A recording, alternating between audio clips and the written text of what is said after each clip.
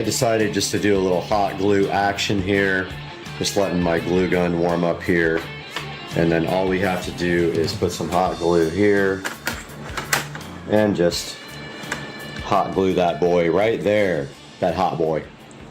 So I'm really curious about the RAM in here. This is some kind of shield that doesn't need to be there. And if we can just eliminate this completely, we will.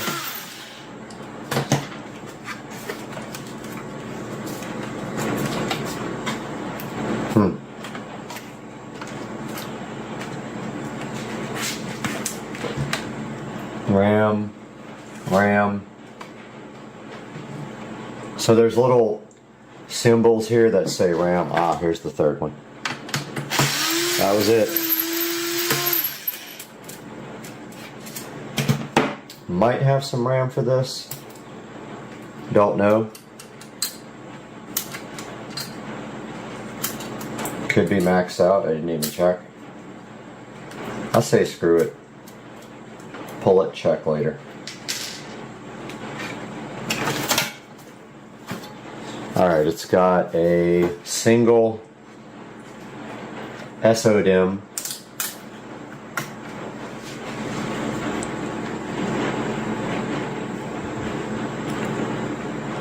And I'm going to have to take a picture of this to see it. Yeah, this is an 8 GB PC3 12800, and I do not have any other RAM for this. So I have nothing to replace this with.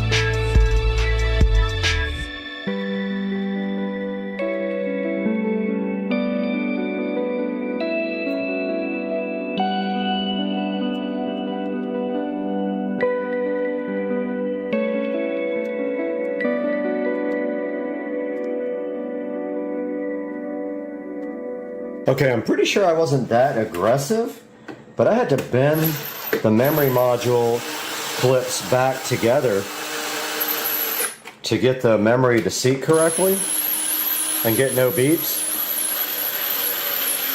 But hey, if that's what you gotta do, that's what you gotta do.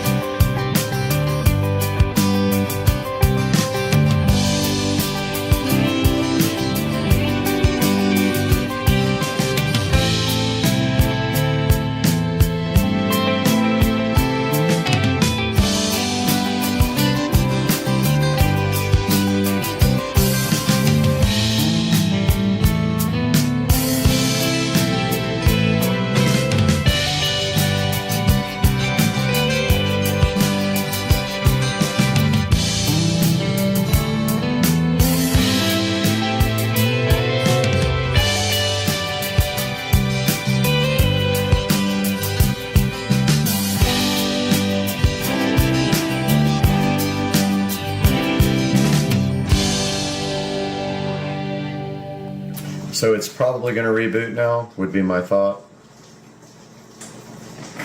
I'm going to go ahead and click restart. I don't know if I need to take the stick out, but I'm going to see if it'll boot off the drive this time. I'm assuming it will. That's what it's supposed to do. There it goes.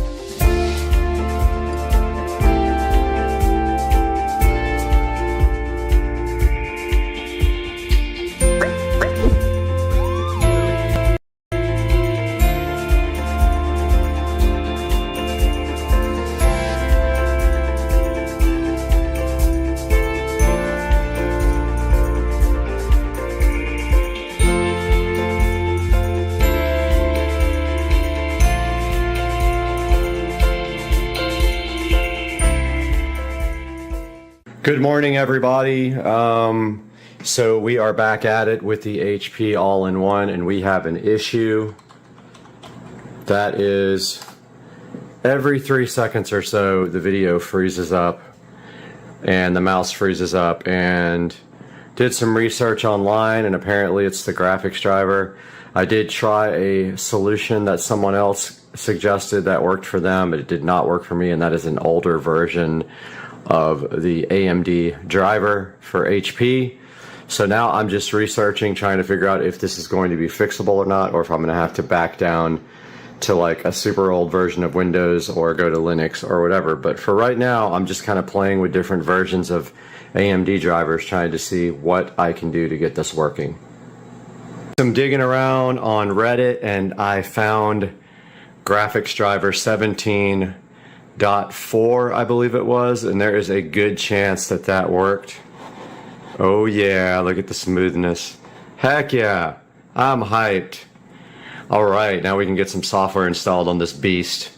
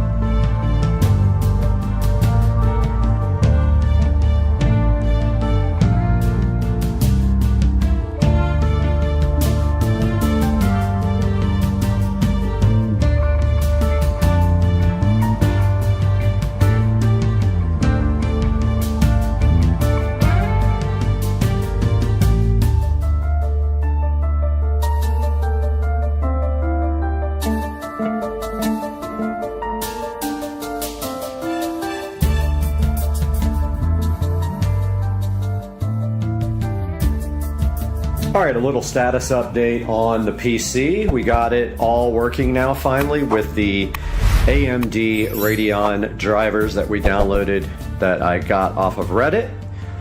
And now we are just waiting for the 8GB module to arrive later today, and we will give an update after that. Alright, we got the memory module for the HP all-in-one right here, so we will be doing a little installation on that up next. Alright, we're back here in front of the HP all-in-one. We got to take the back off again, and I forgot to shut it down.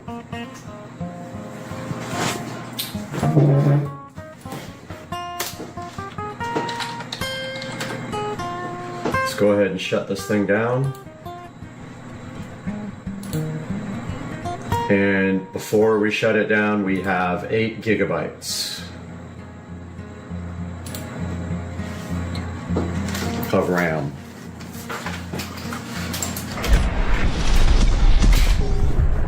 And right here we have, hopefully, another 8.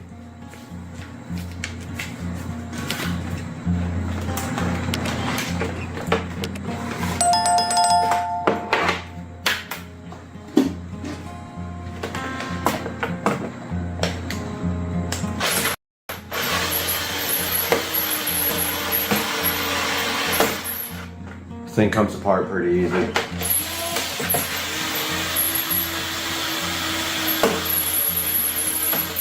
Really takes itself apart. And there is the extra RAM module spot right there. Let's get our RAM opened up.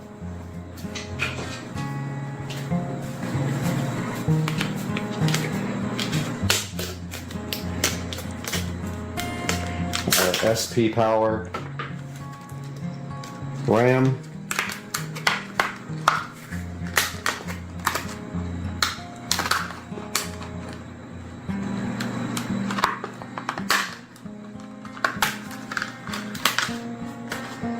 And hopefully this will work with this board. If not, it will be returned. So it goes in this top slot. I was having a lot of problems with the other one. Interesting. That should be it.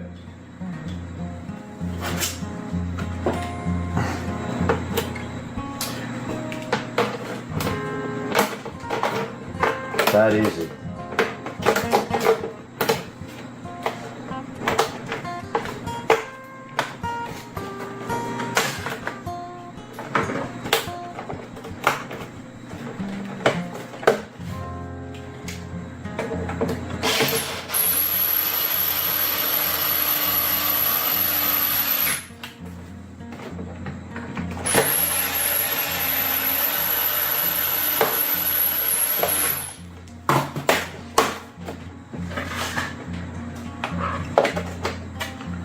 See if she'll boot up or if she gives the dreaded beeps or doesn't see the RAM. Power lights on.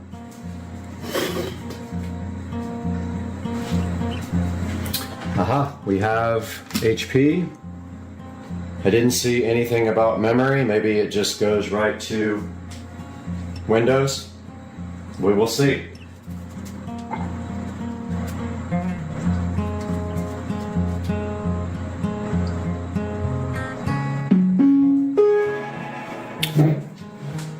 Let's see if we even have 16 gigabytes. We don't have video. We do now.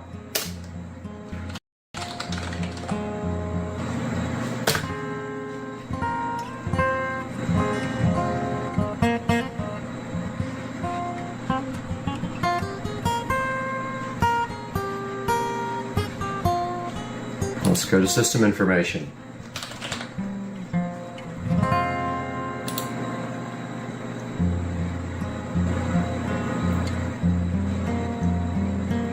$16 gigs of total RAM. Right here. Awesome. Let's open up Task Manager.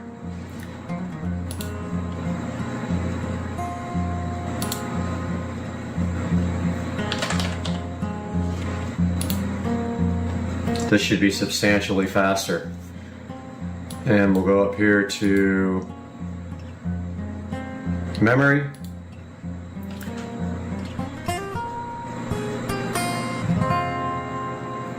$15.4 gigabytes, 16 gigabytes of DDR3 RAM right here, and 12.7 available, which means more disk cache, more memory for applications, and just all the way around better.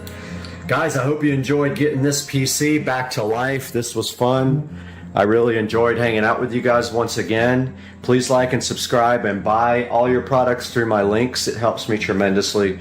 We'll see you next time on Supercar Street Racing.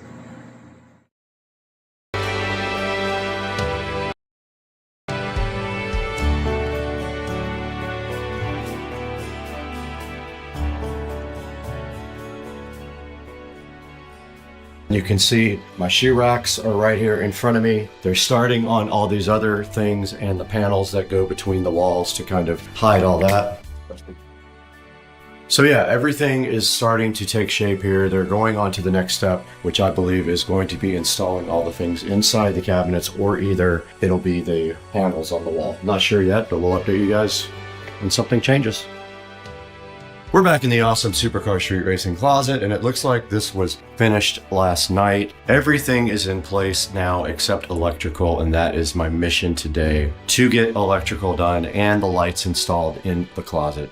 So my first step is I already have electric up here. It needs to be tied in down here, but what I'm going to do first is finish this top part, and then I am going to tie it in. Then I'm going to install all these lights. It should be fun. I have all my tools here. I've got to cut an electrical box, but the interesting thing is I could not find my levels anywhere. I don't know where they are. I must have left both of them somewhere on a project because I've got no levels. So I'm going to be guessing at this Newark template up above the closet. Not that it matters because it will be literally up here. Nobody will see it, but I think it's actually very difficult to do when the wire's already through the hole. So I think I'm going to cut a little slice into my template there so that I can slide this down over it and cut a square that I'm just gonna eye. That looks very level right there, so I think that's what I'll do. Cut a little slice out there and then get to work.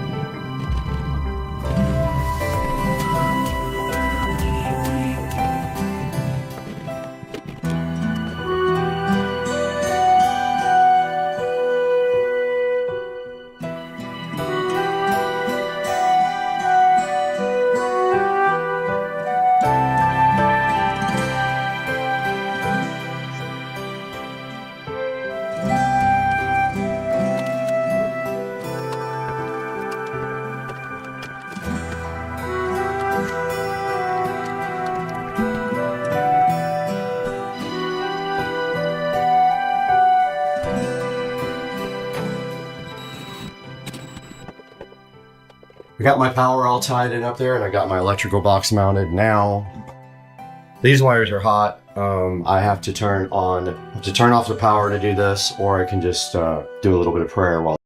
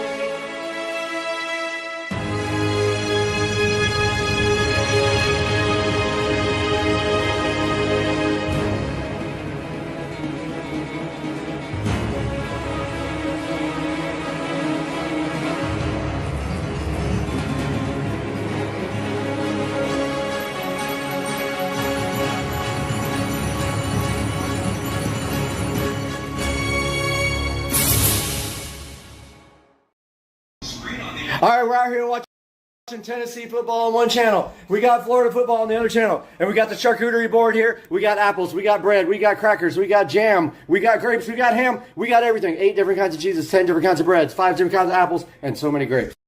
Hey guys, welcome back to the channel. And I just wanted to give a quick update video and let you guys know that we are live online right now on Supercar Street Racing channel with the studio build. That I kind of wanted to go over everything that I have done in here before I keep working. So stepping back towards the door of the studio, this is kind of what it looks like. It's kind of a mess right now, but as you can see here, we basically have all the wiring done for the speakers. So we're gonna have 7.2 audio. So there's speakers. My main speakers are these Harbinger powered monitors that will go up in that corner and that corner. We have a center channel going there. We have side surround here and side surround there. And then we have the rear surround there and in the other corner.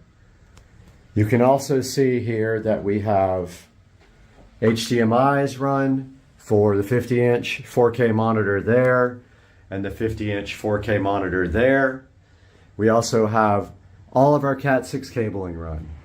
So we have all the Cat 6 going up here to the corner where there will be a switch. We have a Netgear, I think 25 port switch that goes up in that corner, and Ethernet runs here for a television there, and I don't know what I'm putting there yet, probably one I already have.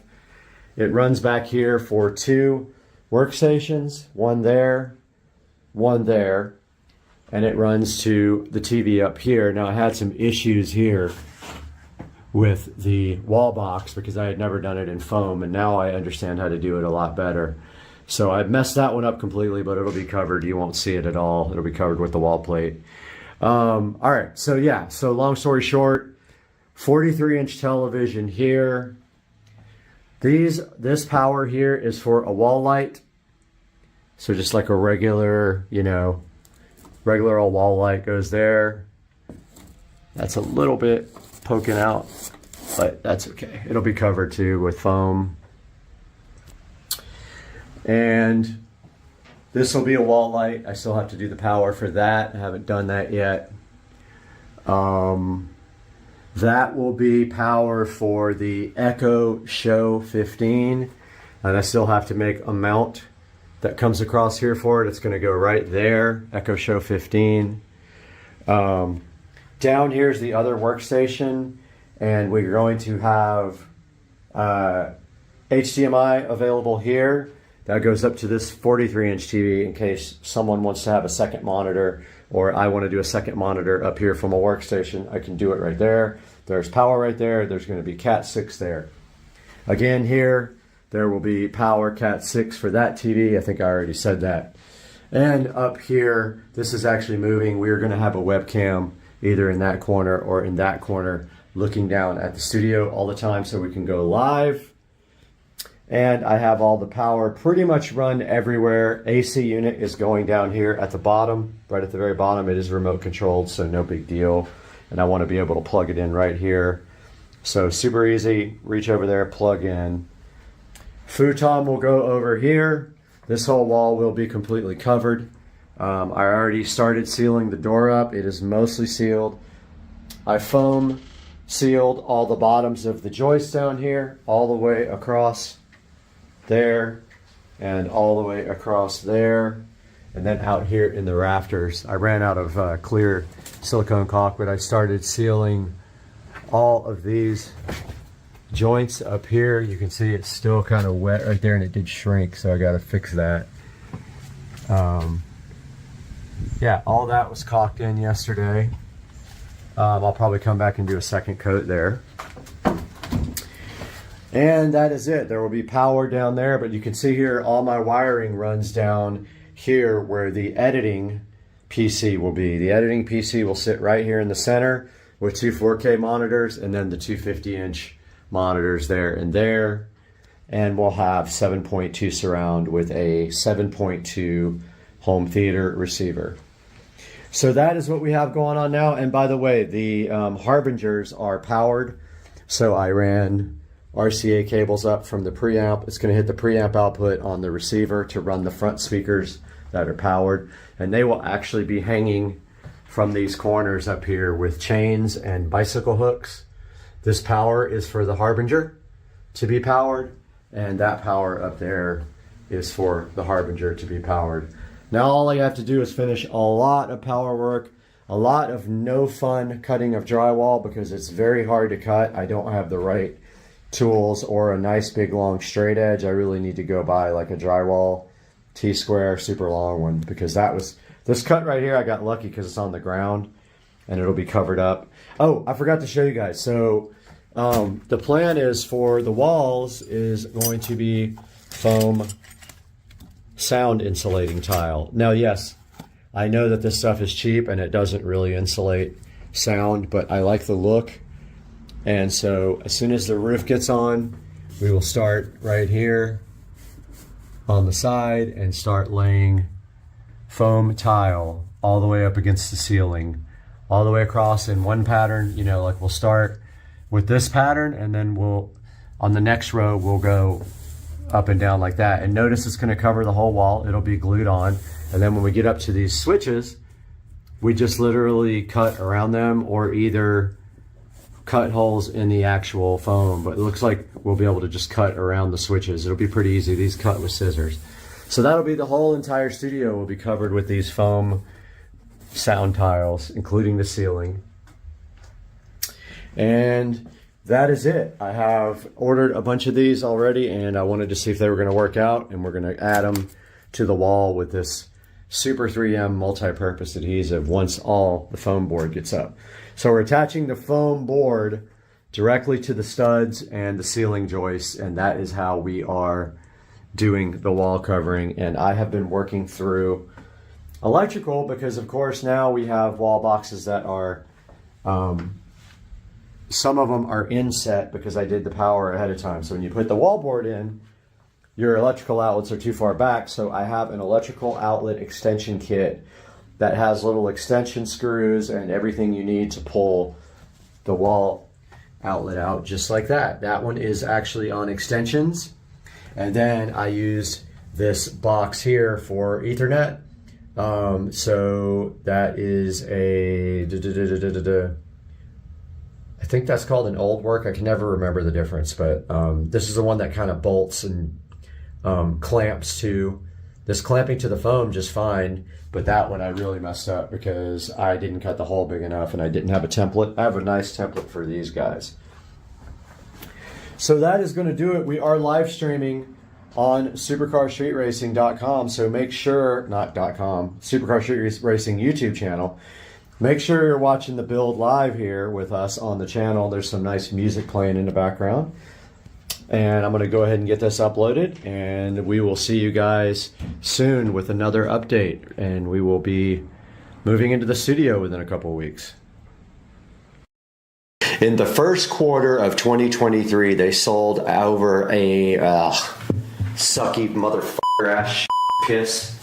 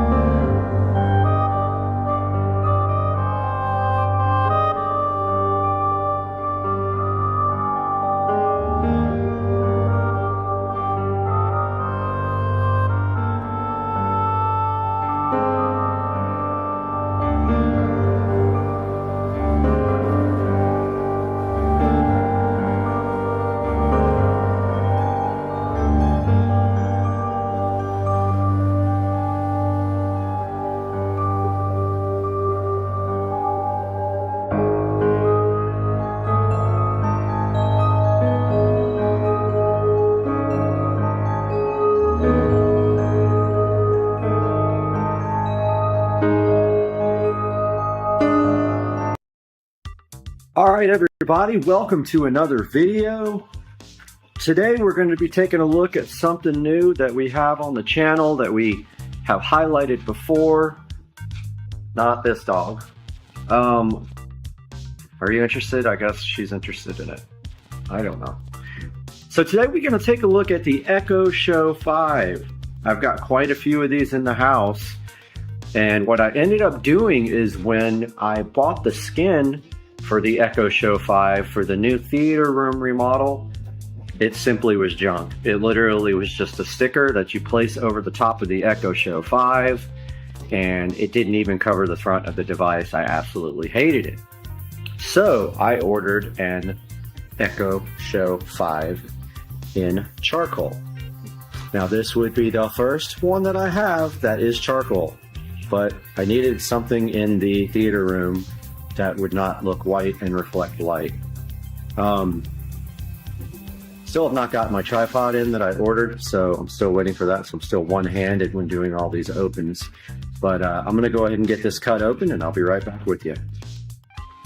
All right, once we get the packaging open on the Echo Show 5, now this is a refurbished model.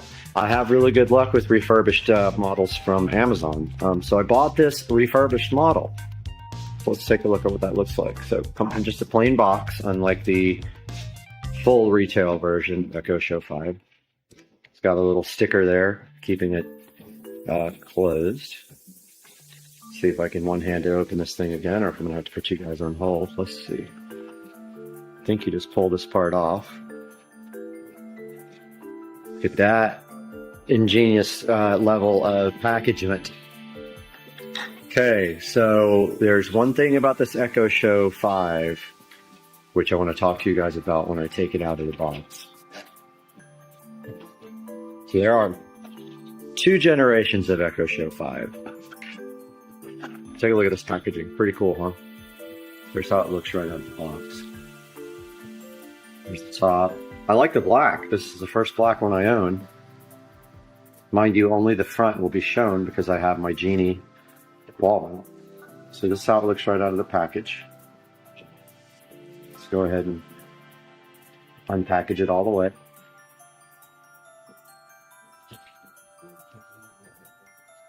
Very well packaged for a refurbished item. Amazon does a good job with that. Probably difficult to have so many products refurbished and have like an operating method, procedure, or whatever for getting them all done correctly. It must take a lot of manpower. Taking a look at the Echo Show 5 now. It does have a 5-inch screen, why it's called an Echo Show 5. It does have a camera, built-in speaker, and no, these are not rechargeable. Now, someone makes a rechargeable power pack for these so they can become portable, which is interesting, and I think it kind of fits on the bottom. Now, this white dot that you're seeing right here, that's a camera cover. So if you're nervous about, you know, your privacy or whatever, you can cover that up.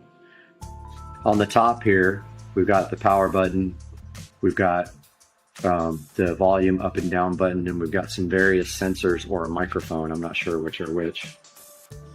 And then on the back, we have the ports. There is a, looks like a USB, mini USB, I think it is, I'm not sure, micro USB, I don't know which one it is.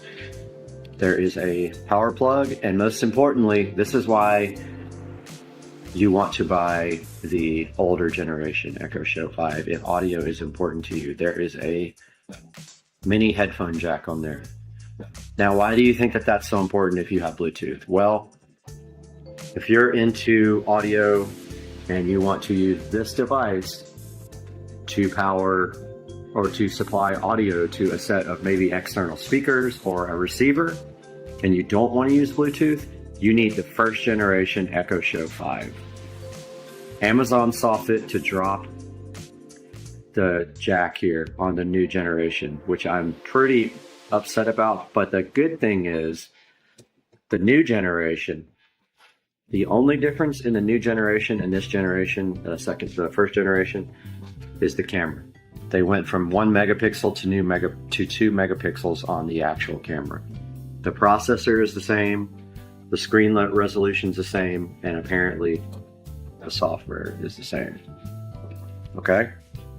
So again, the only difference is a 2 megapixel camera compared to a 1. This is a 1 megapixel camera, and you get that lovely audio out jack, which I use actually an Echo Dot, but I think I'm going to move it to Echo Show in my whole house audio system. I think I'm going to drop an Echo Show in there now since I have an extra white one.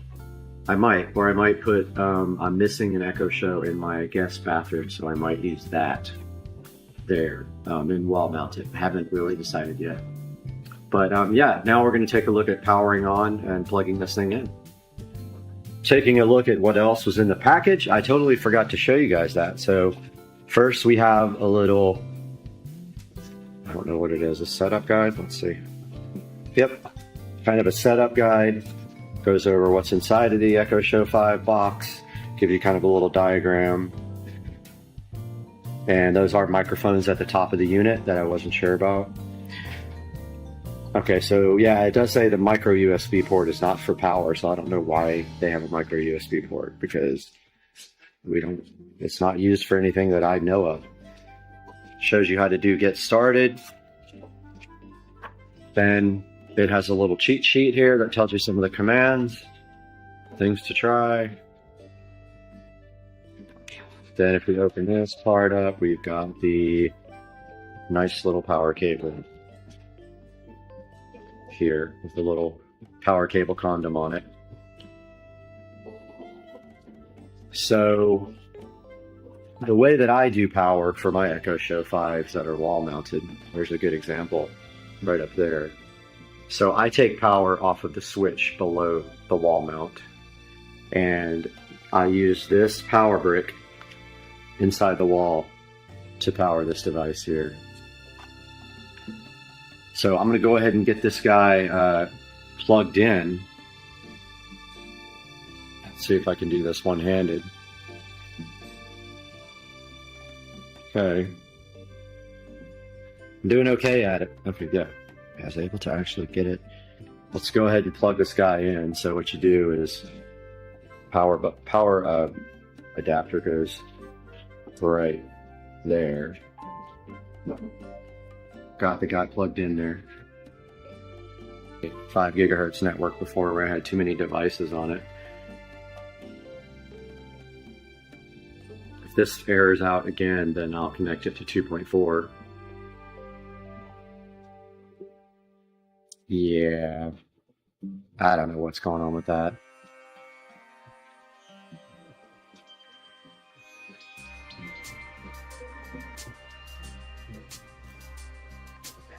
So I did connect it to 2.4.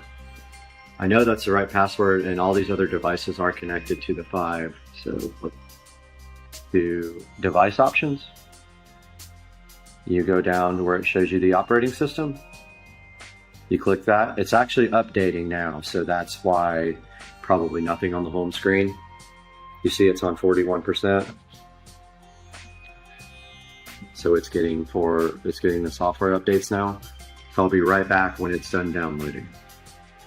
All right, so the device just got to the home screen, and I'm not sure if it updated, but you can see right there it has a clock and a date on the home screen. Let's go see if it's still working on the update. It is. It's still only 71% done. It will time out from this screen.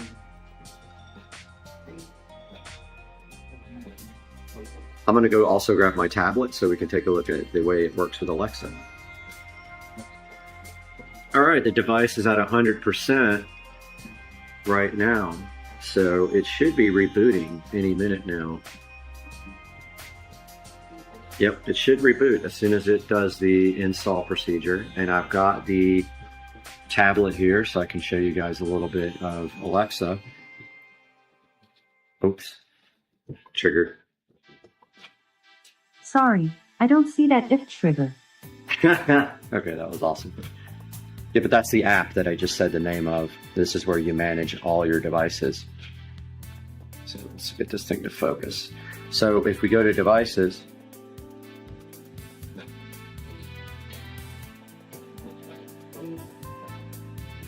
and it's going very slowly. Should have already loaded all my devices here. Let's go away from it and go back to it. Yep, not loading my devices. Give me 1 second to get this working. Okay, I clicked on the software update part, and now I have update device software. I'm going to go ahead and say yes. Preparing for update. Please don't unplug your device. This guy over here is still struggling trying to load my devices. I'll probably restart it. Let me try closing the app and reopening it. So let's go back here to Alexa. That one's rebooting. Okay, so my home screen comes up fine. Let's try device again. There we go. Don't need to add new devices and groups. So now that we're in this screen with your devices, if you press this Echo in Alexa,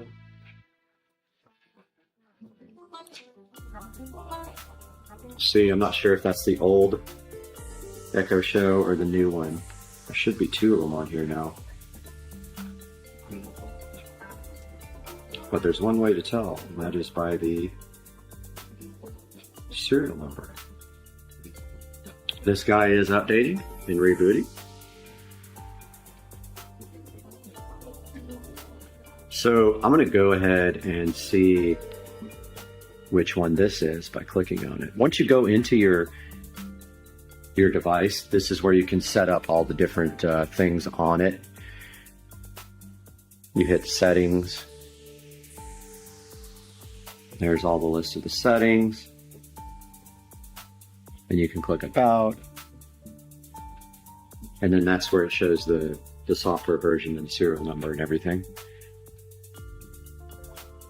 Okay, this guy's still going. I'll be right back when this guy is updated. All right, the device just rebooted with a new software install. I did go to the old device and rename it to Extra. And so it now has its own unique name, and this will become the one for the home theater room. But yeah, if we go back into the actual app here on the tablet, you can see that this is where we can set audio settings. We can set up like Bluetooth devices to connect to it, the sounds, the location. We can do a lot of things on the device from the actual app.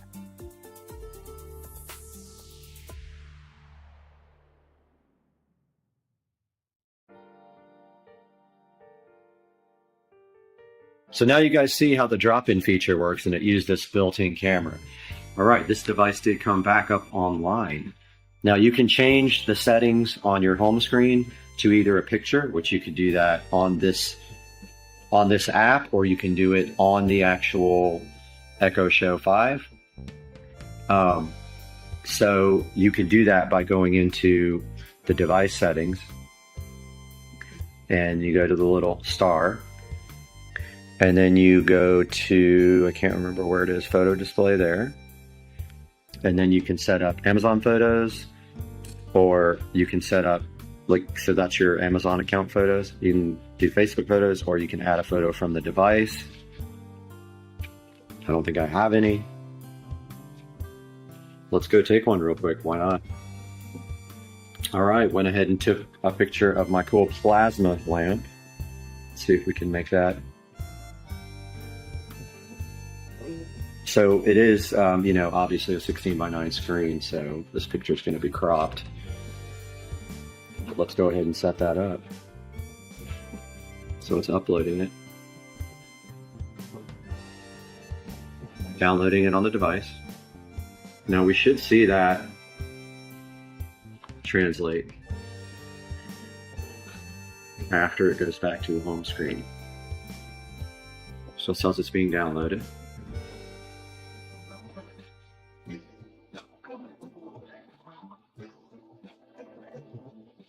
Now here's some of the examples of the content that will play on your home screen, and those things can be set up. You can enable or disable the different types of content. It still says it's being downloaded to device. So one of the good things about having these devices all over your house is that they can also play audio through the actual device. So you can make these guys part of a group and you can play audio with any of your other devices, or they can play standalone audio. So if I say echo, ooh, I don't know what the wake word is. Alexa, play Soma FM Deep Space One. Soma FM Deep Space One from Bradman's Tuning.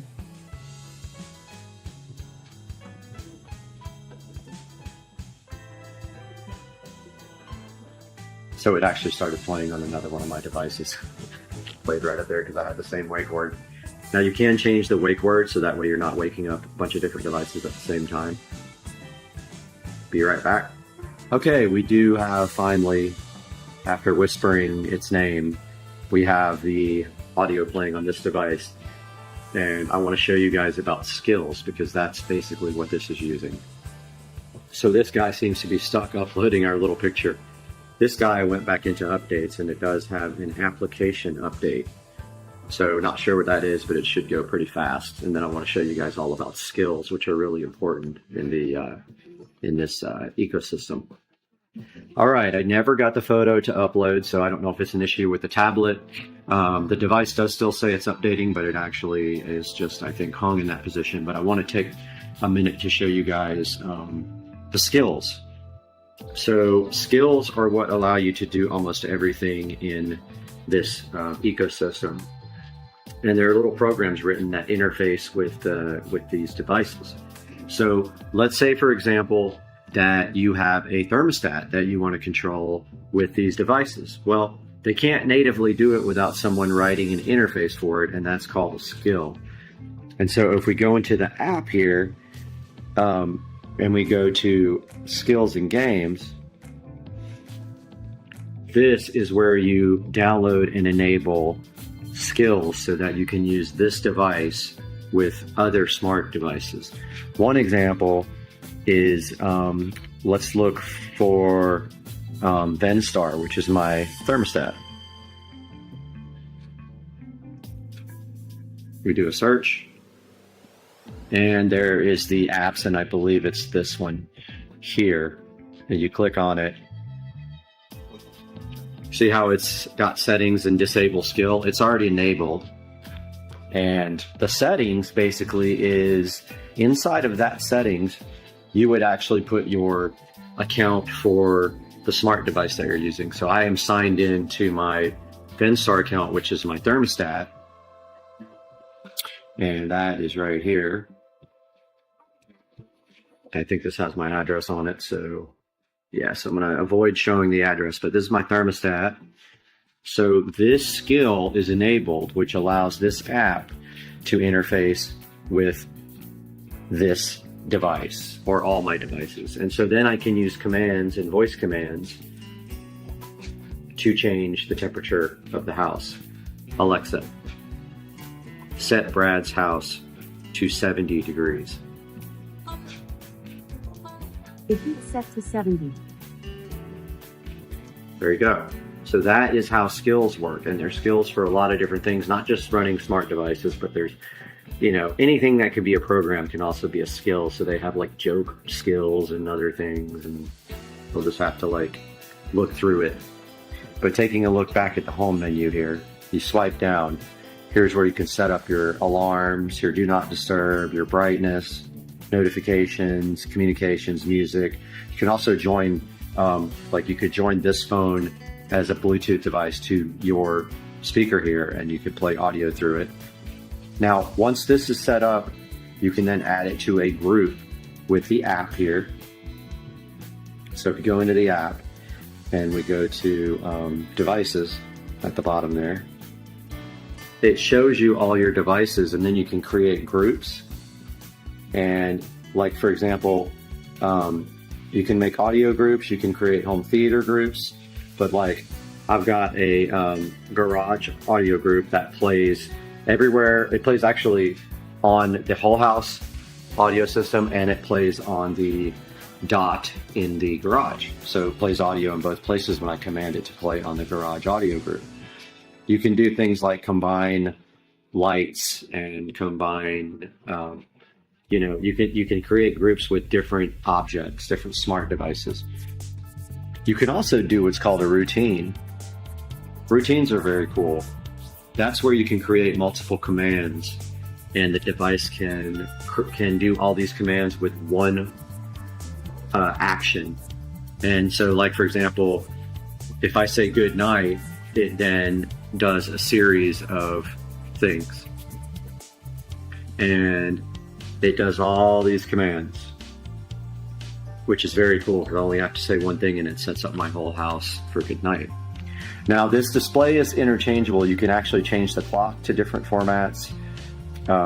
You can move it around, and if we go back to our menu here, if we go to settings, here's a look at some of the settings in the device. So there's where you connect the Bluetooth. Obviously there's the Wi-Fi.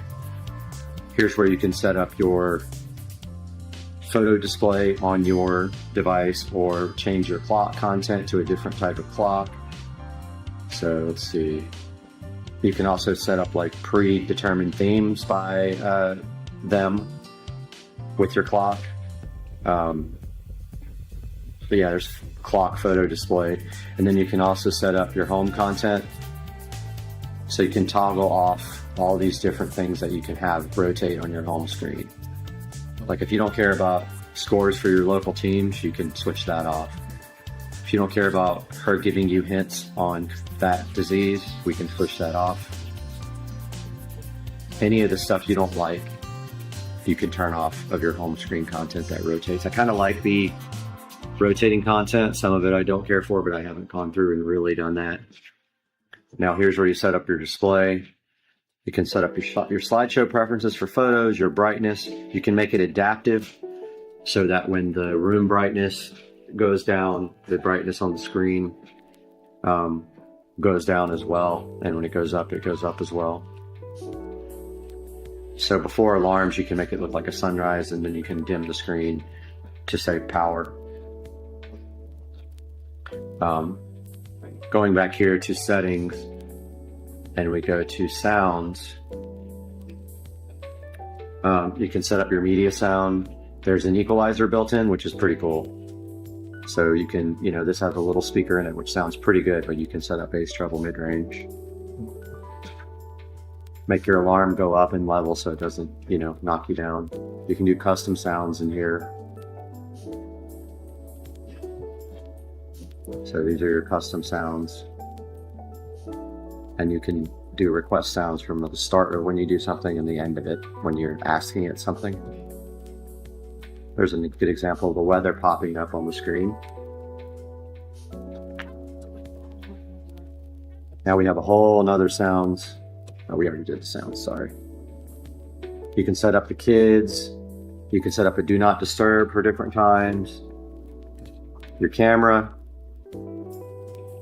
You can actually set up remote access to the camera stream, which is very cool. If you press learn more. Home monitoring. So there's a good write-up on how to use the cameras in the devices.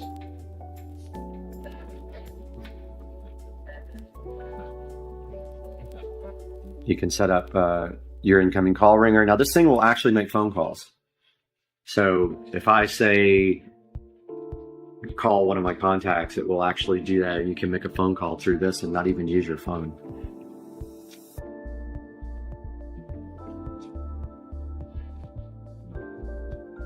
Hopefully I edited that part out. But there's where you set up sidewalk, your web options. You can set up a remote. This is where you can pair another gadget, check for your software updates. And it keeps saying that I have, okay, it finally says I have no updates. Oh, wonderful. Reset it to factory defaults and show the serial number of the device.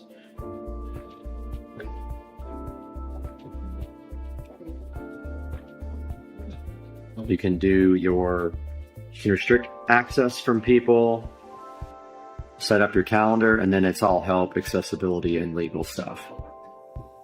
And then it shows you where to go to the app to link your accounts.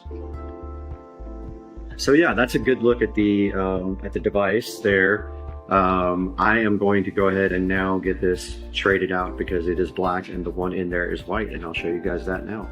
All right, we are in the newly remodeled 4K home theater room. Notice I removed the ugly skin that was on there, which was terrible. Now to take this out, it's so simple. It just literally pops right out. And why you should buy the one with the audio output if you're really interested in doing audio to another device and not using Bluetooth. Hope you guys enjoyed it. Please like, subscribe, and I'll see you guys next time.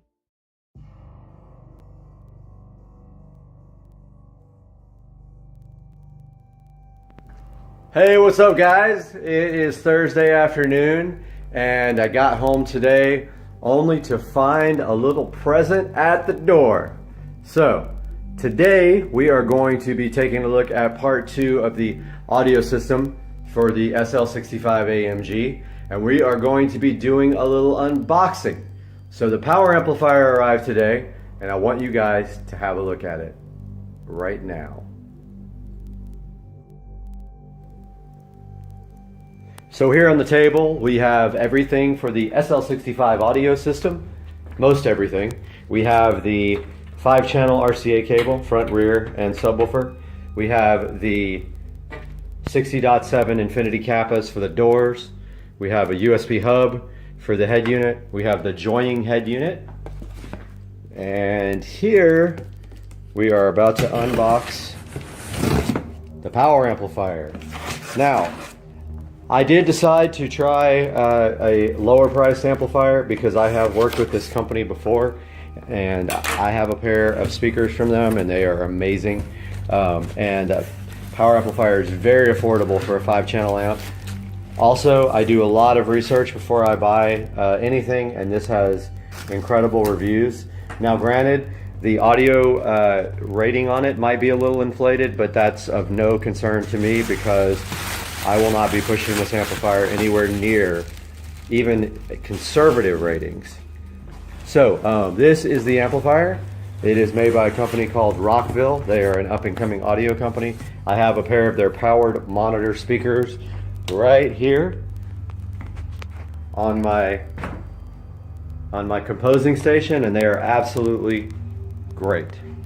So this is the Rockville Phenom RXHF5, excuse me. Now, of course, that power rating is probably inflated, even though they claim that. This is about 130 bucks, believe it or not. So it's a very, very good deal. So what we're doing right now is just unboxing, make sure there's no issues with the amp, physical problems in the in the shipment or anything like that. So this is the bass control for it. So this I will probably mount in the center console. Here is the actual amplifier, and 1 second and I will get that out for you guys to take a look at. So right off the bat, taking a look, you've got this amplifier production certificate with this CEA rated power, 204 watts RMS per channel is what this was tested at 1% total harmonic distortion plus noise. Taking a look at the amplifier, wow, pretty impressive. I definitely like the way this thing is built. You can see right here on this side it has 2 beefy 60 amp fuses right here. There's the power ground remote, and here is the speaker outputs. And on this side we have the inputs. Like I was just saying, we have the inputs right here and the crossovers on the side. There's the input for the bass remote and all the settings for the crossovers and the RCA inputs there. And if you're doing high level inputs, there's a breakaway cable for that. So this is the Rockville RXHF5 5-channel amplifier. Looks already to be a really, really high quality piece. Please subscribe to my channel, like this video, so once we get this installed, you can see the rest. And we'll see you soon.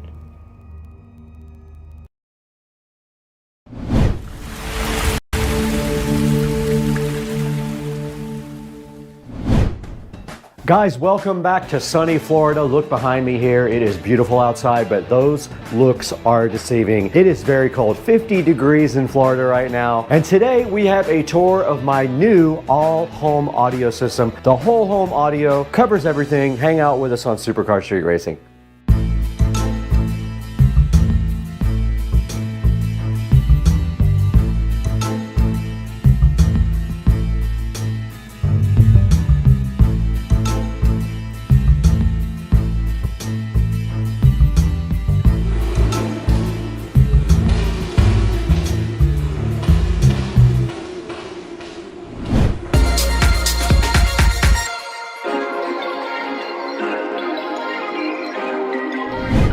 Welcome back to Supercar Street Racing. Brad here, and right behind me is my whole home audio system. Today we're taking a tour of the house. We're going to show you how that works in the entire house today, and it is all going to be brought to you by Juke, who was kind enough to give us a small discount on something for this whole home audio system, and hoping we get to work with them in the future with the Juke Plus, which is their other model. This is the 8-zone Juke whole home amplifier, and we have that today to look at, and my whole house on the channel. We're going to go through everything. I'm going to show you all the speakers, talk about the brands, talk about this whole home audio system that is done and complete, and we're going to go over all that right now, so hang out with us again today on Supercar Street Racing. We're back in the Supercar Street Racing Humble compound today, and today's video is sponsored by Juke Audio. I promised them I would talk their brand up today, and we are going to do just that because I have been enjoying this Juke Audio amplifier that we've had now for a couple of weeks.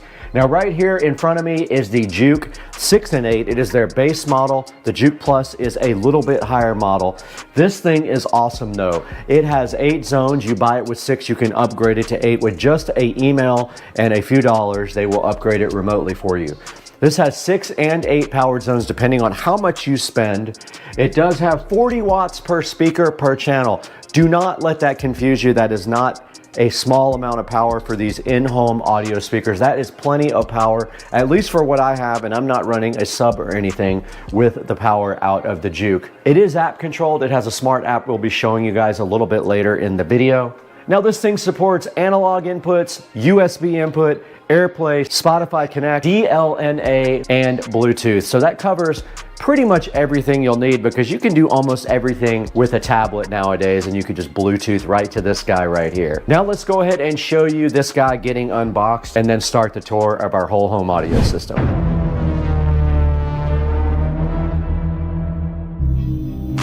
We have been dealing with crappy whole home audio for years, but today we have a solution for that. We have finally spent the money to get a proper whole home audio system. Now this Juke audio amplifier is a whole home smart system. We're gonna get this unboxed here on SCSR and see what's in the box and how it works. Let's go, dog. Guys, today we have the Juke audio whole home audio amplifier here. It is a smart amplifier for your house. 6 zones, smart, does everything you need to amplify your entire house. And they have one above this called the Juke Plus. I did not buy that. It is about $1,000 more. I probably could have just done that for $2,400. I got this for I think $1,400. So today we're gonna get this thing unboxed and see what's inside, get it hooked up, get the app going, and see what that's all about, because we are redoing the whole home audio system in the closet, and this is an integral part of redoing everything on Supercar Street Racing. Patented SCSR knife is here opening up the box. We need to get this thing open right now and see what's inside, because I'm hyped, guys. Juke Audio, so made simple right in front of us. The whole home audio amplifier is 6 zone smart capable amplifier, and inside of the box with the presentation level being elite, this Juke audio package right here. Don't know what it is, but let's get it out of there. I like it. SCSR knife is patented. Do not try to make one like this, because it actually came from IKEA. Inside of the Juke audio box, Looks like some rack mount ears here, which we're not using. These look like rack mounts. A standard, maybe 2 or 3 pin power cable. Some breakouts for the speakers, and also a Cat 5 cable, Cat 6 cable, and a Sound Made Simple diagram here. It does do Wi-Fi or Ethernet, and there's a start there. I already got the Juke app downloaded, but that is a good look at what's inside of the box before we get to the meat and potatoes. The Juke is so fly with the charcoal padding inside. Let's get that out. All right, now Juke did say that the optimal connection is Ethernet, which we will be using. There are 4 breakaway boxes in the back here for speakers. Literally nothing on the front here. It just says Juke Audio. No lights or anything. And then also in the back right here, there's 2 USB ports. If you want to do analog audio, you have to connect to these USB ports with an adapter that I will put in the description. It is a USB to audio adapter. I ordered that. It will be here tomorrow. They give you an Ethernet cable right here. We don't need that where we're going. We have an Ethernet cable. We're going to put this into the SCSR closet, power it up, see if we can update the firmware and all that, and then see if we can interface with this guy, the Juke Audio on Supercar Street Racing. Let's get it into the closet.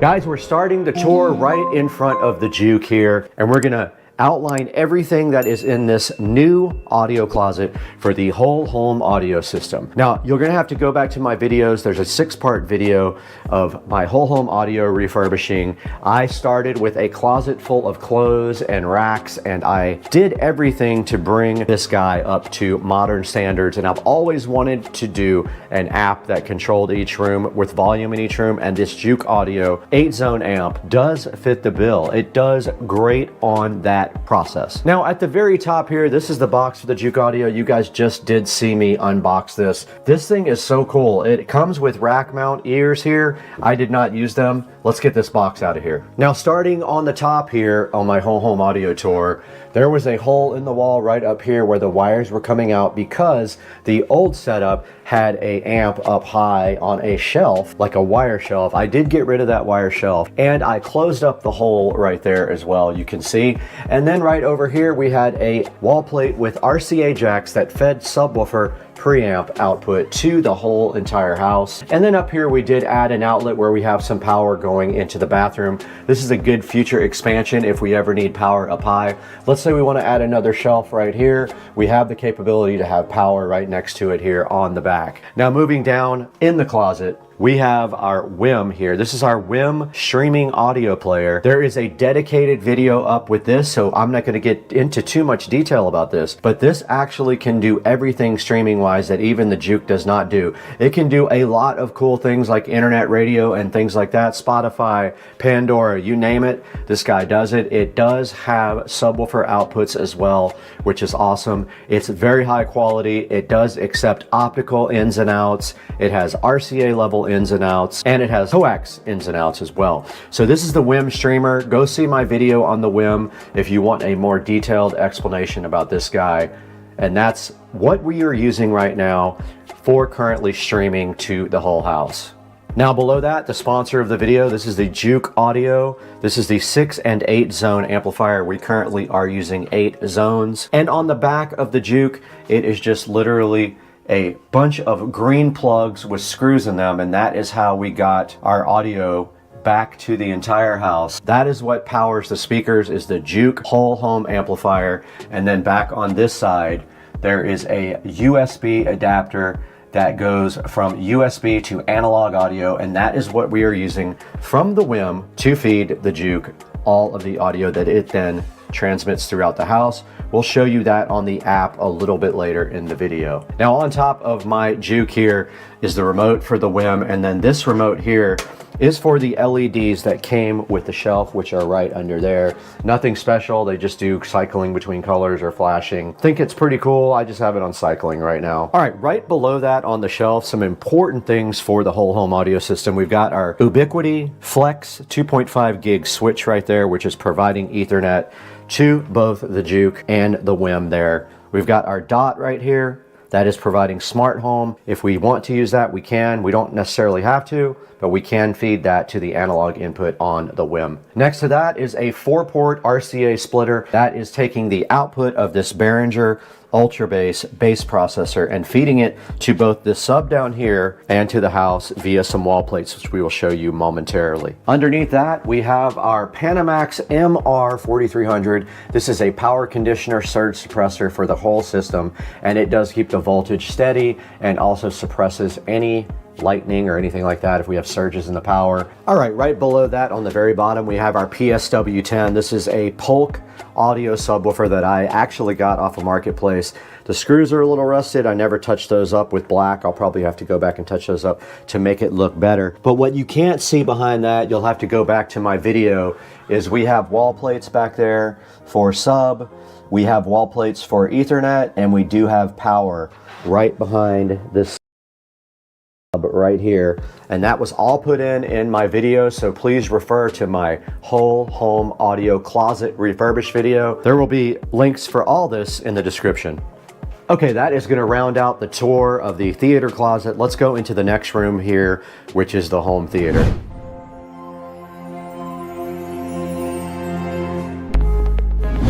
Okay, we are in the SCSR home theater room right now, and there is nothing related to the whole home audio system in here except one thing. There is a wall plate behind the home theater right there that feeds this closet right here. So if we want to, we can feed audio in either direction here, from here to the home theater closet or vice versa, in case we want to feed this audio to the house or the audio in there to in here. Other than that, this room is a 4K home theater system. I built the screen myself. There are videos about that as well. It is using the Cosmos Max 4K laser projector, and it has a Marantz Cinema 50 receiver. Other than that, this has nothing to do with the whole home audio system, so let's go ahead and move on to the next room. The next stop here is a familiar one if you watched all my videos on my bathroom remodel. This is my guest bathroom here, and it does have two 6.5-inch Mica in-ceiling speakers, which are fed from our Juke whole home audio amplifier. There's not much to say about this room. I always wanted to put audio in here. I finally was able to do so when I remodeled the bathroom, and I did seal this audio zone from my bedroom because my bedroom is no longer connected to the whole home audio. It has its own audio independent system in there. So we did not need to have that zone. Since we only have 8, that precludes us from putting another zone into the bedroom, and it's pretty unnecessary as we have a nice 7.1 audio system now in the bedroom with Dolby Atmos and everything like that. So this is the guest bathroom, guys. Guys, welcome to the forum. I like to call it the forum because this is where all the magic happens. No, it's pretty dead most of the time, but this is the Supercar Street Racing bedroom, and you can see it is nice and sunny outside. And inside the bedroom, this is not connected to the whole home audio system. It used to have that speaker and that speaker connected. Those are disconnected, except this middle one here is now feeding center channel from our Marantz receiver right here. So we do have front, left, and right. We're using the speakers from the old theater. So we have left, right. These are Atmos. So the left and the right up top are height for Atmos. That's the center. And then we do have our surrounds back there. Nothing else of interest in this room ever happened, so we won't spend too much time on it. There is also a Polk PSW10 there in the corner as well. One of my favorite subs of all time. And in here you also see the Cinema 70S. I do have 2 of these guys, one in the living room and one in here, providing the audio output. And that's gonna wrap it up for the bedroom tour. We're back in the beautiful SCSR sunroom, and I wanted to briefly show you guys what was in here. I have a whole project plan for the sunroom to get this TV up and in the air and some surround in here, but for now, the only thing we have to worry about in this sunroom is these in-ceiling speakers that have been here for a minute. 2 6.5-inch in-ceiling speakers. They're supposed to be 8s, but in reality they're 6.5s. And those are fed by one of the zones in the amplifier closet over there from our Juke amplifier. Nothing else to worry about in here. Eventually I would like to get that TV up in the air there just like that and put some 5.1 surround in here. But that is a pretty large project that's gonna take me a lot of time and running wiring and stuff like that. So for now, that's all we have right here.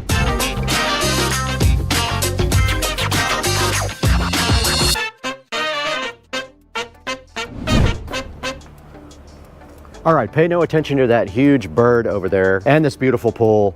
But out here in the SCSR backyard, we do have two nice speakers up here. Those are also Polk Audio, and they are the upgraded ones. I will put the model number right here on the screen for you. We have our 4K TV out here, and we also have these speakers fed by the internal system. This is on its own zone. However, that speaker over there is not working, and I don't know what has happened to our wiring, but it is not getting audio from inside the house. It appears to still be connected, but not 100% sure. I have to get in there and check and see why.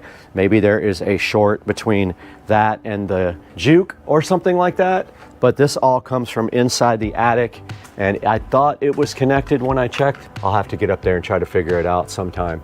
But yeah, this is the outside. I plan on actually putting another amplifier out here, back up here to power these outdoor speakers, because I don't really need to use the indoor stuff. I just want to get audio from this TV onto these speakers, and right now I can't even do that. So that's going to wrap it up from outside in the SCSR backyard. We are in the supercar street racing compound kitchen right now, where you can see we have all these beautiful Samsung appliances just chilling. We have the nice Samsung stove, which we can wake up right here. Yes, it did come on. We have this nice Samsung microwave. We have our Samsung dishwasher and our Samsung internet fridge. Here we are in front of our internet fridge with the supercar street racing channel up. And that is going to go ahead and play right here and be loud. All right, go ahead and pause that. So in this room, we do have two 6.5-inch in-ceiling speakers right here. They're actually 8s. They're marketed as 8s, but they actually come down to 6.5, which is annoying. So those are fed by one of our zones on the juke, and then down here we have a amplified subwoofer here, which is fed from the outputs of these speakers. So there is wiring running up. There is a project for that on my channel if you guys are interested. And that is pretty much it. We do also have an Echo device in here if we want to do anything smart-wise. Supercar Street Racing living room is looking fresh today, and we are in here with Brad. And in the living room, we have a bunch of speakers in here actually. We have these center ones up here, which are fed by the whole home audio juke in the closet right there. These other ones in the back are for surround, for the Dolby Atmos system up here, which is not quite Atmos yet, but it will be. We have a Cinema 70S, a center channel, front, left, and right. We're about to add front, left, and right there and move Dolby Atmos up to these height speakers. It has its own Ultra Bass Pro as well, and also our DMark for our fiber and our Eero 7. I am going to be redoing all of this wiring back here again when I do the speakers. I'm going to do front, right, front, left, right here in the wall. We do have a Polk subwoofer right here, and we do have my Cerwin Vega CLS 15 right here. So we have two subs in here, and that is pretty much everything in the living room related to audio. We're back here in the Supercar Street Racing office slash guest bedroom, and in here we have two 6.5, they're really 8s again, in-ceiling speakers being fed by the Juke whole home audio system. And then also we have this nice PSW10, another Polk audio subwoofer, which adds some bass fill to this room. There's not a whole lot to be said about this room, basically the same thing. This is a zone from our whole home audio system right up there in the ceiling. And this room actually sounds pretty good with the sub going, and you would love the way this sounds. And then of course we have Studio B right here for Supercar Street Racing. This is where we edit when we're not out in the studio, and then a beautiful view of cold Florida right outside the window. What a nice view to work with here in the Supercar Street Racing office and guest bedroom. When you're in the office here, you do have a nice bathroom here. This is actually the master bedroom, by the way. And when we walk into this bathroom, you notice immediately we have a 6.5-inch in-ceiling speaker right there, which is also fed a zone from our amplifier in there. And if we walk into the shower stall in here, we also have a 6.5 in here. Now these guys are set up in stereo, so this is left and this is right, or vice versa. I don't know exactly which one, but this gives you nice audio when you are in the shower here and entertains you while you are getting clean. And then in the Supercar Street Racing humble closet in here, we have two 10-inch subwoofers here. We have two subwoofers powered by internal amplifiers, but the wiring comes down from the speakers in here to feed audio to that. I have a project for that on the channel, and it took me about, I don't know, 3 or 4 hours total to do it, but we have our JBL sub here, and then we have our Sony sub here. Both have built-in amplifiers they are using, so they're not getting line in, they're getting speaker level input from the speakers up here. And that wraps up the master bathroom, or the office bathroom.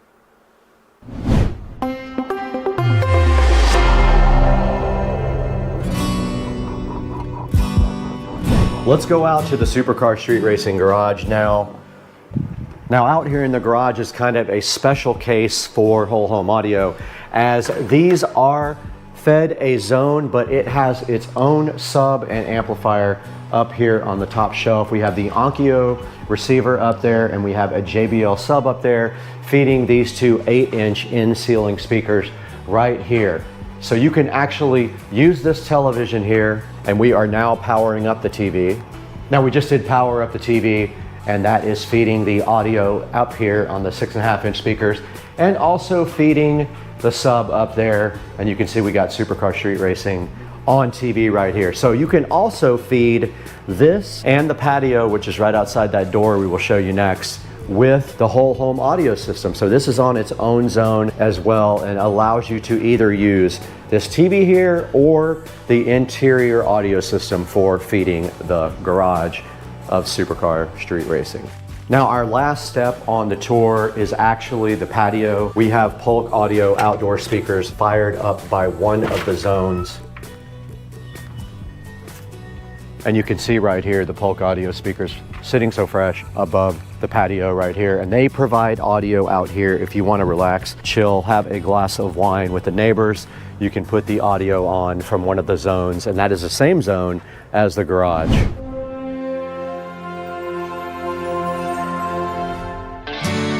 All right, guys, we are directly in front of the Juke Audio app, and you can see right here on the screen all 8 zones that I have set up. And you can see here master bathroom, master bedroom, kitchen, pool, guest bathroom, living room, patio, and sunroom. All of the zones are active except the patio and the pool, and that is how I run it most of the time. Now, when you go to settings, you do have to put an admin password in. You guys can't see this. Okay, in this part of the Juke setup, you can set your network up right here. You can see we are connected via Ethernet, and you can see our local IP address right there, 192.168.0.172. You can go ahead and do diagnostics of your whole system. You can do zone diagnostics, upload your logs to Juke so they can check it out, or do live troubleshooting so they can actually log on to the device and see what kind of problems they see live, which is pretty cool. And here is the information for the device, and you can check for firmware updates. This one is fully updated right now. You can change your admin password, clear your cache, log out, and contact Juke support on this page. Now here's your inputs. This is where you are telling the device which inputs you want to use, and then you choose which input you want to go out to all the devices after that. This is where you set up the desired zones that you want this group to go to. So right now we have analog. You can see it at the top left there, going to everything except pool and patio, because we're not using those at all right now. And here on the top page you have a volume control, which allows you to control all of the zones independently, and you can see how I have mine set up here. Sometimes some rooms might respond a little bit differently to volume than other rooms, so this allows you some fine tuning to each room. And then if we go into one zone like master bathroom, you have a little icon you can set up for it, which is cool. You can see the little shower icon, and then you can also adjust the volume here, and it shows you the active input is the analog input for the master bedroom. And if we look at bedroom here, it has a little fireplace by it, which is pretty cool. And then you can also adjust the volume here independently on that one as well. And you can do that with all of the zones. And you can see here patio and pool are not active right now. I don't use them most of the time, so I just left them off for now. So when you're using your group inputs, you have to tell it which ones are enabled or disabled. Right now, I only have the analog input enabled. All right, so that is gonna do it with a look from the app of the Juke Audio. Pretty cool, has a lot of different controls available. If you need more than that, go to the Juke Plus, where you have individual EQs for everything. You have a subwoofer output, and you have native analog inputs. It costs about $1,000 more, but if you need it, then you just need it. So go ahead and grab it from the description below, and let's wrap it up with Brad. All right, guys, so that wraps up the whole home audio tour with the Juke amplifier there, the whole home audio amplifier feeding 8 zones of audio into the entire house. If you have questions about anything in my house or you need assistance, just let me know. And that's gonna do it for today. We're gonna wrap it up, but we're gonna show you the Juke audio amplifier on Amazon real quick as well.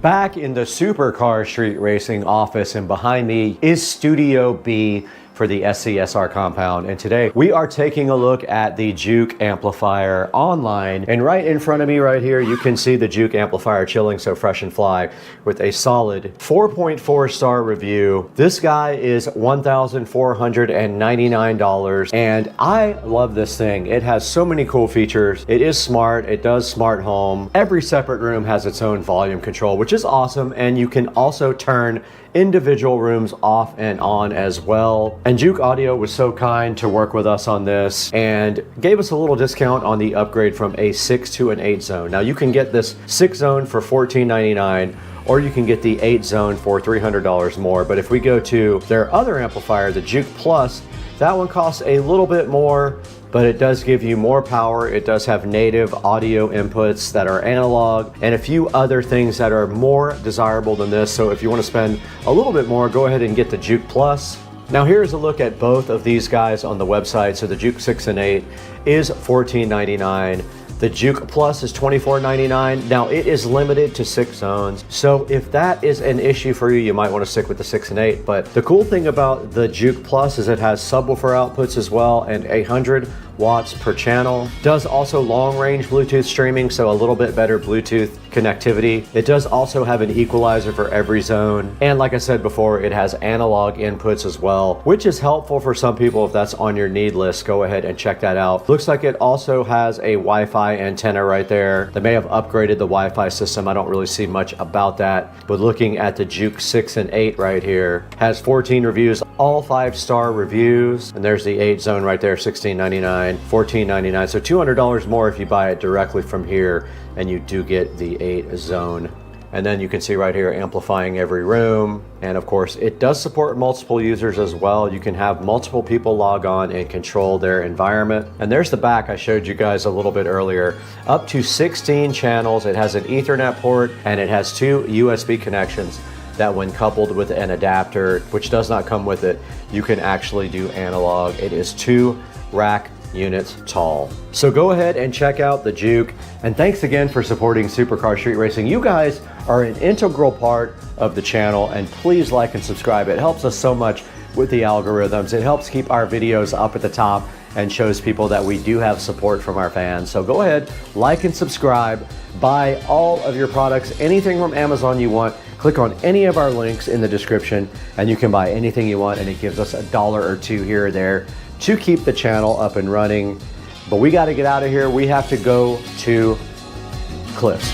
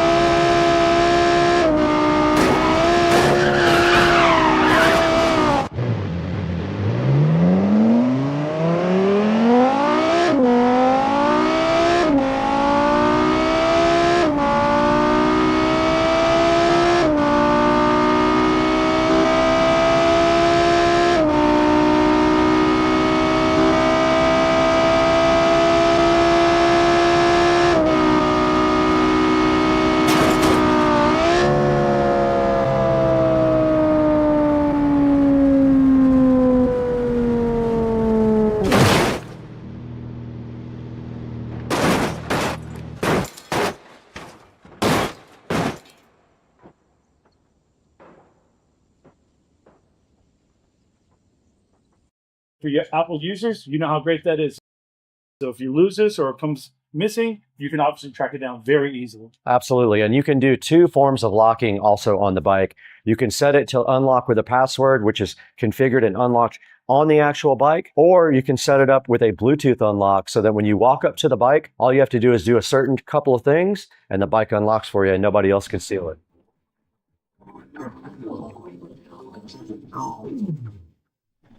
Let's stick close for a little bit.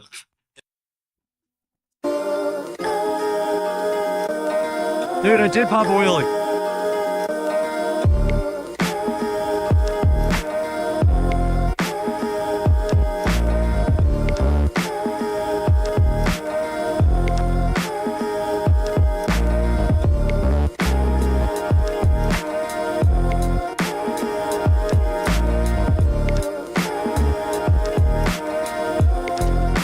We need something way louder.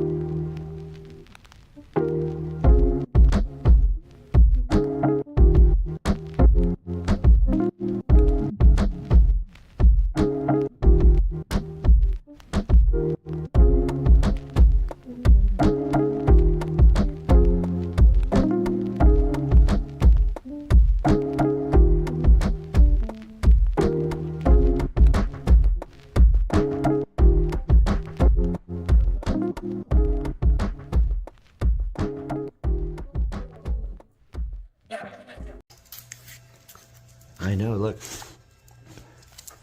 Get him. They're priceless.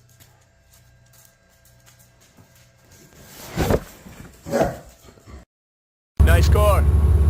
What's the retail on one of those? More than you can afford, pal. Lamborghini.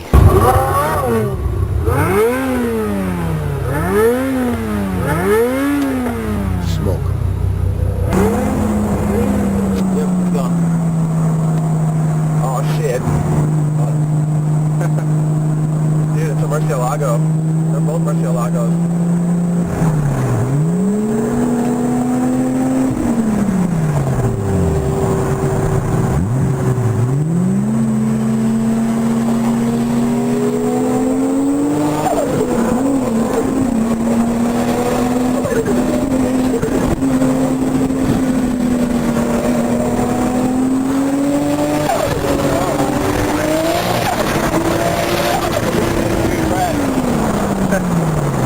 Shit out of me.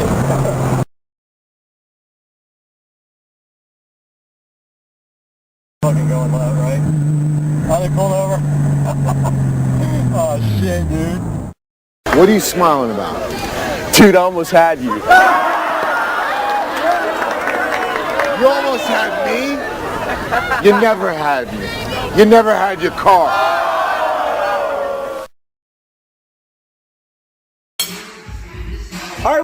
We got Joe here with the bone-in ribeye. What's the secret? You got 5 seconds. Can't tell them. That's it. I can't tell them. Look at that goodness right there. Bone-in ribeye. You guys don't know how to make The it. pan. Oh no, I'm completely out of tequila. Oh, wait a minute. No, I'm not.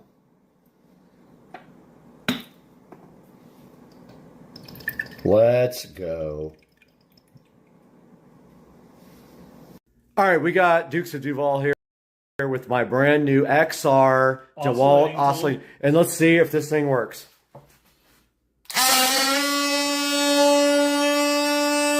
Doesn't work.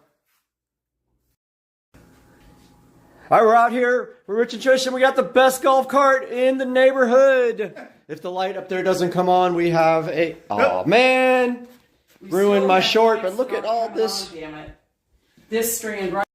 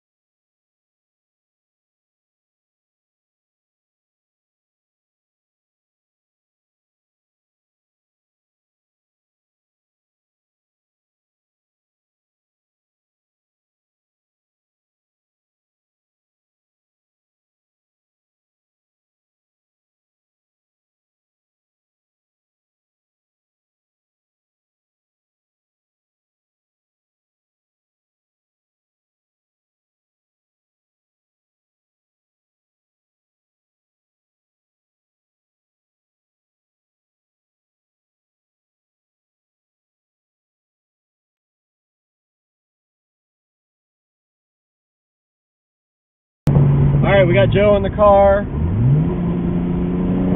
taking a drive. I noticed it was cutting out a little bit on high boost. I didn't see how much boost it was making though.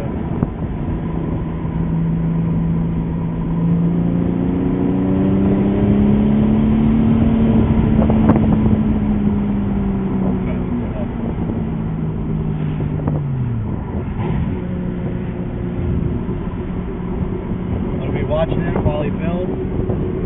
We'll be watching that boost gauge. Oh, of course, we got the school bus.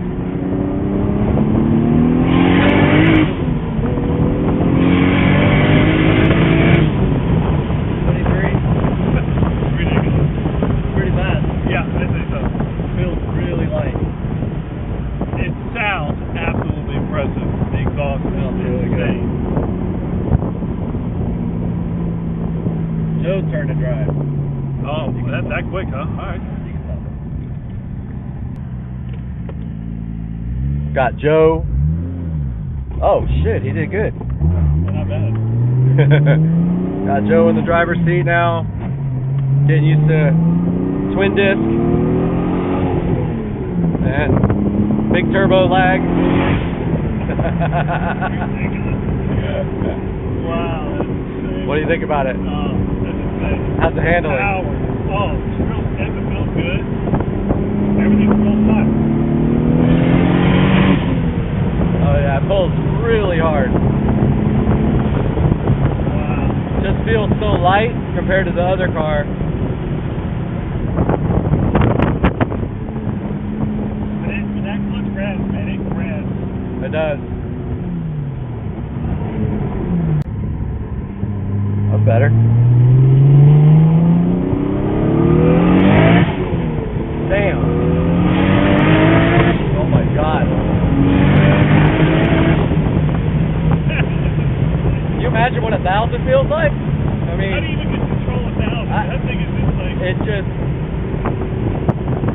That's only 600 or so. Like 650 maybe? I've never driven a big turbo car like that, but to feel that turbo start to just get into it, and once it goes, it's just... Oh, super laggy, but when it hits, it's like nothing.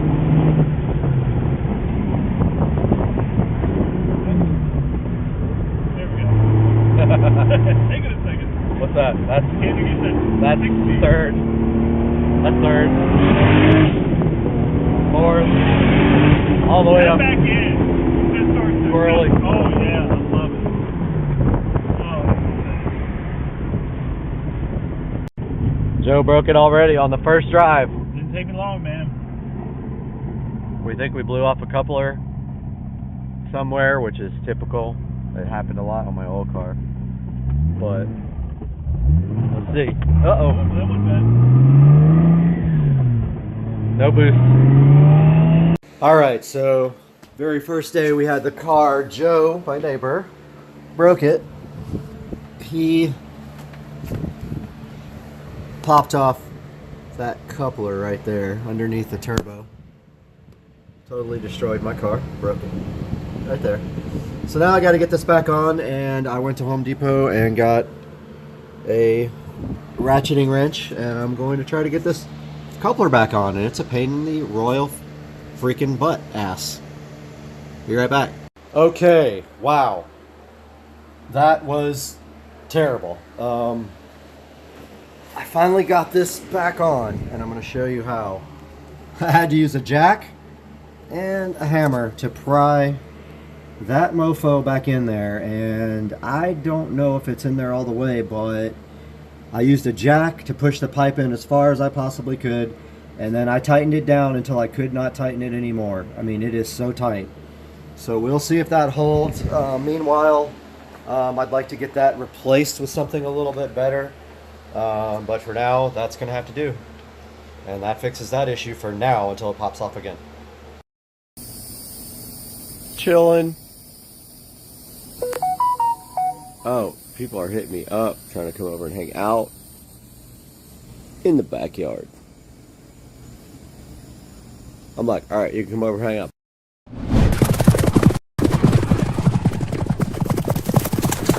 We're back again at Supercar Street Racing, all the way out here in Studio A today, where it's nice and cool, but it's hot outside, and today we're looking at Pixverse. Now, Pixverse reached out to Supercar Street Racing to see if we wanted to talk to you guys about this very cool AI video and image service. It's sitting right up here on the screen today. I have spent quite a bit of time using it now. I'm going to tell you what I did, how we're going to use this, and you're going to see it in this actual video. Let's get it done. Let's take a look at Pixverse and how it can help you and your creativity.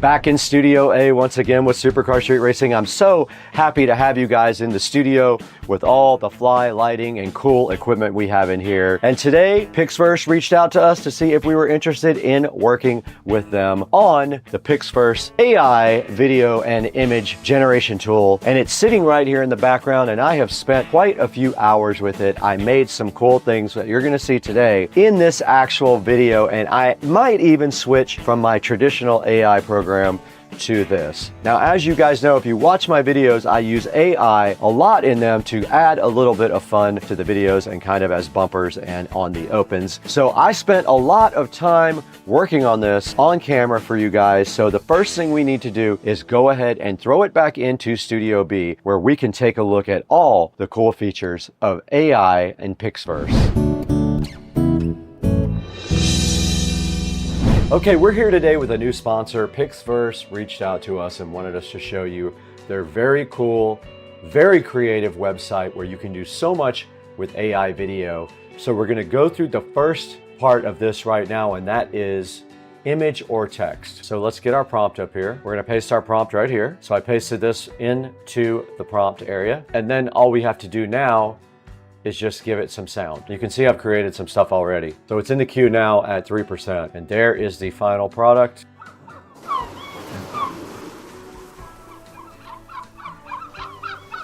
And that's kind of an idea of what the image to text can give you. All right, so the next thing we're gonna talk about here is called transition.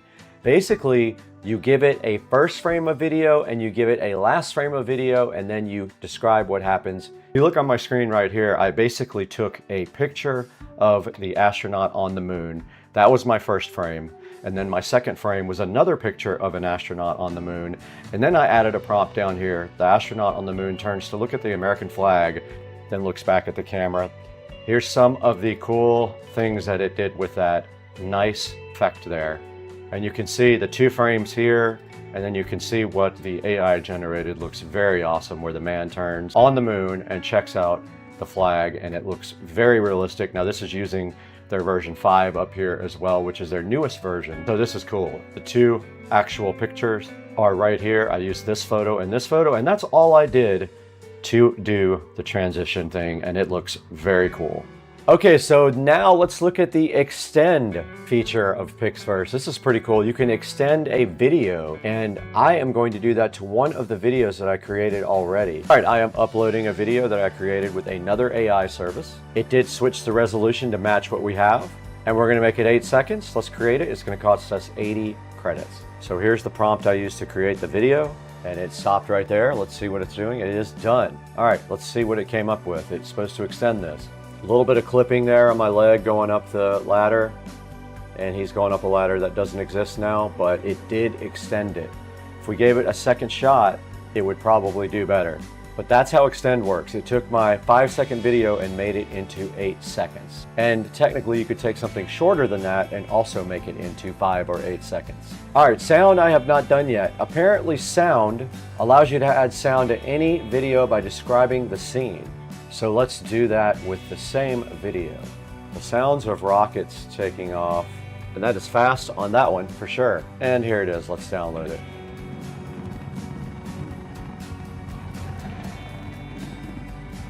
And it did work, it did put that sound in the background, that's pretty cool. You can also select to keep the original audio as well, and you can go in off-peak mode, meaning it doesn't cost you as much because you're generating in off-peak hours. So this next one will allow you to upload a video and then generate a script for it. So I'm gonna do that for this video that it created. So I'm gonna put this in there. This is the video that Pixverse just extended. I just typed in, the man is walking up the stairs, he's ready for a trip to the stars. And it is going to automatically pick a voice. Let's go ahead and create this. The man is walking up the stairs, he's ready for a trip to the stars. All right, it did work. The man work. is walking up the stairs. He's ready for a trip to the stars. And of course, you can pick your own voice. Hey, I'm Ethan, Hi, I'm Adrian, young and free.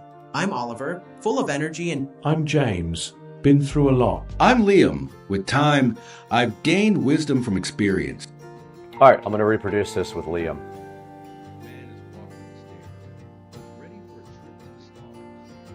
The man is walking up the stairs. It made his voice also. He's ready for a trip to the stars. All right, it did make him say it as well. All right, we're taking a look at Restyle right now. That allows you to upload a video and pick a style to change it to. For example, let's go back and upload a different video than we just worked with. I'm going to upload this video, which was created with AI. All right, I uploaded another video of a Titanic-like scene, and all you have to do after that is pick a style, or you can customize it in the style of a classic no sound movie, black and white. Let's see what it can do. All right, it is done. Let's see what it did. Okay, so that is how it decided to put this scene. Pretty cool, man. I love this. And now the last one I want to show you guys is the most important one for me. Now this is called character. This is what I use the most for my videos. This allows you to upload a character reference and then explain what the character is doing, and it will create video for you. We're going to go ahead and use that. We'll call it Brad. We did create it, so now all we have to do is grab him, Brad1 right here, and go ahead and hit create. It will cost us 80 credits. And we're going to go 1080p. All right, not bad. I like it. Let's go ahead and put that somewhere for later. But let's see what it can come up with for Captain Jack Sparrow as me. This is actually not bad. I'm going to add sound to that later. Let's go ahead and throw that in our folder too. Perfect. So good. All right, it is done. Let's see what it came up with.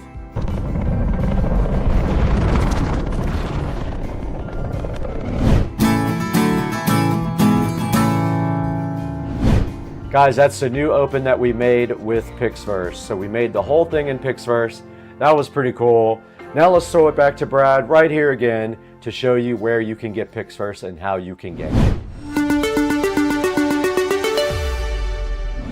All right, you guys just saw how cool PixFirst is. We went through all of the different things it can do, and we actually created some cool videos with sound, and we also used them in this actual video. So what I gotta do now is throw it back to Studio B with Brad and show you guys how you can get PixFirst, and you can get your 30-day free trial on Supercar Street Racing. Let's throw it back inside to Brad for some more PixFirst stuff. All right, guys, I wanted to quickly show you this template creation, and all you have to do a template is pick a template out of all the available ones, and then you put a photo in, and it will generate a scene for you based on what you see right here on the screen. This one right here is called Who is Arrested? And it took my picture. And I did get arrested. And so, yeah, you can take any of their templates and put your picture in it or other people's pictures in there and generate anything you want. This one's called Welcome to My House. It says a sip of red and the rich life appears. That's pretty cool. I love templates. Now, also taking a look at the rankings, check out where PixFirst stands.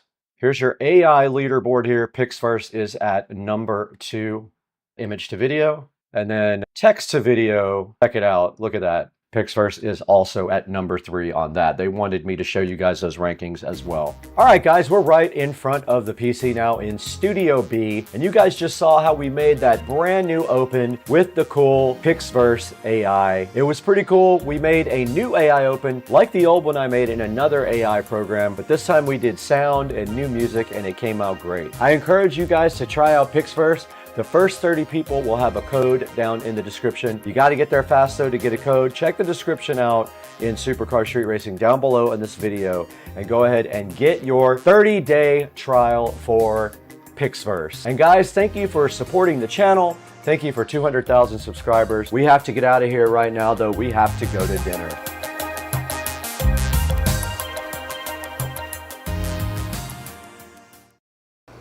Are you guys ready to go beyond today? Because today we have the HP Envy, and it is from Best Buy. It has the Ryzen 7 processor and 16 gigs of RAM, 1 terabyte SSD. Let's get this thing opened up and see what's inside.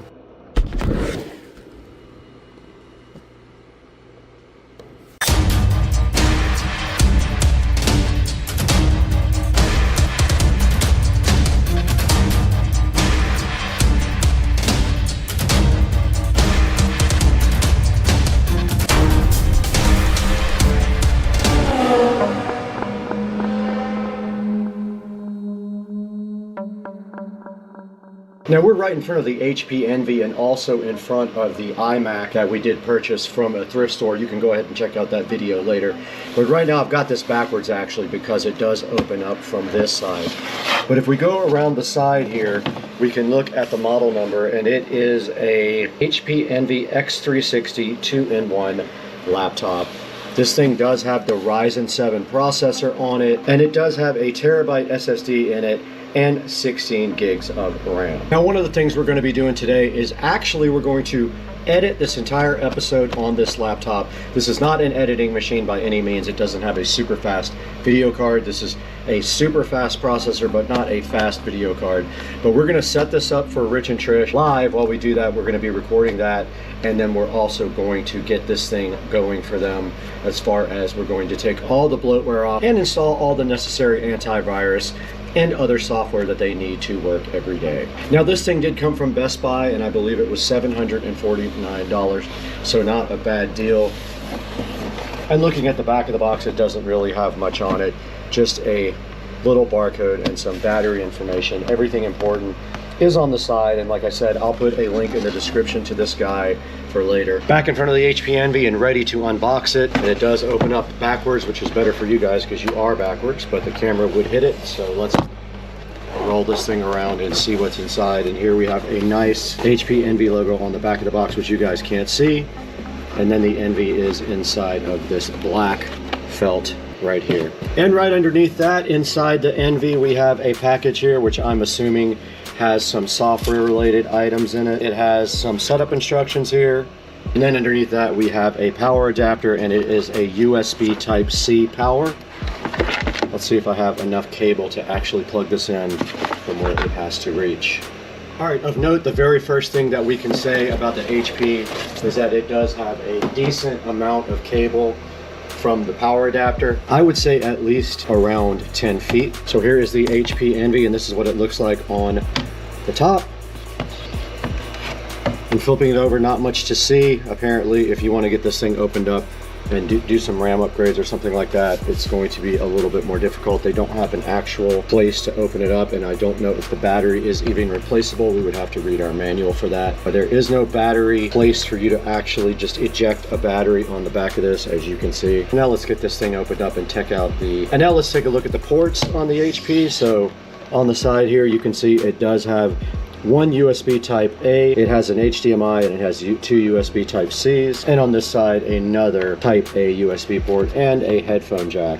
Now they have done away with the card readers on these now. There is no card reader inside of the HP, and we do have the laptop open now, and you can see it has Radeon graphics. It has a nice sticker here to show you that it has a Ryzen and Radeon graphics. It is called the Poly Studio. This is a touchscreen laptop, by the way. So I'm gonna go ahead and plug in the laptop and power it on now. And on the side of the laptop, we do have a white power indicator indicating that this is charging. And next, we'll go ahead and power this laptop on. And to make our life easier, we are gonna go ahead and plug in a USB type A mouse to the side. It'll be much easier for us to do our setup on the laptop if we do have a regular mouse rather than the touchpad mouse. So let's go ahead and power this guy on. First, we have to find the power button.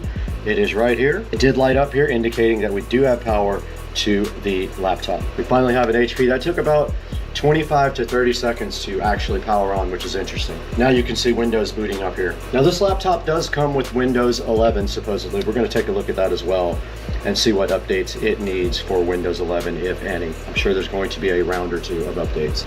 And here we are at the initial Windows 11 setup screen, asking us what country we are in, and we are in the United States. We'll hit next there. We are in Windows. No, we want to skip a secondary keyboard layout. We're going to go ahead and connect to my network, but we are going to stop you guys down while we do that. Here we are connected to my Wi-Fi now, the Starbase. It's looking for updates now. So they did find some updates. It is going to go ahead and install those. We won't bore you guys with that. We'll stop down while it does the initial update procedure. We're back and we have our EULA in front of us we're just going to accept. And it just did rename the computer, and so now it is proceeding to restart. Okay, we can go ahead and do location-based services, find my device, and give advertising data and all that. We're going to turn off advertising data. And I did skip a couple of the things, but we don't want to do any of this stuff. Okay, so it is updating the software now. We'll get back to you guys when it is done.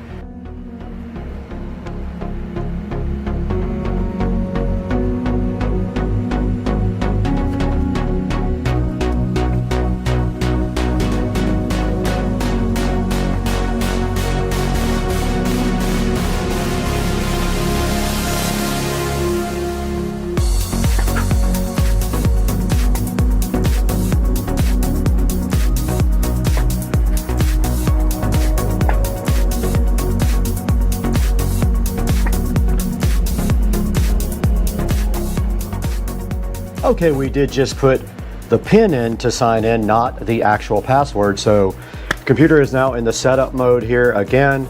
It says it might take a few minutes, so we're going to leave it right there while we check on dinner.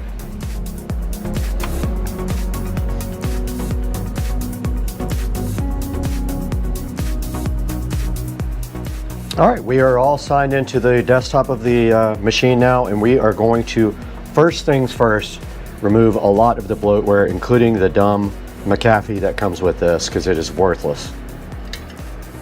We got dinner.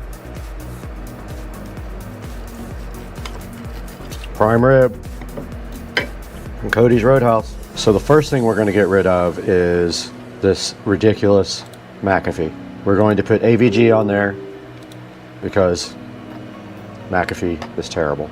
And we have to restart, and it wants to do more updates.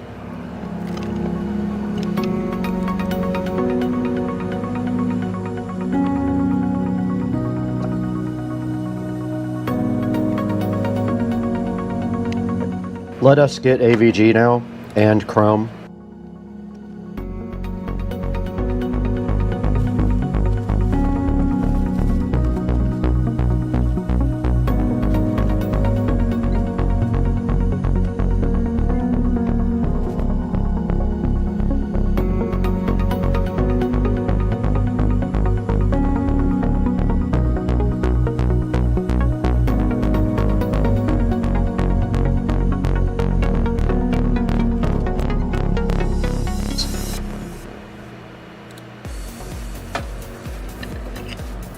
And AVG is installing. While that goes, we can go ahead and get Google Chrome. Microsoft will try to convince you not to get Chrome. I'm going to go ahead and set up Google Chrome. And AVG is done setting up. And it's going to run a smart scan. I'm impressed with this laptop so far. I just made Chrome the default browser. Now we're going to download, WinRAR. And this prime rib is absolutely fire. We don't want to launch it at this point. Now let's go back into add remove programs and see if there's anything else we can clean up. Just anything I see that she will not use, I can disable. The clamp video editor, uninstall. Dropbox promotion, uninstall. Don't need it, uninstall. OneDrive, uninstall. Teams personal, whiteboard, uninstall. Movies and TV, uninstall. Office, Omen Gaming Hub, uninstall. Outlook, uninstall. People, uninstall. Power Automate, uninstall. Solitaire I'll leave in there for her. Voice recorder I'll leave in. Weather I'll leave in. Xbox Live, uninstall. And there, my friends, is how you clean this up immediately. Okay, we did install Driver Booster Pro, and now we are going to go ahead and scan the PC for driver updates while Microsoft Office is installing in the background. So we have 28 outdated device drivers. I don't see any reason why we shouldn't just install all those. I'm not going to use the official drivers. It is downloading the drivers now. And this thing is installing us drivers right now. While this happens, we are going to take a little break and throw away a bunch of food that we need to throw away. The channel, and what I have right here in my hands are 2 drones that were bought from AliExpress. We're going to be looking at both of these today on Supercar Street Racing.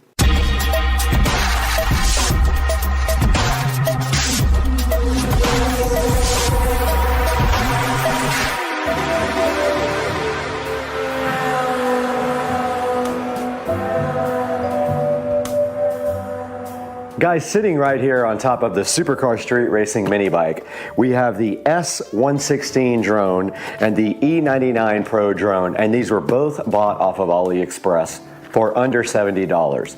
We're going to see if one is better than the other, get them out, charge them, unbox them, do everything fun today, so hang on. Now, one of these drones was more expensive than the other one. I believe the bigger box was more expensive. I'll have to go back into AliExpress and update you guys at the end of the video. But the goal here is to see if we can get decent quality out of both of these drones and finally have a drone for Supercar Street Racing. Now let's go ahead and get these things unboxed. We have the E99 Pro right here, and we have the S116 here, and I don't know why they both say Dion on them in multiple places, but they do. Not sure what that means, but we're going to go ahead and get these opened up. See, it says Dion on both, or Dion. Let's get these opened up and see what's inside. I'm hyped. They came kind of damaged, but the box was just damaged, and hopefully not what is inside. And so inside of the S116, we already see a nice carrying case for the drone. And looking further into the carrying case for the S116, let's see what's inside. All right, now we are inside of the carrying case for the S116. We do see some instructions right here. There's an operating guide right here.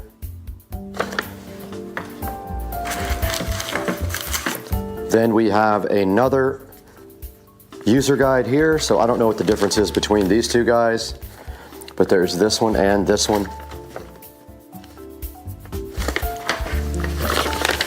Look inside, that side is in Chinese, I think. And then here are the actual operating instructions for this guy.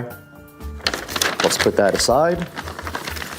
Looks like they gave us some spare rotor blades just in case. 4 spare rotor blades.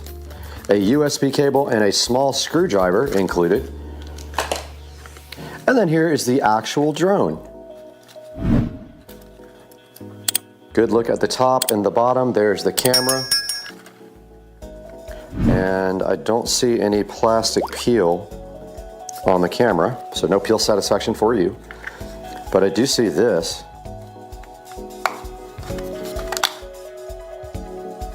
Interesting. Not sure what that is. I'll have to get into the manual here in a minute. And then I'm guessing this is the battery. Looks like that is the battery. It does have a yellow sticker over the ports that put it in the drone.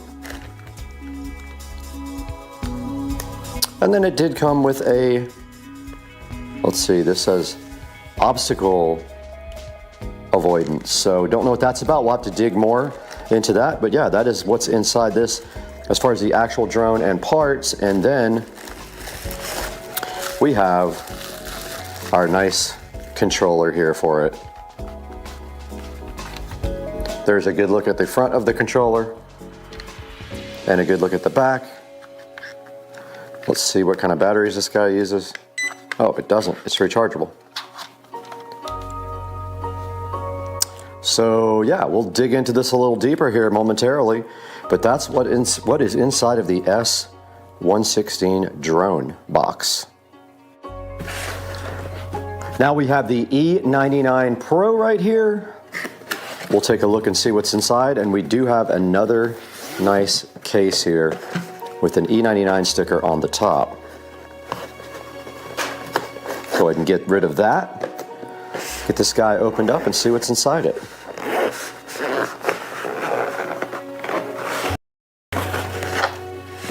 All right, so we have another controller here. There's a good look at the actual controller with the two antennas. Feels really cheap though, really light, really cheap. Not sure if this has batteries or what, or if it's rechargeable. I don't see a charging port. I see a back door on it. Here is the actual tiny little drone. And that is going to get some peel satisfaction. And my thought is it unfolds like that. It says Drone Pro on it right there. And there is the camera. Now this one looks significantly cheaper than the other drone already and feels cheaper. And at this point, I don't know where you put the batteries or charge the battery. Ah, there's the battery right there. So again, these are just flip-in rechargeable batteries. There's a little antenna. And then inside of this bag, we have what appears to be, actually I don't know what these are. I'm not sure what those are for. They did come with some one spare blade, three spare blades, four, a little USB charger. And then here is the user manual. And it also has a supplemental thing to download and install the RC EFP app. And I'm not sure if that one uses the same app or not. But then here are the instructions, and they are in both Chinese and English for you. And then that is it. That is all that is in the box here. So let's figure out getting these guys charged. Now that we've gotten a good look at what's inside both of these boxes, we're gonna go ahead and get these guys charged up. Let's do it. All right, we've got both of our drones here. Let's go ahead and take the battery out, which I already did on this one. And here is the actual battery. And then on this one, the battery is right here. And then we just need two little USB power adapters. Any USB power adapter will work. Or if any device you have has a USB type A you can go ahead and use that. Now, I do have some brand new USB power adapters here in my hands. There's one and two, because I started running out of these. So I bought some for LED lights. So there's a second one. And then we have our little cable here that it came with somewhere.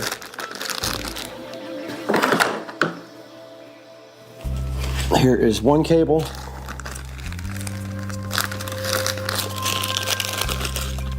I'm gonna go ahead and put this back over there. Get this out. And we'll plug this in right here to this USB Type A USB power supply thingy. And that would be the one, I guess it doesn't matter which one. It does have the old school style of adapter though, the old school USB, not the new one. It doesn't have USB Type C. And it is plugged in, and there is a red light on that one. Let's get this other guy plugged in and charging.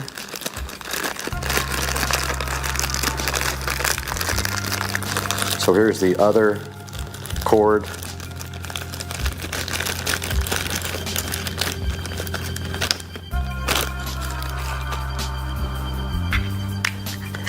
And our other USB-A adapter to whatever type of USB that is, I forgot.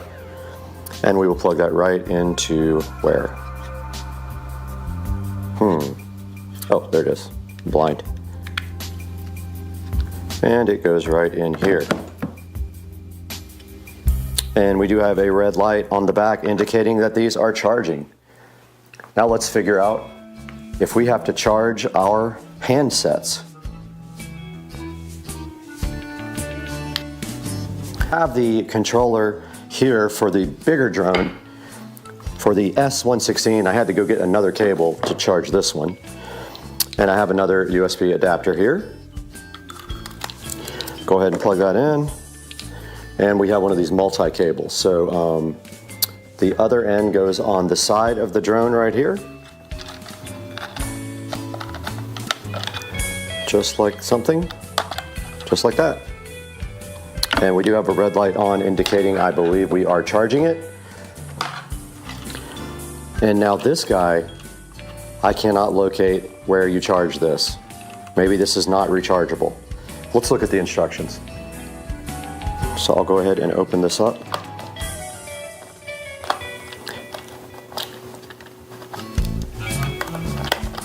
It's kind of annoying to have to take a screw out to put batteries in, but that's the way this one works.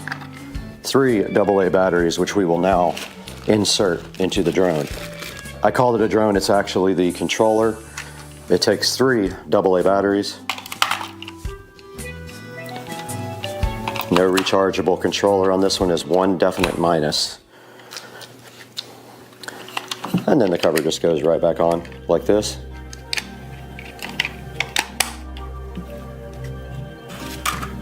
And the tiny little screw that will get lost for sure goes right back here.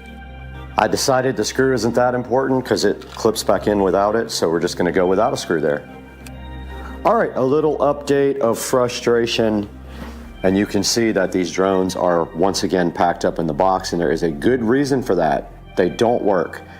So the first drone here, the E99 Pro, uses a certain app, and basically how these work is you connect to a Wi-Fi network on the drone, and that is how you get pictures and videos and everything and control them.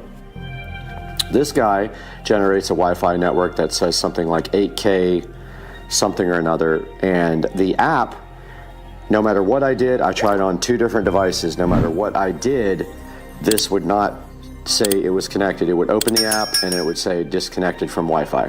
That one did not work. Now I did start this one up and outside and watch it. Sorry.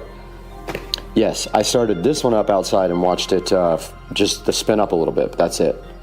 This one has a completely different app and better instructions. And as you can see right here, the instructions are pretty clear on what to do. The Wi-Fi name was wrong. I figured that out. It said to connect to a Wi-Fi called Wi-Fi something, and there was no Wi-Fi like that. There was a different name. So I got connected to this drone. I can always connect to the drones on my phone, but the apps don't recognize the fact that the drones are connected.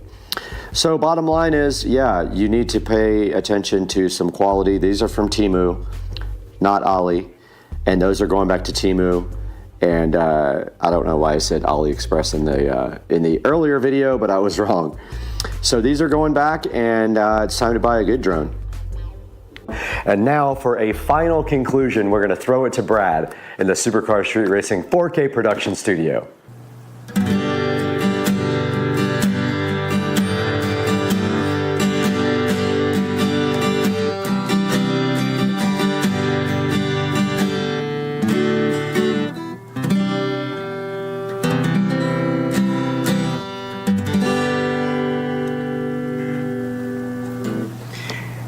Hey guys, just getting a little guitar practice in. Welcome back to the channel. And you just saw we had these Temu drones, and they were absolute garbage.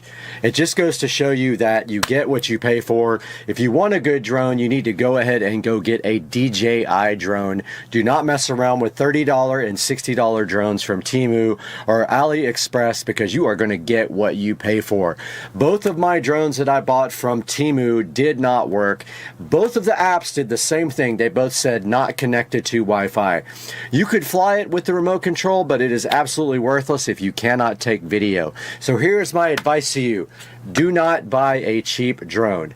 Guys, make sure you like and subscribe to Supercar Street Racing. We appreciate you so much. We built this 4K production studio for you guys just so we could play music right like this for you guys and make videos and do all kinds of fun stuff, and we're glad you're here. But please like and subscribe and buy through our affiliate links, and we'll see you next time. I got a concert I got to play right now.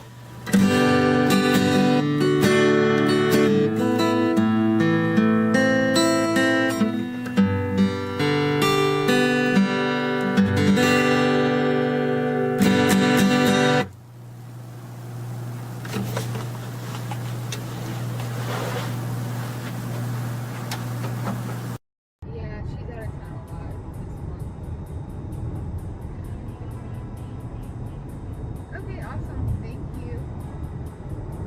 Have a good one.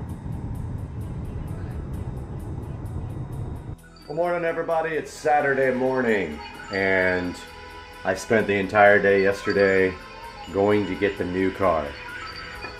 And I know you're curious exactly what I got, so I am going to walk out there right now and show you what it is.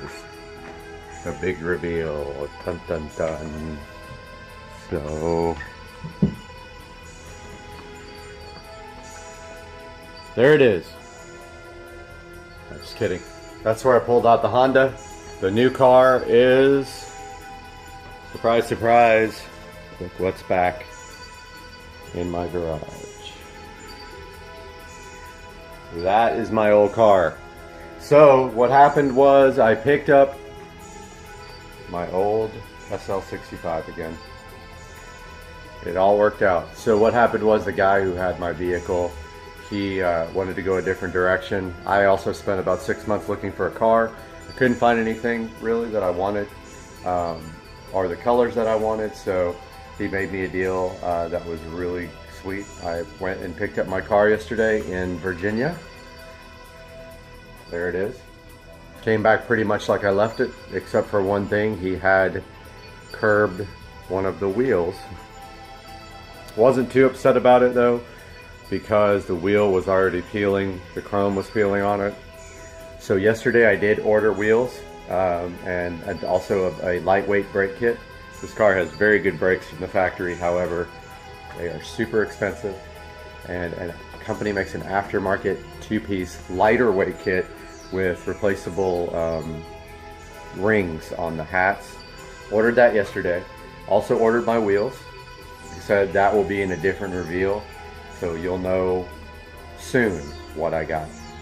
But there is the R230 SL65 back, and it's about to get worked on right now.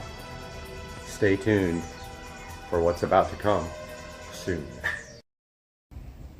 All right, this is day 9 of no pool pump turned on. You can see it's starting to look crazy now. Look how green it is. And then it's going to get worse, but oh my God, that scared. Hey guys, welcome back to the channel. It is a beautiful but chilly day in Florida, and we can see the alligators out there chilling out in the pond right there. And today our main focus is this room over here.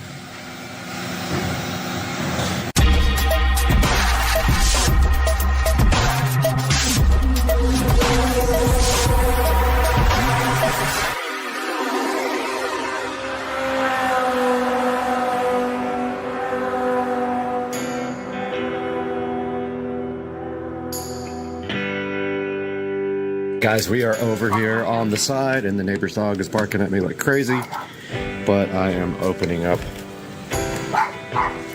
this area for you. You can hear the dog going crazy.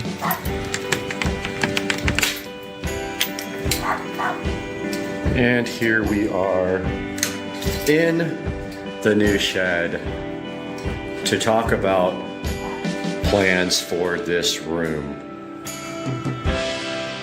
Hey guys, welcome back to Supercar Street Racing. I hope you're having a great day today, and I'm so happy that you joined me to take a look at what we're going to do out in the shed, which is now becoming my studio.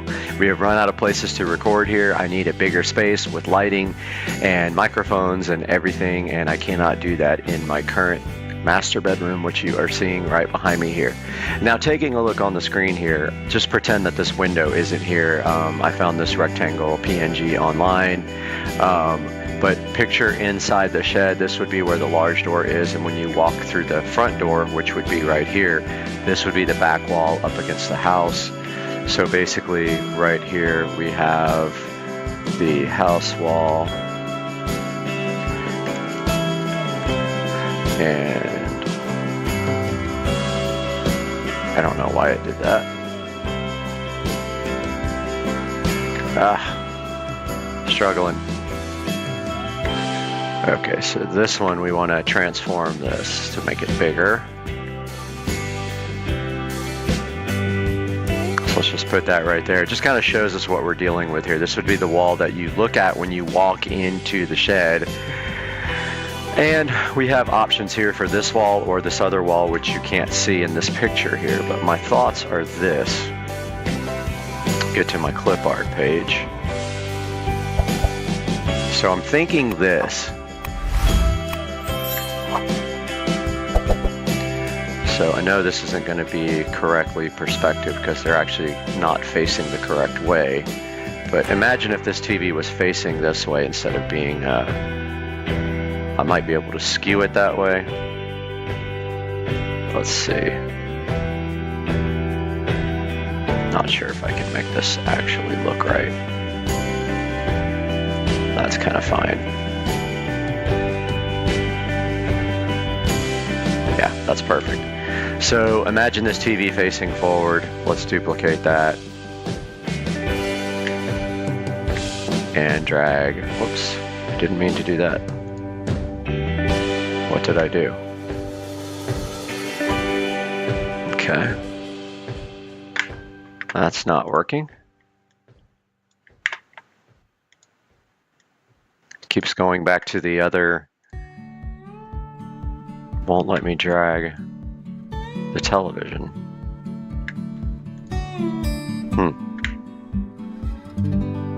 So let's just delete that layer. Try it again.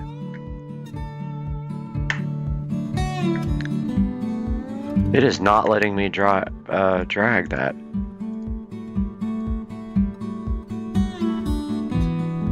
There it goes, finally. It was acting really dumb.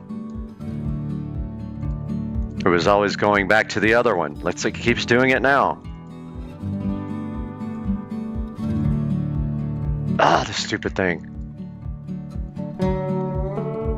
Alright, fine. won't let me drag that one no matter what I do. Okay, so after that frustrating, you can see where we have the two TVs. They'll actually be spaced out more than that. They're actually smaller. Let's see, transform, scale. This is just a rough estimation. And we'll do the same thing here. Edit, transform, and scale. It's going to be more like that on the wall, even though they are 50-inch TVs. And then I'm thinking like Govee lights in the center here. Like, I'll show you guys what I'm talking about.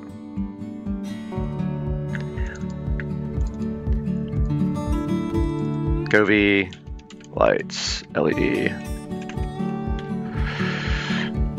I'm thinking like some of these panels. Like one right in the center. Let me save that. See if there's any way I can put that on the wall here, but I'm thinking right in the middle there would look cool. Like right in here.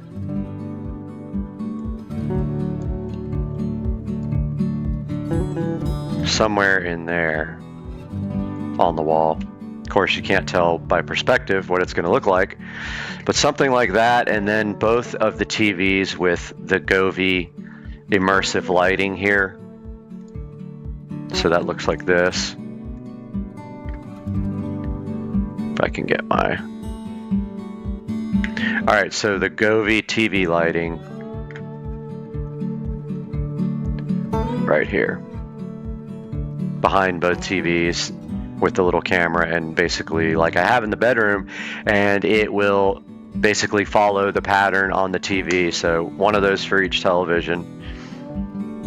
So those would be behind there. So we would have, I cannot do anything here. It will not let me. Govee TV light.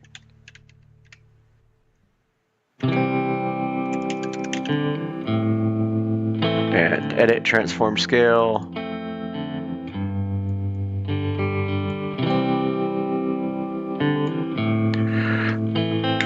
And duplicate that if it'll not freak out.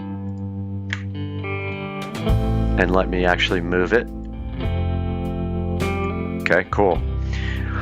So that's the one wall there as you walk in and you're looking straight ahead, and I would have a desk right here. Apparently, if I could find one here, let's look for one. Desk PNG. This might work because it's kind of perspective. Let's see.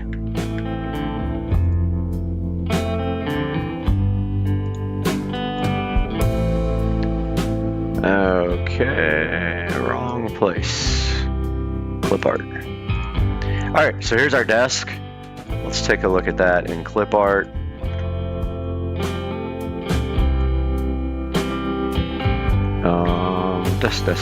Desk. Found it. We'll have to flip this around. So edit, transform, rotate 180. Nope, that's not it. Undo. Edit, transform, rotate clockwise. No. Flip. Edit, transform, flip horizontal. Yep. All right. Again, not going to be perfect, but I'm thinking desk here and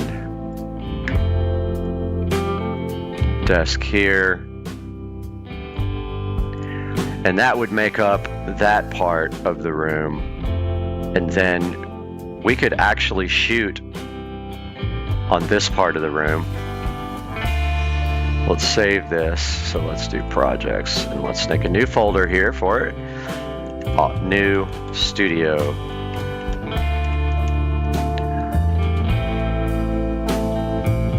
And we'll go in here, and I didn't even save it in the right place. File, save as. Oh yeah, I did. Okay. All right, so that's actually the first wall. So remember, this is the big door right here. I don't know if I can draw it. Let's see. How do I draw? Oh, well, you guys get the picture. Picture the big door here. And let's do file new. Get our room in here again. And this time we are going to switch it around. So let's pretend like this is the door. So let me see if I have a door PNG file.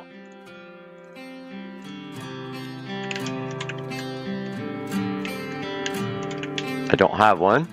Let's grab one real quick. Perfect. If we can actually get this one without signing up. I don't think we can, but let's try it. Free download. Nope. These guys want you to subscribe, and I am not putting my name in there. Just need a regular door, no big deal. Let's see. Perfect.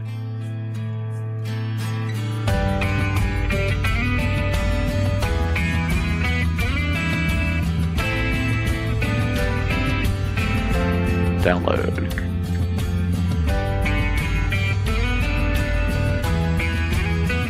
Did it not download? It's tricky, man, finding out the right. There it goes. You never know which one is the right button to actually download. Alright, so there's our door. And it would be on this wall here. And let's see if we can skew it.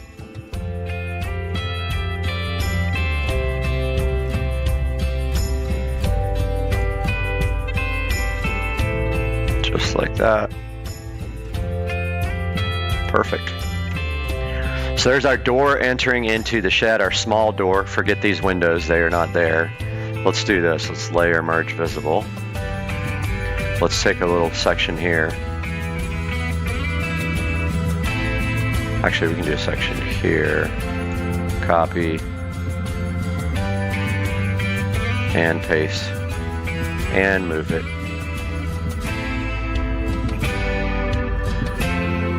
Layer. And then let's edit paste again. Paste. And move it. Wait, what happened?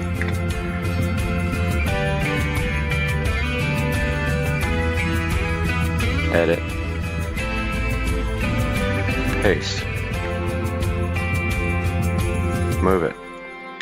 Dude, Photoshop is being dumb right now. Promise it's not me. Alright, so let's merge that down. Now we don't have our windows. Pretty cool, huh? Alright, so I'm thinking on this wall, maybe is where we actually do shoots. So we would have a TV here.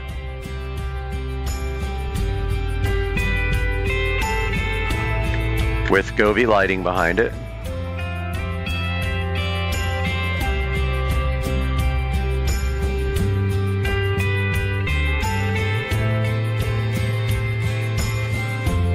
Just got to make it kind of the same shape as the, or as askew as the wall.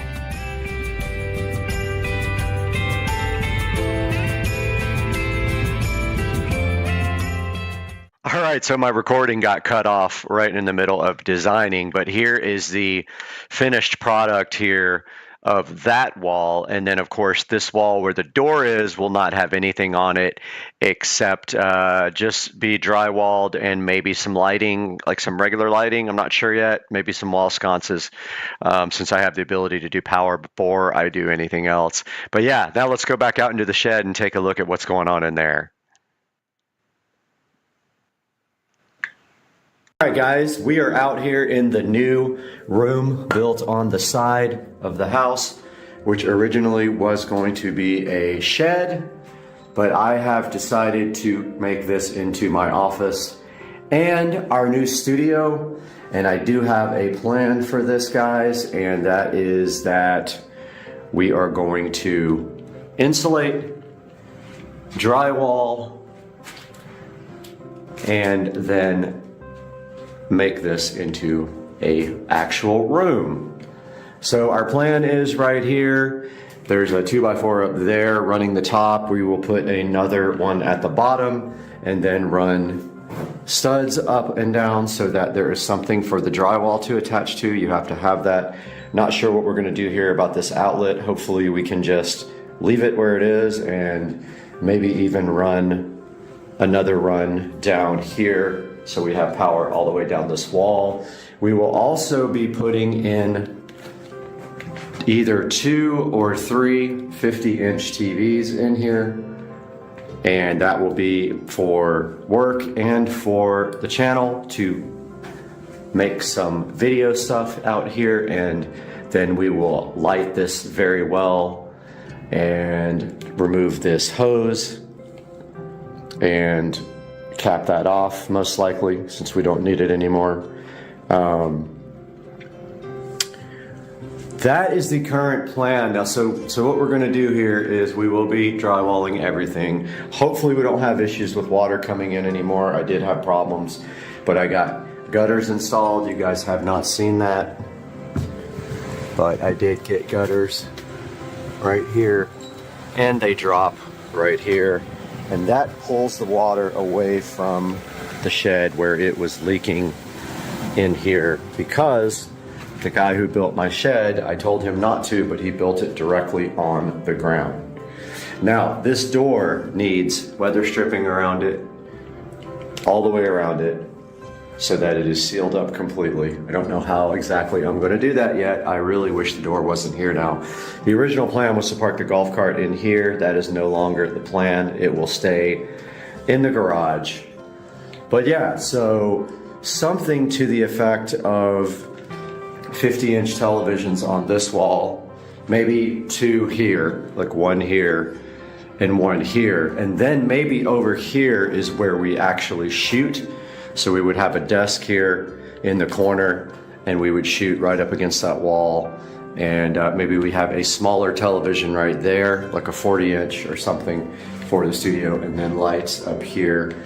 Even these lights are awesome in here, but we need more for shooting. So that is the current plan. We will go take a look at the design, and I really hope that we can get the foam insulation in here, but I don't know what that would cost. Probably a good amount, maybe $1,000 is what I'm thinking, maybe less. It's about 150 square feet room. And that's it so far. Now we just got to kind of figure out how we're going to do it, and all the wiring and everything we're going to need. We do probably want to get Cat 5 in here, or Cat 6, and run up, and we can't go into the house up there because we're up against the gutters. So what we'll have to do is put a conduit right there on the corner, and then just right up into the soffits over there and pull all the wiring through. Gonna suck because it's hard to get to, but that's just kind of what it is. Kind of want a big Supercar Street Racing logo out here. I don't know how I'm gonna do that, but I'm still looking into it. Fortunately, I did all the power ahead of time except for just this wall. I will have to run power on this wall on the outside, and then up to the televisions. And also we will have lights on the wall, so those will need power as well, so I'll be running those outlets as well. Still got to look into what kind of lighting I want to do. I do like those hexagon lights for the roof, like those hexagon light pattern lights would look awesome on the ceiling, although we don't have a very tall ceiling in here. And actually over here I can almost touch it, but it gets higher over here, which I like.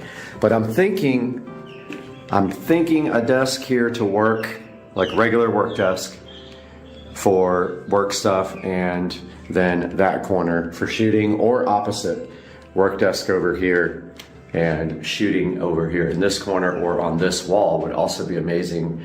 for shooting, and we could put 150-inch TV right there.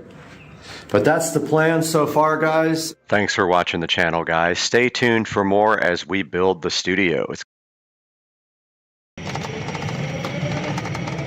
so slow.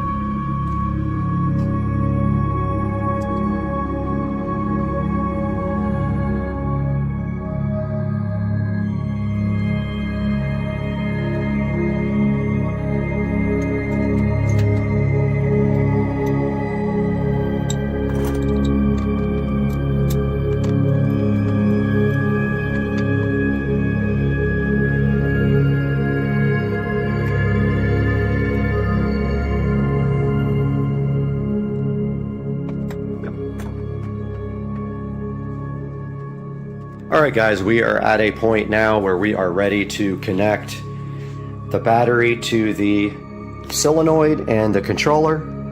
B plus goes here to this cable right here, which goes to this side of the solenoid, which goes to B plus on the controller. And then B minus goes to the battery. And we are ready to make this connection. I just need to tighten the top of this solenoid up a little bit and then go ahead and make that connection.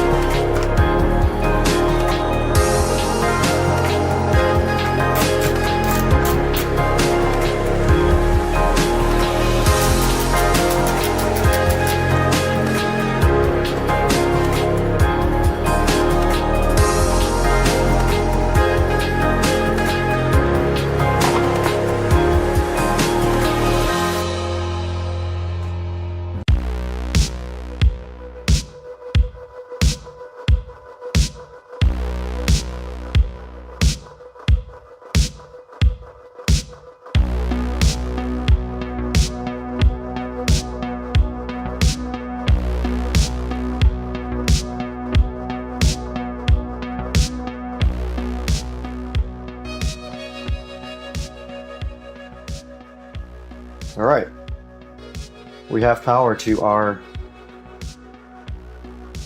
battery and our display is on. Green light's on, the eco battery.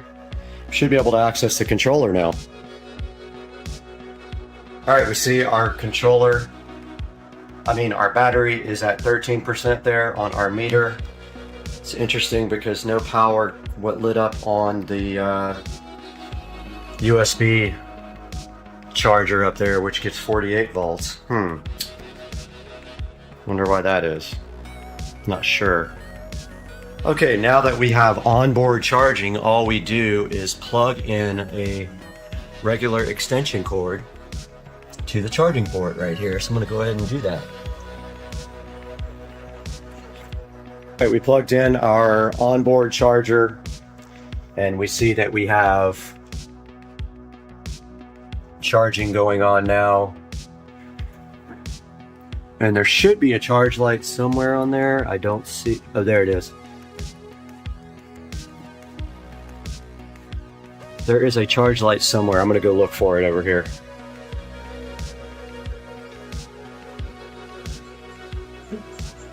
All right, we're back out here. We have been troubleshooting the controller. We both have COVID, and so it's okay, we can hang out. But no, we've been troubleshooting. We had a couple wires reversed. We think we got it, and we're ready to start putting the controller back in the cart. And we did test that the motor actually works, and we're ready to go. So we're just buttoning some things up now, and it's going to be insane.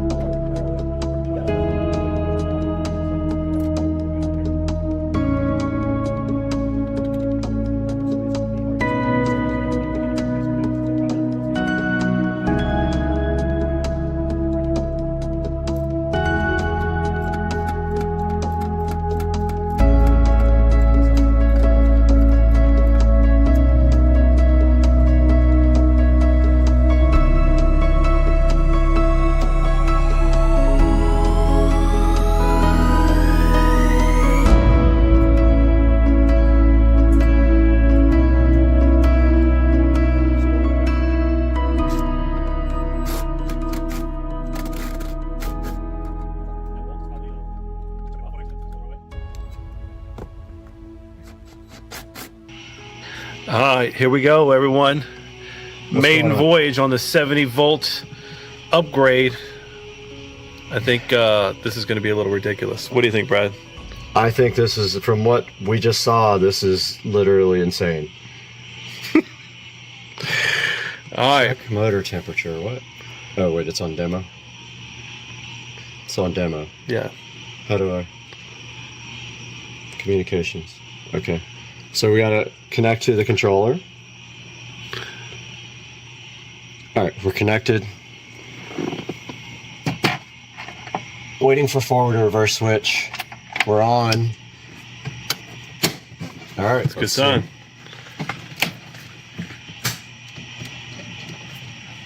It's moving. All right, that's full throttle. No, it ain't. Just kidding. Can't be, not from what I did earlier. Got him. Oh, my lights don't work! Here, I got you. Okay.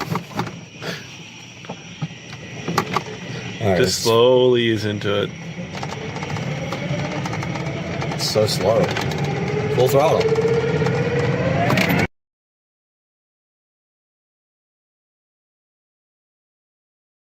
That can do that. But anyway, so that's it. That's a wrapped up project here, and you can see my IKEA island just rolls nicely right here into the center. Then I have a place to put laundry when I pick it up, and also I have storage down here for hats and gloves and things like that, like winter clothes, and my other hats are on this shelf here. And I still have plenty of space. I have room, well, I will have room for 4 more pairs of shoes at the top as soon as they lower those shelves. So for now, it is full though, and I have 1 pair right here. But yeah, it's definitely very cool, and I love it. All right, guys, we're back in Studio B again with this Lumery project and my closet being wrapped up. Basically, it was a great project. It did cost a little bit of money, but I always wanted a better closet. Now I have a cool closet. Lumery and Closet Factory both hooked me up on this project, so we got it done, and we used the Lumery 4-inch Pro smart Wi-Fi downlights, and the outside edge of them changes colors, which is very cool. We also use the Lumery LED rope light on top of the closet, and we have a motion sensor switch in there to turn everything on. They're all smart, so they all work with the motion sensor switch. And then also we redid my entire garage with the same Lumery 4-inch lights, and we did 6-inch Lumery RGB lights in the garage as well. We added those. Pick up your Lumerys from the link in the description. Thank you, Closet Factory. Thank you, Lumery, and thank you guys for 255,000 subscribers. It is absolutely awesome. You guys just gave me my first million view video too, which I'm really hyped about. Thank you for watching this. We love Lumery, Closet Factory, everyone else on the planet Earth. We got to get out of here.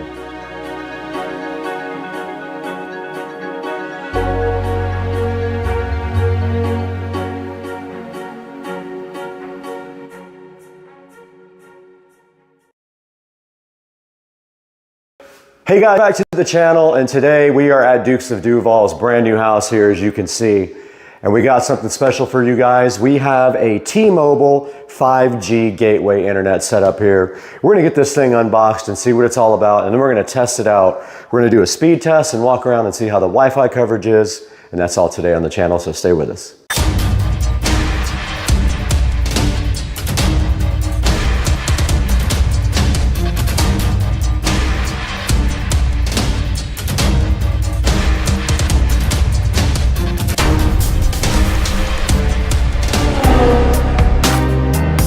All right, we're back today with this T-Mobile Internet 5G gateway. We have not opened it up yet. We just took the tape off, so it's nice and fresh. This is the first one I've ever seen in person. It is not available at my house, but it's available here in this nice new house that Joe is about to move into. So we're gonna open this up right now and check out what's in the box. And you can see on the front, it has a nice screen on it with a couple buttons, not sure what that does yet. And then on the side, it has all the IMEI information, just like a cell phone. And basically this is wireless, completely wireless and 5G. And technically it has the capability to go almost as fast as a cable modem. Now inside the box, it has a 5G gateway quick start guide, which we will check out here momentarily. It's almost a few steps here. It says you position it and you power it on, and then you download the T-Mobile Internet app. And that is how you set up the gateway. Moving further into the box here, we just have a notice right there. We don't really care about that. And then looking into the gateway itself, it is packaged in a plastic bag. And if we look on the back, it has spots for 4 antennas here, which is interesting. It also has a USB Type-C connector here and a USB Type-C for power, and then a couple of Ethernet jacks here, and a SIM card, which is also interesting. So it does need a SIM card. And then further into the box here, it does come with a nice stand. Looks like you can actually rotate it with the stand. And then here is the power adapter. And this power adapter does just have, again, just a USB Type-C end connection there. Now I'm gonna go ahead and assume that this thing already has a SIM card in it because we don't have a SIM card here. They didn't give you one, right? No. Okay, cool. So we're gonna assume it has a SIM card. And then of course, peel satisfaction right there. So nice. So nice. All right, so the next thing we're gonna do is go ahead and get that app downloaded on Joe's phone and go ahead and power this up, and we're gonna see what happens. Okay, so we took a look inside the box. There is no external antennas. That must be optional if you have issues with coverage. We're assuming there's a SIM card in it, and right now we are actually downloading the T-Mobile Internet app, which is supposed to assist us with placing the modem in the right spot. I'm gonna go ahead and get this thing powered up. So we're gonna go ahead and power it up in the kitchen here. And it just does have a USB-C power adapter. And don't confuse that with the USB-C jack that's right next to the power adapter. There's another USB-C port there. And we have plugged in the device and it is powering up. And there's a T-Mobile logo booting up on the front of the device right now. All right, so we just pressed get started on the app here. So we are going to see what the setup procedure is for this. Is probably not much. He might have to log into his account here momentarily, would be my thought. And then after that, we're gonna see how this thing does. And we do have a 5G gateway at the one at the bottom, so we're gonna go ahead and hit that. Yeah, so one thing I wanna point out real fast is that this is a T-Mobile phone, and currently I'm showing 2 bars at 5G. So that'll be interesting to see what your coverage is like here. And that might be where those external antennas come into play if you can't get coverage. Okay, so we already have 3 bars on the device and we're not near a window. So we have 3 already, and we can possibly get more by moving it to a perimeter wall here where it has less of a chance of being interfered with. Let's go ahead and see what's next on the app then. Let's start share location there, and let's see what it thinks. Getting signal direct. So it's looking for the tower now. We found your signal. ID placement being nearest the signal by a window. Okay, we're gonna go ahead and move the gateway to the window here. So we're booting up the gateway again. We'll get back to you guys when we have it fully booted up here. All right, we have moved the T-Mobile 5G gateway over to the window where it was suggested to us to go, and now the device is powering up again. We're gonna see if it increases the signal strength to more than 3 bars. If it does not, we're probably gonna put it somewhere else in the house. So it's asking us to connect to the gateway. It's gonna scan the QR code, but the gateway is not fully powered up yet. We're waiting for that. Now it is. So it didn't improve the signal. It did not. All right, so it is connected to power. So we're gonna go next. Now it needs Wi-Fi, so we're gonna hit next. And it's just asking to join the network that it created, so that's fine. Makes its own network and it joins it to set up the gateway. Now it's asking us to find and connect. We're gonna allow that. All right, so now that your gateway is ready, you can update your Wi-Fi network. We're gonna do this off screen. Okay, we just successfully set up the new Wi-Fi name and password. And I did see this thing go to 4 bars momentarily, so it is picking up quite a good signal over here in the window. I think we're gonna be fine, probably anywhere in the house, but it briefly went up to 4 bars there. I have successfully connected to the new Wi-Fi and everything is looking good so far. The little display did go out in the front. My guess is that it times out after a certain amount of time here because I am still connected to the Wi-Fi. So the next thing we're gonna do is just kind of roam around the house and do tests on the Wi-Fi and look at the speed tests as well. All right, we just got done completely setting up the gateway. So now the next step is we're just gonna test it a little bit around the house, see what our Wi-Fi signal looks like at the other end of the house and out on the back porch, and also do some speed tests and see how that looks from various places in the house. And there's the connection quality. It's got 4 bars right now, so that's pretty cool. So I'm installing speed test by Ookla right now, and we'll go ahead and test the Wi-Fi here. You know we got a strong signal right next to it. And here we go on the speed test.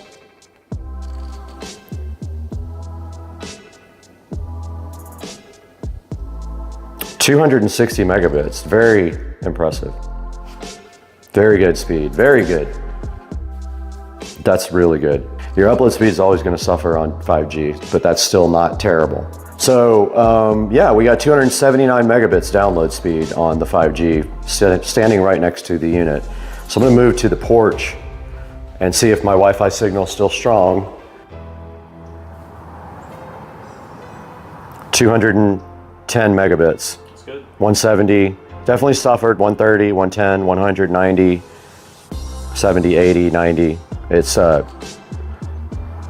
definitely not as good, but it's still good. Maybe we can centrally locate this thing and then or over here, either way.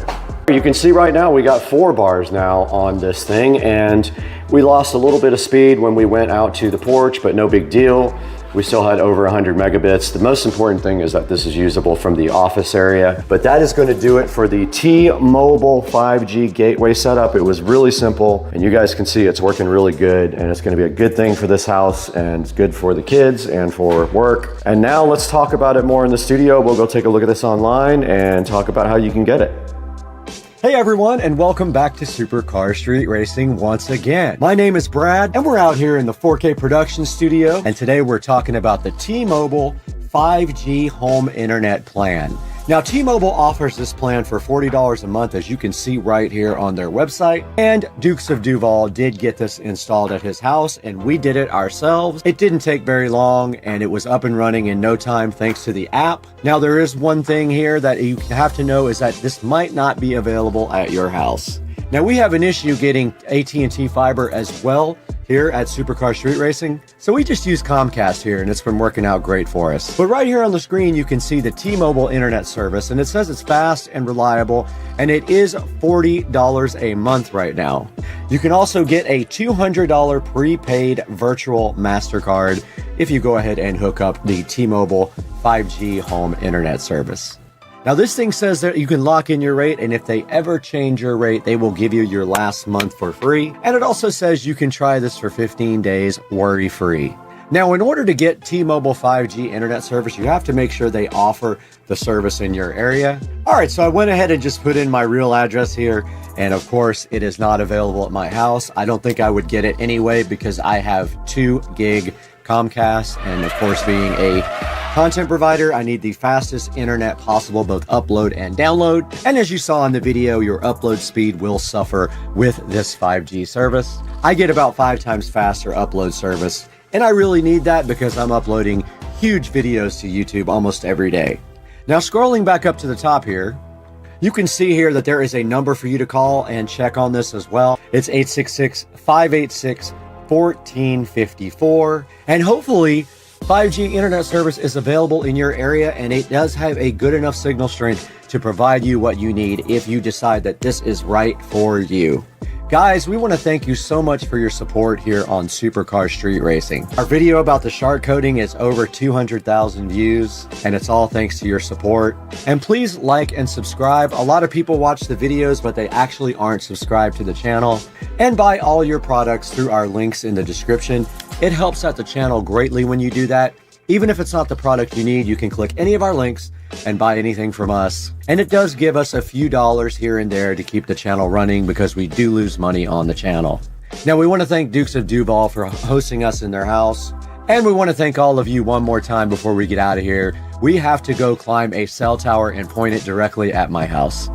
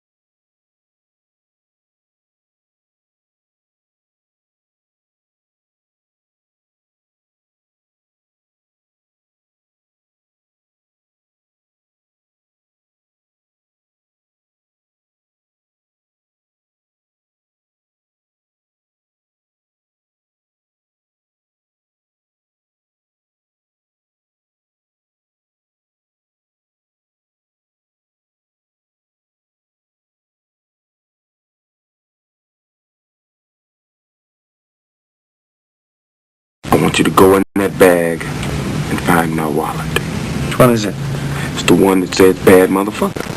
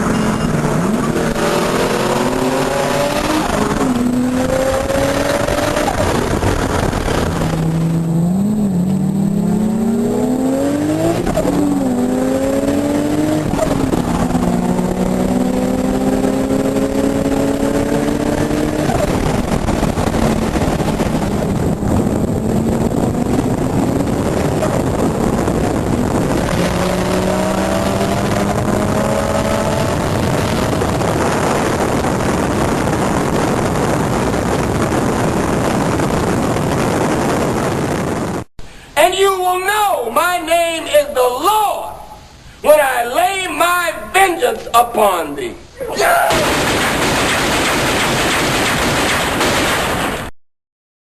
Alright guys, the next day, I was so frustrated with that Mac last night.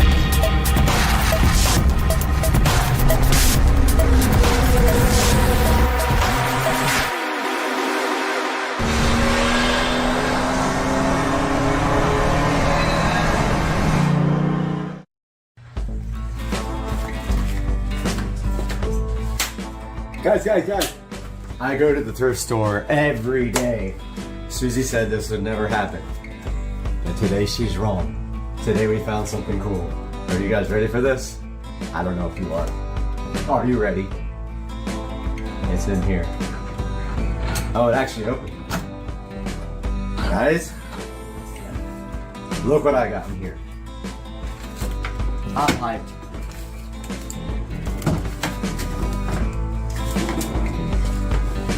I found this at the thrift store.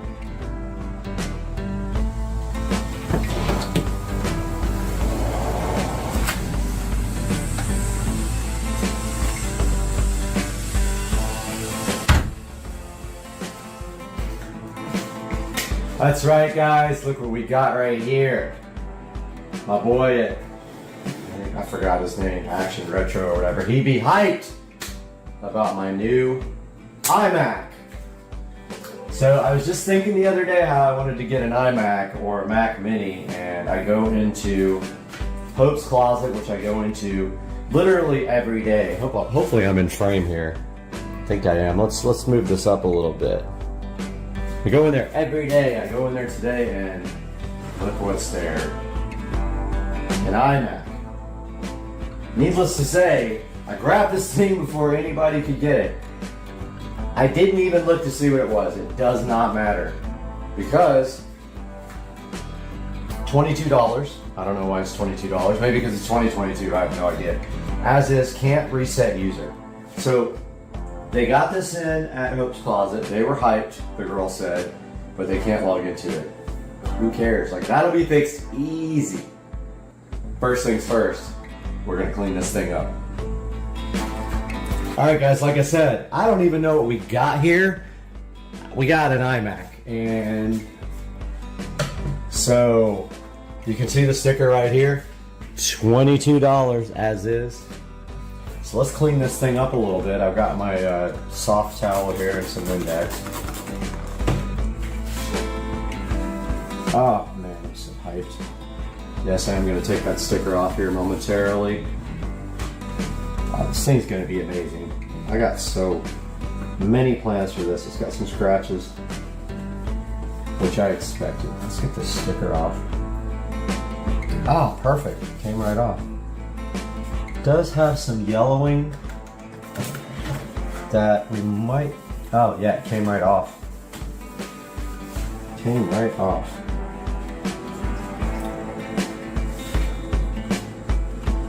Front's coming up. Perfect. Perfect. Look at this thing. It's beautiful. So I had the first Apple II Plus when I was about 10 years old. And talked to my dad about 2 years ago, and I was like, hey man, you still got my Apple II Plus, right? And he's like, no, I gave it away. I'm like, dude, let me kill you. Little does he know what those things are worth. Now, let's turn it this way so you guys can see the side, because it's pretty nasty here. And yet, it all comes right out. But I buy a lot of things at the thrift store, and what I found mostly is that these items are just cosmetically dirty. They don't have real issues. Top's kind of dirty too. It's coming right out. You can see on the rag here, there's a lot of dirt on the rag already. Let's turn this bad boy around, just like that. Have a look at the back there. So it doesn't really have any major problems. It has a few little scratches. It's very dirty. Probably had, 50 hands on it.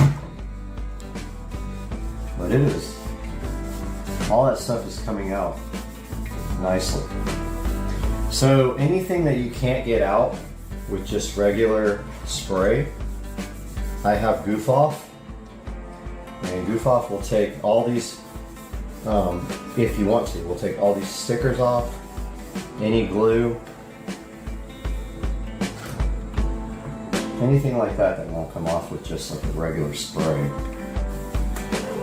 Oh, by the way, we do plan to disassemble this because we need to see what the interior has in it, and we need to swap out the hard drive for an SSD, because I would be surprised if this has an SSD in it. I've got an SSD that I was using for my Xbox, which I don't use at all. I never use my Xbox, so that's going in here. At which time we will install the latest and greatest Mac operating system on this guy. Don't forget to do the bottom too when you do this. I mean, you can't see it, but the bottom is gnarly. A lot of the cleaning is going to happen when we disassemble this, and when we blow it out, because it's going to have a lot of dust inside. We're going to take care of that thing. So the base is pretty bad.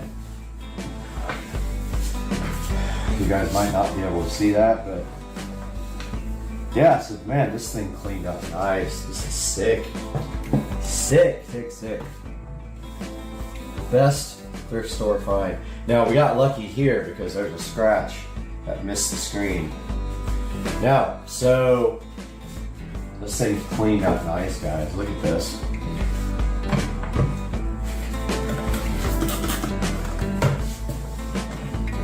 Just came out so nice.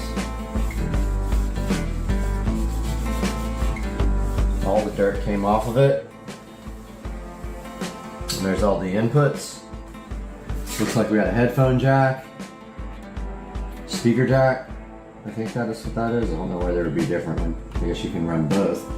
USB, Firewire, not sure if it's 400 or 800, Ethernet, and then mini DisplayPort or Thunderbolt. Alright, so there's a stubborn one right here.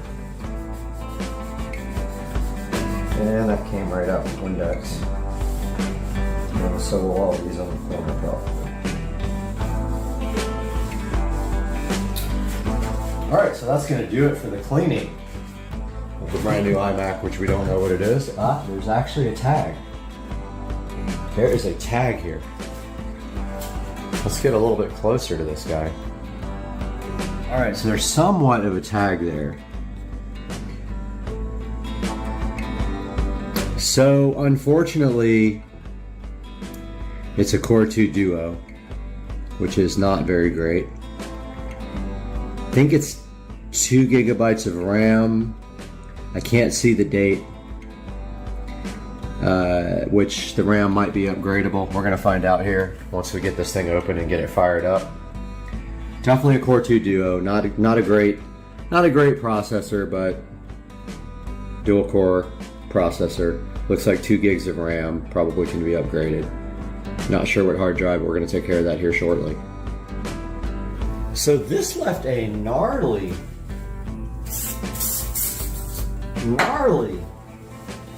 coating on the screen, like a haze. So I got my secret formula invisible glass out, which I use for the car. Look at that. Came right out. I don't know why I'm so stoked for this. It's a Core 2 Duo. I was hoping it was an i5 or an i7. Can't go crazy with a thrift store find, but look at how shiny that thing is. You can see the reflection now for sure. This thing's all crooked. All right, so we got it shined up. The first thing we want to do though is we want to get that OS backed off onto a hard drive. Pull the old hard drive out, put the SSD, well actually, maybe we just put a new drive in it and put a new OS on it with a, not sure. I gotta figure that out. I'm gonna check into that. And we'll be right back after I get a keyboard and mouse. Went into my closet, came out of the closet, get it? Came out of the closet, and found this mouse, this keyboard, just for this purpose.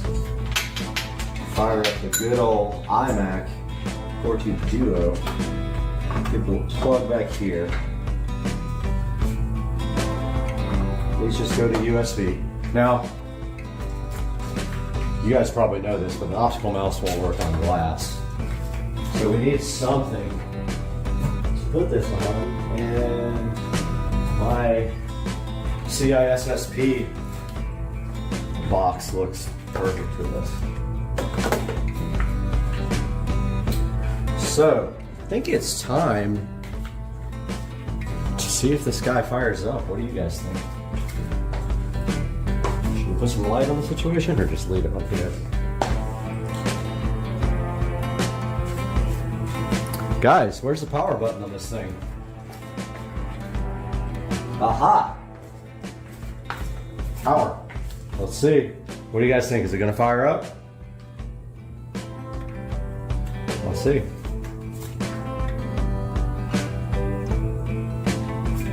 Nothing. Did it come unplugged? Yep. Came unplugged. Scared the hell out of me. Alright, here we go. Ready? I heard it. Yes! So stoked. Alright, so thrift store says that this guy will come up and prompt for a password. Let's see.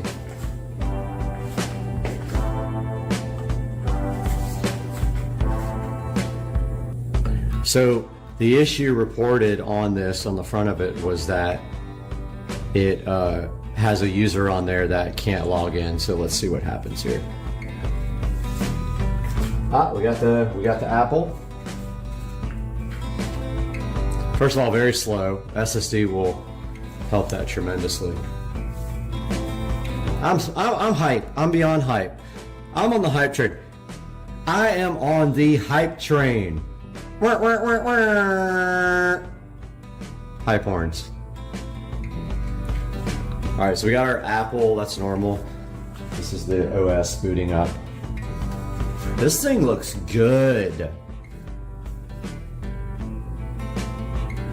Oh, we will totally remedy that that slow boot up. That's a promise. So what we feel like is going to happen right now is that the OS is going to boot, and it is going to be a login screen that we're not going to be able to get past. So what we're going to do when that happens is we're going to research how we can get past that login prompt, and I know we can. Still booting, guys.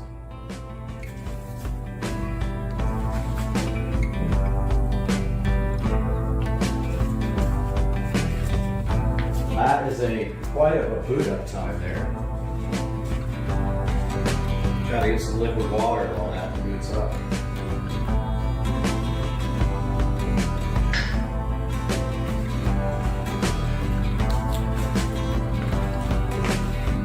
Wow.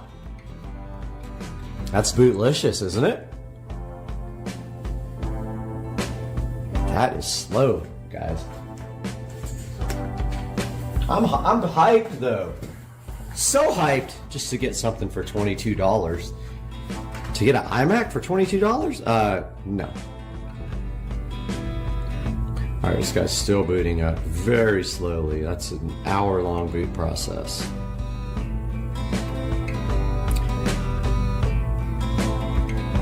That is a very, very long boot. Aha!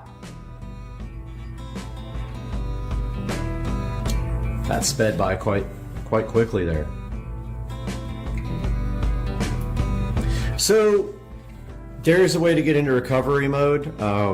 We'll probably try that. And so I used to be into Macs completely, and it's been forever since I've done anything with them. So I got to kind of relearn the environment. We do know this is a Core 2 Duo. And so it's an Intel processor, of course, which they were for a really long time. So likely we can put the latest operating system on here.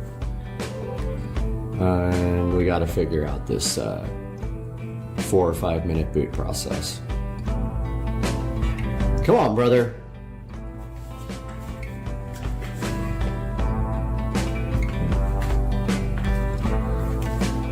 Aha, I think we're there. Oh, did we just get a reset?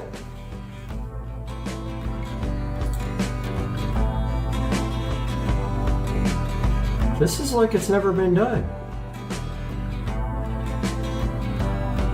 Wow, okay. So we're at the utility screen.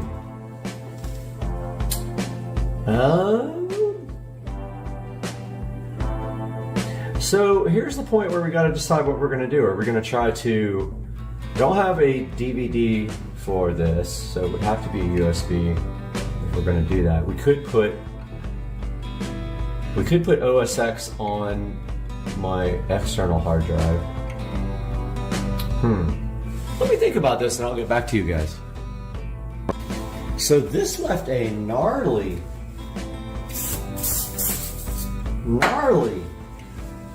coating on the screen, like a haze. So I got my secret formula invisible glass out, which I use for the car. Look at that. Came right out. I don't know why I'm so stoked for this. It's a Core 2 Duo. I was hoping it was an i5 or an i7. Can't go crazy with a restore find, but look at how shiny that thing is. You can see the reflection now for sure. This thing's all crooked. All right, so we got it shined up. The first thing we want to do though is we want to get that OS backed off onto a hard drive. Pull the old hard drive out, put the well, actually, maybe we just put a new drive in it and put a new OS on it with a, not sure. I got to figure that out. I'm going to check into that. And we'll be right back after I get a keyboard and mouse. All right, guys, so I did reinstall, and it says you need to be connected to the internet. I clicked the network utility, I pushed Wi-Fi, and let's see, reinstall OS X. Try again, okay. So, all right, so utilities, network utility. Ethernet, no. Wi-Fi.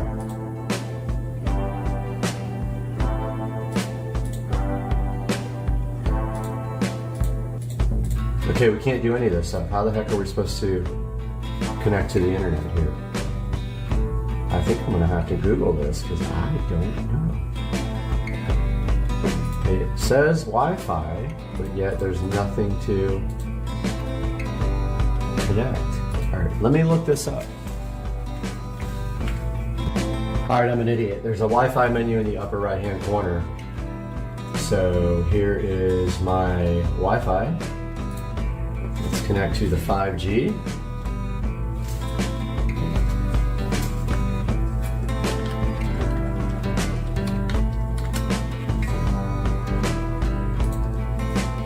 And looks like we are there. Let's do reinstall OS X. Yeah, we are. Oh, okay, it's letting me go past. Continue. Wants to verify my eligibility to reinstall ASUS. An error occurred, okay. Reinstall OS X, please. Please reinstall OS X. Okay, it's just failing right there. Let me see what's going on with that. I'll get back to you guys. Okay, this article says to restart and hold down the shift key. So let's do that to go to safe mode. It says Intel processor. Turn on or restart your Mac, then press and hold the shift key. Release the key when you see the login window, then log into your Mac. Oh, I don't have a login. Let's see what happens.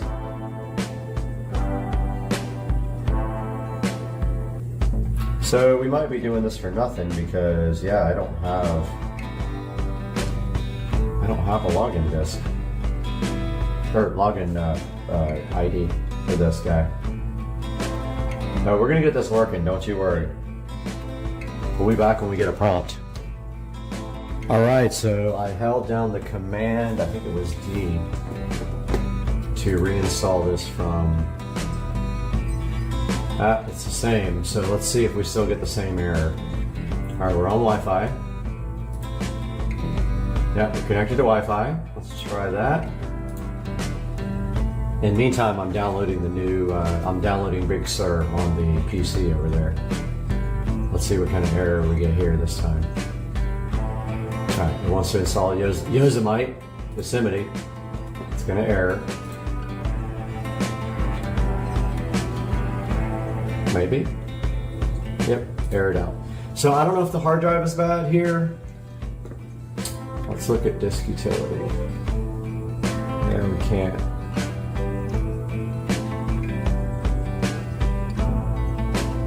Can't do disk utility, interesting. Oh, there's this utility guide. Man, it's been a while since I messed with it. Just let's see what hard drive is in here.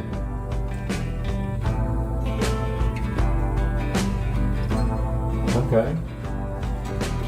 So it's Western Digital 100 gigabyte Hot Whiz fajitas. There's the hard drive. So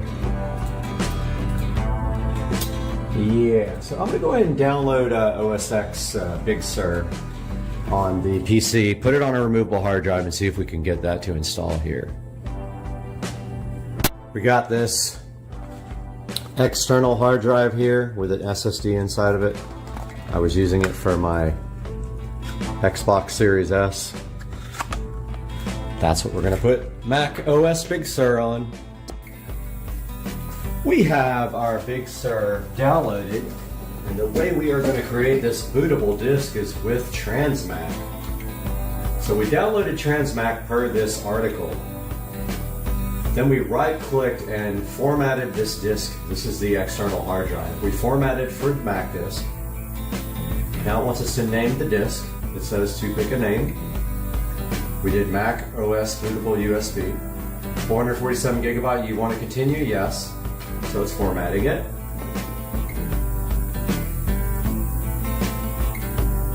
After that, it says we gotta right click the USB drive and restore with disk image. So it's done. Right click, restore with disk image.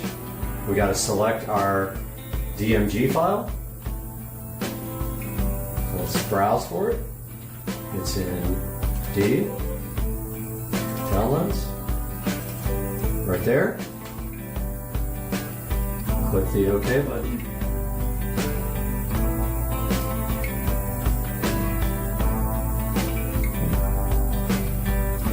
And we say yes. And here it goes. So it is formatting our external hard drive. And then we should be able to insert this disk and hold down Option and install. Should be it, brothers and sisters. So this guy's still going. Probably should have plugged it into the USB 3 port. It's a USB 3.0 enclosure. but I got plenty of time. I don't have much going on tonight. I do have to work at 9 o'clock, but that's, what, 4 hours away? I think we might be done with this by that time, but as you can see, this thing is going currently 10-15% done. I'll update you guys when it gets closer. We are at about 50%. This is going to take about 30 minutes to do, but hey, it's a Mac, everything's slow. Guys, almost done creating our bootable disk for our new iMac. And then we're going to put this in the iMac and select the Alt key because we have a Windows keyboard, but we need to press Option. So this thing scared me a few times on the way and froze up, but like it just keeps on keeping on. Gotta keep on keeping on. And so once this is done, we'll bring you in the other room, boot this up, hit the Alt key for Option, see if we can install Big Sur. We are back in the Supercar Street Racing Lab with the high-tech lighting environments, and I don't even think this thing has USB 3, but we're plugging in our hard drive here to the back.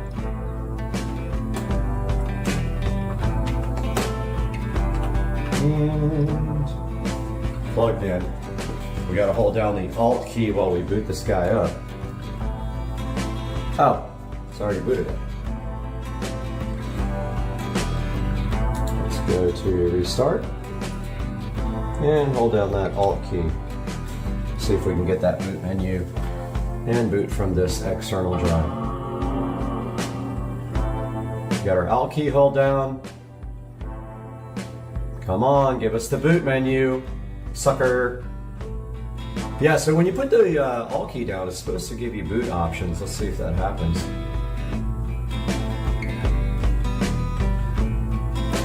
So I've been reading about replacing the hard drive on this thing, and it is not going to be good times.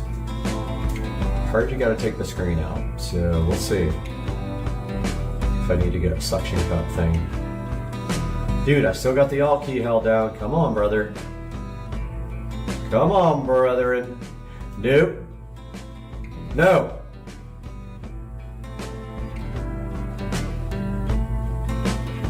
Okay, that did not work. So, not sure what happened there. I'm supposed to get a choice for a boot up menu. Let's see. Get my tablet out here.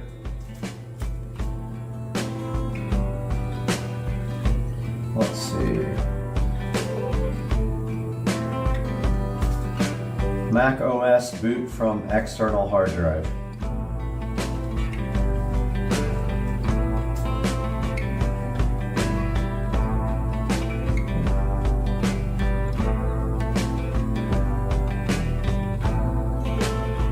It says the Option key, but I'm holding down.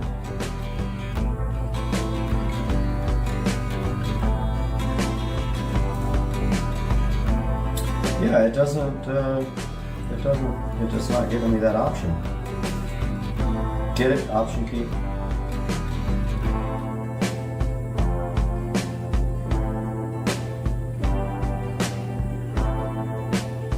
Yeah, I have held down the Alt key, which is supposed to be Option.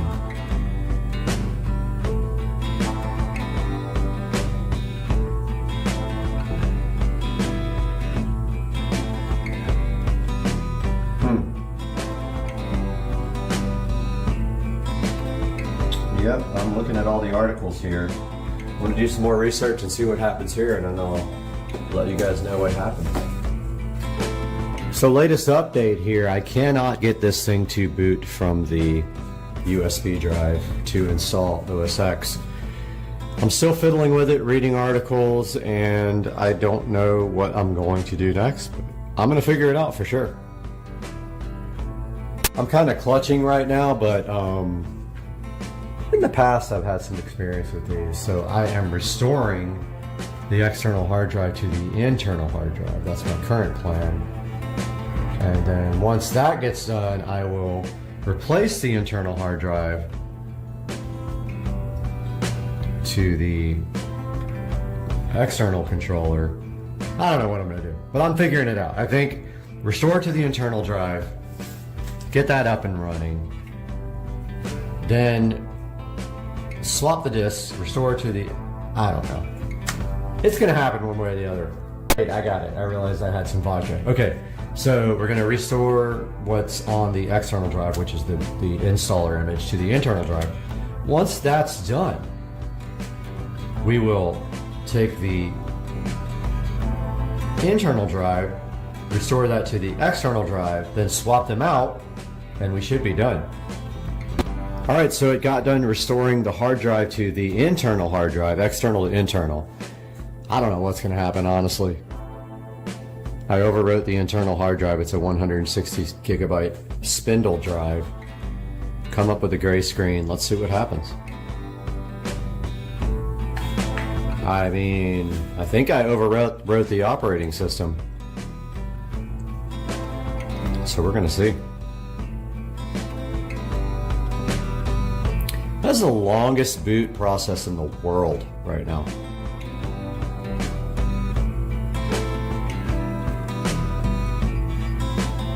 I mean, how is it booting? I just restored over the drive.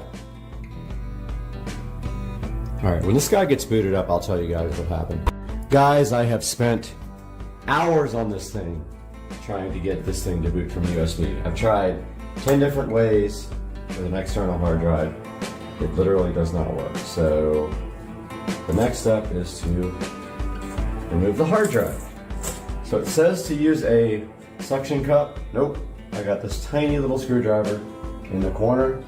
Lay it down here so it doesn't get dust on it. It's just held in by magnets. So you see, look. Magnet, magnet, magnet. Supposedly then we take out these screws. So let's get our Phillips.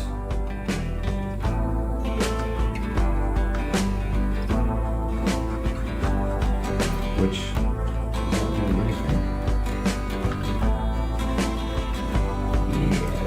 does not do anything. This guy.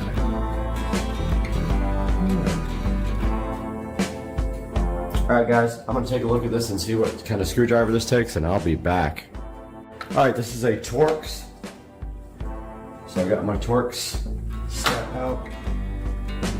And I got my trusty Black & Decker badass little drill.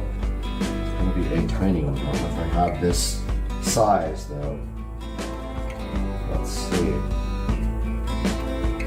This is the small size I have. It's not that small. Oh! Score! Let's get our headlamp on here. We're blind.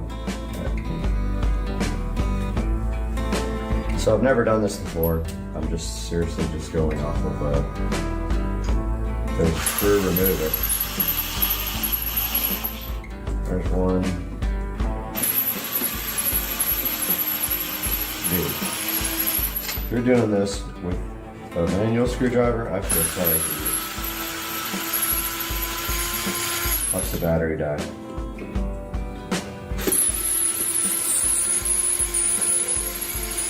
I think this takes the bezel off, and then we still have to take the screen off. They make it, like, why can't you just have a little cover on the back to take your, oh, some of these are short. Oh shoot, I didn't even look and see which ones were short. Okay, well, probably should have been paying attention. These are short, so I'm going to start putting them where they go. So they go like that. Yeah, I think these are the long ones down here, but I messed up. These are all short, but I have a few long ones that I don't know where they go. It's got to be these three down at the bottom.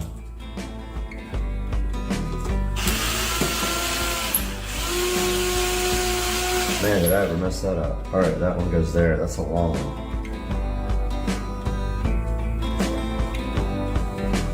All right, there's no screws though.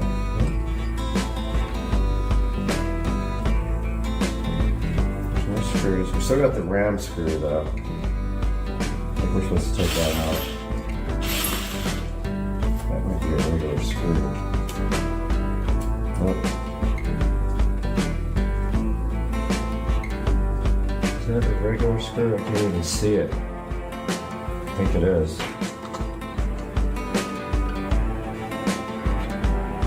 Looks like it might be stripped.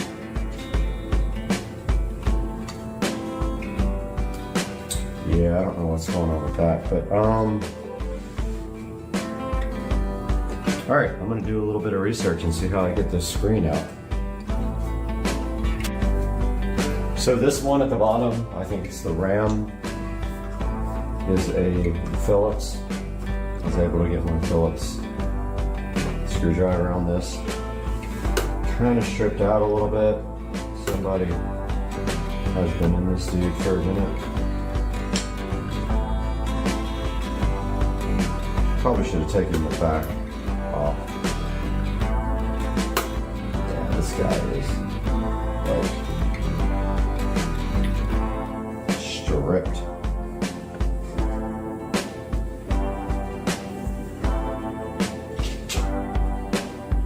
Boy, might be the worst.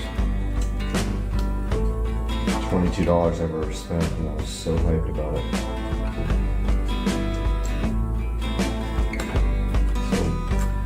The RAM drawer is not coming out. I'll loosen the screw.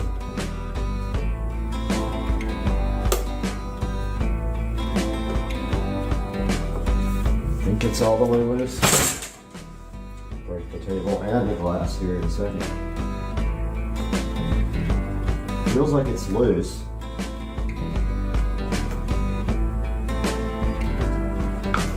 It's not coming out.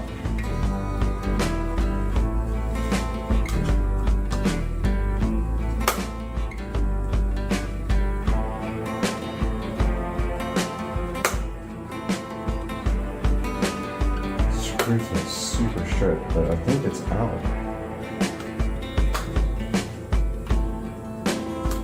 So if you can't get anything in it, just pry it.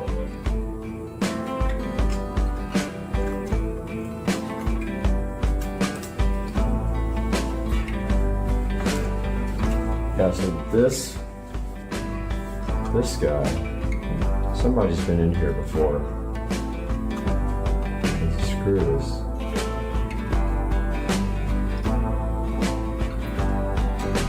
Like it's too small for that guy and it's too big for these other ones.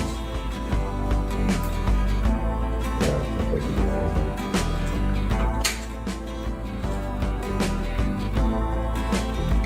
I'm watching a video here.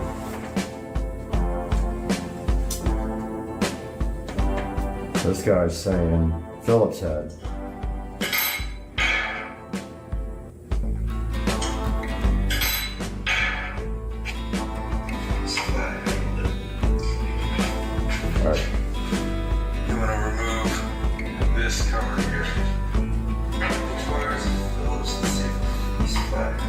So he's using a flathead to do it. And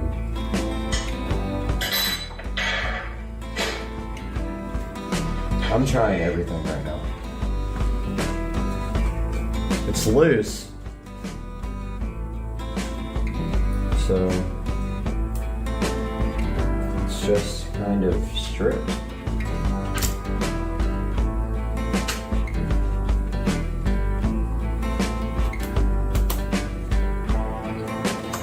Yeah, it's all the way out now. So it should come out.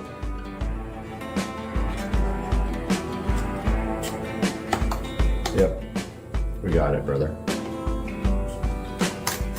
Yeah. Got the RAM cover off. It's got 2 DIMMs in it, so probably 1 gigabyte each. So let's watch this video and see what he does next. nice. This piece of you're not to drop any tool. Real slow. This is full of guys. Okay, so now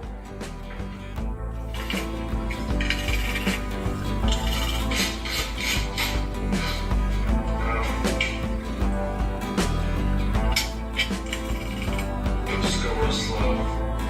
Right here. okay, so And it's connected. so he took the cover off next. Because there's no more screws.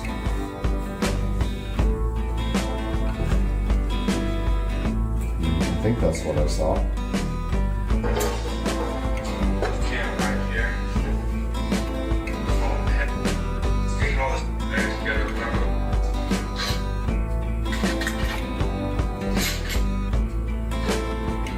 So I already took the RAM cover off.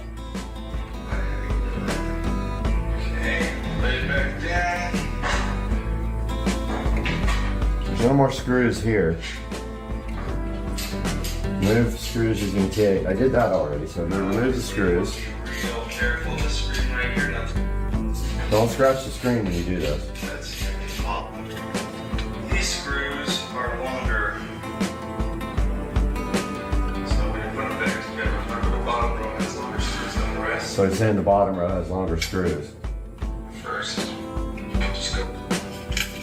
Alright, let's see what he's doing here. Once you take all the screws out, you have to pry the screen up. Alright, so he says pry it off. So from where is he prying it? Is my question. First, just go real slow. Push right here on the phone head. So he's pushing right here. It's connected. So I have some plastic tools. I'm gonna go grab my plastic tools. So he's saying to pry up here. So I'm definitely not gonna touch that screen, but I have some plastic tools here that are, they're not that thin though. I'm almost thinking like a small screwdriver under the foam. Yeah, so that did it. All right, so I got the screwdriver under. The cover wants to come straight off now.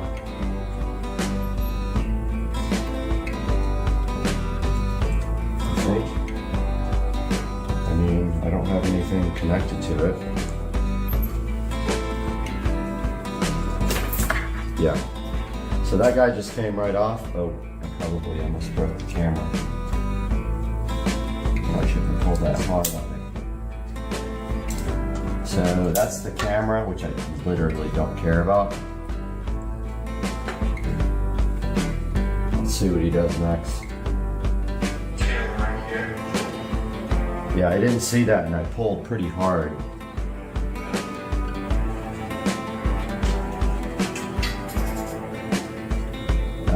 What did he do to disconnect the camera?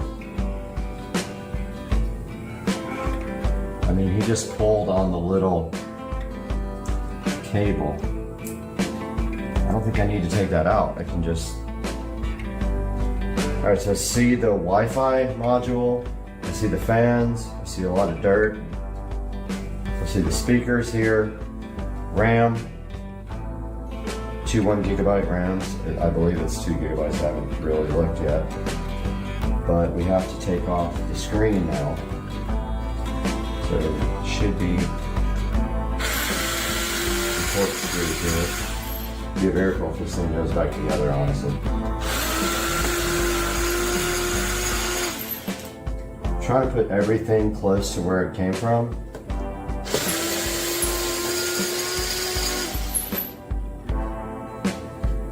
Wow, this thing is... Like, seriously, this is to replace the hard drive? I'm a PC guy, and like, I'm used to like taking the side of the case off, and then you have this. take the screen off to get to the freaking hard drive. You can't have a cover on the back? I mean, come on, dude. Alright, so let's see. Unless these two up here are connected to the screen, should be loose. Oh, there's one more.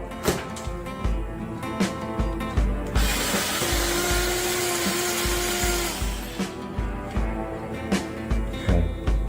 Well, got a piece of something there that I don't know where it came from. So we got the screen loose. We have a connector. There are a few connectors here that are in the way. And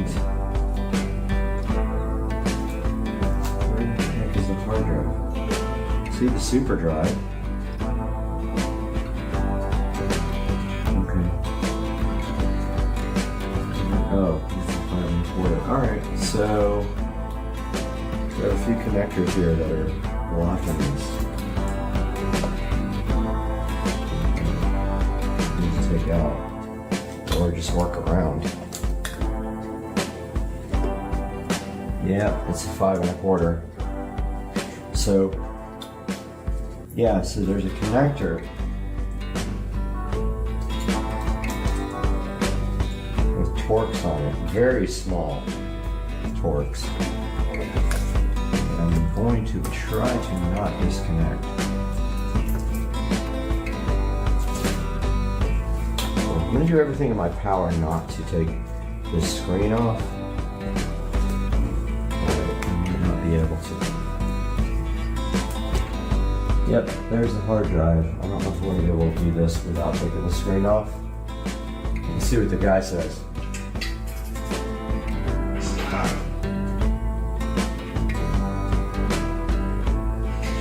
So he is taking the screen off now.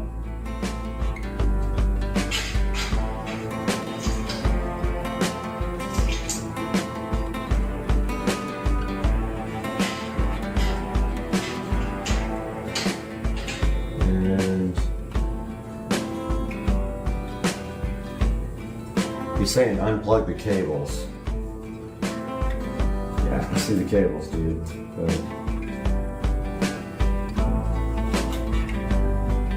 unplug. Okay, if we can just unplug this one, there's a couple of little white connectors here. If we can get those off.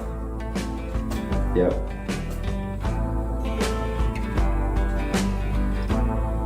I don't know how we're supposed to differentiate the two. I guess we'll just leave them like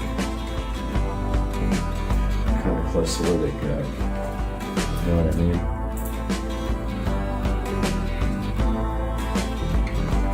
So here's the hard drive.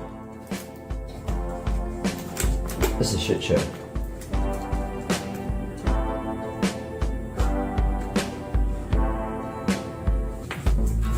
Hopefully I can get the drive out.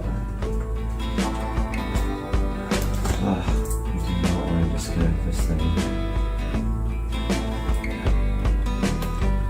Okay, well, that's all we need to do right there. So there was another little connector right here I had to disconnect. Oh, excuse me, anxiety to the nth degree, man. Now what? Alright, I'm gonna look at the video real quick. I will be back. So it says the hard drive pops out. The guy's like messing with it right here. What is he doing? I have no idea.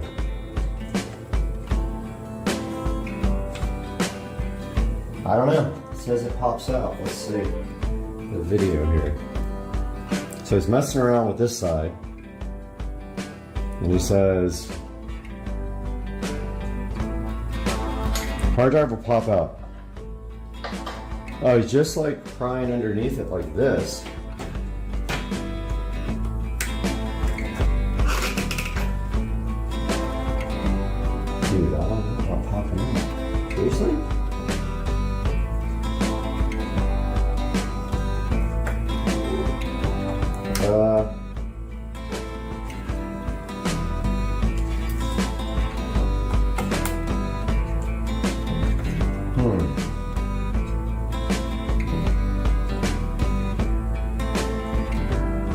right, I'm gonna mess around with this because I don't know what this dude is talking about. All right, guys, so I figured it out finally. I pried on the hard drive a little bit. I had to remove the temperature sensors. And these SATA cables should just pop right off. And they do, just like that. One of them is power, one of them is data. Now, of course, we are putting a SSD in here. So we're gonna double-sided tape that guy. And this is the SSD we're trying to install from USB, which never worked. So I don't know what's gonna happen after I put this in, but here's the SSD. So it is a Toshiba /OCZ. We need our double-sided tape. Wherever that went, I don't even know where it went. It's probably on the table. It is. So here's our double-sided tape. Let's get our scissors going.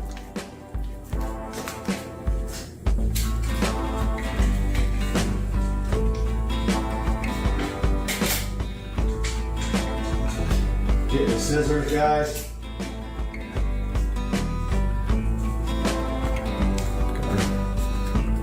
Oh, forgot the scissors. What a shit show. I'll be surprised if this thing ever goes back together, honestly. So when I was a kid, I used to take things apart and I couldn't put them back together. And my dad would get so mad at me. So we only need about that much.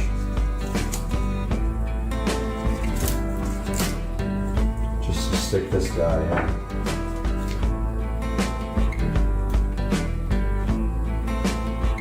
So cut a little bit of double-sided tape off. Try to separate it. Of course, I'm never gonna get it while I'm on camera.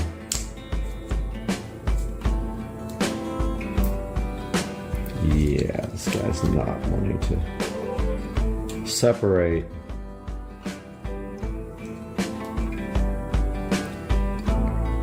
Oh, can't even with this stuff.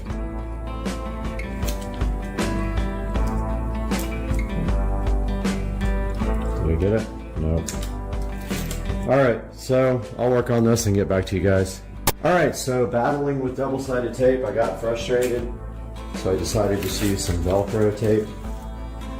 So it's got literally 2 sides here. One is big. So you basically cut the same length for both. We only need like that much. That's perfect. And one side goes on our SSD here. Just like that. Ah, wrong side. The data cable's over on that side. I put it on the wrong side. And the other side goes on the motherboard. So what we'll do is we'll stick it to the actual Velcro, attach the cables, and then let that thing stick itself like this. So now we'll attach the cables. Back. Then we'll go ahead and let this thing stick to the motherboard. Ah, okay, so interesting. It doesn't want to stick because the cables are in the way. So, yeah, it doesn't like that. So, it wants a height, basically. So there needs to be something in there between. I'm gonna find something to put in there to kind of offset that. I got the hard drive in there somewhat. It's just kind of Velcroed in, and This is the temperature sensor. So I'm just going to tape that. I mean, the SSD is never going to get more than like, I mean, the old school hard drives would get super hot. SSDs don't get hot. So I'm just going to take that temperature sensor back where it was. And then this guy should be ready to be reassembled.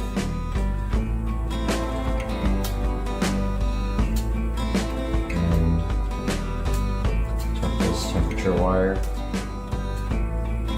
under.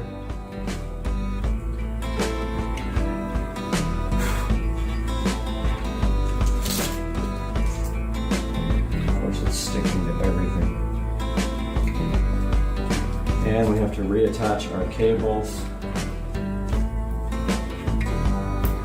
Hopefully everything still works.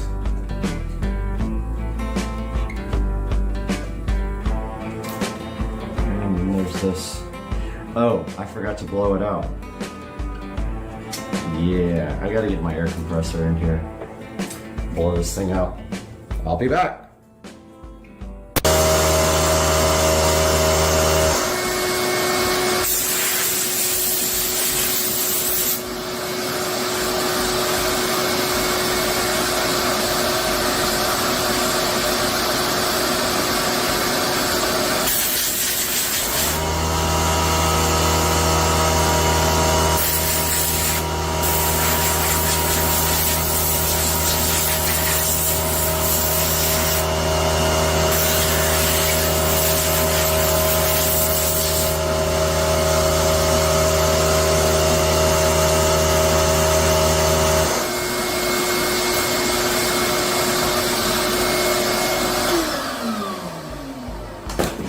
So honestly, guys, not that dirty.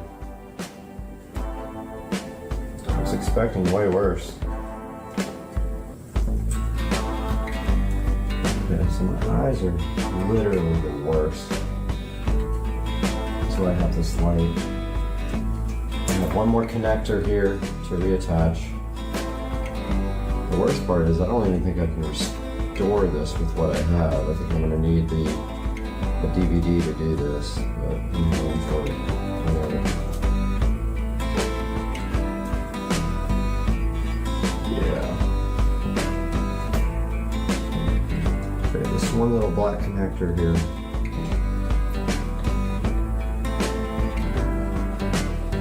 That I literally can't see. Guys, it sucks in your eyesight. Getting bad. Plus it's really tiny. Might need some needle nose.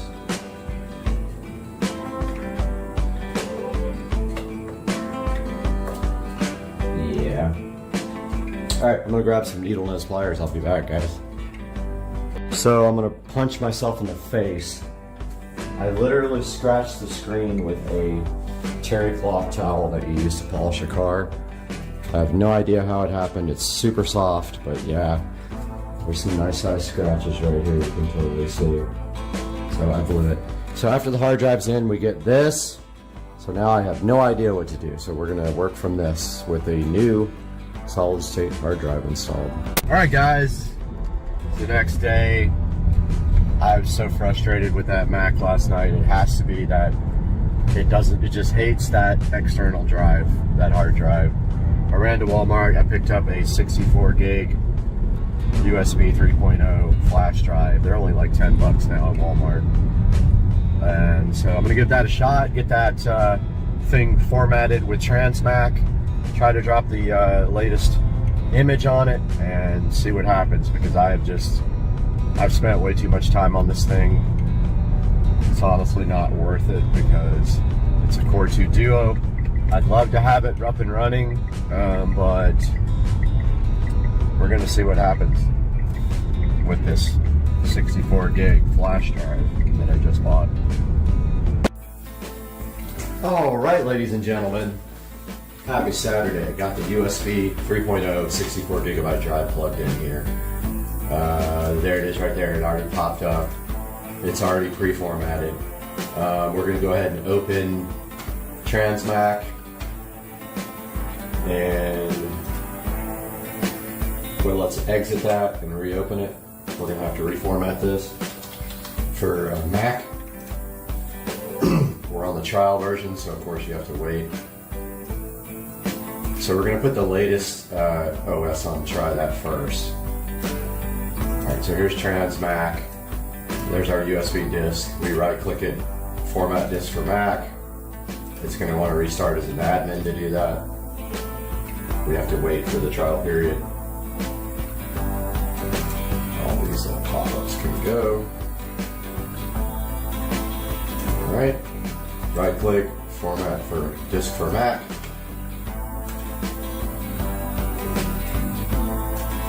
OS sucks. Still upset that I scratched the screen on that with a soft cloth, man. Those things are freaking very, very sensitive to scratching. If you ever do this, if you ever remove one of those screens, do not use anything but like a soft paper towel on it. I used a terry cloth and it scratched the heck out of it. Alright, so it's formatting the disk now. We shouldn't need this partition anymore.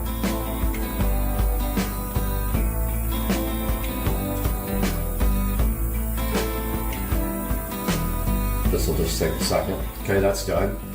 Now we can right click and restore with disk image. And we find our image, Catalina. I think that's the latest one. And click OK. And here it goes. Let you guys know when that's done. Well, of course that failed because nothing ever works correctly with this thing, so I started it over in a USB 2.0 port. That's all I could think of to try. I'm not sure what to do if it fails again, besides maybe try another USB stick. This guy's been going for about an hour. I'm scared to do anything, to touch it, to look at it, to breathe. But yeah, I was actually shopping while I was doing it, and it was scary. I honestly believe it had something to do with USB 3, but we will see right now because it is about to finish. It looks like the last part goes quite a bit faster than the first part. But yeah, this has been going for probably about an hour. It was way faster in USB 3, but I think that's what was causing the write errors. Either that or I had it plugged into a hub in the back. And sometimes, you know, those hubs don't play well with these USB flash drives. But yeah, it's about to finish. Let's see if it's successful. Hold your breath here. Got about maybe, I don't know, 20 seconds left. I mean, it's unimaginable how slow that was. I mean, even on USB 2.0, good grief. Very, very slow process. The hard drive was way faster, of course, but never worked properly. So, don't know why that is, because it's just a USB device, but, you know, maybe the Mac doesn't like having a USB hard drive as a boot device, especially on the first try. I know I've done it. I've made one from inside of OS X before. That works fine, but I've never tried to make one outside of the operating system, like from a PC. All right, here it comes. Was it going to work? It worked. Restore complete. Okay, let's click OK, and and we can eject that. I don't want to take any chances on breaking it, but it did not eject. So I'm waiting for the data to write to it. Hopefully it's good. And let's go ahead and go in here where you guys can be witness to it. Let's get you guys zoomed out. Alright, I'm going to stop this video so I can zoom out. Alright, we're right here in front of the iMac now. We're supposed to have to hold down, I think, the Alt key. So I'm sticking the USB flash drive in the back. And let's power it up and hold down, I think it's Alt.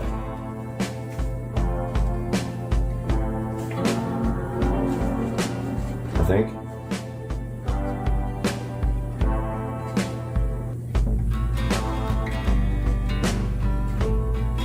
Nothing happened except the mouse.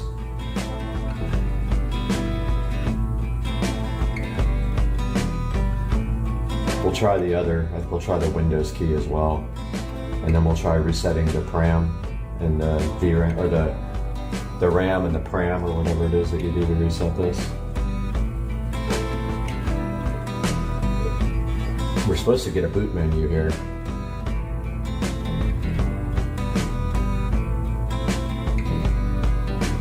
Doesn't look like that's going to happen.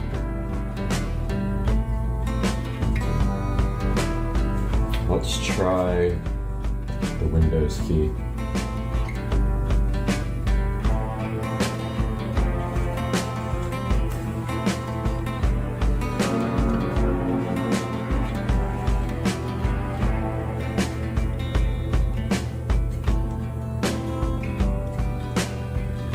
Okay, no mouse cursor this time, but no disk boot menu.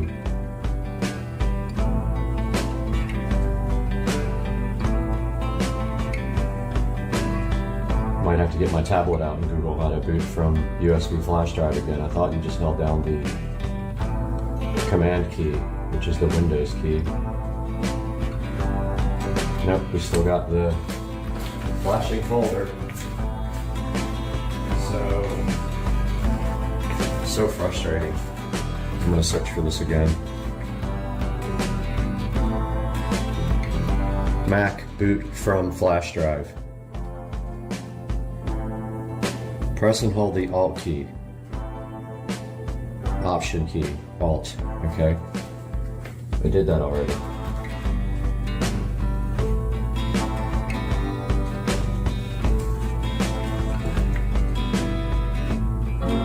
You can see where I scratched the screen with a soft terry cloth.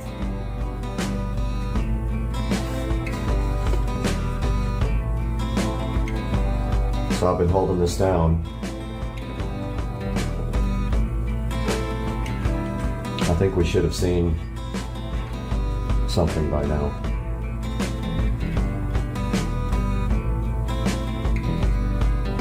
I'm giving it a second.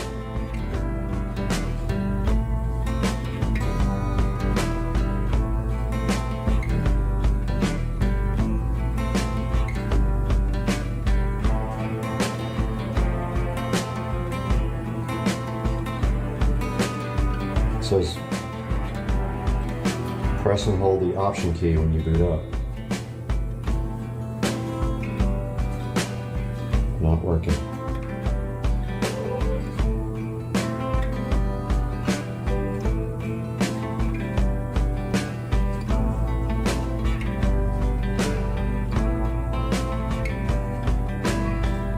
Did not work. It's like the 15th time I've tried this. Let's try resetting the PRAM, I guess. It's Windows Alt PR and power on.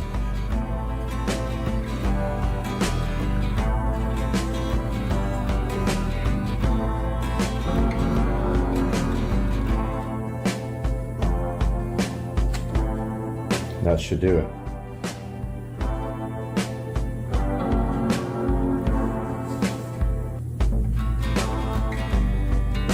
No disk, no boot disk selection. Damn it. This is frustrating as hell. Tried everything on this thing.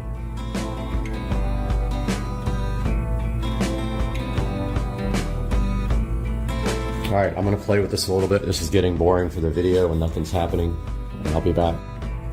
Alright guys, so it is a few days later, and after some really tough struggles, I was finally able to get the OS installed onto my solid state drive. So here, what you can see now is coming up in the next video, and that is upgrading the non-supported 2009 mid-year iMac to High Sierra. Totally not supported, but I'm going to show you guys how to do it. So that's coming up in the next video. I hope you guys enjoyed my whole struggle with this machine. I really had a tough time with this. I tried creating USB disks. I tried installing it from an internal. I tried creating installers on an SSD and then installing that internally to the machine.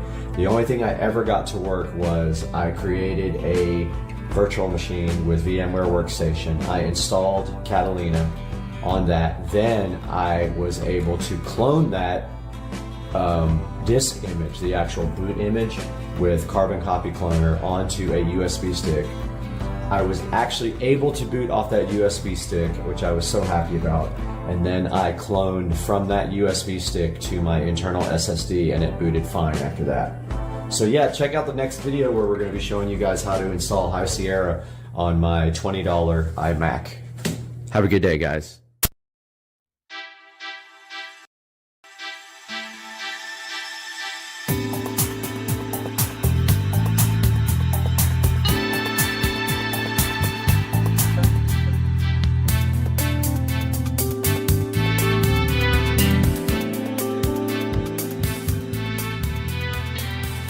Okay, so now that you know a little bit more about 6-star pre-workout explosion, we're going to take a look at the package here. So one thing about this product that I noticed from the very beginning is that they changed the packaging from a short, fat package to a tall, skinny package. I don't know what the advantage of doing that was. But when they did that, you would think that you would change the scoop inside so that you can actually reach the product. Well, I've gotten word that some of these have not been changed, and so you still get a short, fat, you still get a tall product with like a tiny little scoop that you can't reach. So I'm gonna go ahead and undo this.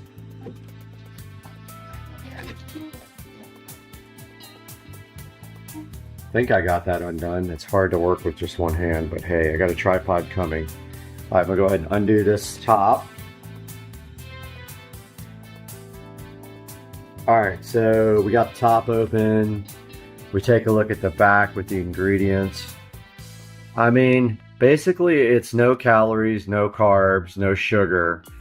So, but you've got all these other ingredients. So if you're at all concerned about different types of chemicals in your workout drink, make sure you take a good look at these directions. Now they recommend 1 scoop per serving of water, and it gives you like direct instructions right back there. And I seem to think that I'll start with 1 scoop and see how that works out and see if my workouts are good with that. But you can see right here, it's got creatine. It's got whatever the heck that is. Beta-alanine. 0 carbs. 30 servings. And so this flavor is called, what is it? Icy Rocket Freeze. So it's supposed to be like a blue punch. So what we're going to do today is go ahead and open up the top real quick, and I'll be right back with you. All right, we got the top open, got the little foil thing out, and I'm curious to see if we got the right scoop for this. Let's see. We got the tiny midget scoop. So you tell me how that little tiny scoop is going to get to the bottom of this package when most of the product, and it's only halfway full, which is annoying. I mean, they could have made the package the same exact size, but I guess they were trying to make everybody think you get more.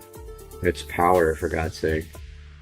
But yeah, so here's the tiny little sawed-off scoop that you get with the 6-star pre-workout explosion. I mean, I guess you could always like tilt the can over and like knock it down and all this other crap. But hey, they are coming with bigger scoops, I heard. And yes, this does supposedly turn blue when you add it to water. So we're going to head over to the kitchen and mix up a batch right now. All right, we're in the kitchen now. Got my empty Publix spring water bottle. Gonna go ahead and fill with my fridge, which has filters and all that jazz. Gonna fill it up, not all the way. I'm gonna fill it up like, I don't know, 90% of the way, so I can still get my funnel in there. This bottle is jacked. Almost to fall over the whole time. Get my funnel out.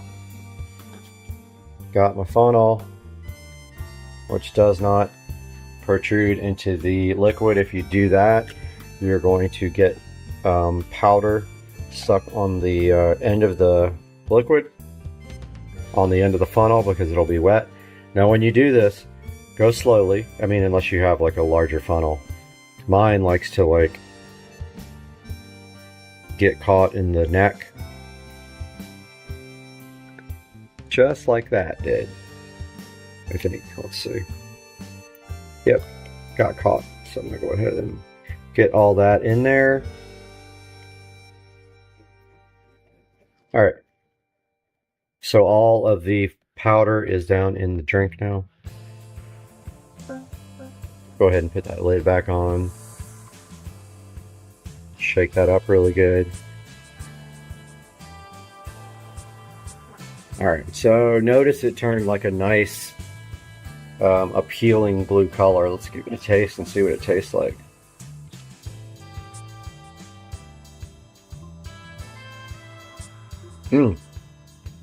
Actually does have a really good taste. I mean, I guess it tastes kind of blueberry fruit punch-ish. Artificial sweetener, you can definitely taste that it's artificially sweetened, but it's got a good flavor actually. I'm gonna go ahead and fill that up all the way now that I've got the funnel out of it. Okay. So this is ready to go for the workout tomorrow morning. So what we're gonna do now is tomorrow morning when I start my treadmill workout, I'm going to get on the camera then and update you guys with a little bit of a impression of how this stuff is flowing through my body and tell you how I am reacting to it, and I'll see you then. Good morning, everybody. Hope you guys are having a good morning. It's Friday for me. I don't know what day it's going to be for you guys when you get this video. And I'm having issues with YouTube processing my videos forever. So the one I put out today says it's standard definition, which is annoying because I deleted it and tried re-uploading it. But anyway, it's a late start for me because I've been playing with the crappy tripod that I got yesterday. The thing is absolute junk. I tried to tighten it up to keep the phone from moving, and of course it broke immediately. So heading out to the treadmill right now to get my hour in. So let's turn the lights on out in the sunroom and head that way. And I've got the 6-star pre-workout explosion drink, and it goes right here. I have this fancy, I should have done a review on this cup holder when I got it. And then I got my shelf for my remotes, which I need to fix real quick. And then I'll get on the treadmill and update you guys from there. Right, everybody, I'm about to get on this treadmill. Get it going.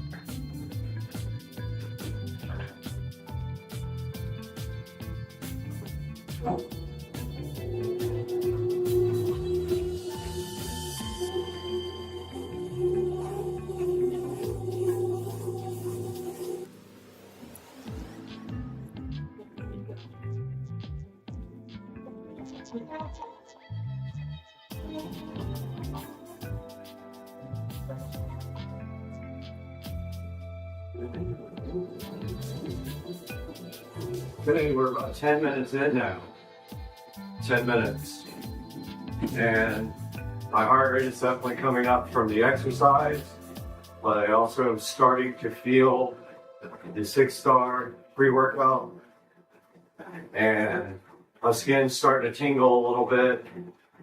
I can tell that I'm a little bit more ready for the exercise this morning, and I'll update you guys again in another 10 minutes.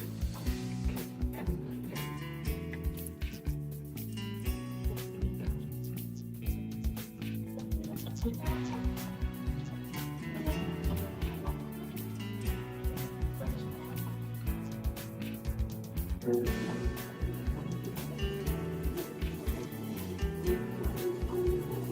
right, guys, we're at 20 minutes now. 20 minutes. And my heart rate is definitely elevated a lot more now. Starting to really get warmed up into the workout. And my skin is crawling a little bit, which I like that feeling. And also, I'm starting to break a sweat a little bit. I have the treadmill on a slight incline. I don't know, maybe that much. I'm going 3.1 miles an hour. I have burned 178 calories, and I have gone 1.12 miles. I do an hour on the treadmill. Usually by the time I'm done, I'm completely covered in sweat. It's a really good workout for the morning. I'm usually off of this, I don't know, no later than 6:30 a.m. And then later I go to the gym where I do either a circuit or weights and another 30 minutes on the treadmill. So we'll check in again with you guys at 30 minutes.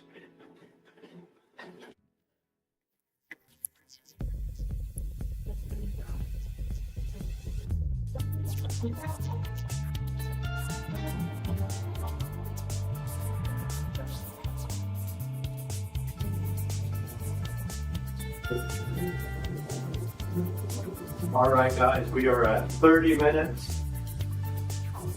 30 minutes on the treadmill, and I have drank about 3/4 of the bottle. Now the effects are fully in my system. My skin is tingly all over. My hair feels like there's bugs crawling in it. It's kind of a cool feeling. It's that rush of energy feeling. I'm totally ready to go another 30 minutes here, no problem whatsoever. Completely beat it up with sweat here, undershirt, everything. And so stuff is doing its job. It has a great flavor. It goes down really easy. I totally love it. I can see myself using this at every workout.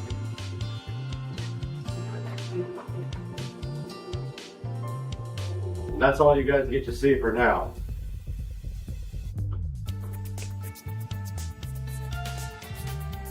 Got the 6-star pre-workout explosion right here.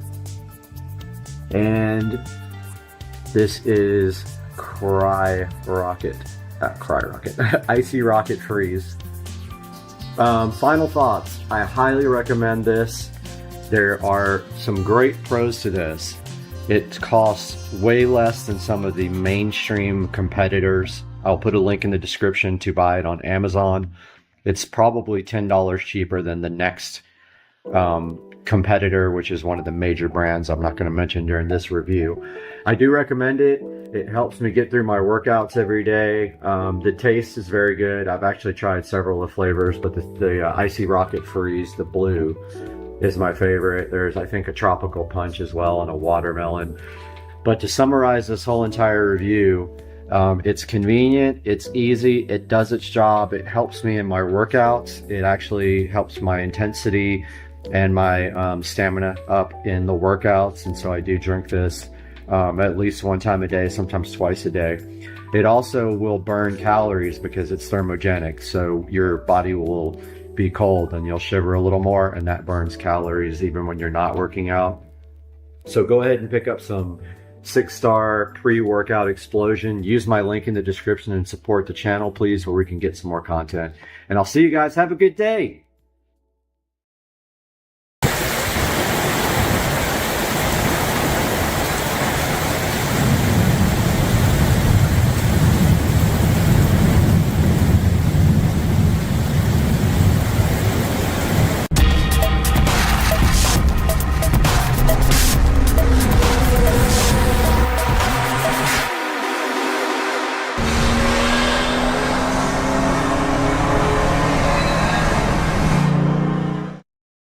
guys, welcome back to the channel.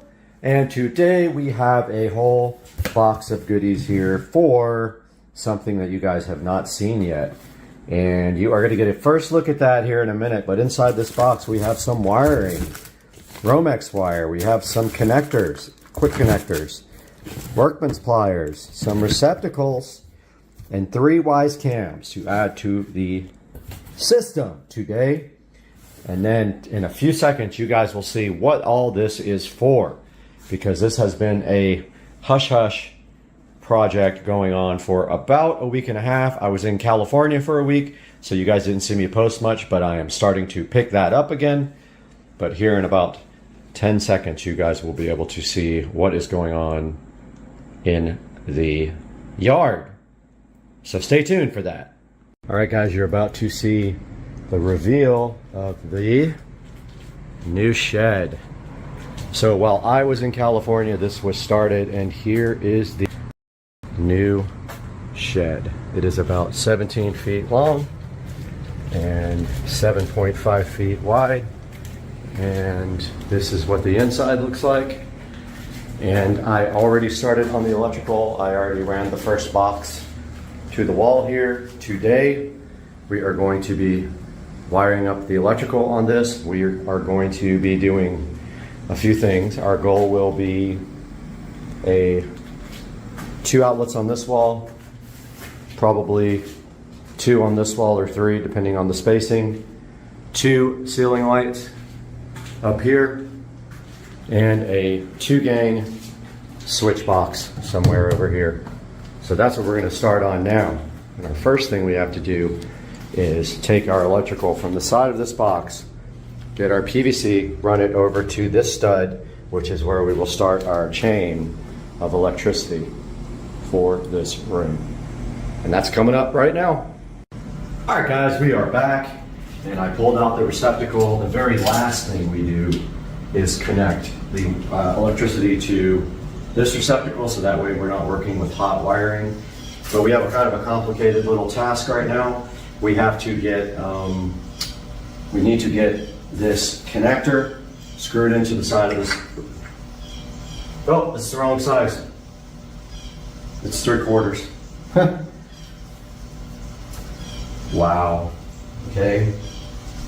That sucks. Actually gonna probably just glue that in there since it's the wrong size. Yeah, that's what I'll do. I'll just glue it, and then it will fit this pipe because I don't feel like going back to the store. But we do need to cut this pipe long enough to go into a hole over here. And our pipe is 1/2 inch. Let's see which bits we have.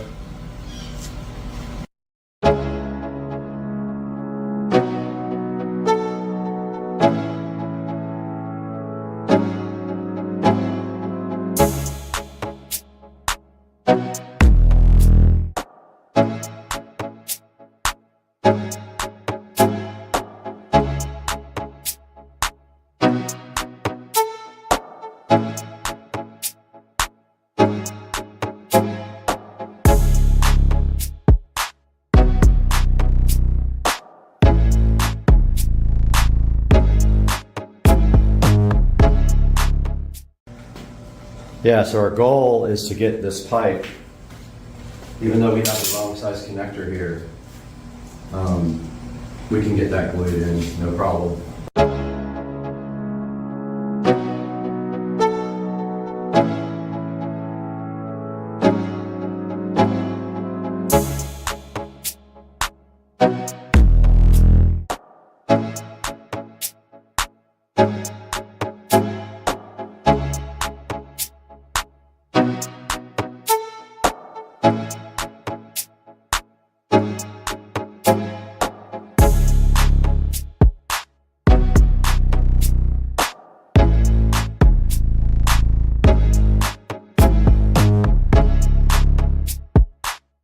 All right, guys, we got our level here.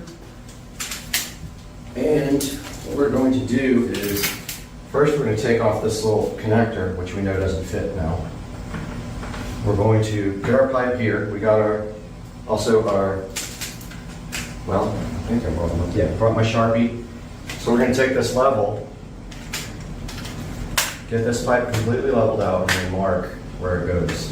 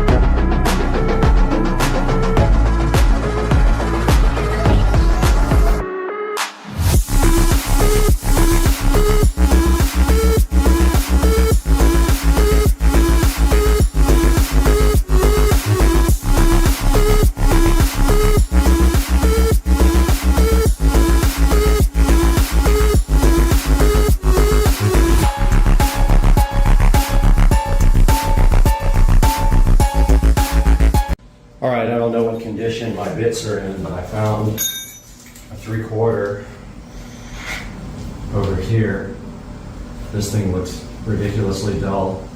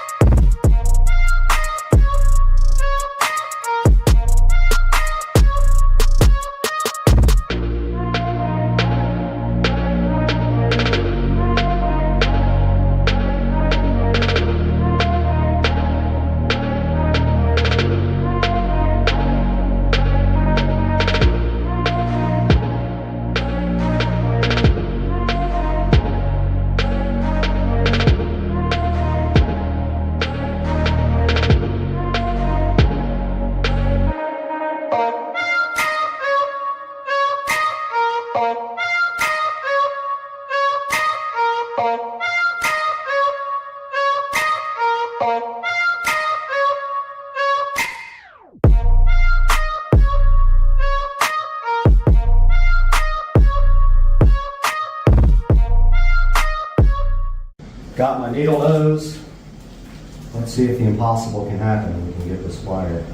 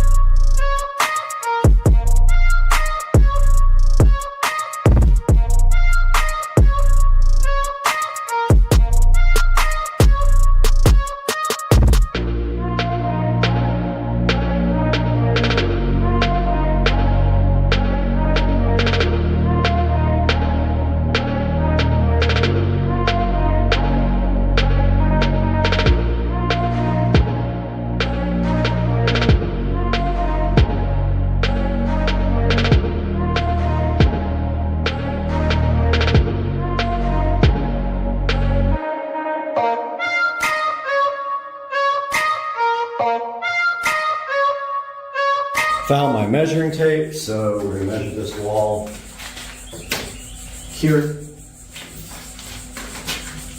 And it is 90-ish. So we're gonna do one at 45. Okay, so we're gonna take it on this side. We're gonna run up with probably, we're gonna go that way. We're gonna go towards the door over here, and we're gonna go towards the roof. We're gonna do both.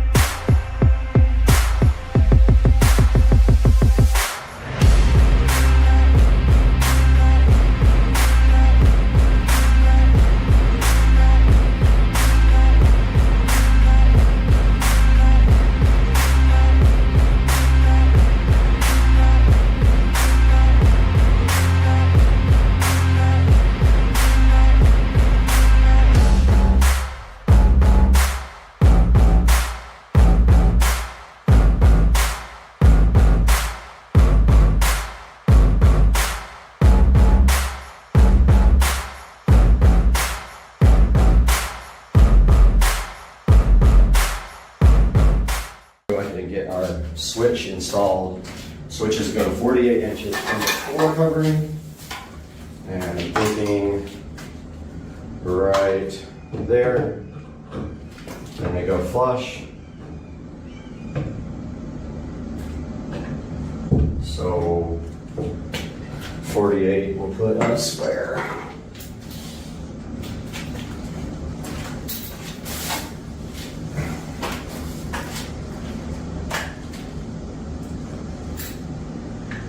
Inches.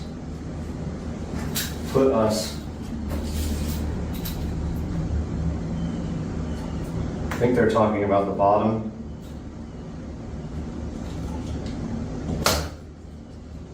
Which puts us right there. Okay.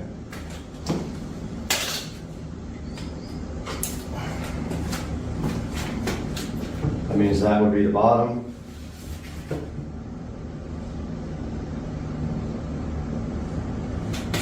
And it's got to be flush. Of course, it tries to move when you.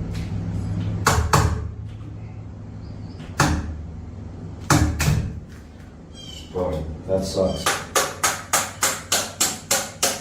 I never use these nail-in ones. I hate them. Couldn't find one with screws though.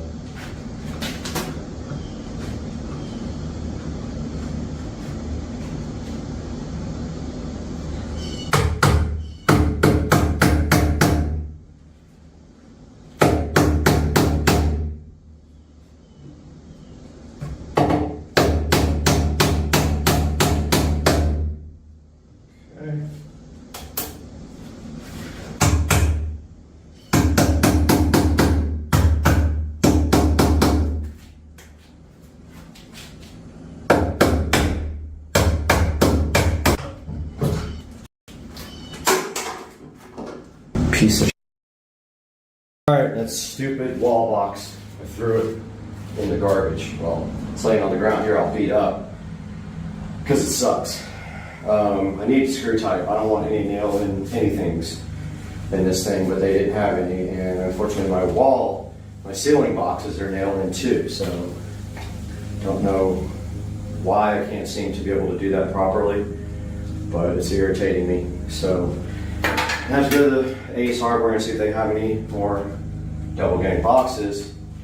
But meanwhile, I've got I drilled a hole in the top cap. This is where I'm going to come up and around for feeding lights.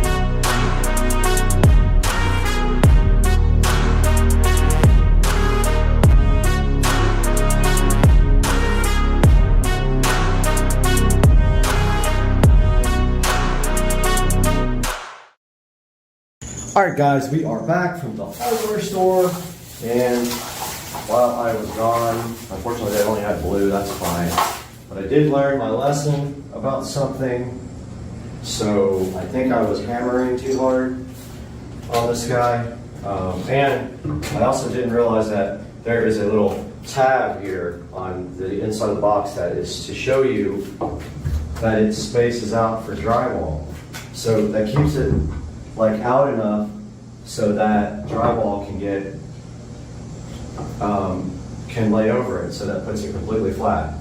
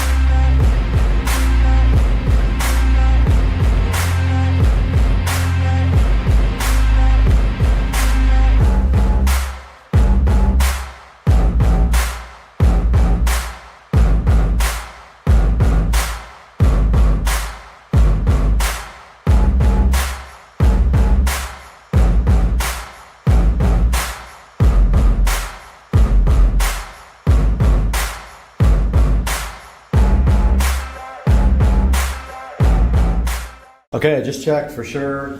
The bottom of the outlets are at 12, so I do have this one marked correctly. That is assuming we don't put flooring in here.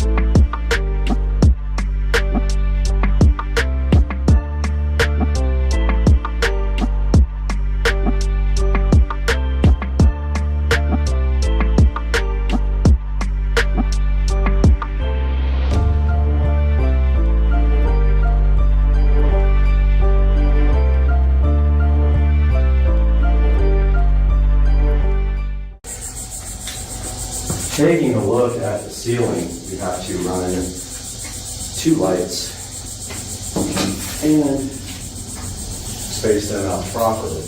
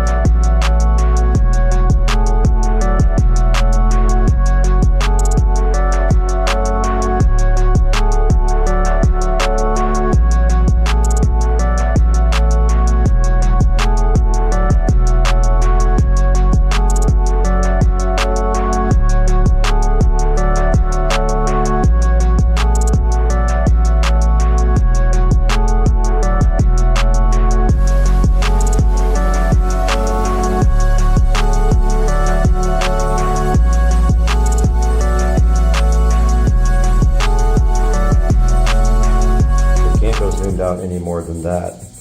So what we're going to do is take this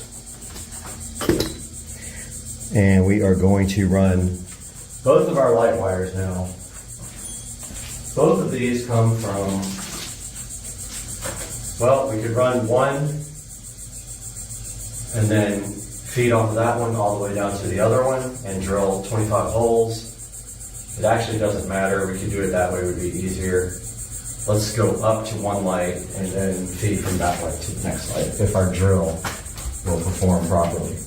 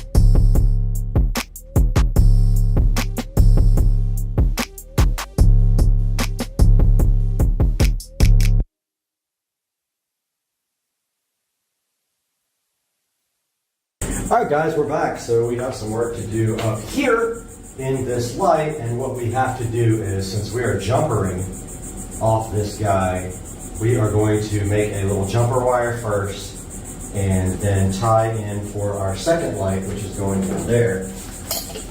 So we can get up here and strip our wire pretty high up. Use your razor knife for this. Watch your fingers.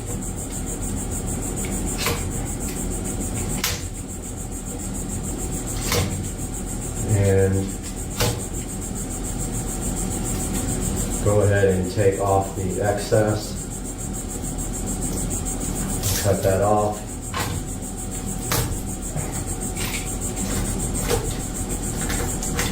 Oops. Almost tried to cut the black wire off. Okay, so we have our tie-ins right here. We've got way too much wire. We're going to end up cutting that, but we have to run a second wire all the way over. So let's get that started.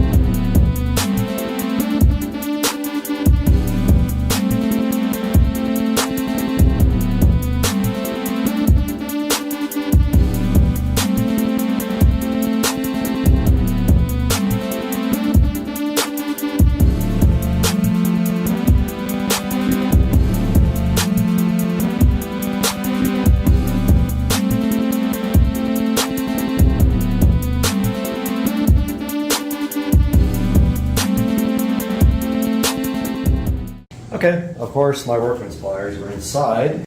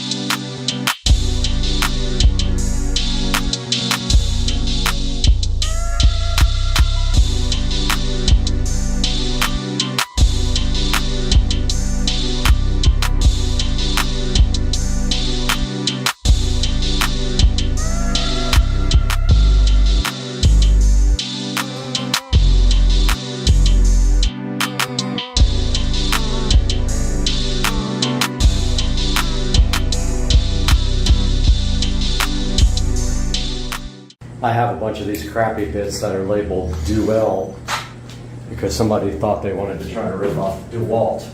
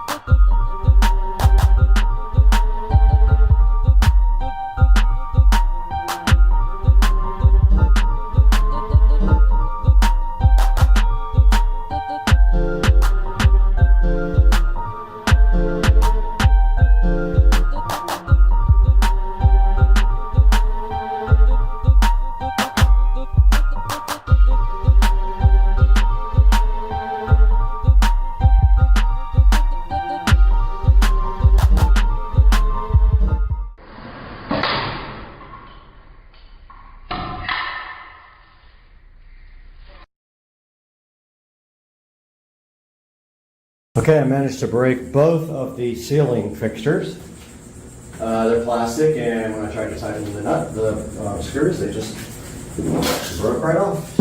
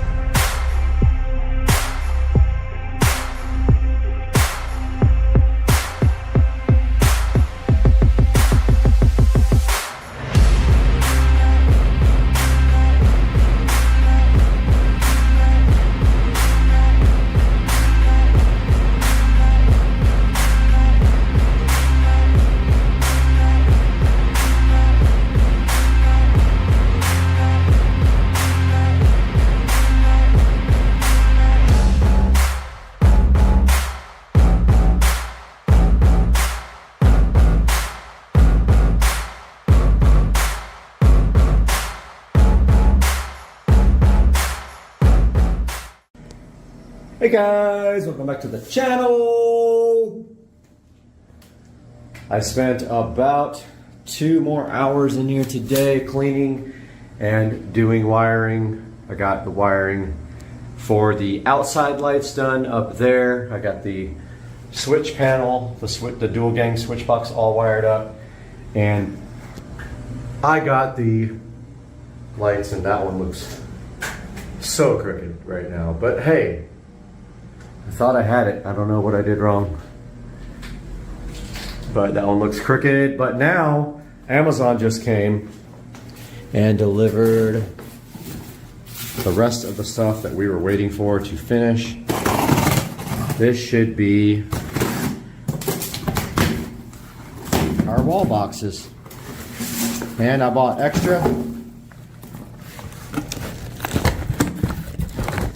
So we should have like 10 in here, and we can start our wiring. So hyped. The hype is real. And so first we will be doing this guy right here. We're gonna stop down, get you guys a little closer, and start some wiring.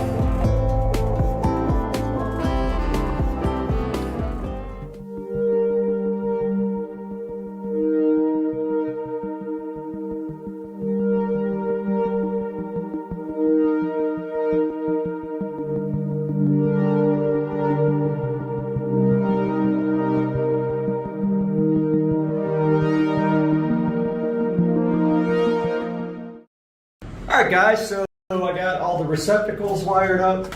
We should be at a point now where we can hook up the circuit. And I just realized our ground isn't tied in. So yeah, okay, so this is hot, by the way. This is hot, so we don't want to be touching anything to anything else. But we do need a wiring nut for that guy, and I don't have one. Or we can use our quick connect, so I'll be right back. I'll give you the quick connect. All right, I got our quick connect. It's just for the ground. And then we'll see if it pops when we put in the rest, because it's gonna be a hot circuit.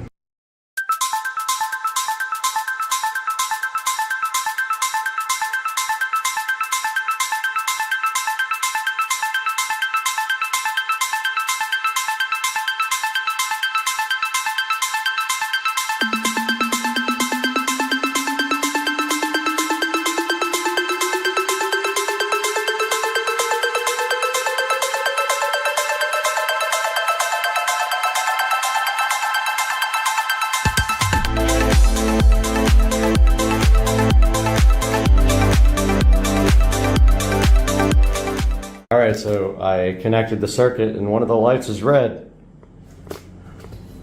Check it. I just grabbed a light bulb. I didn't know what it was, but yeah, let's see which switch works. Okay, so the switches work on that one. This is my first time wiring up a room. Now we got to clean up this guy, so we need silicone sealer first, and I'm gonna go grab that. All right, guys, I got the conduit caulked up with clear silicone sealer there. It's gonna take 24 hours to dry, but I did test this outlet. It works good. Switch here turns off. Let's see if this outlet works. My little tester. It does. And then this outlet. It does. So this is my first ever entire room wiring, and I replaced the red bulb with a LED bulb. So we got double LED bulbs now in the shed. So hyped. So tomorrow the lights will be here. They are garage LED lights, 12,000 lumens each, that will go in these, and you can aim them like little wing flaps. Now we can close this guy off real quick. Let's go ahead and get that done. I will get you guys all secured. But the other light, the second switch here, is going to be a smart light, because that is going to control the outdoor lights, to which we will probably have a spotlight shining there, a spotlight shining there, and yeah, so that's that. Let's put the last thing on. It's just a simple little double wall plate.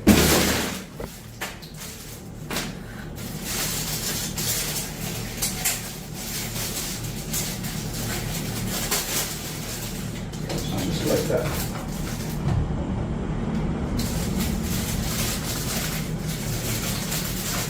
Don't lose the tiny little screw.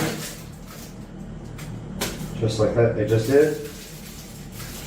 And here's what's funny, they give you one extra. Because if you drop one like I did, and you can't find it, they give you one.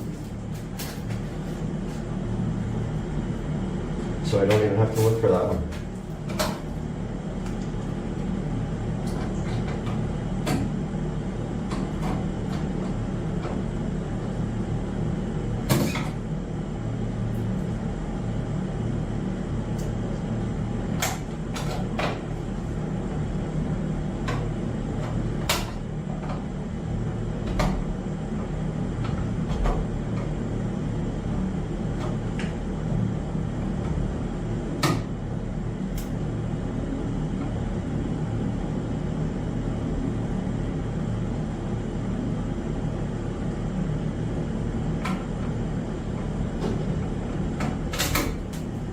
Okay, I did drop that one.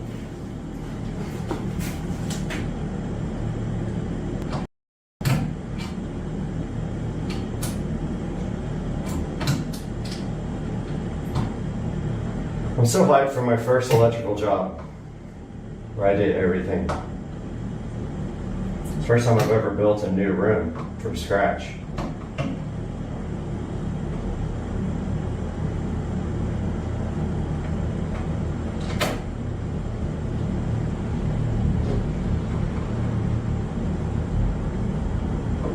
All right, so that's that, guys. We have electric in our shed, and tomorrow we can seal up the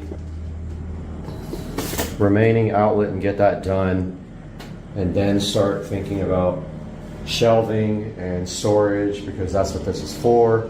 This is for the golf cart, which is why it has a double door there. And then over here, maybe a workbench or something, I'm not sure. Maybe an air conditioner in here if we can get it, but that's the only thing left, and that will have to sit for a while till that silicone can dry. Hope you guys enjoyed it. Next video will be the outdoor lighting situation, so you will see me at that point, and we will talk again. Supercar Street Racing, peace out.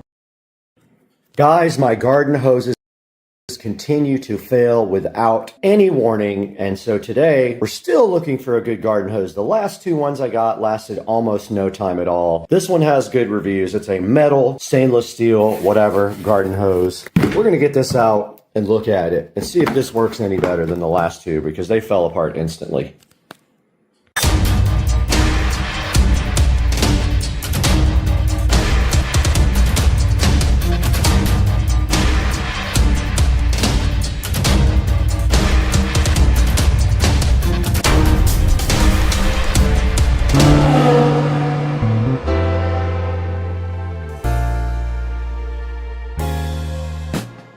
The quest for a garden hose that actually works is still going on. My pool people did not tell me that the hose that's out there is absolute garbage and it's leaking from everywhere. And it was one of those blue hoses that is supposed to be stretchy and then it goes down into a small hole.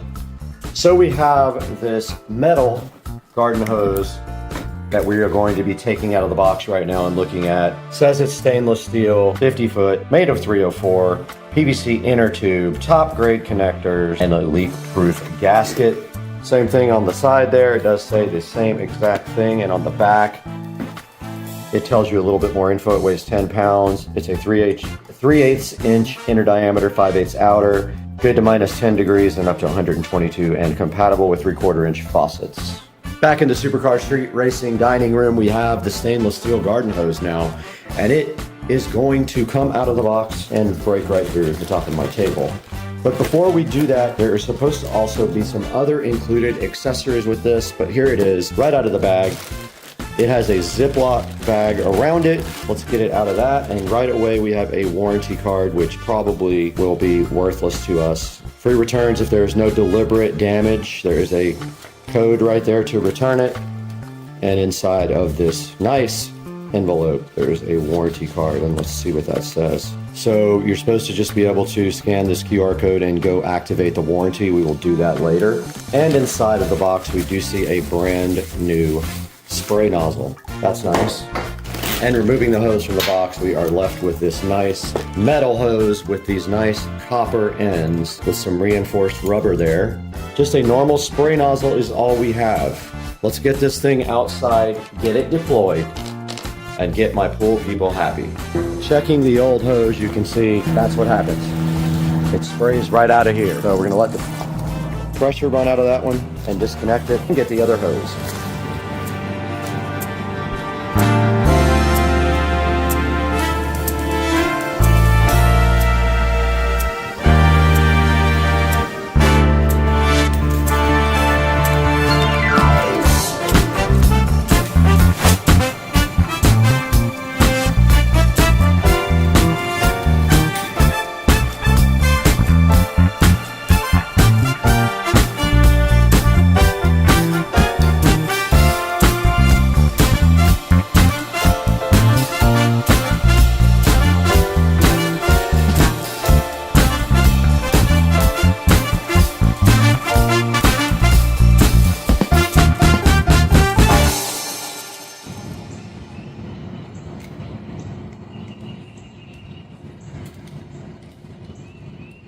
Okay, so This feeds through.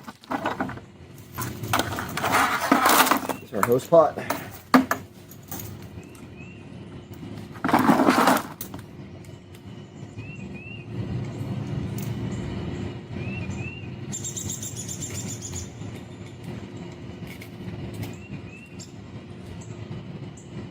No leaks. Perfect.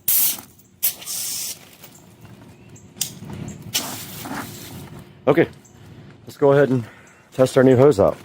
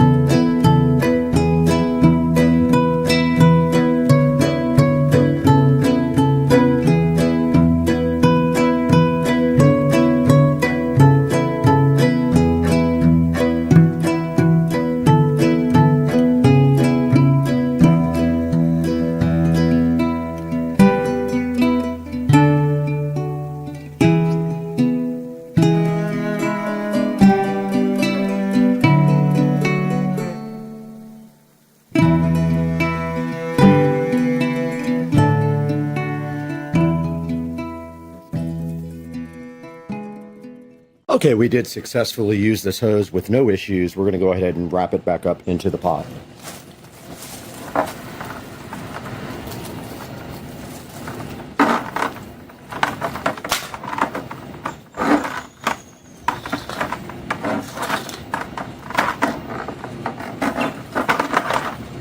No problem. Now this can be inserted into the trash can.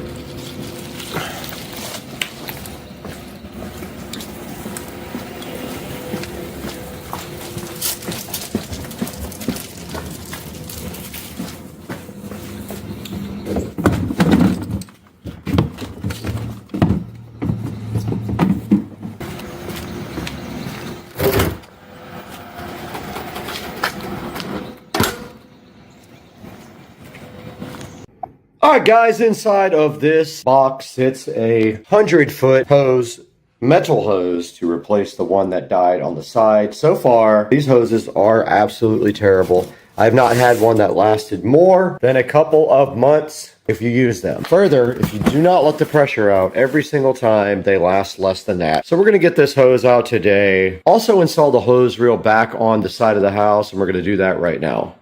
I love this. I opened this. I had to put it online, so the thing's already open, obviously, out of the box, but the last hose you will ever buy, I doubt that. Always hype, never true. This is the third hose I've bought for this side of the place. Let's see what happens.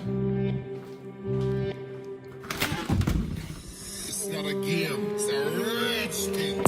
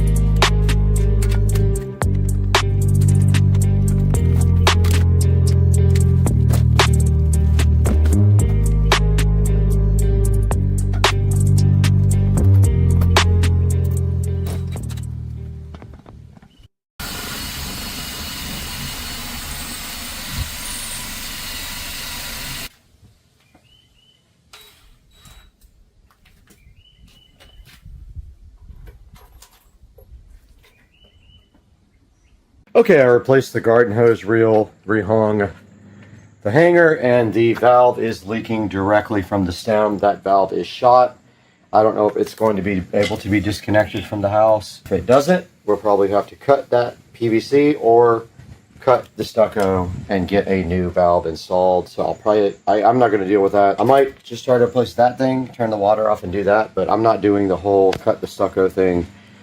So we'll see, but I do need to water the grass a little bit, so I'm going to go ahead and do that.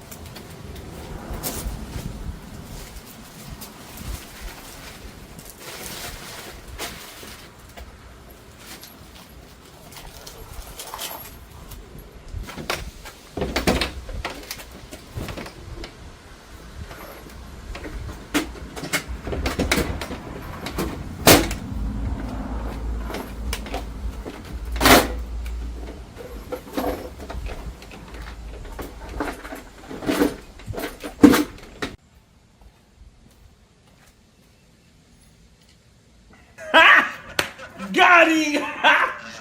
Got him! Oh!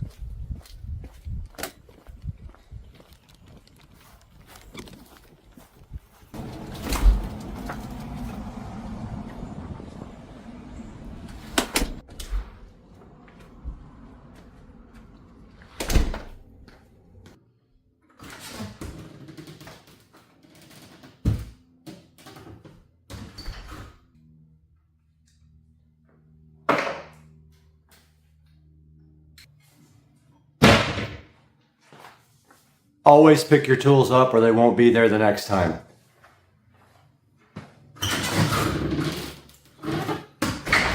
Supercar Street Racing and Brad back in the 4K production studio, and we are so happy to have you with us today. The channel's making such good progress, and all we can say is thank you for your support. Always like and subscribe, and today we have this metal garden hose as you see here on your screen. Now this is probably the 5th or 6th hose that I have tried because all the other expandable hoses have failed over a certain amount of time. And this hose is the first one that I tried that is metal. And now you can see right in front of you, this is a 100-foot hose for $59. it has a $10 coupon available for it. Now, I did buy 2 different brands of hose for this video. The first hose you saw was a different brand than this one, but this is so funny. This is RC Fun Kid or RC Funkid. Don't know exactly what it is, but it's funny names nevertheless. And Amazon always has the best names in the world. But right here today, right now, you see that this has a 4.6 star review on Amazon. Go ahead and click through the link in my description if you want to try the metal hose. I'm going to keep this hose for a while and see how it does and then get back to you guys with an update. Because I've replaced about 5 of these now. I've tried the plastic ones and they kind of just like fell apart. They might be plastic or they might be rubber or a combination of both. But yeah, the rubber ones just kind of expanded and started peeling apart and eventually started leaking. So now we have the metal hose and we can tell you how we do after a couple of months. Guys, please like and subscribe and always look in the description of the video and order anything from Amazon you want through any of my links. You don't have to order what's in the video. Just clicking through my links actually gives me a little bit of credit if you buy anything from Amazon. For instance, this hose right here, if you would go ahead and order that through my link, I would be super grateful. And looking at them, they have a 4.6 star review. Out of 3,000 ratings, that is not bad. And you can see right here and right now is the video for the hose. We'll go ahead and drop that in at the end of the video if we can. And here's a good look at some of the features of the hose. You can see it has a thicker PVC inner tube according to the manufacturer, harder premium stainless steel, soft plastic protective cover, aluminum copper interface, 3/4 inch American screw connection, and it does have a tube pipe connection. Now guys, I would love to sit around here and talk about our hoses all day long, but I have to go play in the garden. I couldn't.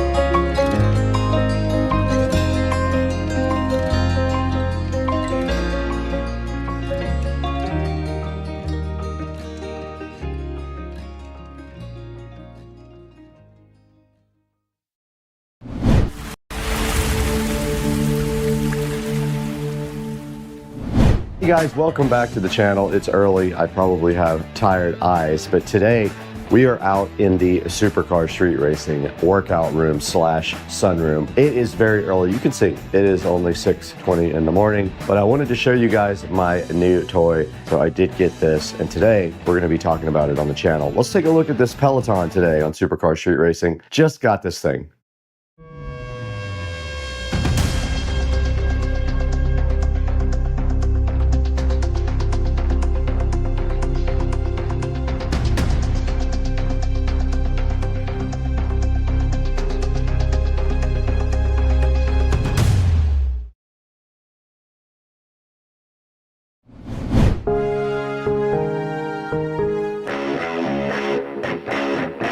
We're in the Supercar Street Racing sunroom today. It is early. I am tired, but I am trying to wake up. I have my energy drink over here. But today we're going to be taking a look at this Peloton. I have not used it yet because it came with the pedals that require clip-on shoes. My feet are so bad, my bunions are so bad that I bought the pedals that convert this into a normal Peloton bike.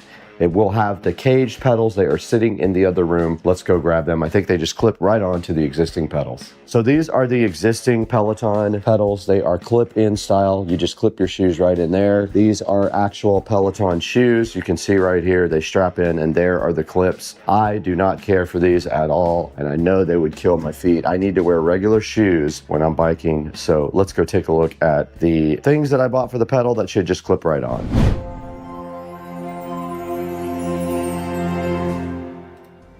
All right, this is me getting the straps ready on the new kind of foot cage pedals. Once again, DaVinci Resolve ruined my audio. I'm never using that again.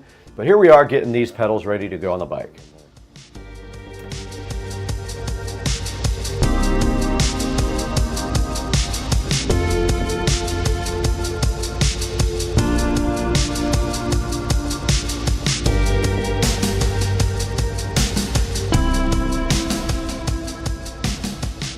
Okay, so I used AI Audio Assistant and it absolutely ruined my video, but this is me getting the new cages clicked in for regular shoes. All you do is push in and turn and they work perfect. They're way better than clip-in shoes for me. My feet hurt all the time. But yeah, DaVinci Resolve AI Audio Assistant ruined most of this video, which is why you're hearing this voiceover.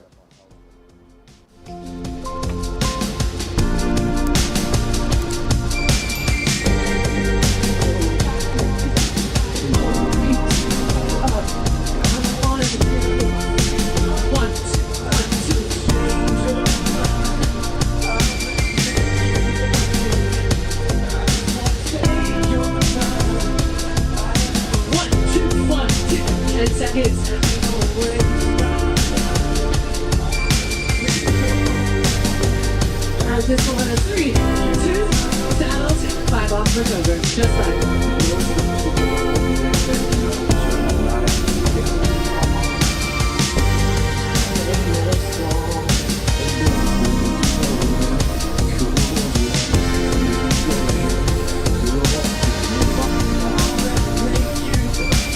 This is a 45-second last time I did a saddle, third and final.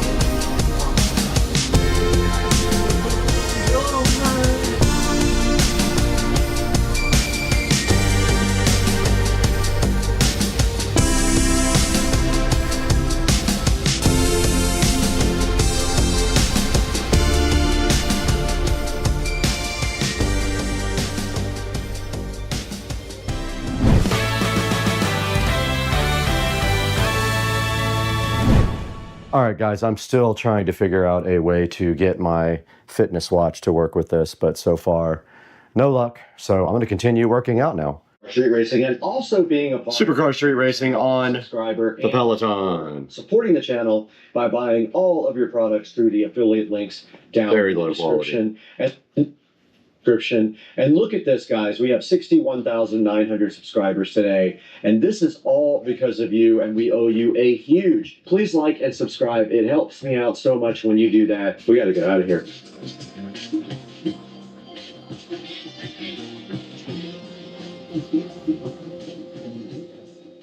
All right, we're back out at the Peloton again, and the next step to actually enjoying this bike is definitely getting rid of this crappy seat. I can't understand how anybody can ride this seat. It is the most uncomfortable thing, and if you ride a professional bike, you know what I'm talking about. This is awful. So I ordered a Truly Fit oversized seat with memory foam. I've got it right here. I want to try this out before I invest more money into this by getting like a heart rate monitor and stuff like that. So to take off the seat, you're supposed to just loosen it both sides. Wow, this thing is tight. Well, I need my wrenches. This is not working. All right, we're back this morning and it's 7 o'clock in the morning and we're ready to ride. And I just wanted to show you guys the difference between the Peloton seat and the oversized wide memory foam seat. Huge difference in width in the front and the back. Way more comfortable. It's still gonna hurt me, but I am going to get used to it. So I'm gonna do whatever ride I can find and probably watch YouTube on the big TV while I do that. Now getting into these is a little tricky because they spin downwards, so you just flip them over. Now we can't obviously play this stuff for you because it is copyrighted music, so I'm gonna find something to watch, maybe a scenic ride.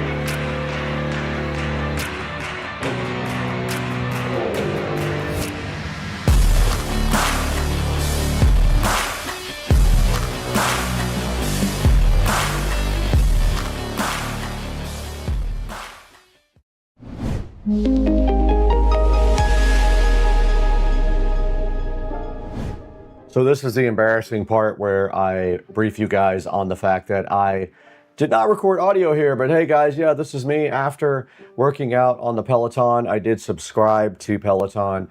I started using their spin classes. I've been using them almost every day for an entire week. It is really kicking my butt.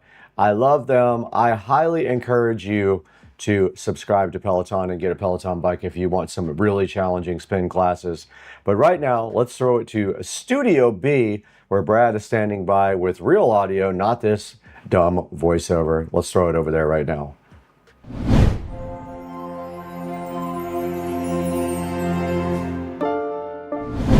Guys, we're back in Studio B. We are in Studio B at Supercar Street Racing. You guys can see behind me, this is the office and our second studio when we don't want to go out to the big studio. And today, you guys just saw the video that I got a Peloton bike. This was given to me by a friend for 100% free. Now, you can get a Peloton and use it for free, but you cannot use any of the programs unless you subscribe. There is a thing called Just Ride, I think is what it's called, but you have to factory reset the bike. Then you can do Just Ride and it'll just show you your stats. You won't get any kind of video or anything like that. So I decided to go ahead and give Peloton a try. Why not? I mean, I'm trying to get back in shape and I'm doing pretty good so far. So I thought the Peloton might help me in this journey. So we got this Peloton. I did go ahead and replace the pedals. There'll be a link in the description to everything that I did on the Peloton. I replaced the pedals and I replaced the super painful seat. The seat is unusable for most people, but the new seat I got with the nice memory foam did go ahead and allow me to ride the Peloton. I've been doing it for a week. I've been doing spin classes too, and they've been really kicking my butt.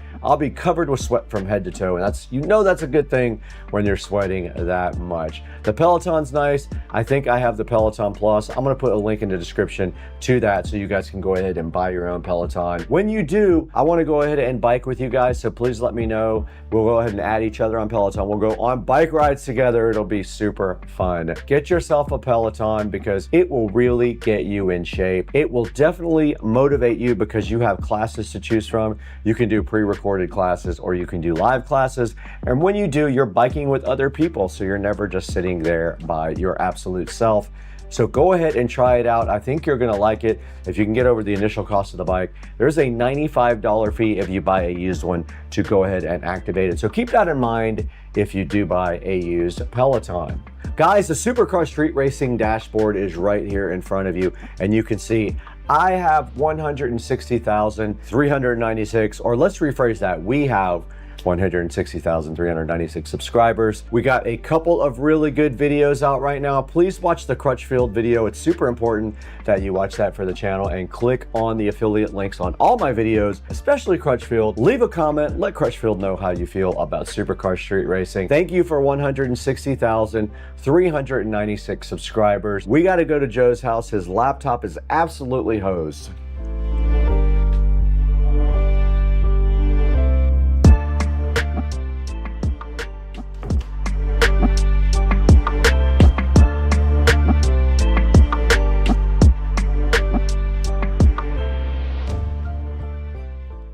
All right, guys, I wanted to give you a quick look at the Peloton app. It's pretty cool.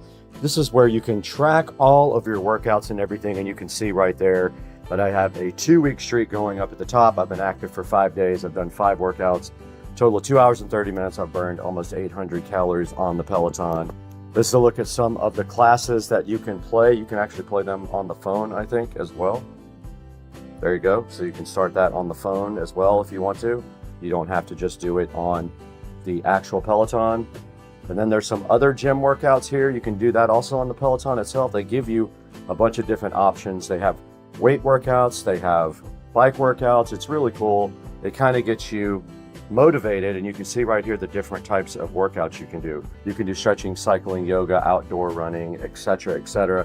And the Peloton app will walk you through all those things and also track everything about your activities, including your heart rate if you do have a heart rate monitor. I ordered a Galaxy Watch Ultra. It will be here probably Tuesday, and that will start tracking my heart rate as well. So I hope you guys enjoyed the video about Peloton. Go ahead and grab one from a link in the description if you want to get one. And thanks for watching Supercar Street Racing.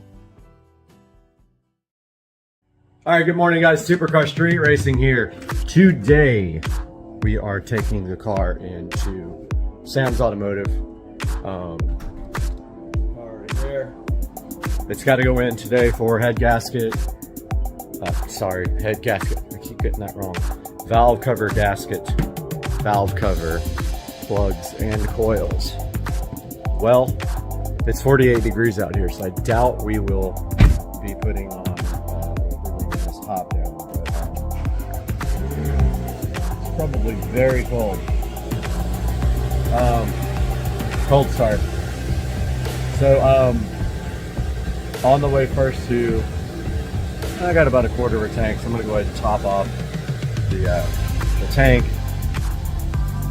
A little bit of E85 mix. But first, let's put the top up.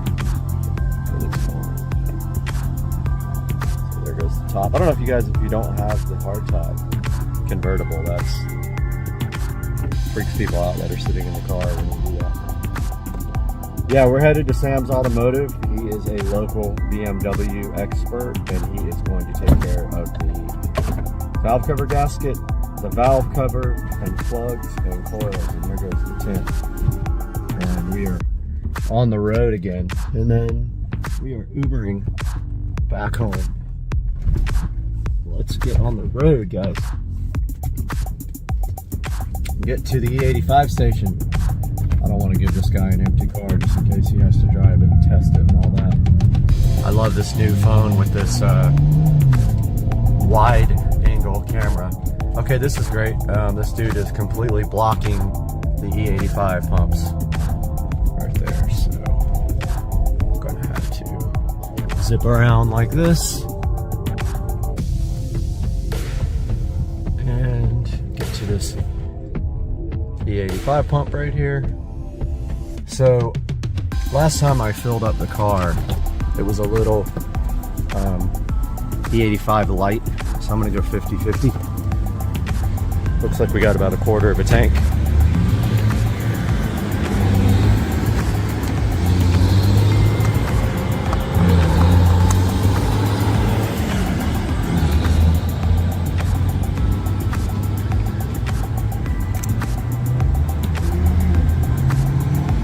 Gotta put my card in there.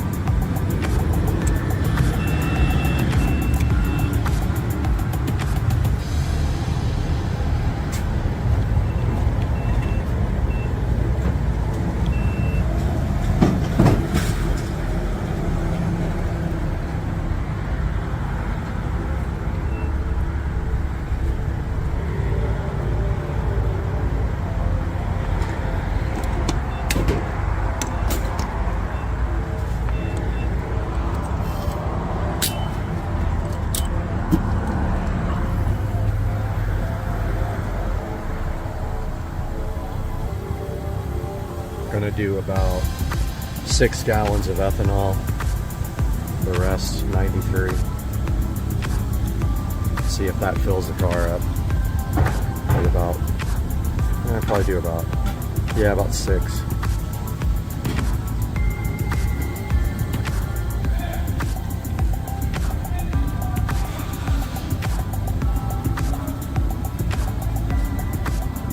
$3.29 a gallon. It's $1.80 a gallon back in the day. Went a little bit over.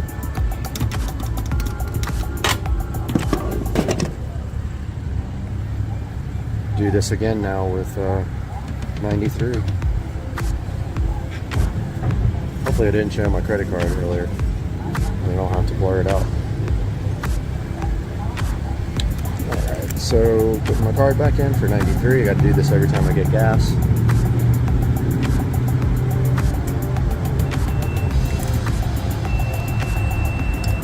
Sometimes it freaks out because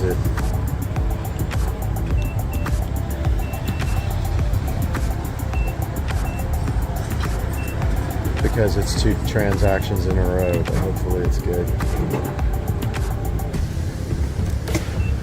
Let's get to 93.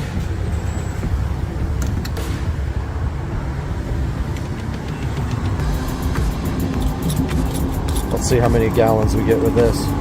It's kind of a guessing game. due to the fact that we weren't almost completely empty.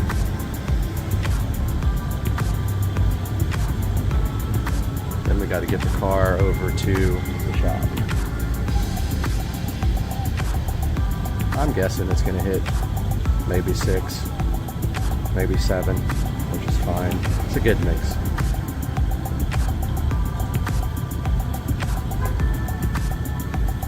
Like I said, last time we weren't E85 heavy, we were light on E85. So we were probably at like a 40% ratio, so this might bring it up. No, we're going to still be a little bit light on E85. That's fine. 7.2 gallons, guys. That's what we got.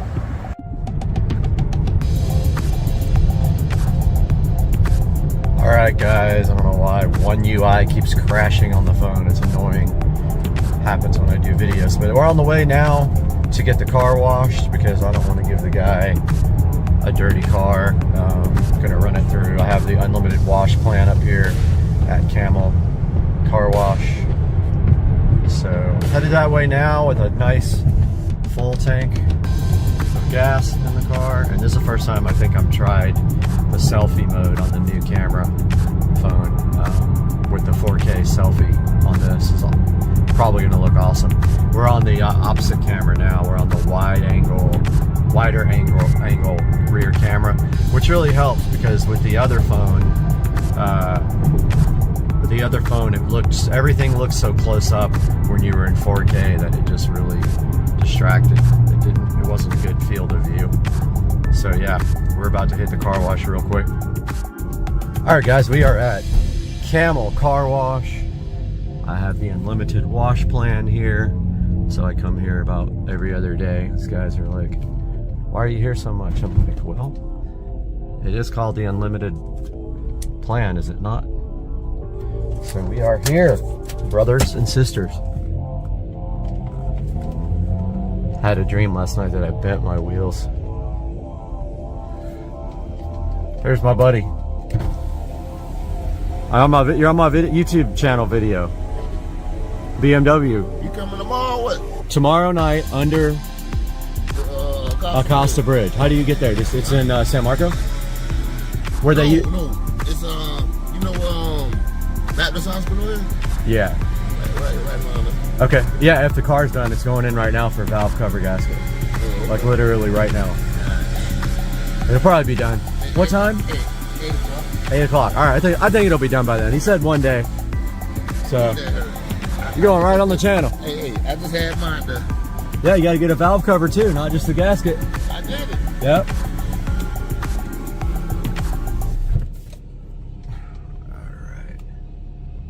That's my buddy with the 328 or 325, and he's a cool dude. He wants me to come out with the BMWs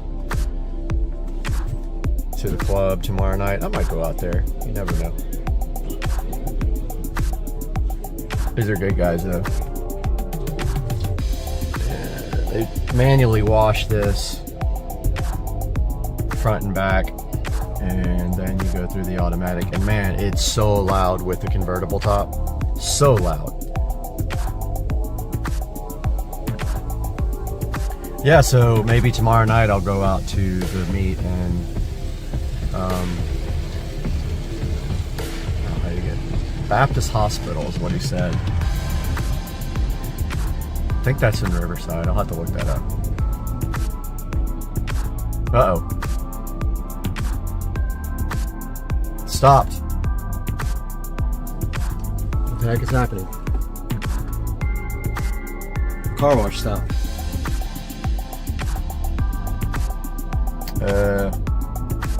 Hello? Well, we're sitting here stopped. I don't know what's going on. I'm gonna pause this until we go again. Alright, we started moving again. I don't know what the deal was with that. We stopped for a second. I don't know, that was strange.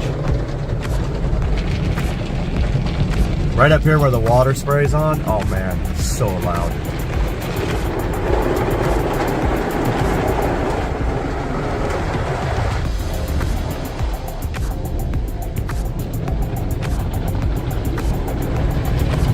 Right here. I have to hold my ears during this part.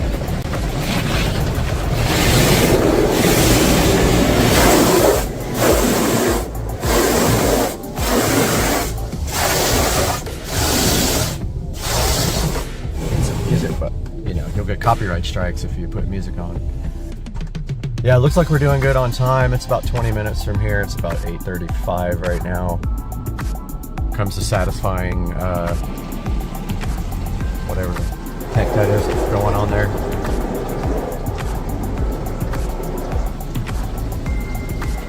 They got the scam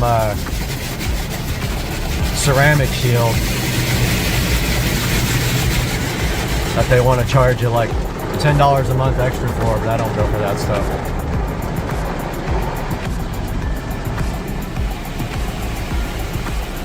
Satisfying.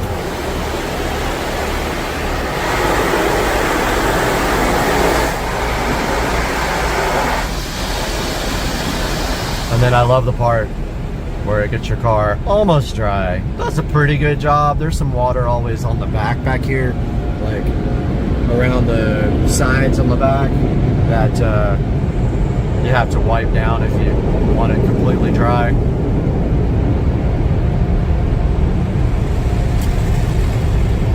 Dude up here is blowing off the thing. Oh, this is where it puts the tire shine on.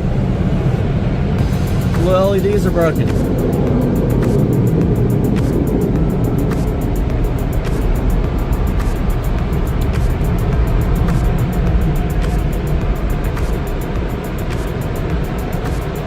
Alright guys, let's get going here to Sam's Automotive.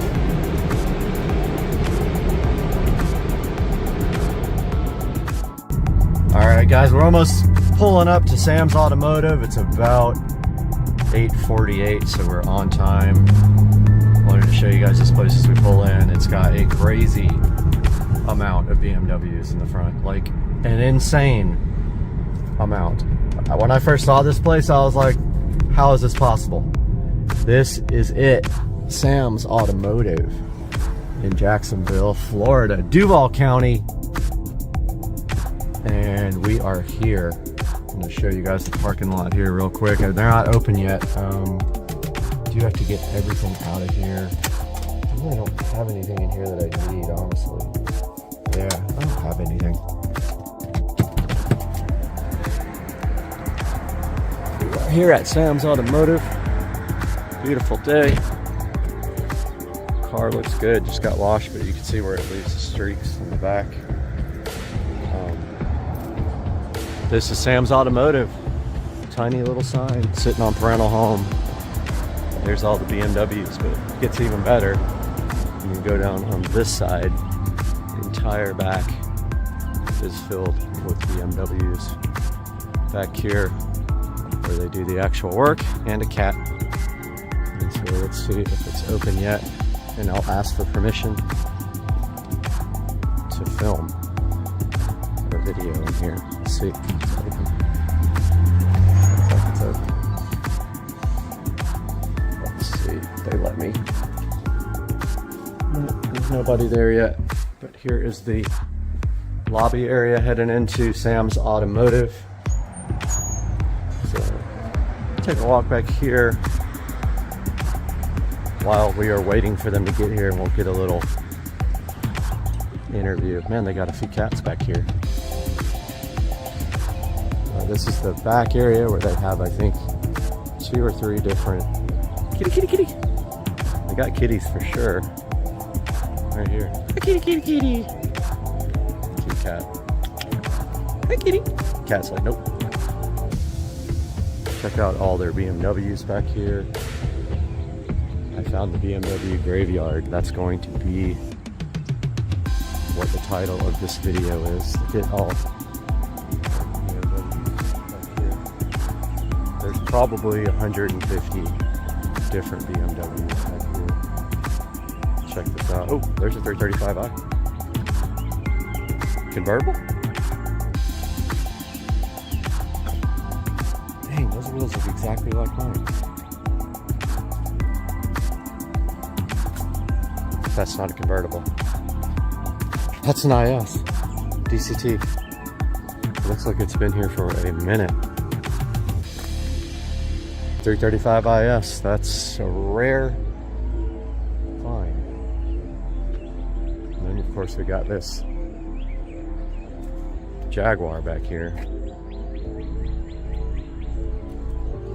Dude, some interesting cars. Look at this Rolls Royce Silver Spur.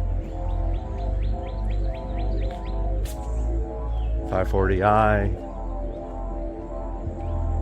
And there's an auto refinishing and restoration that doesn't look like it's open anymore. But check it out, guys. It's crazy. Oh, this is actually a British car shop, and I forgot the name of it. But look at, I think that's an MG. There's some Mini Coopers here. Yeah, that's a British car shop there that uses that bay. Because there's a Jaguar here, Rolls there. I don't know what that is underneath that cover, but it's sick. Here's a 128, just like my friend who passed away. Here's an M5, really nice M5. I'm gonna ask you about this IS over here. What's going on with it? If you guys don't know, the IS, even up to the last one made, was an N54, and it has DCT, and it looks like the shifter is out of it. This might be a 6-speed manual. Not sure. Look, there's a bunch of wrecked cars back here too. Full Z4, I think it is.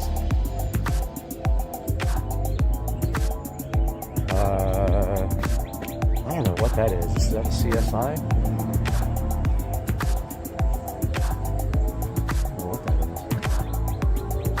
Says L6 on the back. Weird. Old E30.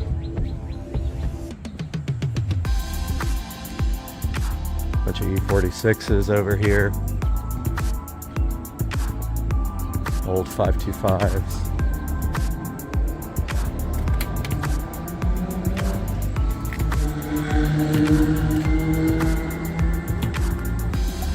Another cat. Seem to be everywhere.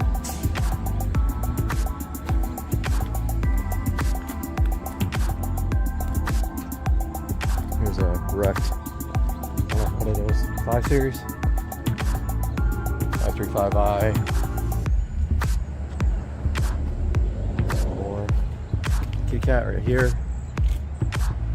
Lots of kitty cats. Cats everywhere. Cats and BMWs. Old 320i over there. Cat.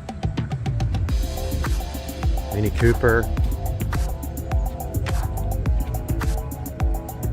528. Here's an old 325 IS. Old E30 325, I guess. Like a newer model X3. There's a E46 3 Series convertible. Don't know which one. There's a cool wagon X-Drive. It's a 328i X-Drive.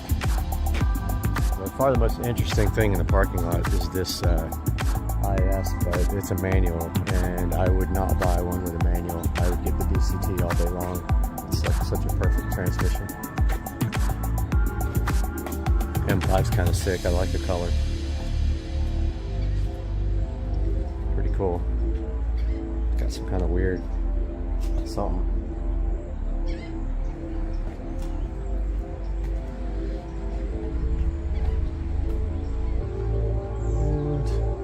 Cats literally everywhere. Look at this old Jaguar. Oh, there's a Bentley. And there's a few guys back here in the back. In the woods, there's a few completely wrecked vehicles. Yeah, I wonder what Finish Line auto refinishing and restoration used to be, because it was always closed when I came last time. I think it's just crazy. course, up there, there's more in the woods. Well, it's 9 o'clock. These guys should be here by now. I gotta remind them. Boy, those wheels look just like my wheels. Those might be my wheels. Those look the same, and he's got the same carbon fiber center caps. Good grief.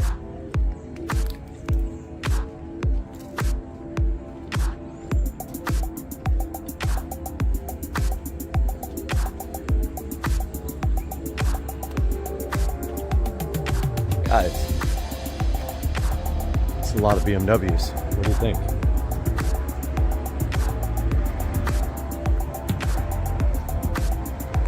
I found the BMW graveyard and the cat graveyard. Kitty, kitty, kitty, kitty, kitty. Cat's not gonna let me anywhere near it. All right, let's head back up and see if they are here. All right, they are not here yet, so show you guys what's in the front. Here, we got quite a few up here too. Here's a 740, or like I call it, a 74 oil. Probably burns a ton. So 325 CI, which I think there was one in the back as well. And here we got a old 540i that looks like it has not moved. Another, I think that's a CI as well. And then an X5 maybe. But yeah, that car looks like it hasn't moved in a while. Some of these are permanent homes. It's a nice 328i with good. Looks like the paint's in good shape, it's just dirty. Here's a 325 CI again. And a little look at the front of all these. Now these are in the front. I don't know if they are getting repaired or if they're, look at this. There's the 335i getting suspension, bushing, some kind of suspension things are worn out in the front. We're getting valve cover and valve cover gasket and plugs and coils. Sam's Automotive. Voice is okay, right? All right, this is Sam's Automotive office. And they're going to be working on the car. And she doesn't want to be on camera, but if you come in, you can meet her. What the office looks like. Alright, got the car dropped off here, waiting for my Lyft ride. They were a little nervous about me filming, but I don't think it's going to be a big deal. So I'm going to go ahead and put it in. Alright guys, just got back from Sam's Automotive, took my Lyft home. Going to go ahead and put this video together for you guys, and then when I pick the car up, shouldn't be anything major to see, really, just getting the valve cover gasket, and the front suspension bushings done. But talk to you guys here shortly. Hope you have a good day. Supercar Street Racing. Okay, me and Patricia are in Spring Hill, Florida, and there is so many vultures on this tower. This is insane. There's probably 100 vultures on this tower. And in the trees. I want to redo this ground so that it runs up that way instead of somewhere down in here with some extra. So to kind of run through this real fast, obviously you got the main battery. You know, it's kind of a shame that we couldn't figure out some way to just connect. To make that work? Does this come off? Will we take this off? Does this dash with the cup holders come off? Probably use your hole saw kit just to make the first initial hole.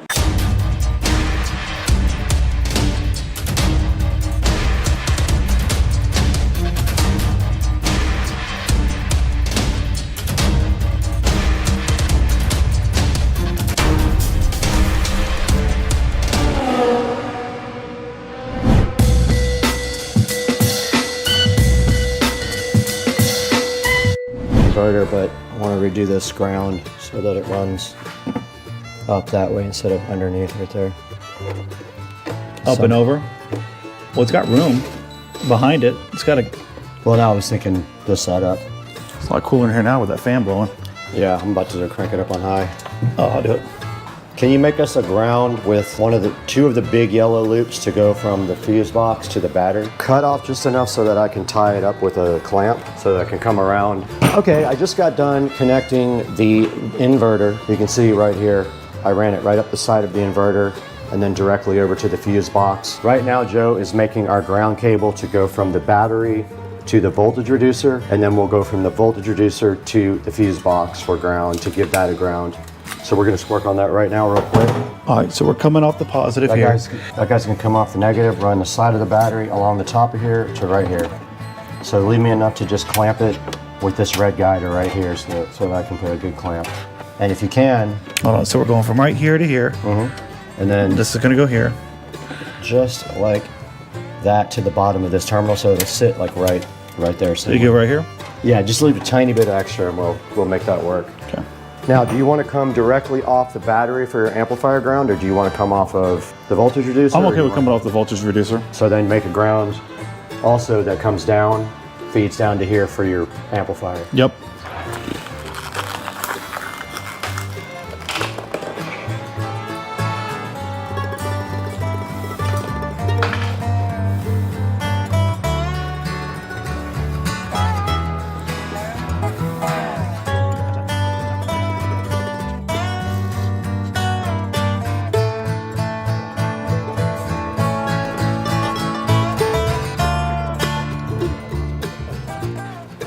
So give yourself enough, whatever way you think is the best. If you want to come around here, we clamp all three of them together and go down. Well, since we don't have the amp, I'm just going to do the one side for now. Yep, leave one side empty. Yep.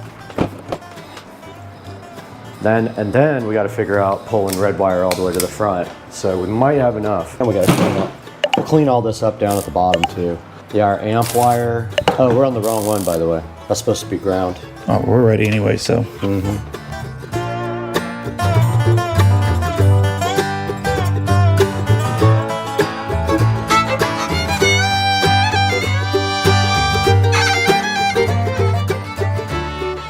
Those guys both go, and then what we'll do is we'll clamp them all together right there to keep them out of the way. But we got our amp power wire we need to run too.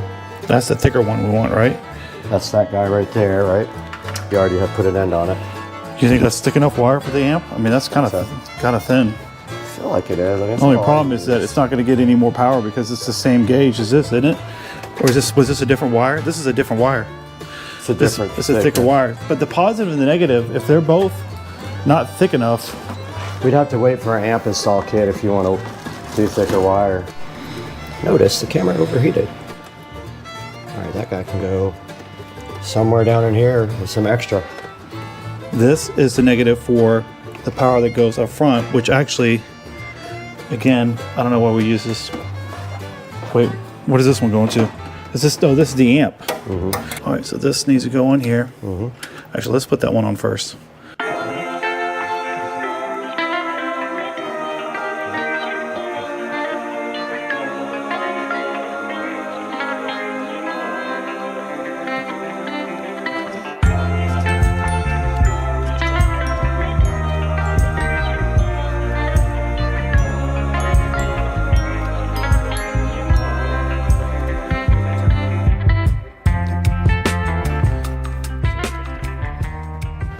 All right, so this feeds your amp.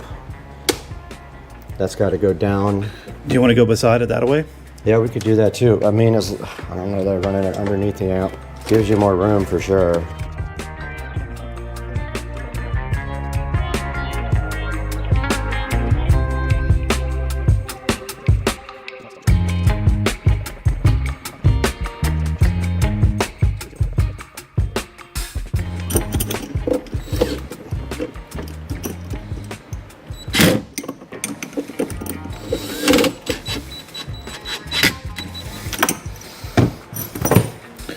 Did you want to go behind it? I did want to, but... Yeah, I might as well cut off what you want now. Yep. And then I'm going to get a clamp. Tie this up nice right there. One big bunch. How much should I leave for the amp?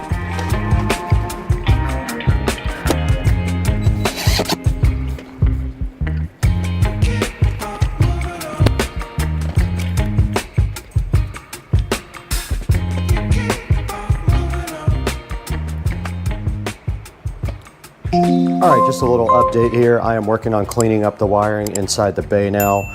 We have almost everything hooked up that we need to hook up, but now we got to make room in this bay. And so part of that entails untangling a lot of this mess.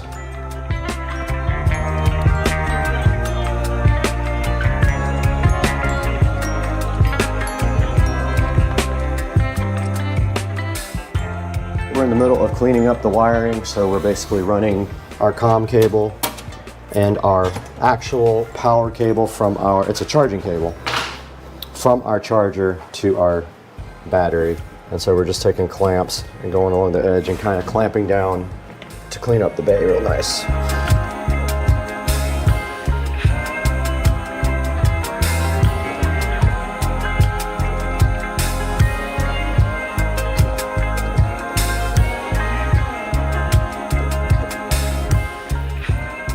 So it has to switch over to the positive. What does?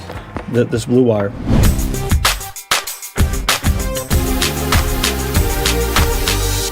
So we're back. We spent about an hour, probably equivalent, working on this bay here, getting things tightened up with all the additional items that we included in here. So to kind of run through this real fast, obviously you got the main battery. From here, what we did was go to a reducer, which is a 48 to 12 volt reducer. From that point, we jumped it over to a fuse panel, just in case we wanted to run any 12 volt optional electronics, but we haven't decided about that yet. From here, we have a converter from DC to AC that gives us a 110 option. And then over here is the charger itself. So we spent time really kind of going through everything, making sure all the wires were tight. We've prepped ourselves already for an amplifier that we're going to work on next. But the biggest thing is making sure everything was tight, up and out of the way, to give ourselves a good idea of how much room we can have for an amplifier. So earlier in this video, what you'll see is that we had a Boss amp. After breaking it out, looking at the dimensions, we figured that it just wasn't going to work for us. So we're going to go back to the drawing board, find an amp that makes sense that will fit inside this compartment here itself. And then our next steps are going to be installing the dash with the speakers and the rest of the equipment for the stereo. So it looks great, very clean in here. We're going to do some additional cleaning up around here, but we are pretty much set, ready to go. If we're going to rip the dash apart, we could connect your front speakers and run the wires to the back. All right, so next we would need to pull the steering wheel off to install the dash, but we kind of get all the wiring done first. We do all that because I have to drive this thing around. That's what I'm saying. We can't just leave it in a state where it won't. We got to figure out the remote wire. We'll just jump from the positive lead on the amp to the actual power positive on the back of the amp to the remote, just a little jumper wire.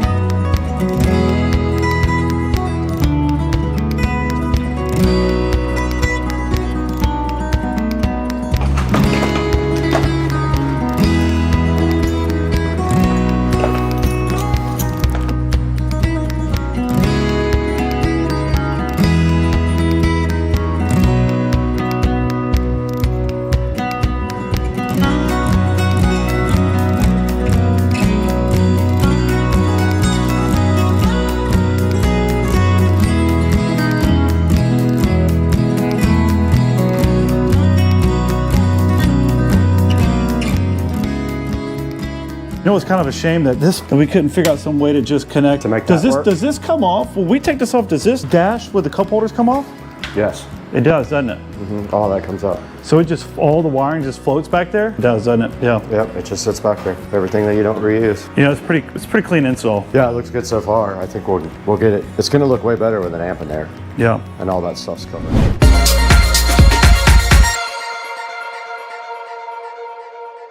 Guys, welcome back to the channel, and we're back again for episode 5 of the golf cart. And today, you guys saw we published one that was mostly getting the wiring thawed out, getting everything inside of the engine bay, and cleaning up all the wiring. Joe, how did that come out in your opinion? No, I think it looks really good. Again, with how much space you get back from getting rid of all those batteries, we're able to fit in all types of stuff here. So the last thing that we're going to install for this particular build is going to be an amp that we found online. I think it's going to work perfect for what we're doing. And then we're going to put some speakers in the back here, as well as some speakers in the front and the new dash, and it's going to be pretty much ready to go. Yeah, so we did a lot of research on amplifiers, and I do a lot of watching oldschoolstereo.com on YouTube. He's a big fan of tar amps, and he has amp dynoed them. And from what he says, They're very underrated. This amp is extremely small and it has absolutely cool reviews. We're hoping even though it's small, it puts out a decent amount of power, and we decided if it doesn't, we'll probably go for one of their mono subwoofer amps and separate out the sub from the 4 other speakers.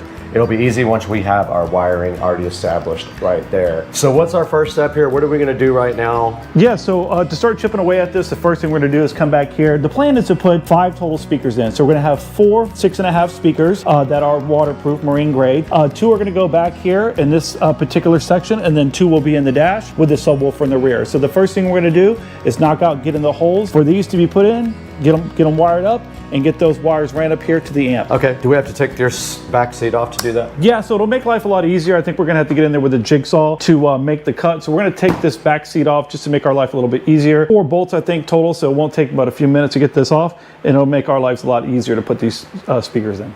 Gotcha, okay, cool. So we're gonna need our wrenches and also our jigsaw to go ahead and do that. So absolutely. Let's go ahead and get all that stuff gathered up because we don't have the tools we need right now. Yep, let's do it. Welcome back to the channel, and today we are over at Dukes of Duval's house. Behind the camera you can't see Patricia, but she's actually doing the videoing right now. And today we have a little project that we need to do to this 2021 Jeep Wrangler Sport. This is the 6-cylinder version, but the project works also on the 4-cylinder version. So what are we going to be doing today, and how easy or hard is this for a normal everyday person to do? Well, we're changing the auxiliary battery, which I wasn't familiar that they had auxiliary batteries. Right, so it's on the passenger side wheel well, and basically the auxiliary battery is what powers the start-stop system. So when you get in the car and you stop at a light, it stops the car, it powers all the auxiliary while the alternator isn't charging the main battery. So that battery goes bad on a regular basis and it has to be replaced. So that's what we're gonna be doing today, so hang out and we'll just show you how to do it.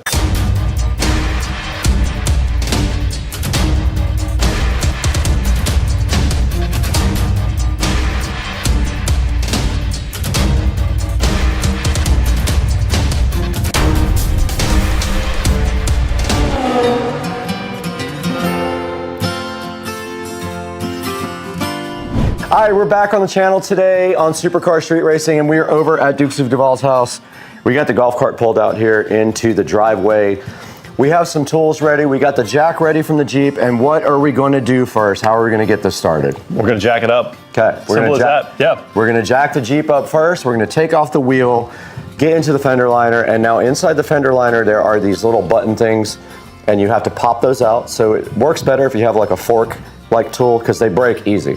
So you just pop those out, the fender liner comes straight out, battery is right inside there. So right here is the Jeep battery. This is the auxiliary battery. It's an AGM, and the model number is PS AUX 12 if you guys are looking for it. So she got this from Batteries Plus for 100 bucks.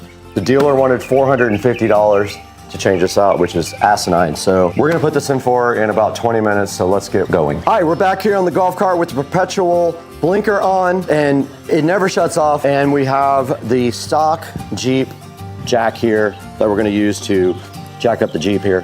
And then remember when you take the tire off though, always loosen the lug nuts first so that, you know, before you jack it up, because otherwise the wheel will spin. So first thing we gotta do here is just crack the lug nuts with this factory lug tool, and then we're gonna go ahead and jack up the Jeep here. And notice it's lifted also, so hopefully this little spin jack has enough juice to get this thing up high enough where we can get this wheel off.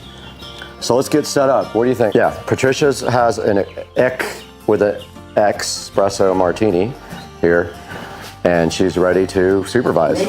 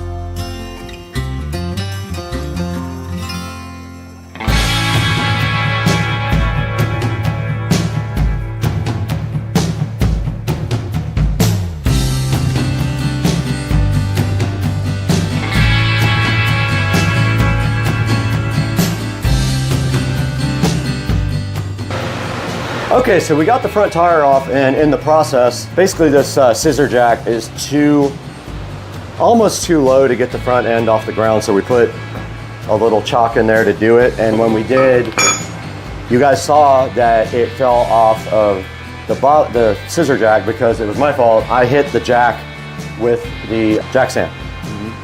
So we're not under the vehicle, so I'm not too worried about that, but this is sketchy. It definitely was sketchy, but that's why we were putting the jacks underneath there, because we knew it was a little dangerous. And it actually worked. We were laughing about it because I was like, if it falls, it's going to lay right on it, because it wasn't tall enough to hit all the way on the frame, but it worked out. So now the jack stand's still there, ready to go. Underneath the fender well here, there are these little Christmas tree fender liner holders that we have to pop out, so we'll just, a lot of times they break. They're like... Oh, there is one bolt here. Oh, there is? Yeah. Okay. 2 that I can see. All right, let's get underneath there with the camera and we'll start getting this thing taken apart.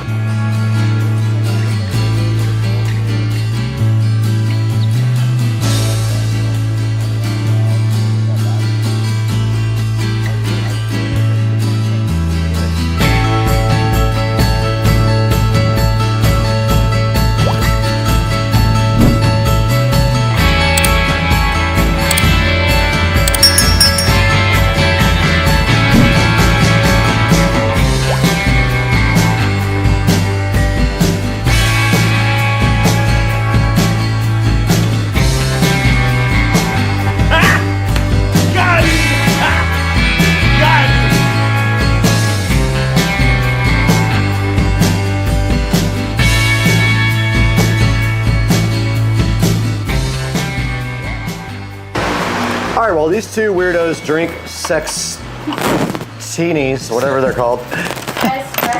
Espresso. Yeah, not sex espresso.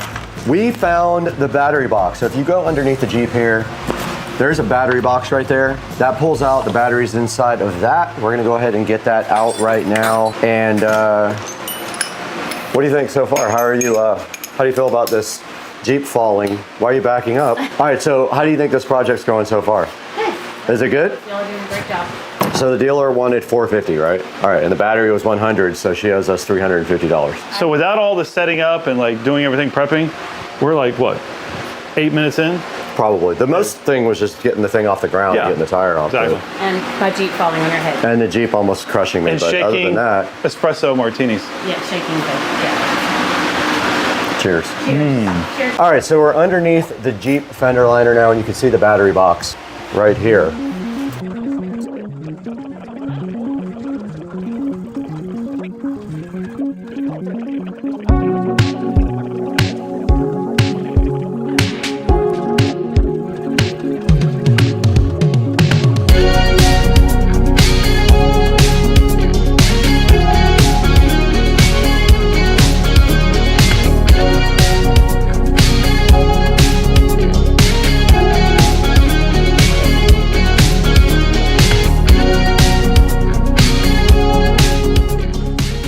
All right, guys, we got the battery box out. There's 3 bolts. There's 2 in the front, 1 in the back. It's gonna be kind of tough to get this thing back in. We'll probably have to do the front bolts first. We got the replacement battery right next to me right here from Batteries Plus, $100. So next thing is to take out the current battery by removing the negative terminal first and then the positive terminal. So all we need for this is probably, it looks like an 8. And I think I already have what I need right here, right now to get this battery out. So let's get to work.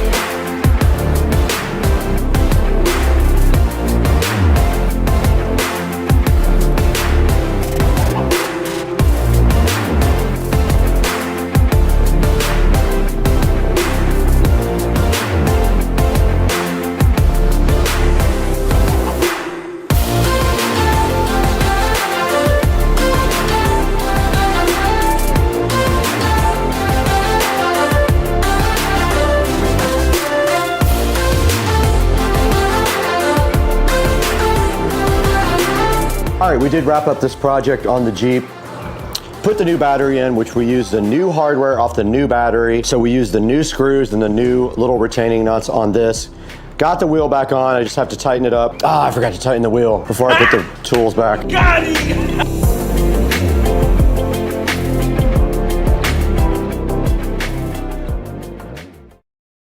Hey guys, welcome back to the channel, Supercar Street Racing. I'm Brad, and what we are looking at today is part 4 of the golf cart audio install, and I am going to insert some clips over that to kind of explain what's going on in the clip this time, because there's not a lot of dialogue. It's just me working, and I didn't give a good explanation of it. So you'll see that now on Supercar Street Racing.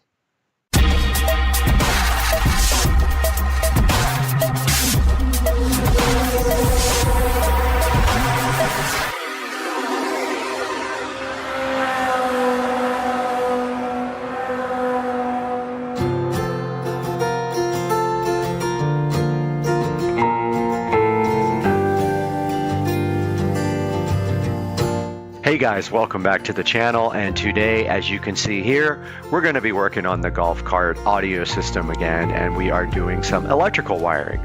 Now this clip you're seeing here is me working in the battery tray, and there are lead acid batteries in that tray that provide 48 volts to the golf cart systems.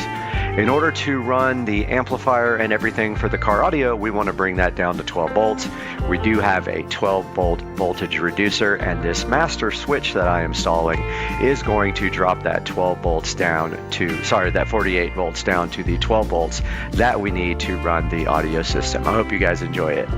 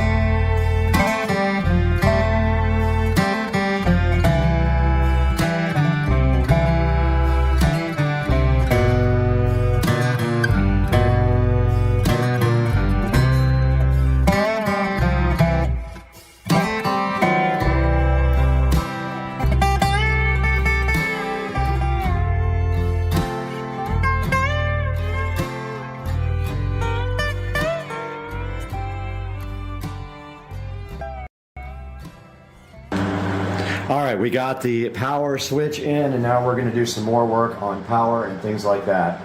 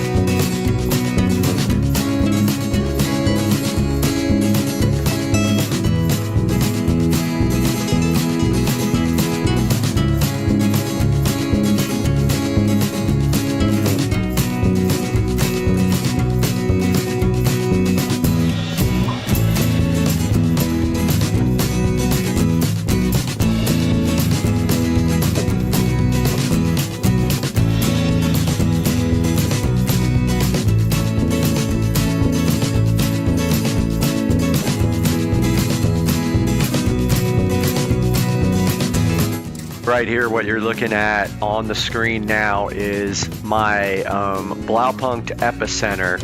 Comes with a remote control for the base stop, and it has a little LED on it. Well, I was going to put this in the dash, but I decided to put it in the back because you really don't adjust it that much. I mean, it would look cool in the dash and all that, but I decided to put it right behind me. I could reach back and adjust it if I ever need to. So what I did was I removed the Epicenter volume control from the actual metal mounting plate, and I removed the LED from that as well.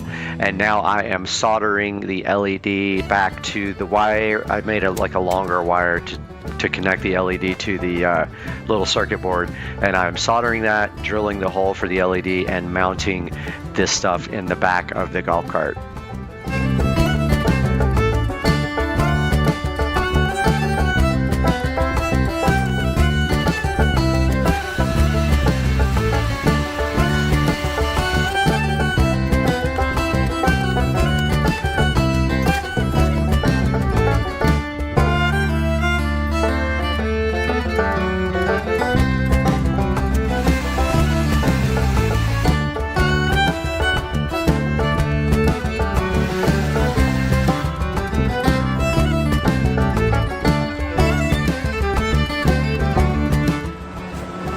Alright, I'm going to install these bus bars now up front.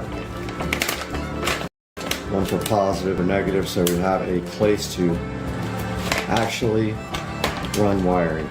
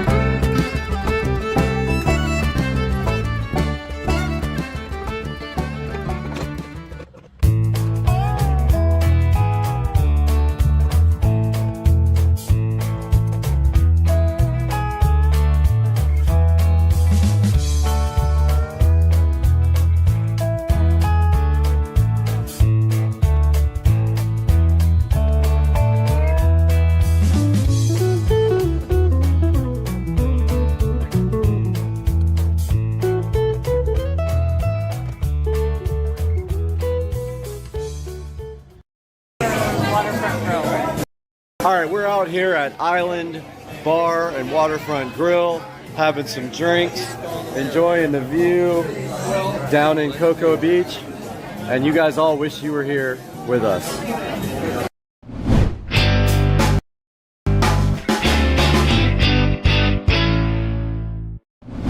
What's up, guys? We are back in the SCSR living room today with something awesome, something different though than before, than what we had last time. We do have another robotic mower here for you guys to check out. This time, Yard Care reached out to us again. We have worked with them in the past. They sent me this robotic mower to check out. Now, this one is different from the first one.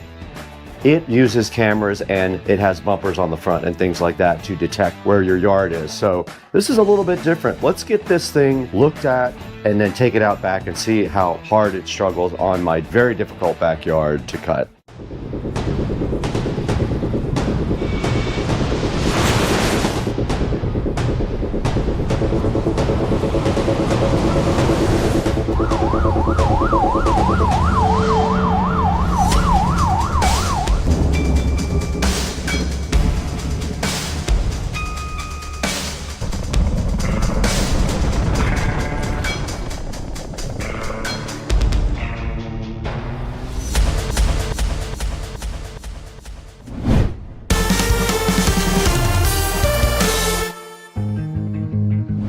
Okay, we're directly in front of the Yard Care robotic lawnmower. It did come with a user manual here, but I just want to give you guys a little bit of a thank you for 200,000 subscribers. It's not easy to get done, but you guys helped me do it, and I really do appreciate everything you guys have done for the channel.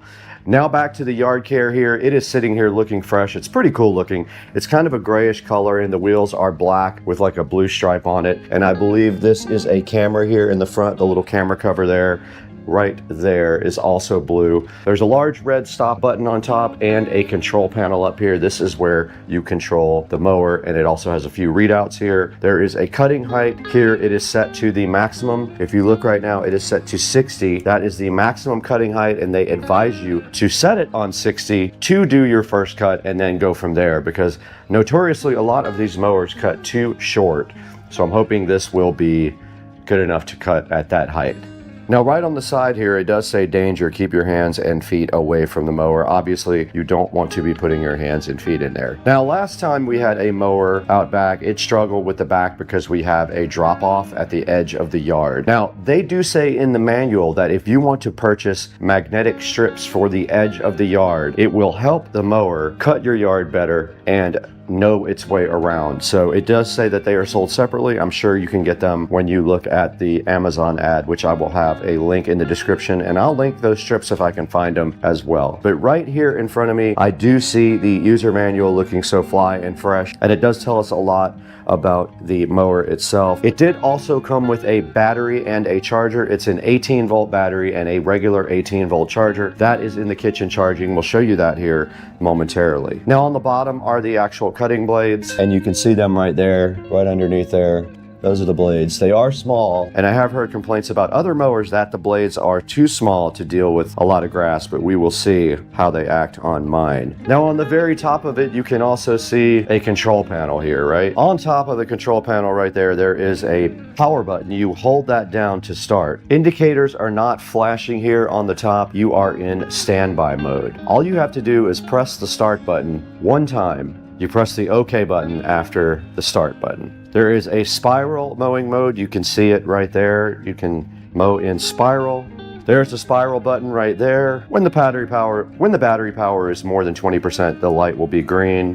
When it's less than 20, the light will turn red. And there is an alarm indicator. You have to press the OK or the stop button to clear those errors. You can press the stop button on top to clear and stop the mower. There's some maintenance tips on the next page. You can carry it from the back here. There is a lifting handle underneath the back. Now you can also replace the blades at the bottom when they do get dull. They are small blades, almost like little razor blades. And now let me show you guys the battery pack and charger. Okay, we're here in front of the Yard Care battery pack and charger. This does use one 18-volt battery, making me wonder how long it's going to last. We'll see if it can cut my backyard. It's very small. It was almost charged when I got it, so it is fully charged right now, and it does go directly in the back right here.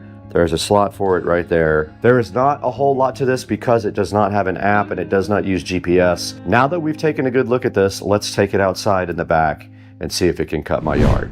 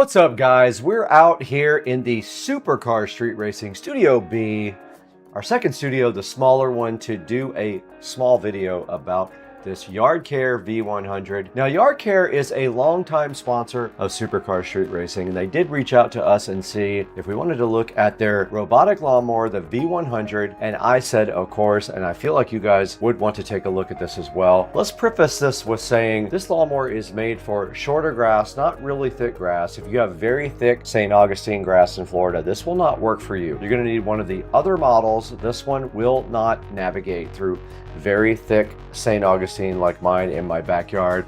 I ended up using it across the street at Rich's house, in which case it did fine. Now, the great thing about this is it doesn't have any kind of antennas or GPS that you have to set up. All you do is just put it on the ground and say go. This thing just rips for you and cuts your grass on its own time. Now, it does actually use a battery and charger that are separate from the actual unit, so you don't drive the unit up onto anything. You actually charge the battery in a charger and then just stick it right directly in the back of the unit. It does have interchangeable blades also, so if they ever wear out, you can get under there and actually change the blades out. And it does have a place to grab it on the back. You can hold it from the back and then the front and just carry it directly like that. And that's what I did when I took it over there to Rich's yard yesterday and cut his front grass. Now, you can see right here in the picture, there is the actual charger right there. And it looks like a lot like a standard tool charger. When you buy like a regular tool, it's like that. And I believe it is 18 volts on the charger. And you can see right there, it does say 18V right there, 18 volt charger. It can mow up to 1,600 square feet on the 18 volt charger, or you can get an extra battery, of course, and then you can mow as much as you want. Now, this thing can use magnetic strips so that it knows where your yard edges are, and I will put a link in the description to those as well. It has adjustable cutting height also. It's got an HD camera.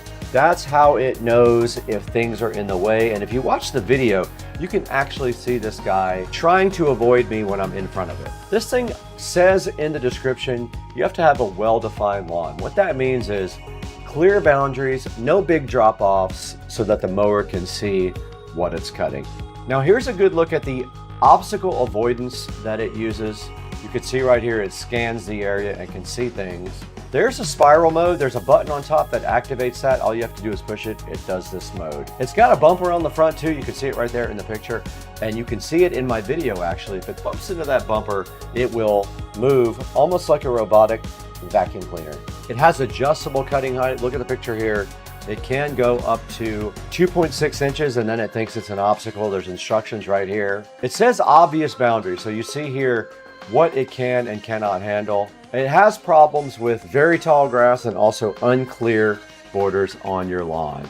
There's the range of this thing, 1,000 to 1,600 square feet is appropriate. There's a little overview of the controls. There's a look at the top, the control panel, the scale knob cover, the AI, the rain sensor, and the stop button. And then at the bottom, there's the caster, the blade disc, the driving wheel, and the protection disc. And here it just tells you what comes with it. It does come with a 1EC robot mower. You get one robot mower, not two. A battery charger, a 4 amp hour battery, some screws for the cutting blades, some spare blades, and an instruction manual. And right now this guy is on a limited time deal. It might not be that by the time the video gets posted. Right now it is $379. If you have a payment plan on Amazon, you can also do that and do payments through them. And YardCare is a proud sponsor of Supercar Street Racing. Please support our sponsors and let them know that you came from Supercar Street Racing, so they reach out to us again to help you guys buy the right products from us. And you did see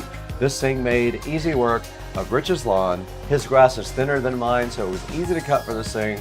I believe I left it out there for about 15 or 20 minutes and it did get most of that front area cut. And then all you would have to do is take it and transfer it to the other part of the yard. And I want to thank you guys for 205,000 subscribers on Supercar Street Racing.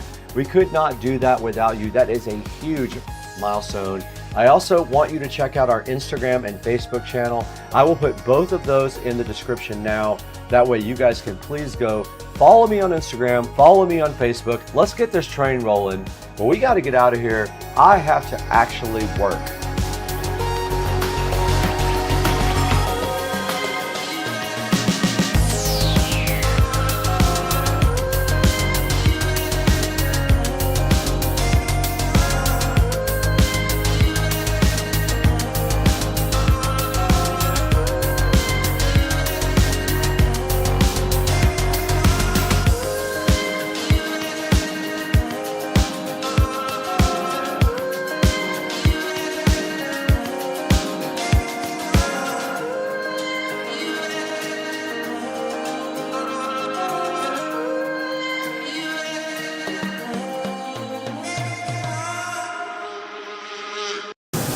and welcome back to Super Racing. I'm so excited to have you guys back today in our brand new 4K production studio. Today, we're going to take a whole tour of this beautiful brand new facility and tell you what this is going to mean for the channel, because this was built specifically to enhance your experience with supercar street racing. And you can see behind me here this beautiful editing rig set up and ready to go. So let's take a look at the Supercar Street Racing 4K production studio.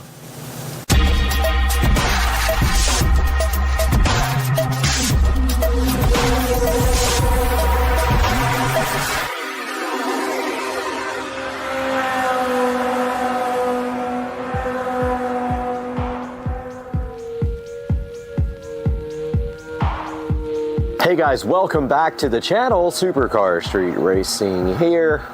You got Brad, and today is the day to give the formal studio tour.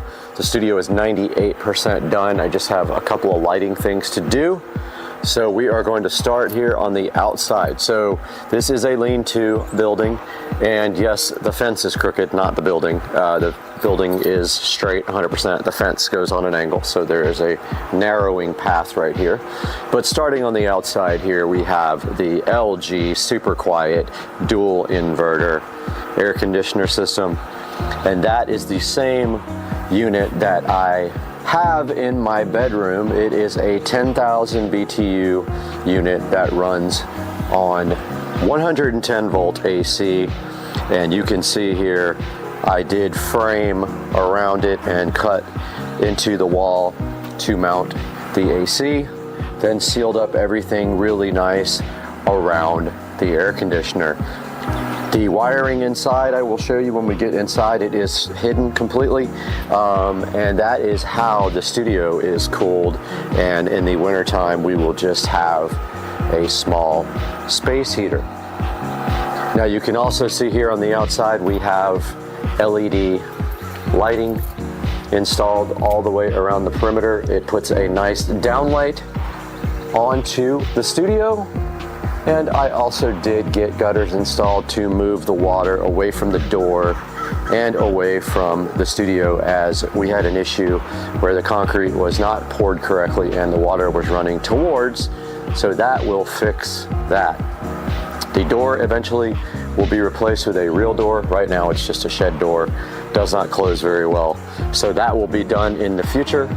And that is a look at the outside of this nice 150 something or 160 something square foot studio. And now we move into the interior.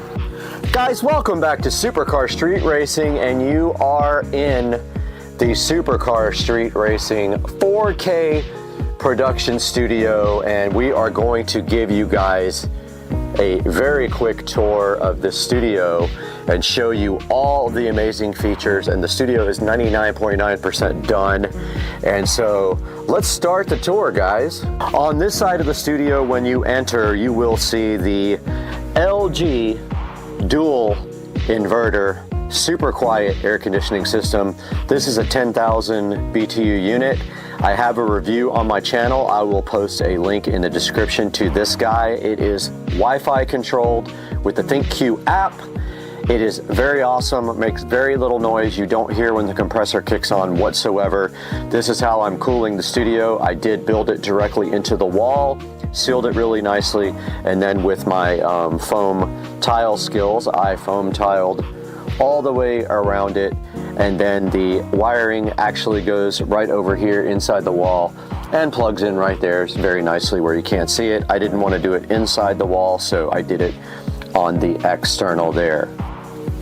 Moving to the right of the AC unit, we've got a wall plate here with a Cat 5 or Cat 6, whatever you want to call it, jack and an HDMI. That Cat 6 goes to the switch, and the HDMI cable goes up here to the Psyche or whatever you want to call it, 32-inch monitor.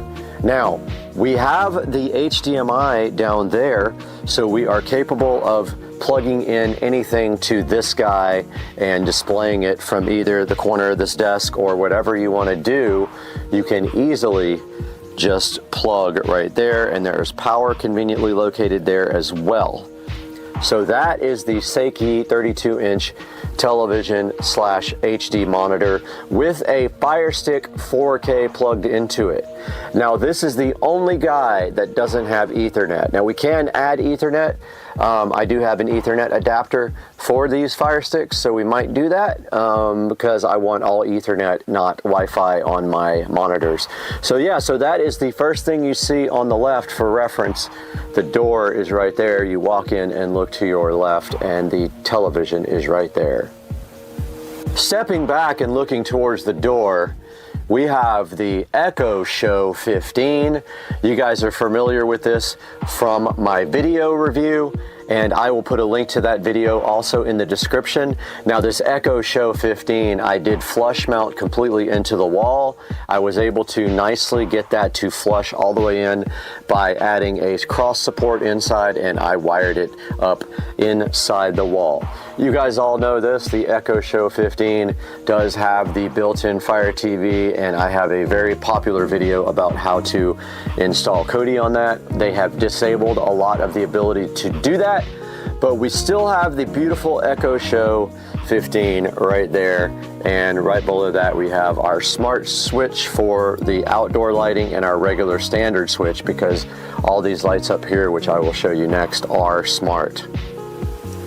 Moving up to the left of the Echo Show, we have a wall plate in the actual wall. There are two of them. There's one over there as well. This is going to be for Govee lighting. The hexagon panels are going here. I have not purchased them yet, but I will be putting the Govee hexagon lighting right there. And moving back to the front, and obviously I forgot a few foam tiles up there, which I will have to get back to. Moving up to the front, we have a switch right there for Ethernet. It's a gigabit switch, and you can see all the active ports on it, and I will put a link in the description to that switch. Those Ethernet cables all run through the entire studio. And now I'm having an OCD attack because I literally forgot that I didn't finish these tiles, and hopefully I have enough to do it. I have like 5 or 6, but anyway, yeah, that part I completely forgot. So there's the Ethernet switch, guys. I hope you like that switch right there, Netgear, and there is a good look at that guy right there. Now you notice I did put the power in the wall as well, because right below the Netgear switch we have the Harbinger 12-inch powered studio monitors right here, and the input from those goes down to the receiver below. On the left side of the desk here, the editing desk, we have a HP all-in-one computer. Now this one is the one that I have a video on my channel for. I will put a link to this guy in the description. This is the one that we got for free and we refurbished, and you can see here it looks absolutely fantastic sitting on the corner of the desk. And I have a smart bulb lamp back here with a Govee smart bulb. So that sits on the left side of the desk with a stool, and then we have the Fire TV remote, and I put labels on the back of all these, and that fits right up there nicely. So that's the left side of the desk. Moving underneath the desk, you can see the editing rig sitting there nicely under there. You can see my wiring skills. I did all the cable management under the desk. And then you can see here how I did all the stuff inside the wall. We have a dual Cat 6 plate there. We've got RCA plates for the front speakers. Those go to the preamp output from the Marantz 1711. We then have our HDMI jacks that feed the monitors. So 2 HDMI jacks, those go, one goes to the Marantz, the other one goes directly to the back of the editing PC. We then have our 7.2 wall plate with all of the wiring running up through some tubing and going to the back of the Marantz NR1711. And then we have power. All I need to do is kind of tie that up a little bit. And yeah, so that should be good for underneath. And then over here, underneath the HP all-in-one, we have a Cat 6 jack, we have power, and we have HDMI over there running to that monitor in case anyone wants to monitor their systems. Moving up from the desk, we have our Amazon 4K 50-inch monitor. This editing PC, one via the Marantz receiver, one directly connected. And moving behind them, we have the Govee immersive lighting on the back and all of the wall plates. We do have Ethernet, HDMI, and then we have another HDMI plate running to the bottom down here so that anyone can connect their laptop or other device. I know it's hard to see here, but there is an HDMI plate here that says lower plate. It runs down behind here, and there will be a small desk here set up for a laptop as soon as I find one. Same with the second TV, or monitor, there is a wall plate down there, or actually behind it on HDMI running underneath the desk, which is very hard to see because it's dark. And that is the setup for the monitors on the editing rig. Moving to the sound, up above that monitor there, you can clearly see the center channel speaker. I will put a link in the description to these in-wall speakers. I chose to go with square because they're easier to cut the foam around than round. We have the center there. Don't forget our fronts are Harbinger powered monitors here. And we have our side surround there where the foam is coming off that I have to re-glue. And we have our rears there. Those are all the in-wall speakers completing the sound system here for the 7.2 surround sound for the audio rig. Okay, moving to the bass part of the sound system, we have the Polk PSW10, and that is from the house, and I got a brand new one in the house, so I will be showing you guys that at another point when we review it. So that is the sub for the sound system. I wanted to get something that would fit there, but it's not gonna happen. So this one will probably go somewhere like in the corner here or somewhere inconspicuous. I'm not 100% sure yet. It depends on what I do with a desk here. It actually could go way under here and be fine. So we will get to that when we get to it. But that is the sound system bass.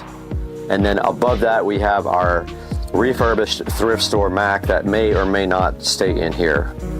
Moving to the corner, I originally had planned the subwoofer here, so we have our subwoofer wall plate there with RCA cables and power conveniently located.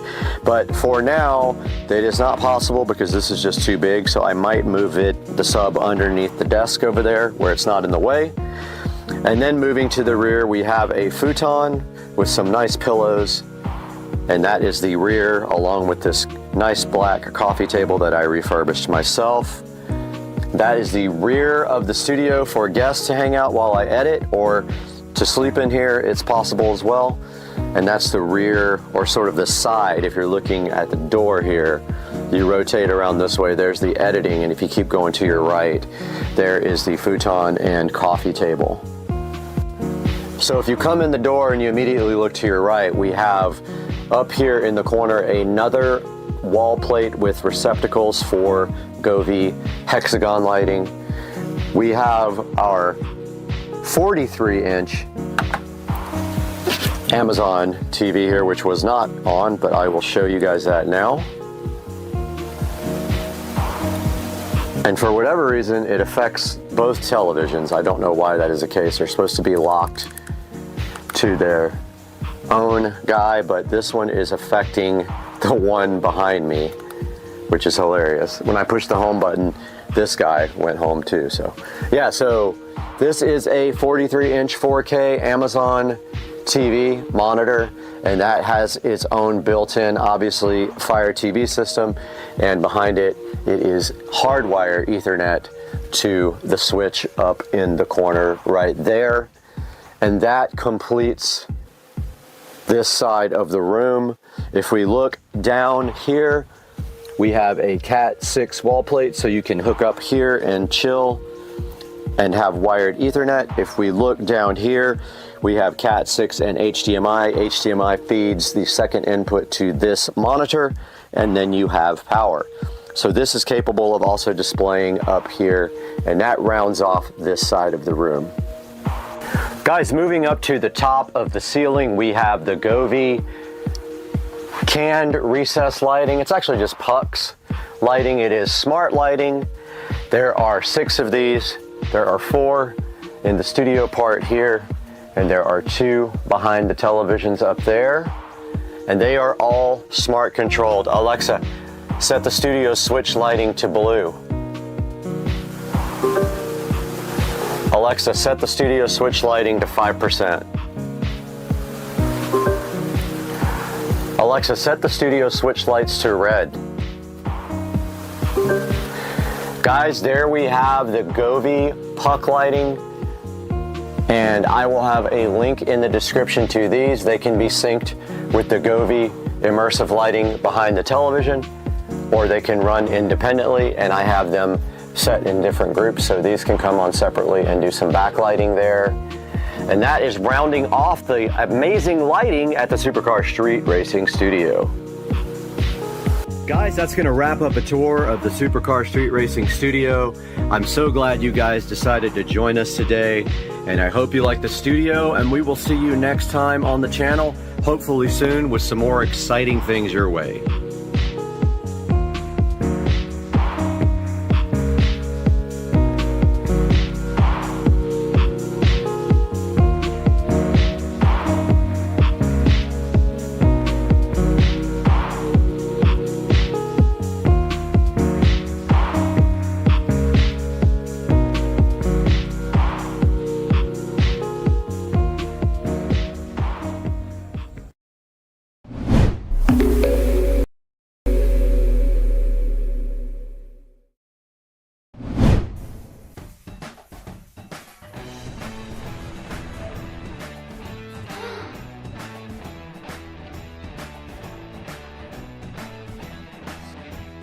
What?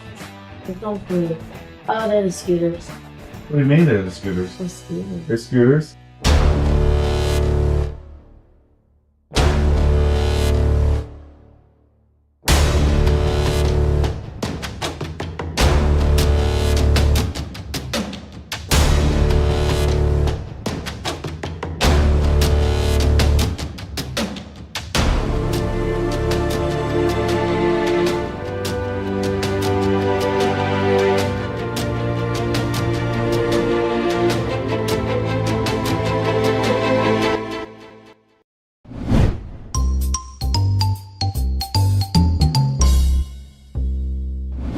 All right, well, it is officially 1:21 in the morning. I'm exhausted. I got the Christmas tree all set up, as well as the Navi scooters, sitting here waiting to surprise the kids in the morning. Hopefully we get a good reaction out of them when they realize that it's only November 9th. So we're celebrating Christmas a little bit early, but I think it's going to be really fun to see the reaction.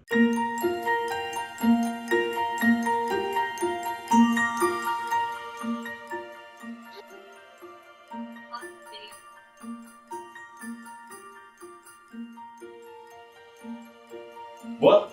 Yeah, I know you. 3 o'clock in the morning? Why would I stay up that late to you guys? Oh, they're the scooters. What do you mean they're the scooters? They're scooters. They're scooters? Why do you think that? Says what? Were you shocked when you came around the corner and seen the trailer? Yeah. The electric scooters, they're just small. They're for what? Riding around it. What, they're for? Off-road. Kids. What do you think, huh? Yeah? I didn't know what it was. Yeah? What do you think it is? Okay, alright.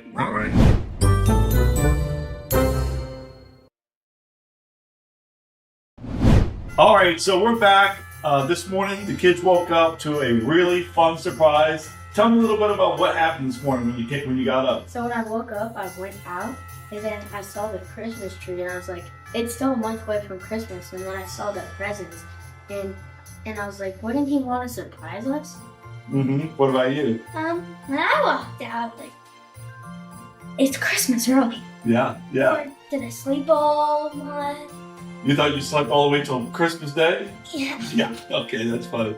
All right, so anyways, listen, great surprise. Sponsored on behalf, obviously, of Navy Scooters. What we have is 2 of the K100 Max Series scooters that they were sponsoring the channel with. So the kids are really excited. They recognized the name Navy this morning because of my scooter, so they kind of quickly knew what it was. So we're gonna take a few minutes here to go ahead and unbox them, assemble them, get them plugged up, and get them charged and ready for us to go take our first rip. What do you think? Sounds good? Let's do it.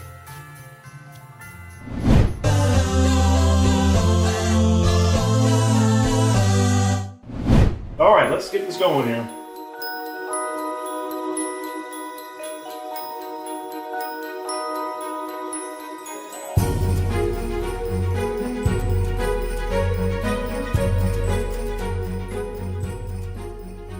All right, so just like the other scooter, I think this is going to be very, very easy to assemble. A couple things real fast from the box. It's a one-step folding mechanism, which is really great for carrying around.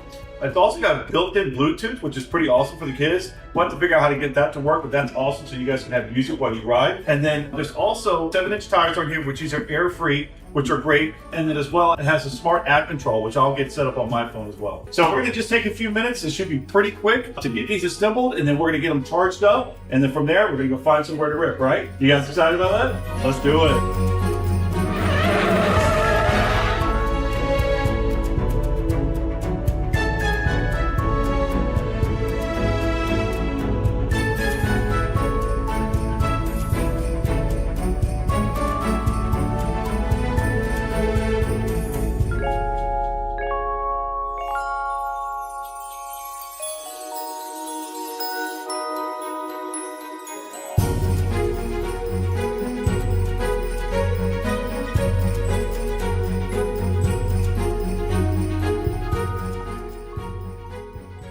Stand this up. All right, so this is going to get in here. All right, inside here, you're going to have 4 set screws. So there are directions that come with this, but obviously this is as easy as it gets, right? Okay, so we got it set. We pulled it down. There's going to be 4 total. We'll get them started by hand. You're going to do this side right here. This one right here. No.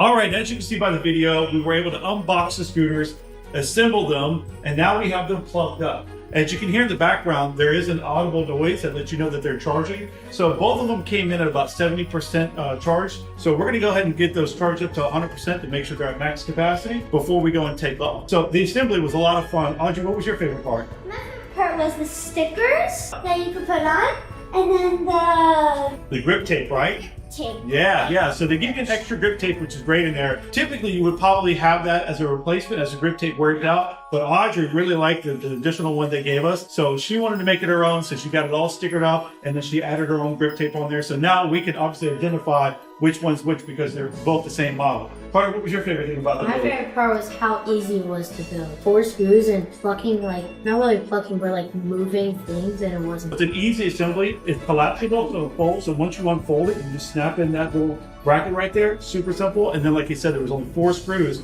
right at the top where the handles meet the bar in the middle. Super easy. We're gonna let these get charged up. Matter of fact, we also got helmets for the kids to make sure safety is a big important thing. These do go roughly 12 miles an hour, so we want to make sure the kids are nice and safe. We got them nice helmets, got them all fitted for them. I think from here, we're gonna go up, go see our friend Jared to have a little bit of breakfast, and then we'll come back and then we'll go ripping. Sound good? Yeah. All right, let's go.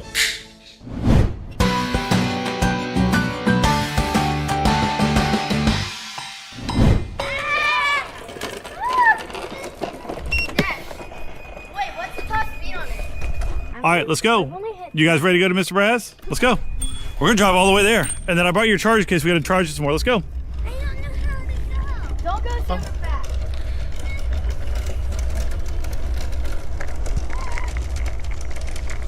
It's a little bit of a ride, but it'll be fun, right? It's already fun. But they haven't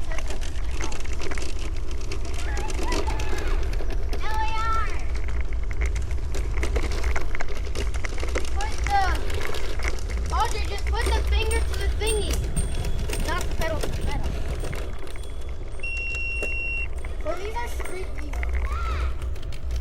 We're going up a hill.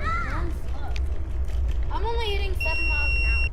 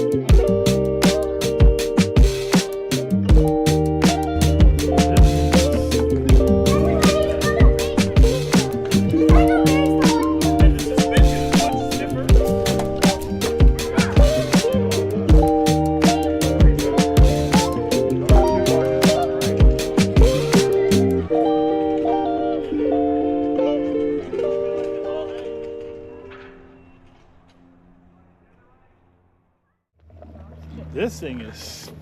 By the way, you gotta wait for me too, because I go very slow on hills. And the suspension is much stiffer. It acts differently too on Dad,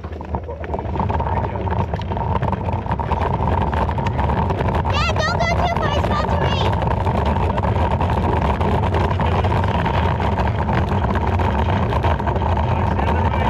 Carter, don't go too far, it's about to rain.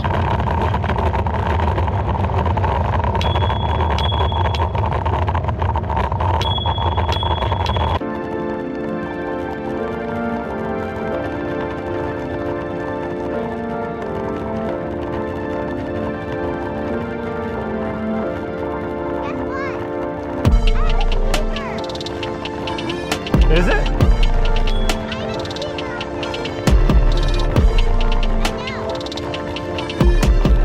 All right, stay to the right.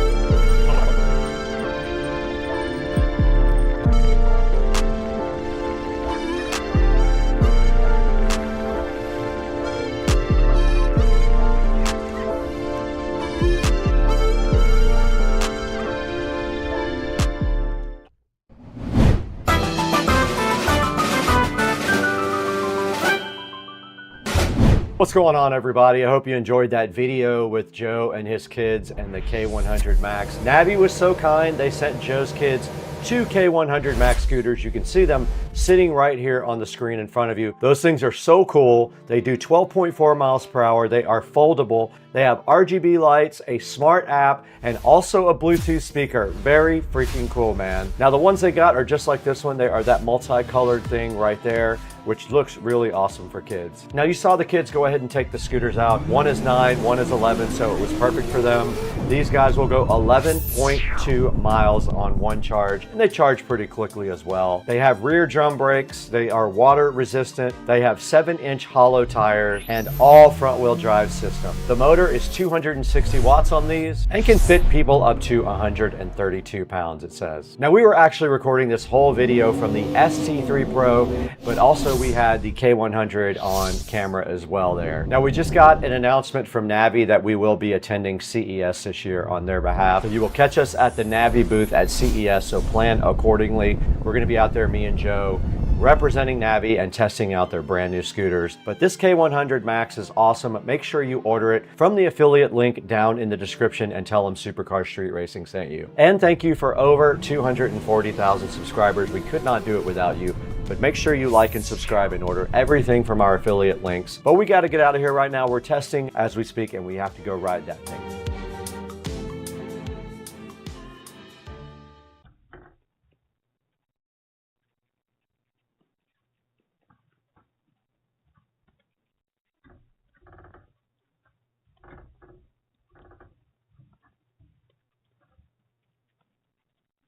We're back here at Supercar Street Racing Studios once again in beautiful Jacksonville, Florida. And today we have this mini camera sitting here so fresh and fly right in front of us, ready to do some detection of some shady characters around your house or my house. So let's go.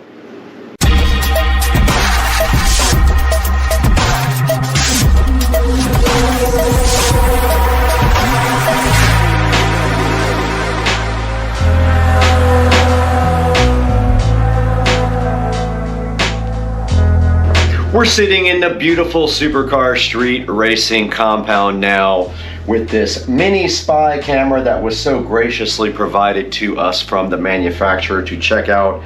And this guy basically is a rechargeable camera. It does charge with a standard USB cable with a Type A. Now just a bit of a warning on the side of this guy. It doesn't have a USB Type-C. It has the older style USB connector. So it's the kind that's longer at the top and smaller at the bottom, and you will have to have a cable, and it does come with one. And this thing needs about 4 hours to charge, and on the top of it, it has an LED indicator, a red indicator when it is still charging, and that will go off when it is fully charged. Now this little spy USB camera does also come with multiple ways to mount it via a 3M pad on the bottom.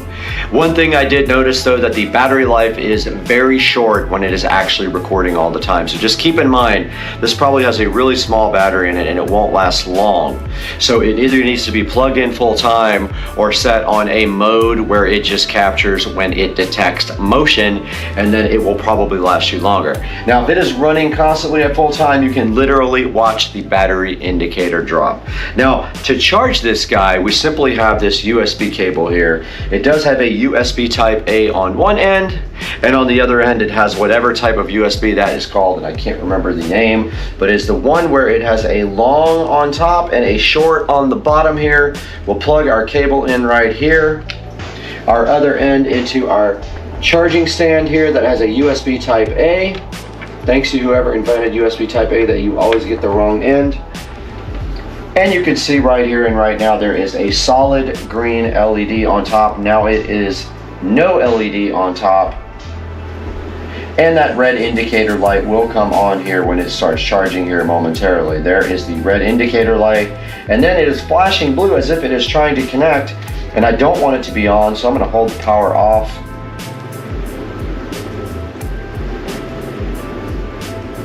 And it did not power off. There it goes. It powered off and it is red, meaning that this USB spy camera is now charging, and it actually did come back on and came on with a solid blue light. So I don't really want to be using this. I want it off. Let's see if it continues to power back on. Now it is off again. And it did power itself back on one more time. So it is wanting to be on so bad that it is now solid blue again. And there are some indicators in the manual that say what solid blue means. Right here back in front of the USB spy camera, and it will not power off all the way, but there is a solid blue light and a red light. The solid blue light meaning that it is configured with a router, but the SD card isn't recognized, which is interesting because I know in fact it is on the app and it actually does record and work properly. Now let's take a look at this guy on the actual Android phone so we can download the app, see what it's like to set up, and start busting creepers at your house. All right, guys, we are now on the phone trying to get the app downloaded. So the name of the app is HID-VCAM, and there is a scannable link. So let's see if that actually works. It does. So we go to the link here. Let's see if it loads. Or you can do it in the Google Play Store. There it is, so let's go ahead and install this.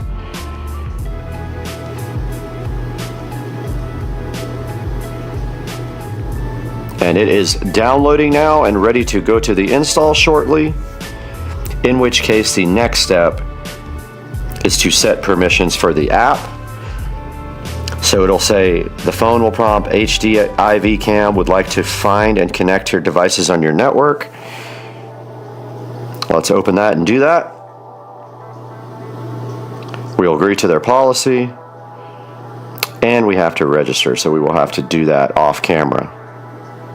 All right, we're back on the app now. We did have to register for the service though, which is fine, and it's asking if it can send me notifications. I'm going to go ahead and say allow. And now it says that it should ask for a location. It did not. Send notifications, it did. I don't know what I know means, but that was on the screen. Already registered an account. Now we have to configure the camera. And now it does not say turn on the camera. Okay, so it says to turn on the camera, press the on-off for 3 seconds, and after 10 seconds, press reset for 5 seconds. So over here at the camera, we will now turn on the on-off button for 3 seconds, which I am doing in the background here. 1, 2, 3. Nothing happened. It's now not flashing green on the camera. It's solid green. Now it says to press the reset button for 5 seconds.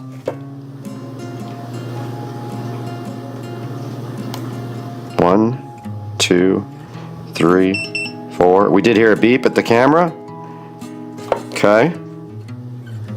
Open the HID-VCAM app and click plus. Add device by scanning QR code. Add device by scanning QR code. Next. Now I got the location allow. I'm going to go ahead and say while using the app. Okay. It is powered on.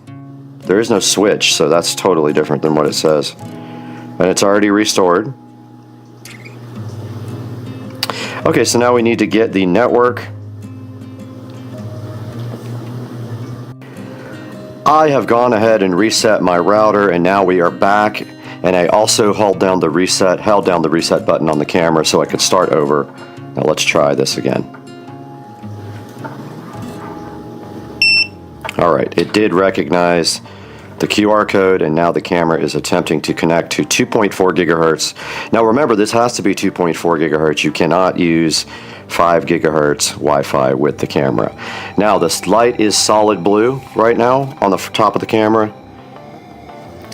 And it says the camera has been configured with the router Wi-Fi, but the memory card is not recognized. And now it is flashing fast blue again, meaning that, oh, now it says binding device on the actual screen here. You can see that. So we might have been successful. We were. Slowly flashing. The camera has been configured with Wi-Fi and the memory card has been recognized. All right. So now we're just going to call this guy Spy Cam.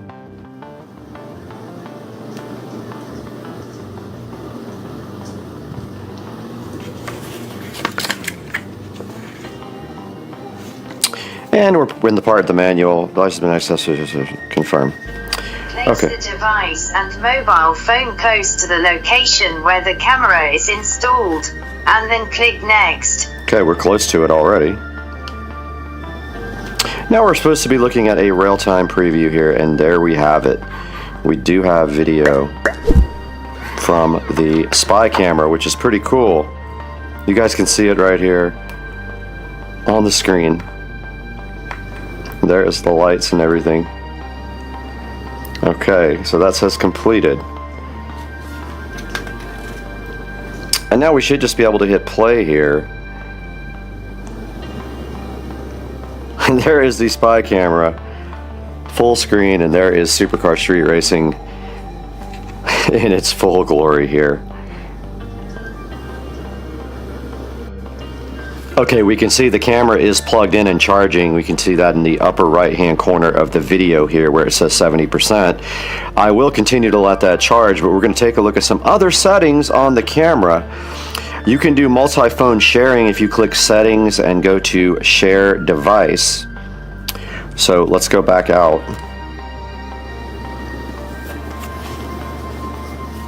It does say loading.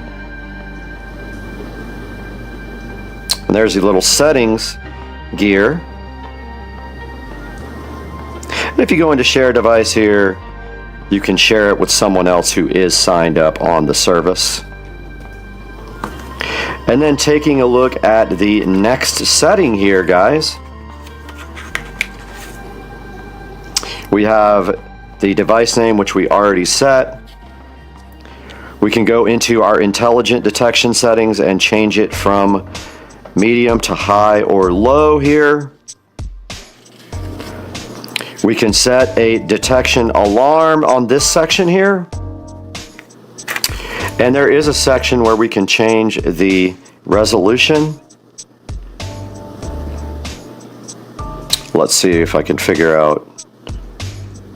So if you go to click video window, click the FHD button. Let's see if we can go do that. Okay, it says for me to open HD, click video window, click the FHD button, choose 4K. Let's see.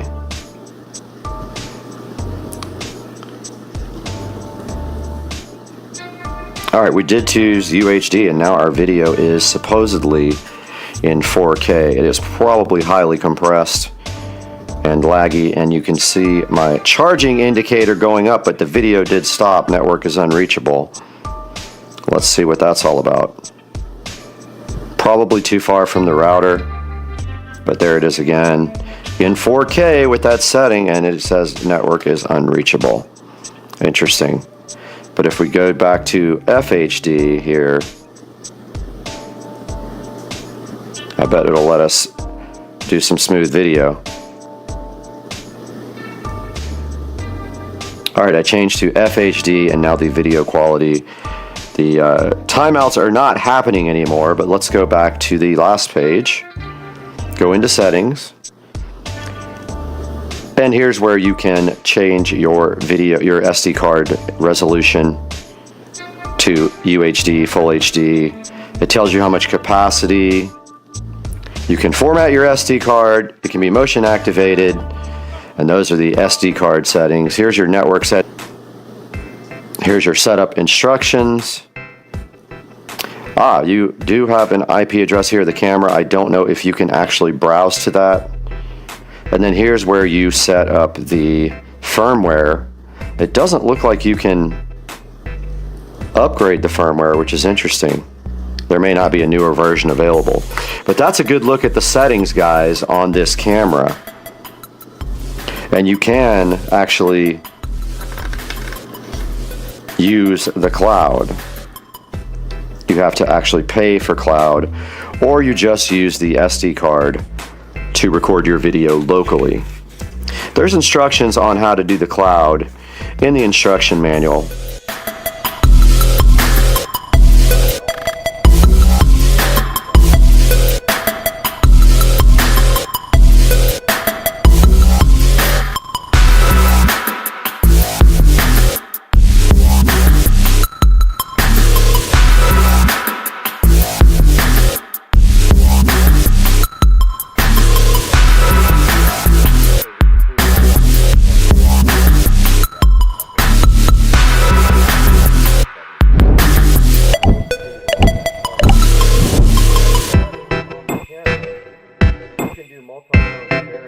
quick setting. So let's go.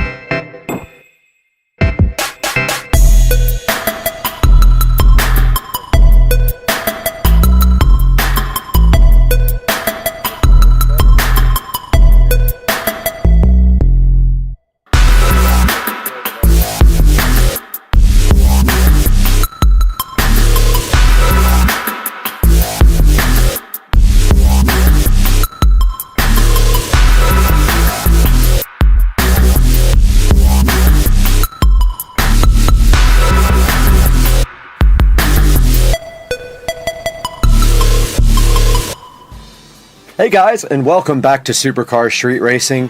We are sitting in our 4K production studio where we bring you high quality reviews and videos almost every day if we can. And today we have the AOBO spy cam that you guys saw a little bit earlier, and then you actually saw some footage from the camera. And I just have a few things to say about the camera, which is up here on the screen right now. A few little things about it. So it is $39, but there is a coupon available for it. Now, I was able to get this camera up and running relatively easy. The instructions are not great. It does charge with a USB Type-C cable, and it does take about 4 hours to charge completely. And one thing I will say about the camera, a couple of the negatives are the video quality was not tremendously good. It only outputs at 720p. And it is actually, it's not even 720p, it's 1280 by 720 by 15 frames per second. So it's only 15 frame per second video.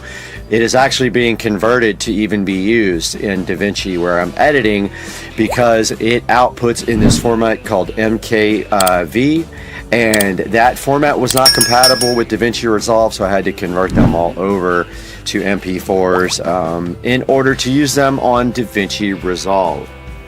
Now, taking a look at the camera here, it actually is that small. It has a little stand on it that you can actually take off a sticky pad and use that to mount it however you want. And taking a look here, you can see that you can sit it right on a shelf here if you want to, and it is a couple of inches wide. Let's go into this a little bit harder. And it does do motion detection. Now, if you don't do motion detection and you don't have this plug into USB all the time, the battery does discharge very quickly. Almost 1% every minute or two is what I was seeing on the battery usage, which is not amazing, but this thing is designed also to just give you, like, it's supposed to just come on whenever it detects. Now, this does say 4K video image resolution, but I noticed my files only recorded at 720p, so I'm not sure what that's about. And also, when I had it set on 4K, the Wi-Fi signal was not strong enough for it to actually transmit, so I had to back it down to 720p. So I believe that was the issue with the 4K not working. I only tried one of my wireless hotspots, and I didn't have a whole lot of luck with 4K. But you can see right here, it does have an app that you download, and you can manage the device with the app. You saw the actual footage right there from my phone when we were configuring the camera.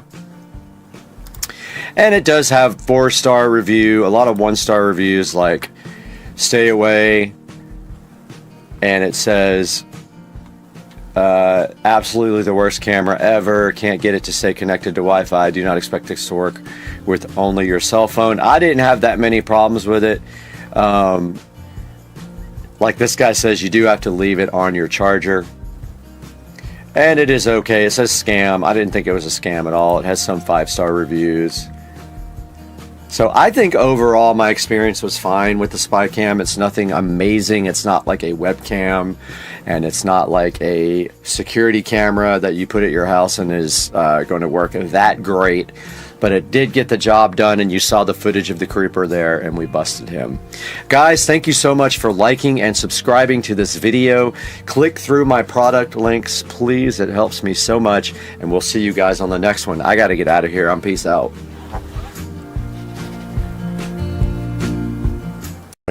Is go ahead and bend them whichever direction you want. So if you want them to be shaped a certain way, you just grab the root here and you just kind of look at the base of the stock and you just kind of bend it and it should stay. And then you can bend these to whatever shape you like. See how they just kind of stay where you're going? And then once you get those shaped out how you like, should be good to go. They look awesome. This one I never kind of fanned out. So if you just kind of bend them, they will stay in that position. And if you don't know how, get somebody who does to help you out. Just like that. And we do have 2 plants ready to rock.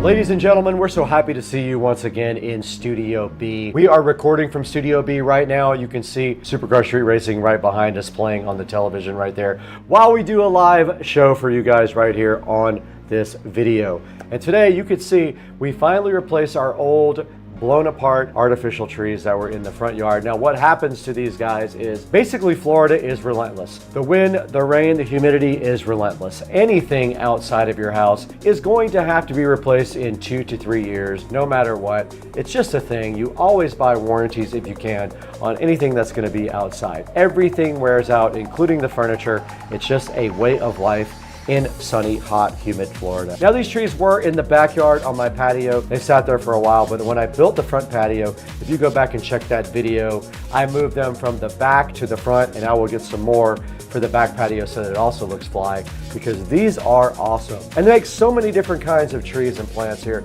I want to show you a few of them. Now these are the 5-foot artificial palms right here. They are $118. They also have this bird of paradise right here. They have the cedar topiary in both 3 and 4 foot versions. They also have these 5-foot cedar topiaries, and they are quite expensive, $269 for 2.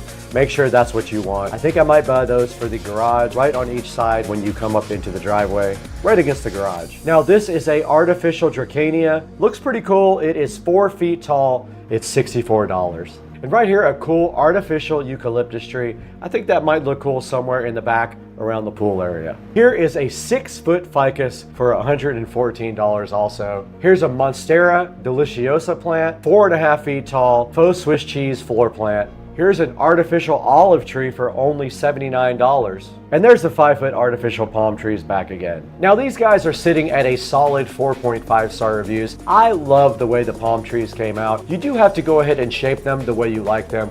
When you get them, you'll take them and actually bend the bottom so that you get a nice natural looking plant wherever you want it. Now I'm gonna go ahead and order a bunch. Morning in the Supercar Street Racing garage. As you can see, I got my weights out here. I'm taking it out on the weights, get my workout in while I work on the bike as well. And I decided to go ahead and change this fuel filter. So before we even attempt to start this bike, I want to go ahead and get this fuel filter changed today on Supercar Street Racing.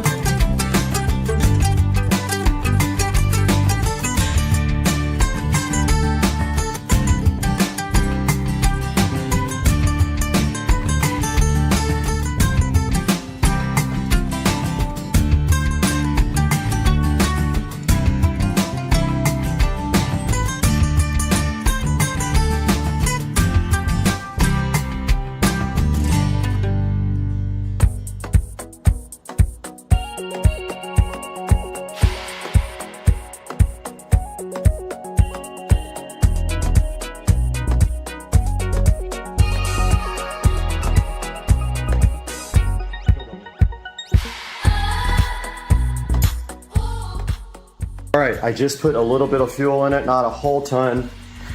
Looking for leaks, and sure enough, there's fuel coming out somewhere. I gotta figure out where it's leaking from. All right, so the fuel filter was cracked. And I don't know if I did it putting on the zip ties or not, but I just found this other fuel filter, went ahead and dropped it in, and now I have to zip tie this. Well, I already did zip tie the side it came out. Gonna try this again with just a little bit of fuel because I learned my lesson just now. If there's a leak, it goes everywhere. So just a touch, it all leaked out on the ground. Of course, the garage smells like fuel.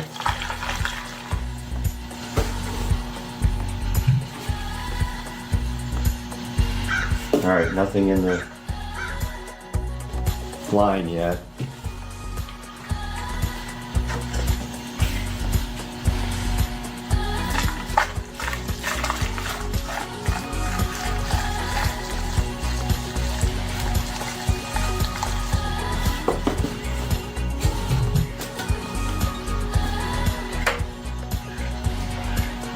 Okay, I don't understand that.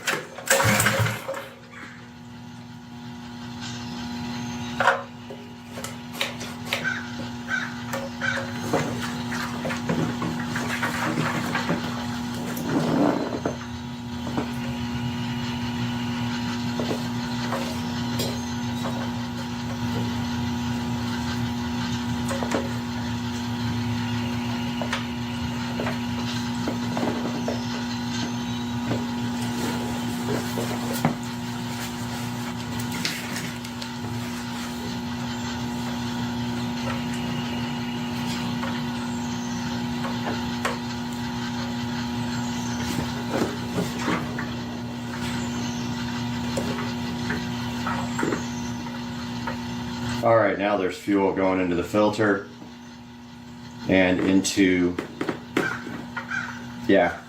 So I had to tilt the bike that way to get the fuel over, but now there's no bubbles and there's fuel in the filter. I don't see any immediate leaks. So it might start. Hopefully all the gasoline's dried up and we don't blow ourselves up.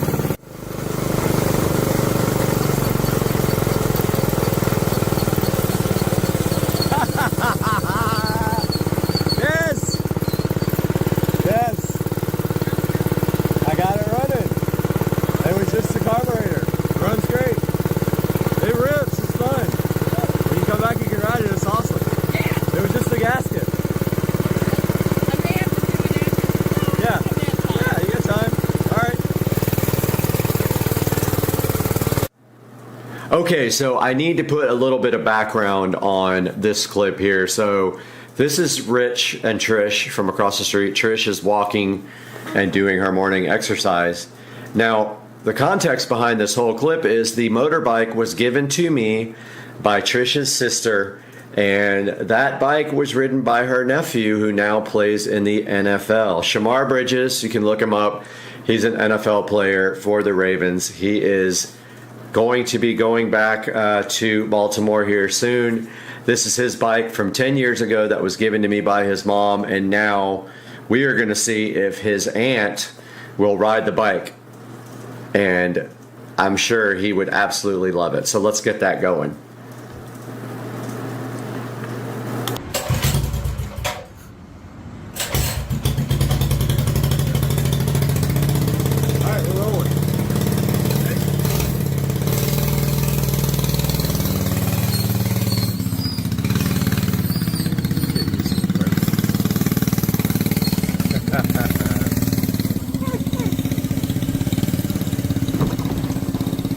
Flat out.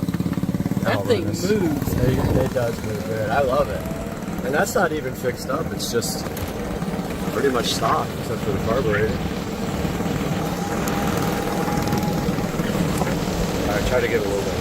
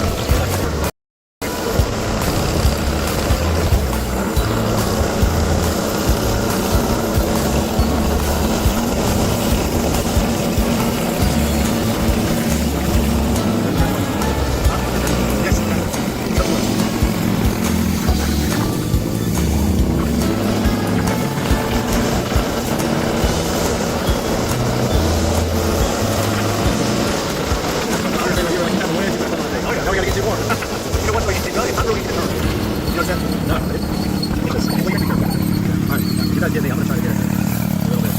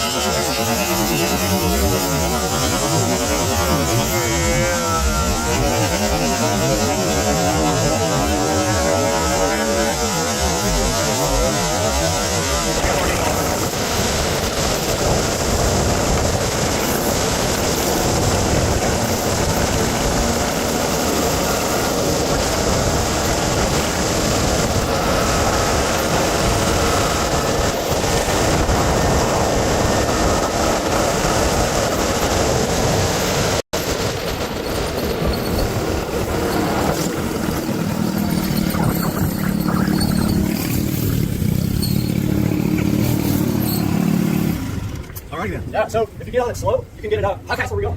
We were doing 28 coming down Ashley, man. And I'll go faster? Yeah. A little bit. Yeah, ease it up, it'll go pretty good. Okay. If you get on it too hard, it likes to cut out. And I really hadn't got to that point. I got nervous. Oh, that was fun. This thing is so good. It goes, I don't know what's going on with the jet, with the carburetor cutting out at high speed, but I'll figure that out. Super cool. Is it off?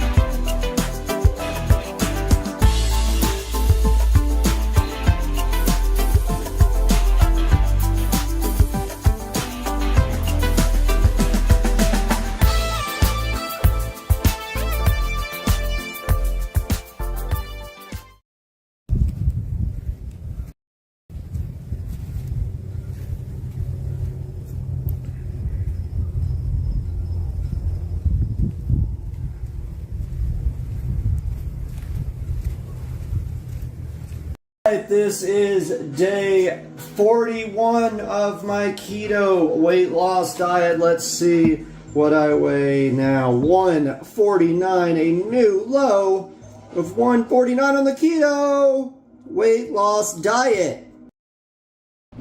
Today we are in the Supercar Street Racing kitchen, and we have been blessed with a couple of cool products from Mighty Cleaner. They did send us the extra large chamois towel and another extra large chamois towel, 2 colors. One's in blue, one is in a brownish color. And today we're going to go ahead and get these things open and wash my sister's car that's across the street over there and make it look better and test out these chamois towels. Let's get going on Supercar Street Racing.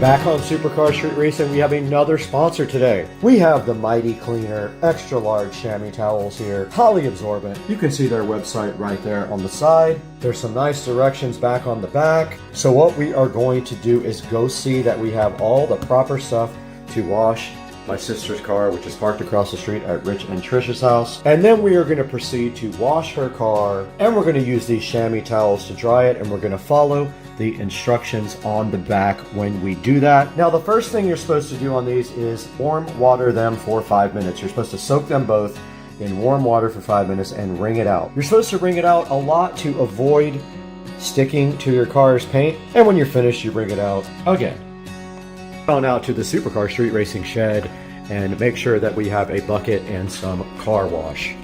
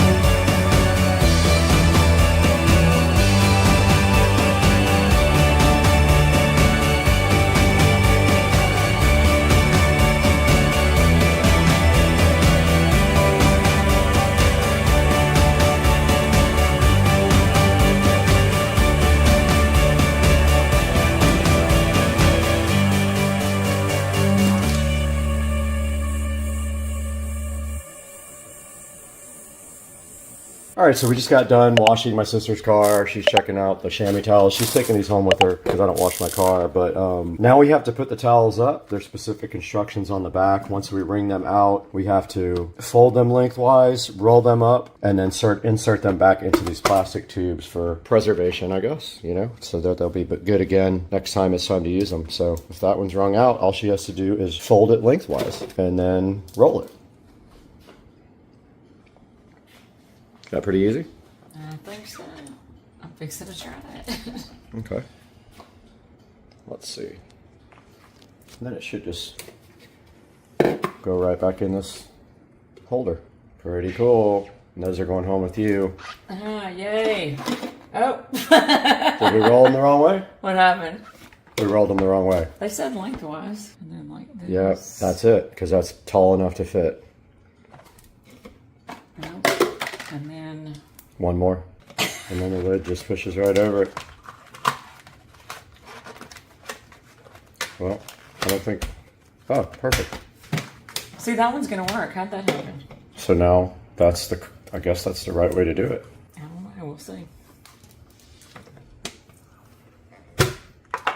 Oh, that one's going to go perfect. Yeah. That one seems bigger, the brown one, but it's the same. Extra large. Now those are going back to Mississippi, and then now we'll go take a look So happy. at those in the studio online and see how you can get your own chamois towel from Mighty Cleaner, who was generous enough to send these for free to the station. Hey guys, welcome back to Supercar Street Racing in the 4K production studio. And let me just start by saying it is absolutely pouring outside. So you might be hearing the background noise because the mic can definitely pick that up. But today we got the Premium XL chamois towel for the car. It's a 2-pack. This was generously given to us by Mighty Cleaner to go ahead and check out and test with you guys. And you do see that I went ahead and washed my sister's car with the chamois towels. Now, part of the process of using the chamois towels is that you have to warm them up first. So you get a bunch of hot water or warm water and you put the chamois in there for 5 minutes, then you wring them out, then they're ready to go, and that is every time you use them. I believe you have to do that. And looking online right here, you can see we have the XL chamois towel in 25 by 34. Here is a good picture of it right there. You can see it is from the company Mighty Cleaner. And then here it shows you the absorbency, and I did notice it was very absorbent on my sister's car. I only had to wring it out 1 or 2 times for the entire car. You can see right there it's extra large, and you actually probably could dry the whole car in one go. I did wring mine out a few times though, and I probably didn't have to. This thing is totally safe for your car's paint and won't scratch it. It is very soft. And right here you can see it's easy to use, doesn't leave lints, just keeps going and going, and you just keep drying your car off with one big towel. Also good for interior of your car, it says. I didn't think about using it in that way, but apparently you can use it on the inside too. And it lasts for years, hardens if left to dry, and should be stored in the case to keep it damp. My sister asked that question. What about the fact that it still has water on it when you put it in the case? It has to be wet, otherwise they turn into like a hard rock. Right here you can see it works for boats and trucks as well. I can see where it would be great for a boat to keep it on board and keep things dry and wring it right out across the side. These towels have a 4.6 star review. They're $22.95 right now, and you get 2 towels for $22.95. And like I said, Mighty Cleaner was generous enough to give us these to review for you guys, so I hope you enjoyed it. Now we're going to play a little video for you from Mighty Cleaner.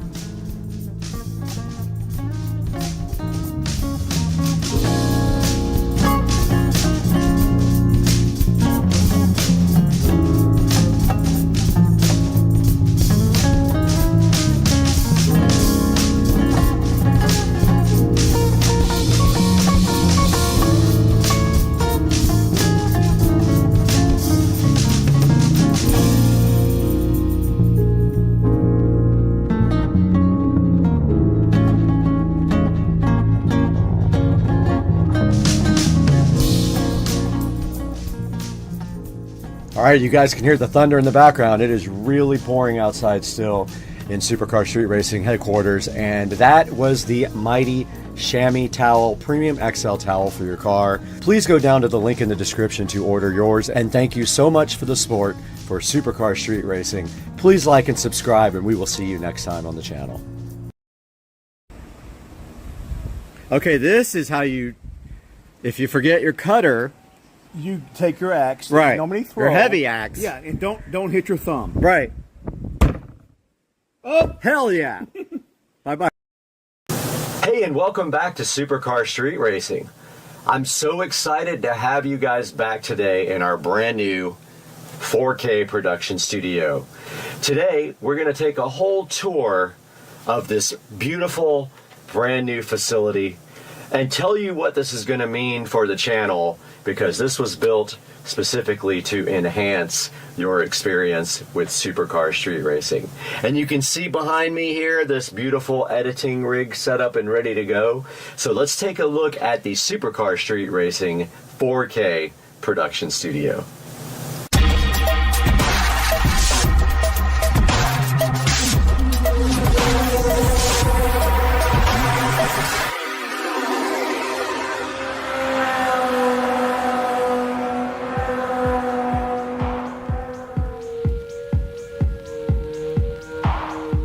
Hey guys, welcome back to the channel. Supercar Street Racing here. You got Brad, and today is the day to give the formal studio tour. The studio is 98% done. I just have a couple of lighting things to do. So we are going to start here on the outside. So this is a lean-to building, and yes, the fence is crooked, not the building. The building is straight 100%. The fence goes on an angle, so there is a narrowing path right here. But starting on the outside here, we have the LG super quiet dual inverter air conditioner system, and that is the same unit that I have in my bedroom. It is a 10,000 BTU unit that runs on 110 volt AC, and you can see here I did frame around it and cut into the wall to mount the AC, then sealed up everything really nice around the air conditioner. The wiring inside, I will show you when we get inside. It is hidden completely, and that is how the studio is cooled. And in the wintertime, we will just have a small space heater. Now you can also see here on the outside, we have LED lighting installed all the way around the perimeter. It puts a nice downlight onto the studio. And I also did get gutters installed to move the water away from the door and away from the studio, as we had an issue where the concrete was not poured correctly and the water was running towards, so that will fix that. The door eventually will be replaced with a real door. Right now it's just a shed door, does not close very well. So that will be done in the future. And that is a look at the outside of this nice 150 something or 160 something square foot studio. And now we move into the interior. Guys, welcome back to Supercar Street Racing, and you are in the Supercar Street Racing 4K production studio, and we are going to give you guys a very quick tour of the studio and show you all the amazing features. And the studio is 99.9% done. And so let's start the tour, guys. On this side of the studio, when you enter, you will see the LG dual inverter super quiet air conditioning system. This is a 10,000 BTU unit. I have a review on my channel. I will post a link in the description to this guy. It is Wi-Fi controlled with the ThinkQ app. It is very awesome, it makes very little noise. You don't hear when the compressor kicks on whatsoever.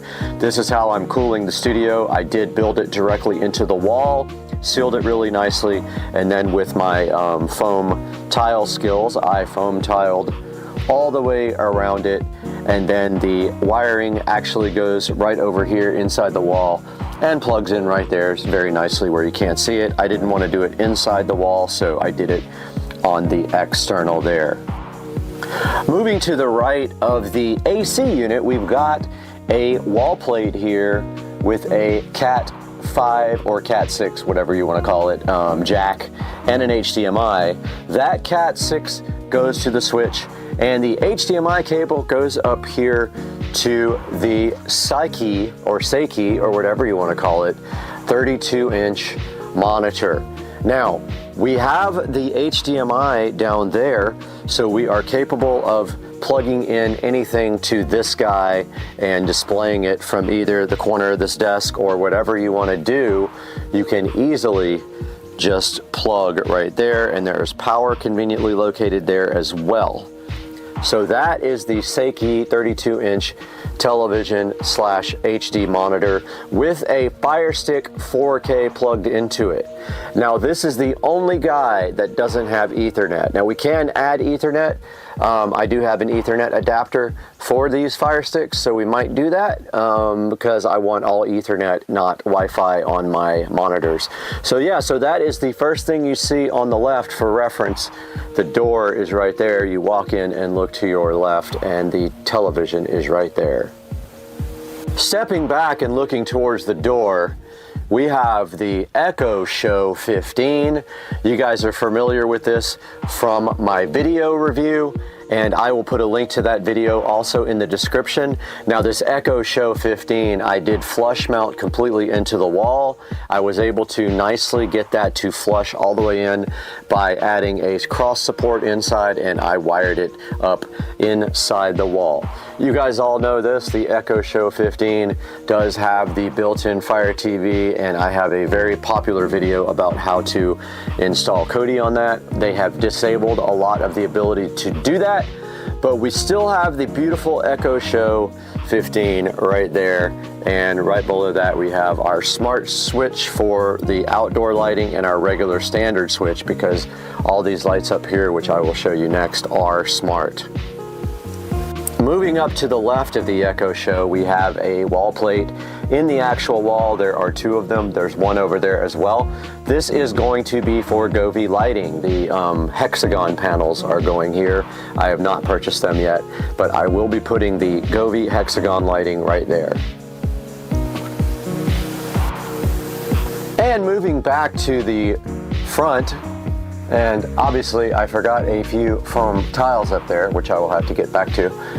Moving up to the front, we have a switch right there for Ethernet. It's a gigabit switch, and you can see all the active ports on it, and I will put a link in the description to that switch. Those Ethernet cables all run through the entire studio. And now I'm having an OCD attack because I literally forgot that I didn't finish these tiles, and hopefully I have enough to do it. I have like 5 or 6, but anyway, yeah, that part I completely forgot. So there's the Ethernet switch, guys. I hope you like that switch right there, Netgear, and there is a good look at that guy right there.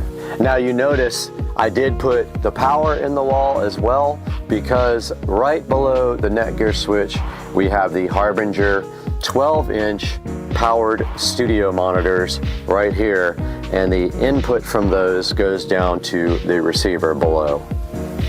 On the left side of the desk here, the editing desk, we have a HP all-in-one computer. Now this one is the one that I have a video on my channel for. I will put a link to this guy in the description. This is the one that we got for free and we refurbished, and you can see here it looks absolutely fantastic sitting on the corner of the desk. And I have a smart bulb lamp back here with a Govee smart bulb, so that sits on the left side of the desk. Stool, and then we have the Fire TV remote, and I put labels on the back of all these, and that fits right up there nicely. So that's the left side of the desk. Moving underneath the desk, you can see the editing rig sitting there nicely under there. You can see my wiring skills. I did all the cable management under the desk, and then you can see here how I did all the stuff inside the wall.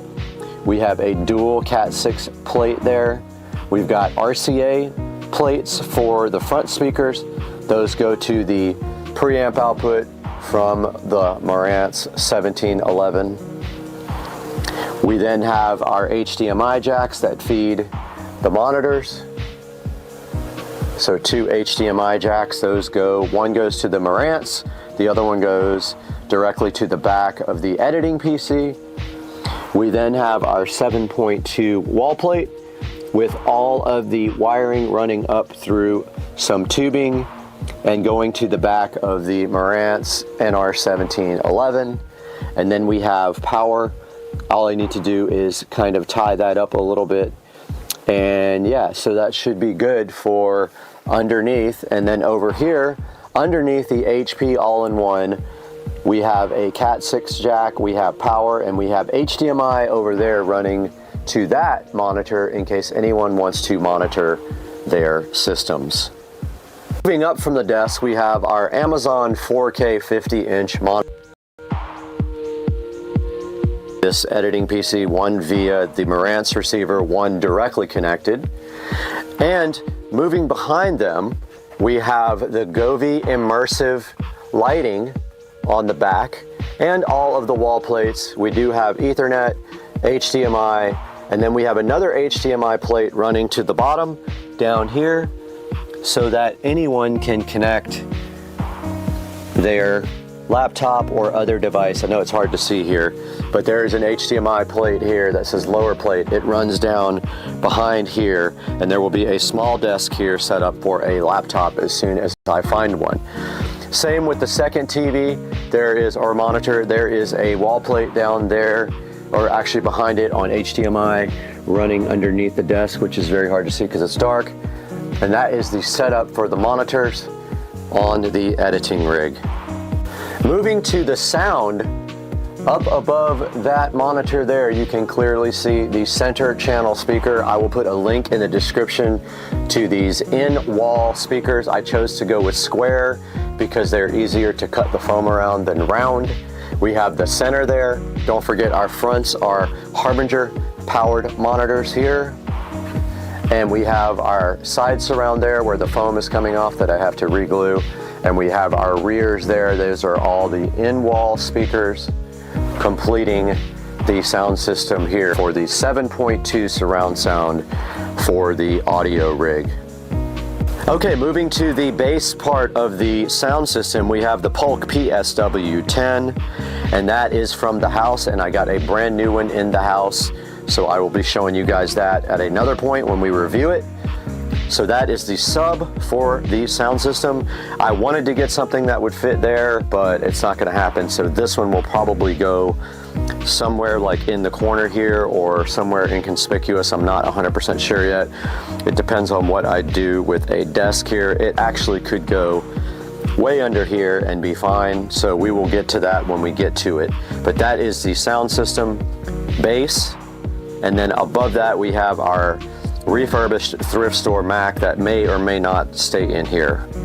Moving to the corner, I originally had planned the subwoofer here, so we have our subwoofer wall plate there with RCA cables and power conveniently located, but for now it is not possible because this is just too big, so I might move the sub underneath the desk over there where it's not in the way. And then moving to the rear, we have a futon with some nice pillows, and that is the rear along with this nice black coffee table that I refurbished myself. That is the rear of the studio for guests to hang out while I edit or to sleep in here. It's possible as well.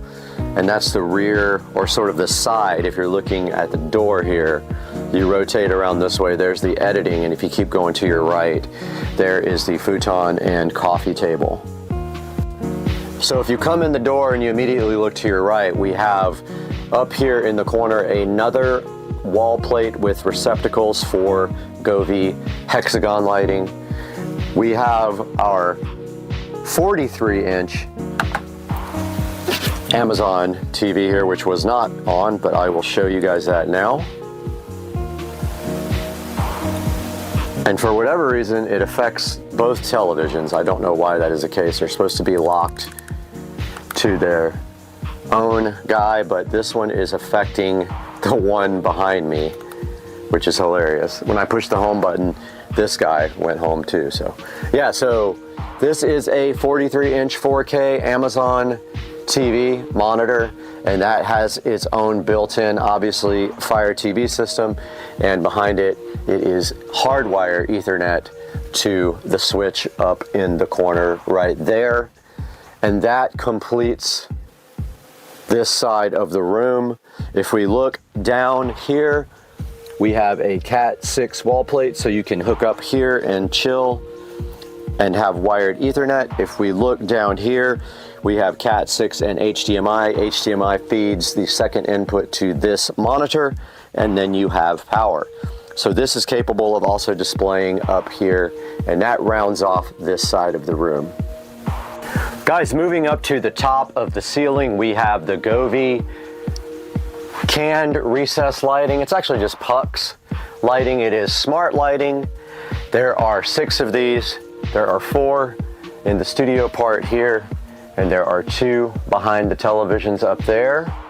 And they are all smart controlled. Alexa, set the studio switch lighting to blue. Alexa, set the studio switch lighting to 5%. Alexa, set the studio switch lights to red. Guys, there we have the Govee puck lighting, and I will have a link in the description to these. They can be synced with the Govee immersive lighting behind the television, or they can run independently, and I have them set in different groups, so these can come on separately and do some backlighting there. And that is rounding off the amazing lighting at the Supercar Street Racing Studio. Guys, that's gonna wrap up a tour of the Supercar Street Racing Studio. I'm so glad you guys decided to join us today, and I hope you like the studio, and we will see you next time on the channel, hopefully soon with some more exciting things your way.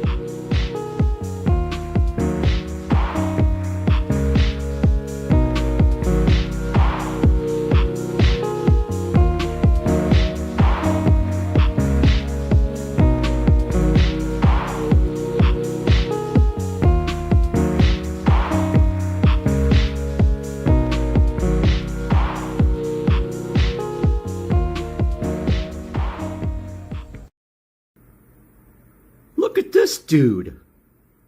Birdage with his mouth open. Birdage, what are you doing on my pool deck? Why don't you just jump in? The water feels so good.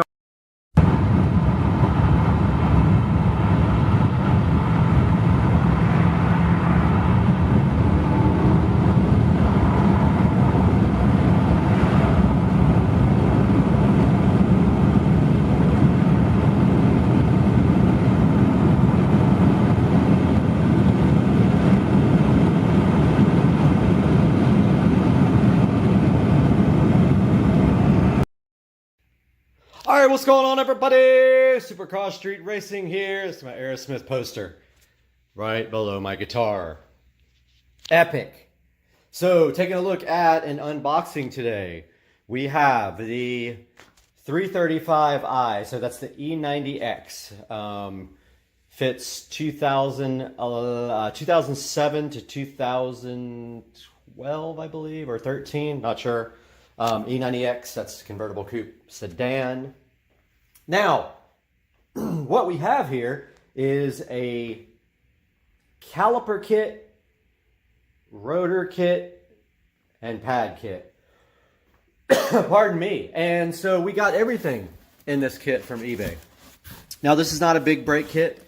It is not it's a performance brake kit, but it's not a bigger brake kit. And I am not a race car driver, so I don't need a bigger kit. But it is almost time to replace the brakes, and I figured that I would do something cool. Now, I wanted black calipers, but these are powder coated in red. But these are freaking awesome looking, aren't they? If I had these out of the bag, I could show you. But yeah, these are the red powder coated calipers. I believe they're remanufactured. I'm not 100% sure, don't care. But those are the brand new front and rear brake calipers. And then in here we have a little treat for you. If I can get the box open. Oh yes, so here are the vented and slotted disc rotors, front and rear, for the 335i. So this is all from eBay. I paid $550 for this whole kit. 4 rotors, 4 powder coated calipers in red, and 4 sets of brake pads for my 2011 335i convertible. Stay tuned, because I will have a video of the install process, and that will be coming up this weekend. Peace out.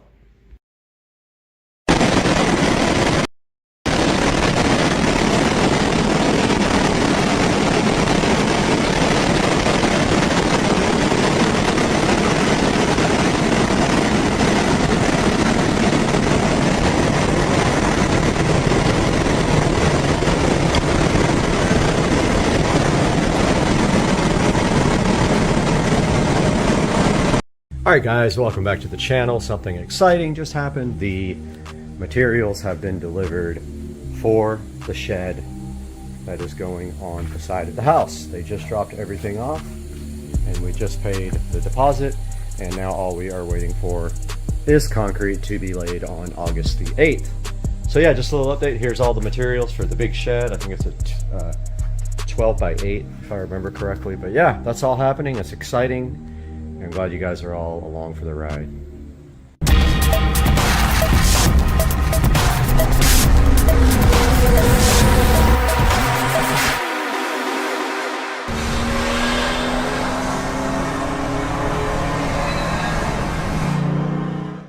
Making a label with my brother label maker, which by the way has a fatal flaw. If you leave all the batteries in it, it drains the batteries overnight. But anyway, we're gonna make a subwoofer little printout indicator for the wall plate. So let's go ahead and go, well, let's do a capital. This thing's so hard to use. I think it's that, and then lowercase subwoofer.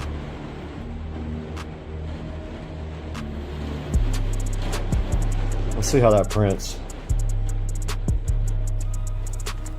It's black. Yeah.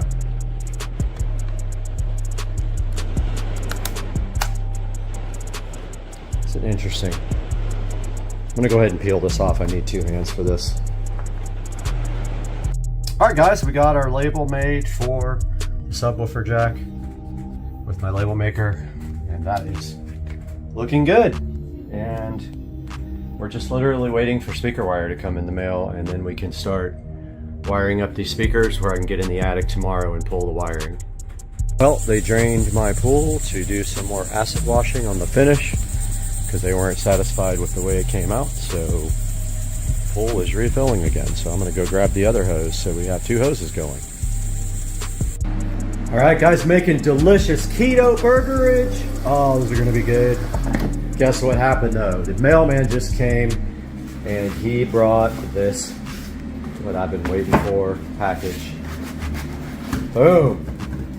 There is our speaker wire. There's, what, 200 feet of something, I guess? 100 feet? I don't know, 200 feet I think, of 14 gauge speaker wire we've been waiting for. I have all of the lengths ready. So right after dinner, we are going to pull out these lengths, cut them off, mark the wire so that we know where they go. And then we are going to, tomorrow morning, first thing before even daylight, get up in the garage when it's nice and cool and get up in the attic and run these speaker wires. All right guys, so we got the speaker wire in. We have it measured out and marked. We have a code on each wire so that we know when we pull it into the attic which one is which. When we pull it down through the cap into the speaker wall plate, we'll know which one to connect to which wire. We have front, center, front, both rears. So what we're going to do now is take these speakers in, hook them up, and then we're going to attempt to throw the wire as close as we can to where we got to put it down the cap so I don't have to drag it through the insulation tomorrow morning. Well, let's get started with this. I have a plan. We have our wire already ready to go, stripped back with my auto strippers here.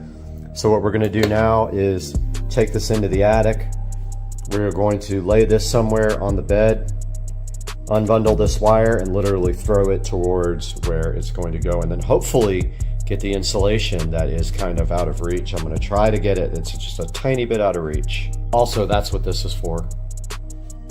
This tool is for getting out the grill.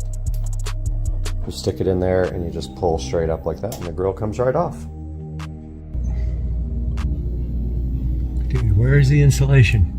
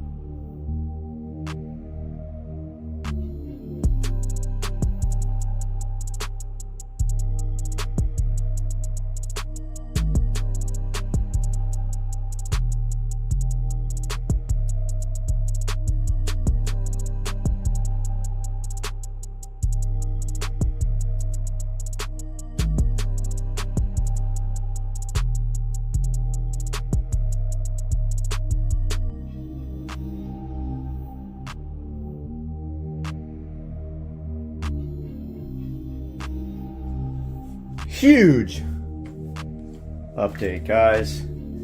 Oh, I'm nervous already. Nervous already. I was just in the attic pulling wire. I don't see my wires. I don't see my wires.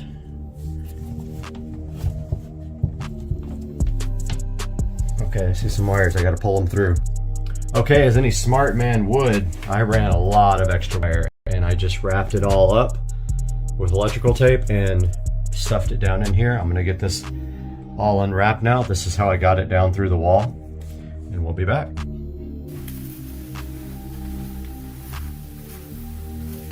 What's up, guys? We have some fun gonna happen now. We are going to install our home theater plate and prep all of our wires. We have a lot of wires to prep. So we are going to do that now. We still have to pull a HDMI cable up to the TV from this plate. So we can't completely seal it yet, but we can get it mostly done. So first things first, let me take a look at the wall plate, see where everything is. Okay, some are, okay, that's not too hard. We can just,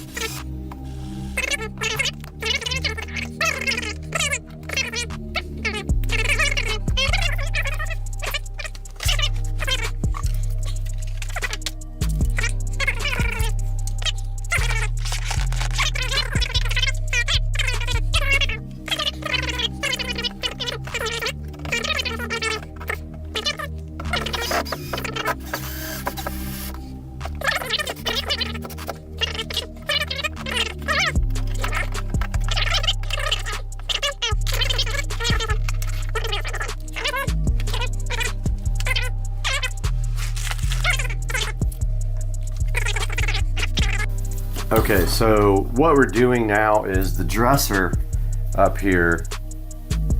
The dresser up here is where the receiver, which is right here, is going to go.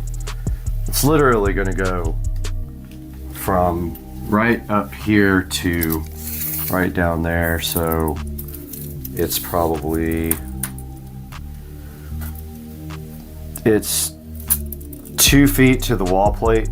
The wall plate's not centered though.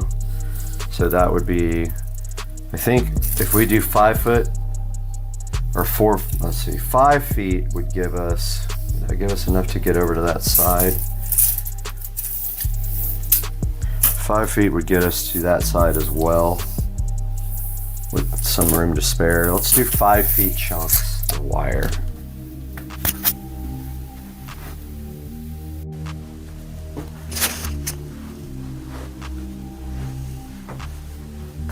I am ready to make some wiring, guys.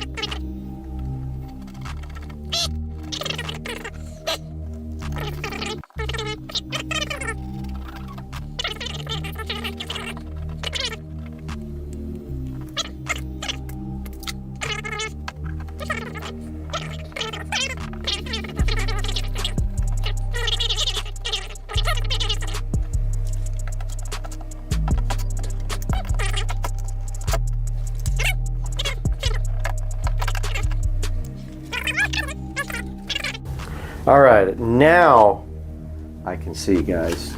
I literally cannot see up close anymore. I have to get glasses soon. Surround right. These things are fun.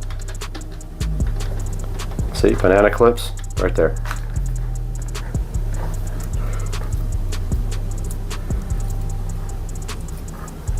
Makes it much easier, guys. I'm just saying. I don't know if I should come in from the bottom. What do you guys do when you hook these up? Do you come from the bottom with one set? Like this? I mean, you can't see the bottom. How do you? Or do you go?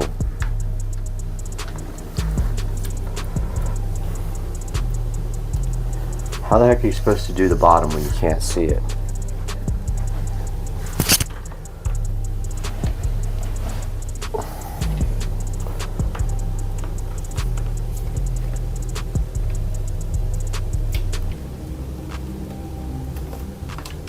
Can't find the hole. I guess I can just come up from the top. So forget it. Why aren't the speaker holes up and down? I mean, seriously. I saw a receiver where the speaker holes were up and down, and I'm like, thank you for actually being smart. And why didn't they do that on every single receiver? Why are they angled? So stupid.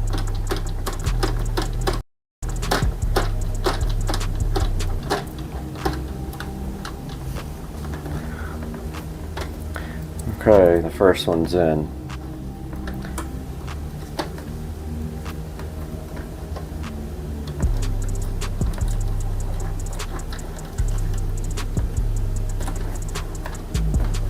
Second one's about to be in. Wish I had like a drill that had an attachment for these, so you could just tighten it down with a drill. Okay, so that is surround right. Next.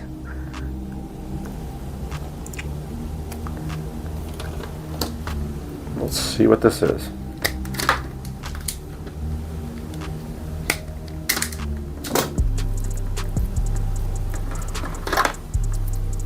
Here's our next one.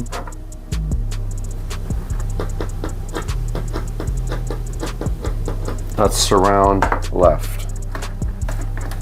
By chance.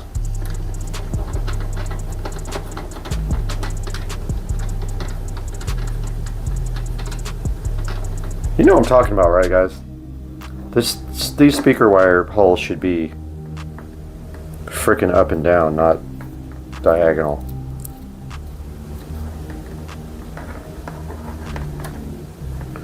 Surround left. Look how hard this is to get in there.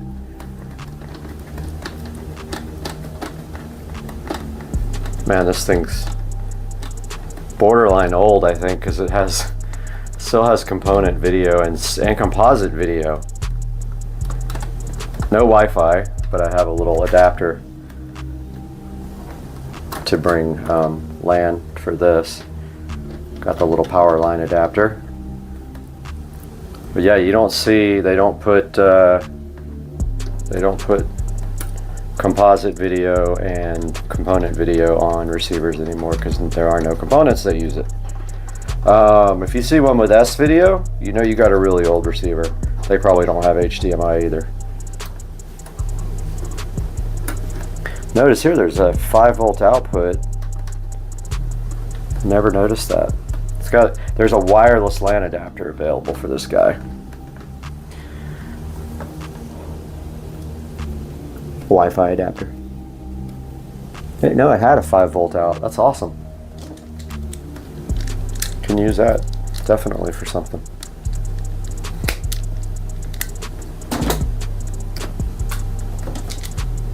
Next.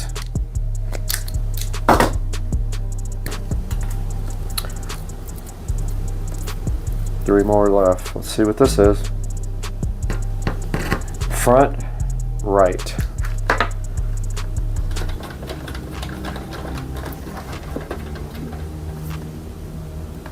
this guy, maybe I can get this one under, since I can actually get to it. Yeah, this one I think I can come from underneath and save and make some more room for other things. Well, I thought I could. Stripped off way too much wire on this one. Yeah, this one's going under, fine.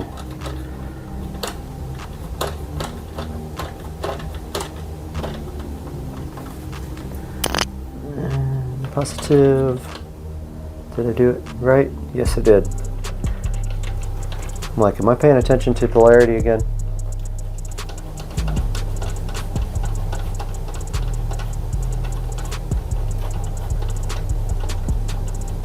Got a lot of freaking analog audio too here. Does it have any analog audio outs for the front? No.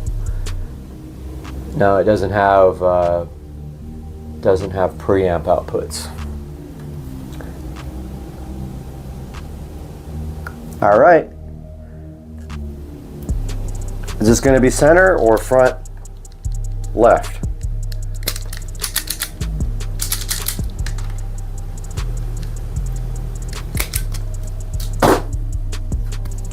Let's see.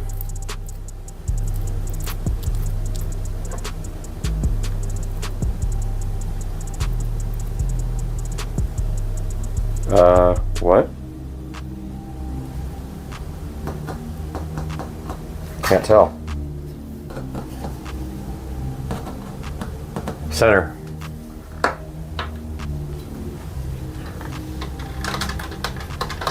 This one's going to be fun to get in there.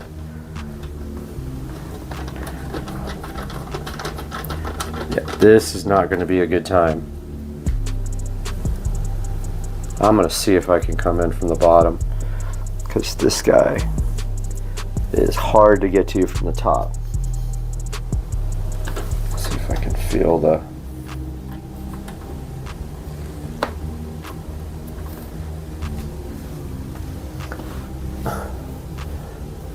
This is suckage.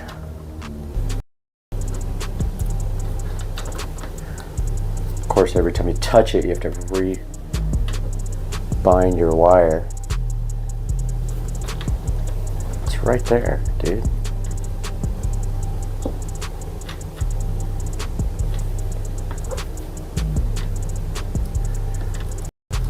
Hey. Got it. Got him. And then I'll do the top for the positive. I would punch myself in the face if I did the polarity wrong on that one.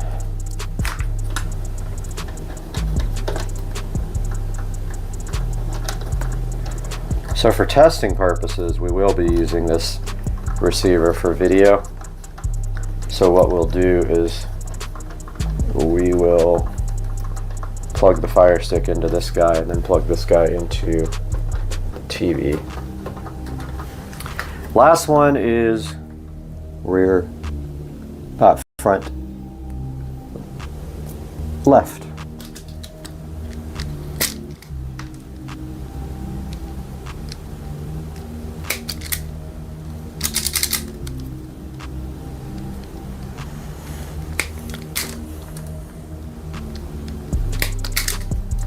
Front left.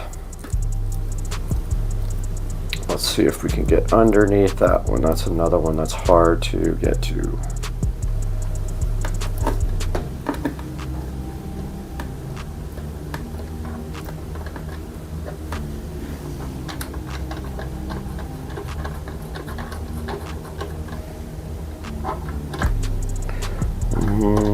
Yeah, this one's going to be fun, fun, fun.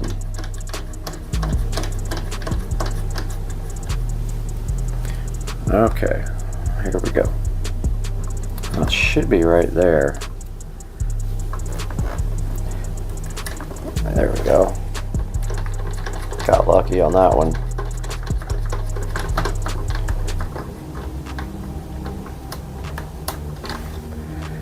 And we'll do the top on this guy. See why banana plugs are so freaking awesome? What would it take? 15 minutes? 10 minutes to wire? Banana plug, 10 seconds.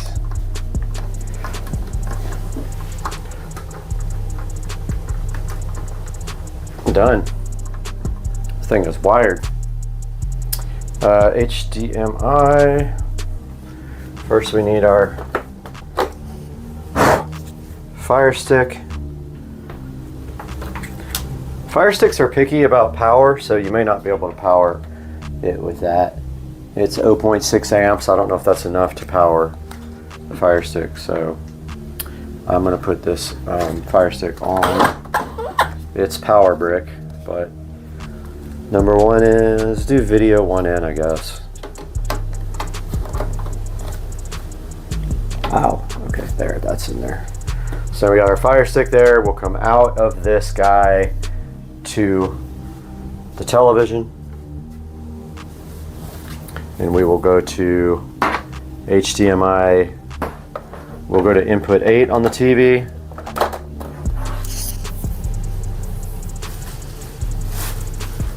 And go to out here.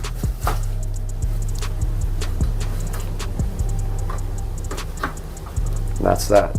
Video and audio are connected. This thing is ready to be tested. I have a mess to clean up first though.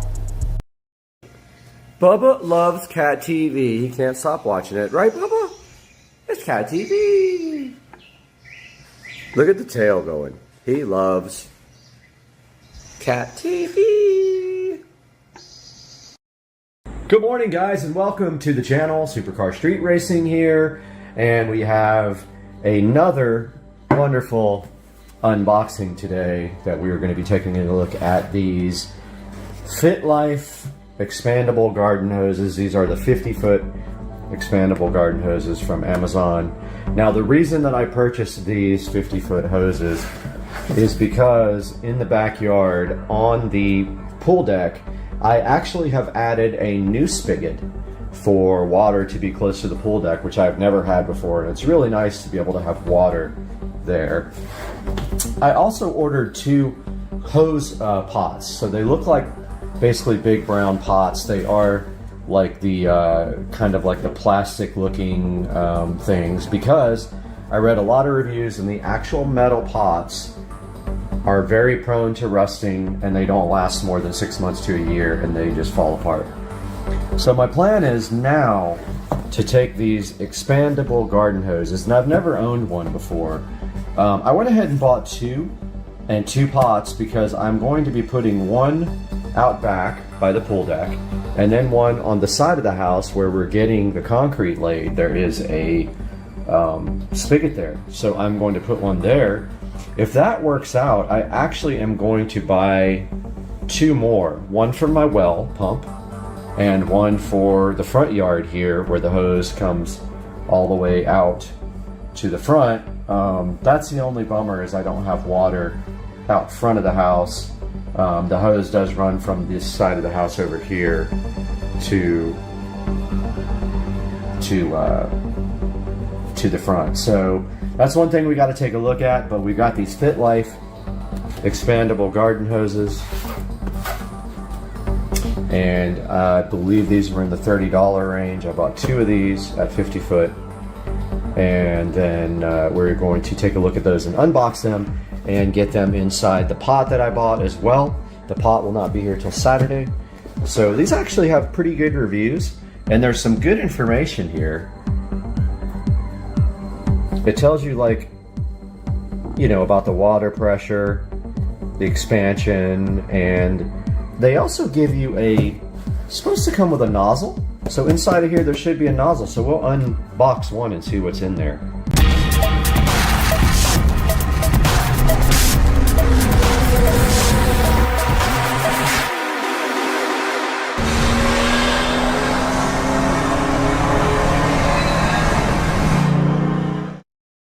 Check out this dude. off in the middle of the week. So non-basic. Hey guys, the second part of the hose project showed up, and this is it. These are the hose reels. You can see here they have holes on the bottom to let the water run out of and let the snakes go in.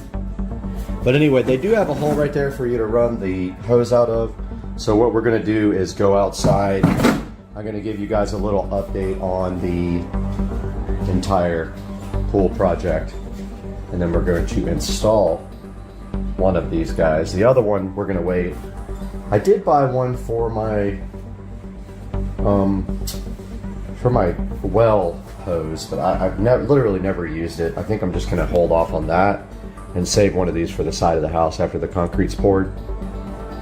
But let's do that now. I'll give you guys an update on the rock situation. All right, guys, we're outside where it is blazing hot to give you guys a look at the situation with the rocks. So they did come and refresh all the rocks. You can see here they refreshed the regular rocks and the lava rocks right there. And then up here where I have to do new edging, they refreshed all this. Last time they did the mulch, this time the rocks. New section of rocks added here for the well, and we will be getting a hose reel to go up on that wall. Let me zoom out here for you guys. All right, we are back and going around to look at the rocks. All this was refreshed. You can see here.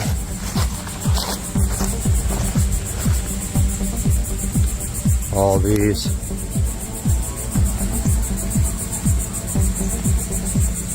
These lava rocks here, which it's been needing that for a while. All this.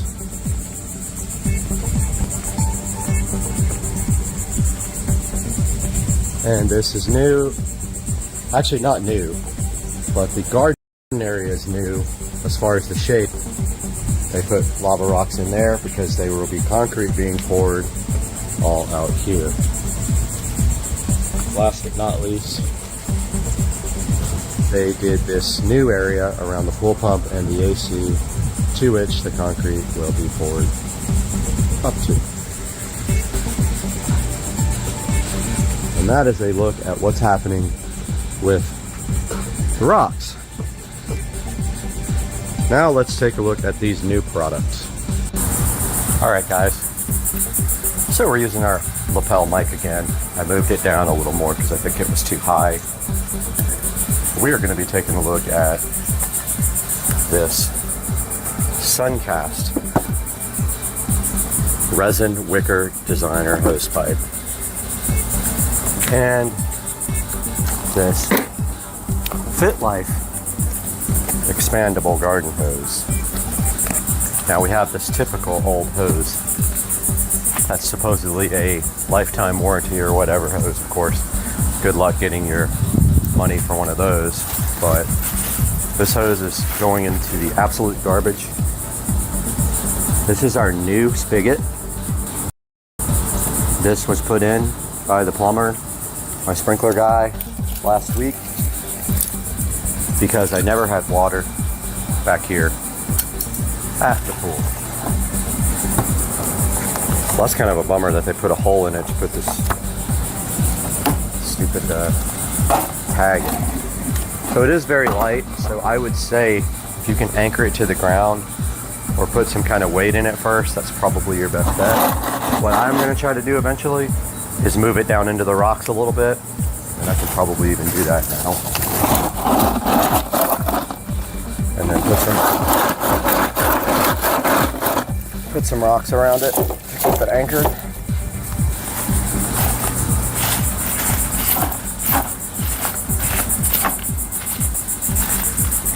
Not a big deal. That's going to work out good.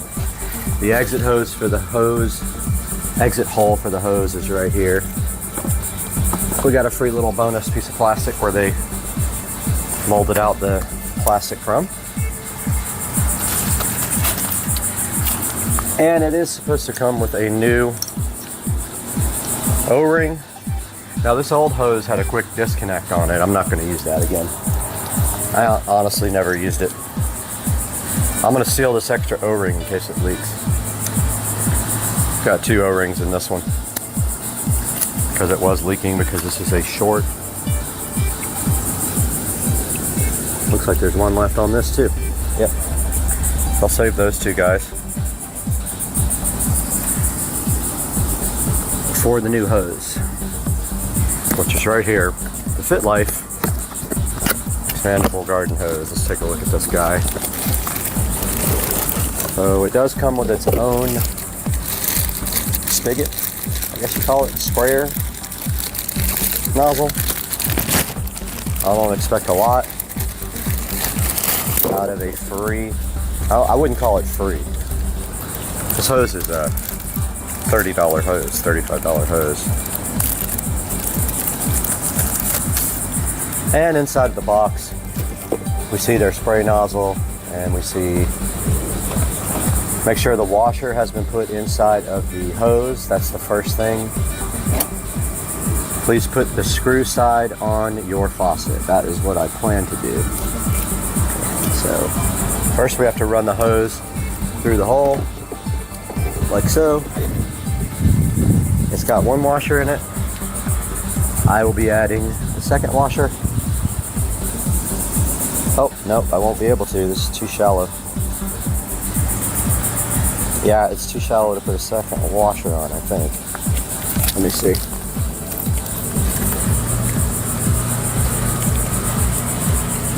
Maybe. Okay, it's gonna let me.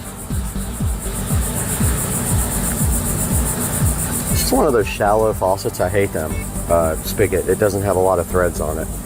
It's prone to leaking.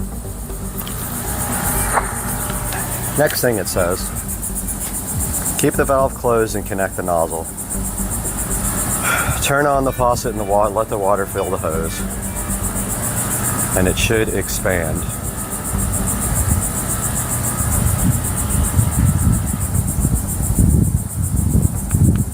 Okay, so it doesn't say anything about putting on their end here, but I am going to do that now. But first, I'm going to get my paper, which is about to fly off into the pool.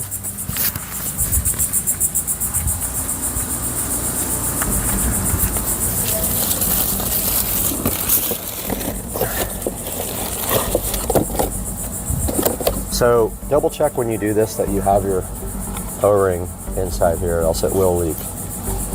This sprayer feels like it's of good quality. Now we'll slowly turn on the water before we coil it up in there. Let's just give it a little test. Hose is pretty solid. As you can see already, this thing likes to move just with the easiest of pressure. Let's turn it on slowly and see what happens.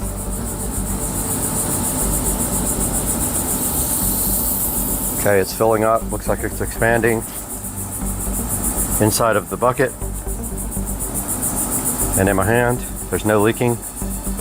It's growing, pretty cool. Let's turn this on. Nice high quality, it looks like brass or copper connector here. I like that. No leaks at all here. No leaks at all here around with the extra gasket I put in. Let's turn the hose on, the valve.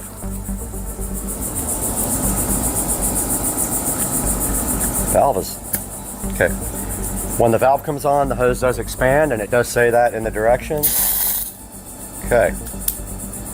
Full. All right, this is working great. I'm gonna gonna move the camera here. Thunder going on.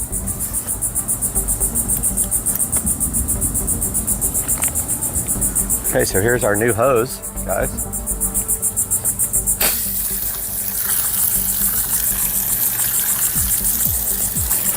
Working perfect. And I don't have much pressure in this hose. I don't know why it's like that. I think the plumber did something. Okay, well, it wasn't turned on all the way. That's one reason. I thought before there was low pressure, but there's not.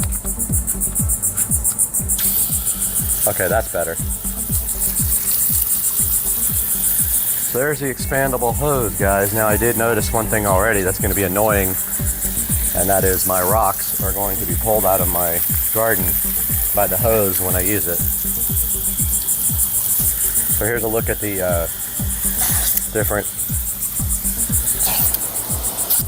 on the spray nozzle.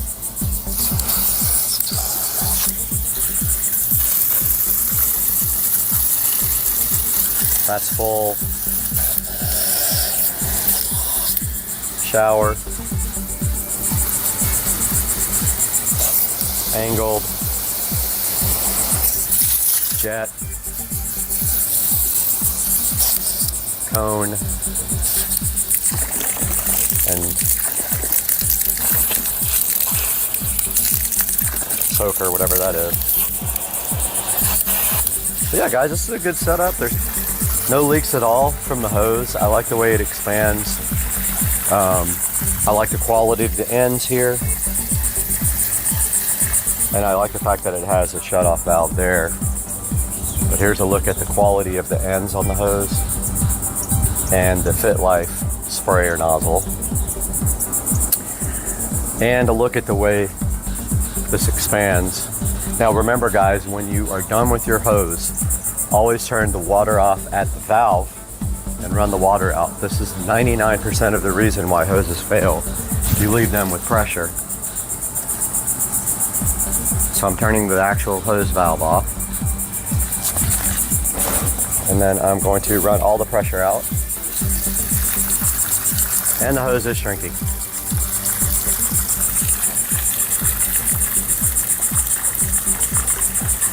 It is shrinking back up to its smaller size.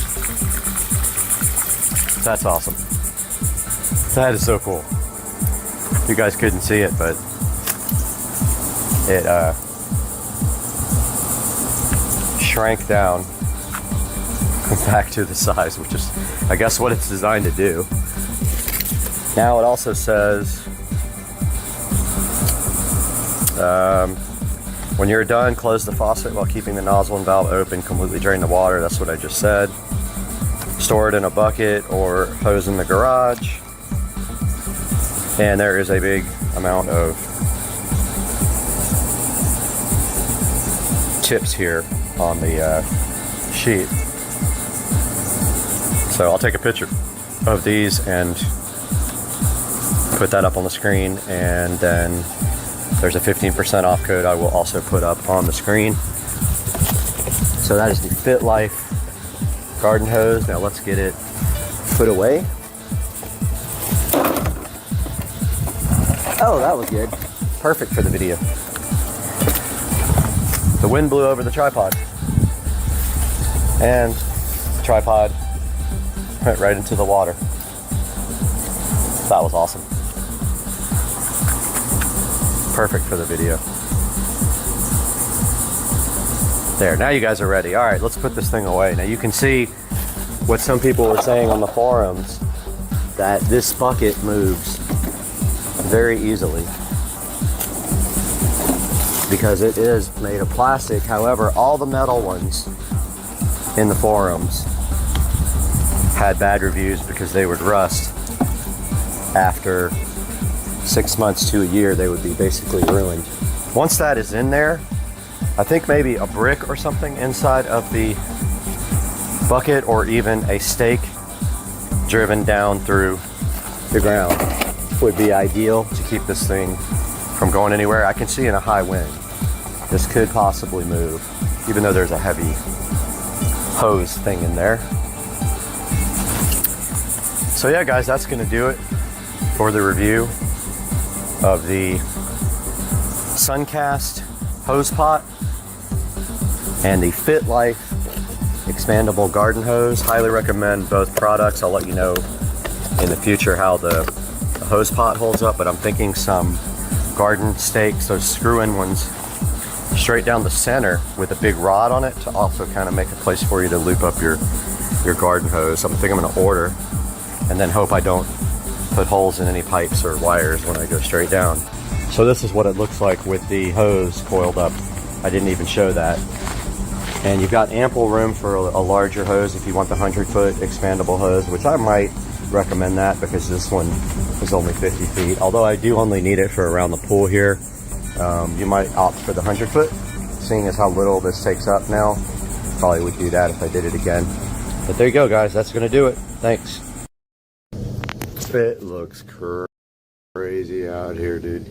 The camera does not do it justice at all. But this is post-hurricane Florida life.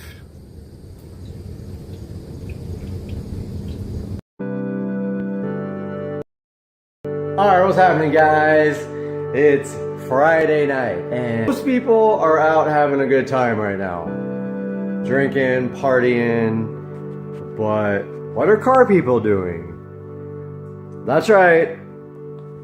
We're in our garage thinking about the car show tomorrow. So tomorrow is Saturday morning, and it is the Automotive Addicts Cars and Coffee here in Jacksonville, Florida. And it's huge. There will probably be about 1,000 cars there. So what are we going to do tonight? We are going to take a look at the best way to detail a supercar. Right here, this is my 2005 SL65 AMG.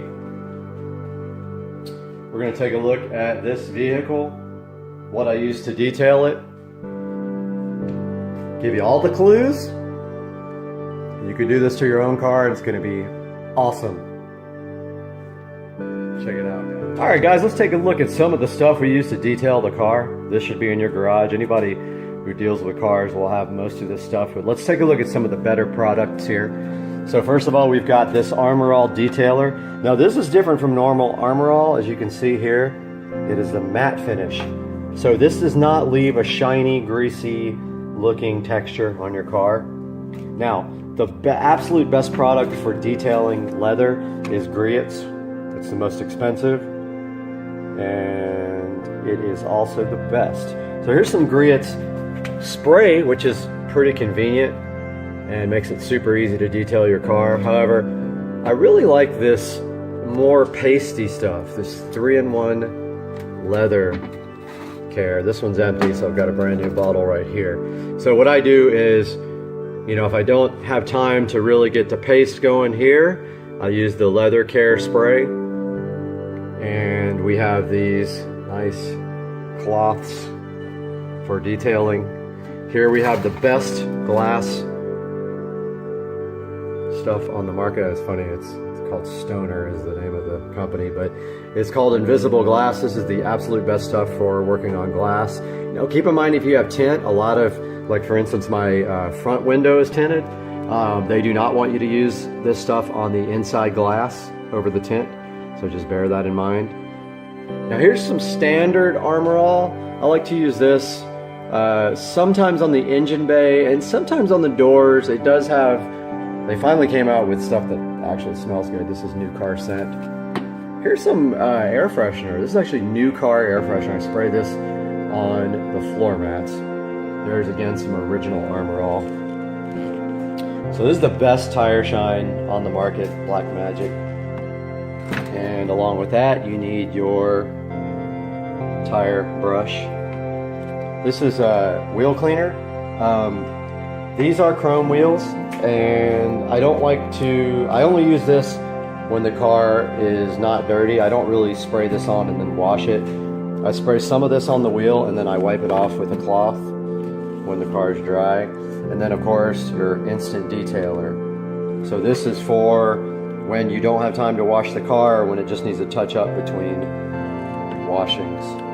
So you gotta have all that. You gotta have your cloths and those are the basic products. Now let's take a look at the usage of some of these. So right here we got Blackmagic Wheel Cleaner. It's no scrub. Of course they all say no scrub, but you know for a fact that the best ones are going to need you to wipe them off. So this is designed to work with a hose. However, what we're going to do right now is, so these are chrome wheels. I'm going to spray this on the chrome. Really good because these wheels are absolutely dry. We're going to take this cloth and you can see right here what this is doing to the brake dust, breaking it right up. Now this wheel actually has some issues. It needs to be re-chromed, or either I probably will not do that. I'm going to end up getting new wheels. It's the only problem I found on the whole vehicle when I bought it, and basically the chrome is peeling off the wheel right there. So no big deal. There are lighter wheel solutions out there. So I want to get rid of these factory heavy wheels. Now look right here on this cloth. Obviously this brake dust will come off without this, but it's not going to come all the way off. It's going to leave a dry film on the wheel unless you use some kind of solution to get this off of there. So let's step back now. Take a look at this polished wheel that looks 1000% better. Let's move on to step 2. So now we've got this, actually the wrong product here. Let's get the actual right one. Here is the Blackmagic Tire Wet. So you take this and you just spray it right on the tire like that. See how it's all over the tire? Take your tire brush and just go around it like this. If you get any on the wheels, take your cloth that you just used to clean the wheel and go around and just wipe off that excess. Now if we step back, there is the final product after the Blackmagic Tire Wet. Alright guys, I got the wheels and tires finished. Now we're going to take a look at the outside glass here. So remember what I told you about the inside glass? They say not to spray glass cleaner on the tint itself, so we will not be doing that on the inside. What we are going to do is take a look at this invisible glass spray here. Now I was told at the auto parts store it is the best stuff on the market. So let's give this a shot on the front windshield. There's invisible glass all the way across the front. Now we're going to take a clean cloth, 2 clean cloths actually. One to wipe and one to dry. Give it a good, if you notice here under the windshield wiper, it's very dirty. So make sure you raise up your windshield wipers. Give it a good scrubbing. 1/2 at a time.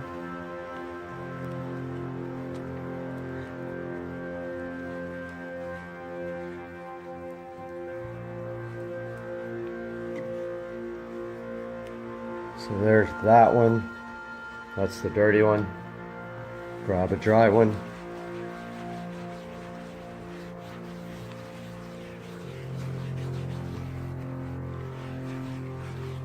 Give it a good buffing until all the streaks are gone. And that is that. Now this car came with a chip in the windshield. The person who owned the car refused to change it because of this signed plaque by the person who built the engine. So something to think about when you have a car that has a hand-built engine with a signature on it. That's it. I'm gonna go do the other side. All right guys, I finished the front windshield. I'm gonna move on to the side windows and the back window.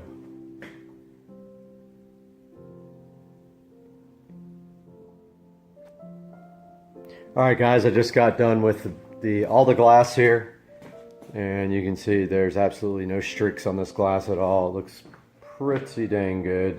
These are the towels that I used. Now, you need to have a lot of these cloths, and when you're done with them, straight into the washing machine, wash them by themselves. You don't want to get brake dust on your other laundry. And so the next thing we want to take a look at is the interior of the car. Now in the SL65, a majority of the interior is leather. The seats are leather, most of the door is leather, most of the dash is leather. There's some plastic pieces like these, I think they're called door sills or whatever, these little plastic parts right there. So, two different products for two different types of material. For the leather material, we're going to use the Griot leather 3-in-1 right here.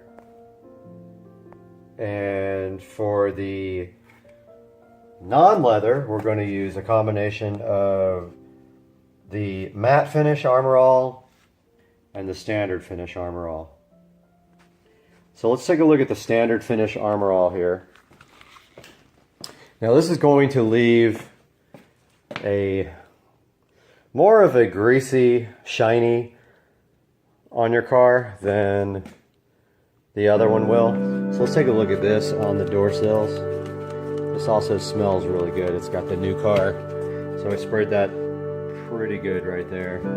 So now we want to get, and always keep a separate cloth for your different products. So here is the standard Armor All. Now notice some of it got on the seat right there, but that's fine because that's plastic as well. So now let's take a look at how that looks after we get the Armor All coating on it. So before and then after, it's got a nice shine now. So I'm gonna go ahead and give that whole door sill a nice wipe down. And notice some of it. So I went ahead and moved the seat forward so we could get to some of these other plastic parts. I'm spraying some of this Armor All right there on the plastics.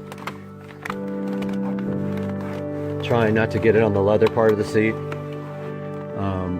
The back of the seat is kind of a leather material, so I'm going to go ahead and use the other leather conditioner for that. The sides of this dash and this bottom part are not leather, only the top part. So I'm going to spray it there. And go ahead and wipe that down with the same cloth. Now if you have a really dirty interior, you might want to use another cloth for that.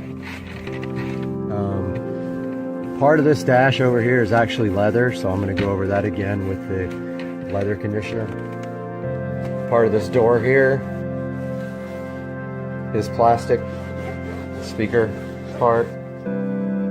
And in here, the rest of this is all leather, or pseudo leather. And the bottom part of the doors, I'm just going to wipe down with this.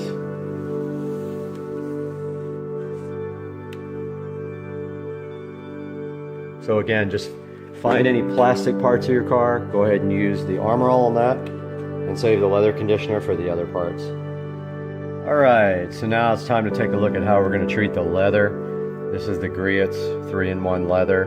Now, this stuff is kind of expensive. It's going to be about $15 a bottle. And what I like to do is take it and tricky container. I don't like this container. You have to pull it up to get it to flow. But I like to put some on the seats here, on the sides and stuff. Now here's the rag for the Armor All. Do not use that rag. Take a brand new rag. Wipe that into the seats really good. These seats are perforated because they are heated and cooled. So you got to make sure you get that stuff rubbed into the holes if it gets in there. Now you might need more or less depending on your seat, but I like to be generous with this stuff. You're not going to hurt the seat if you put too much on it. So go ahead and rub that in really good. Get in all the cracks there. As you can see, the bolsters and the seats and stuff have seams. Get it all in there.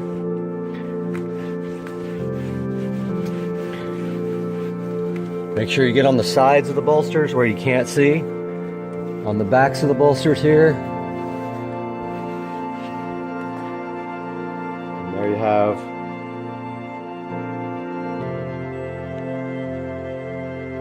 camera will ever focus. One conditioned seat. Make sure you do the headrest next, and then we'll look at the door panels. So let's take a look at the door panels here on the SL65. They are mostly all leather with some wood trim.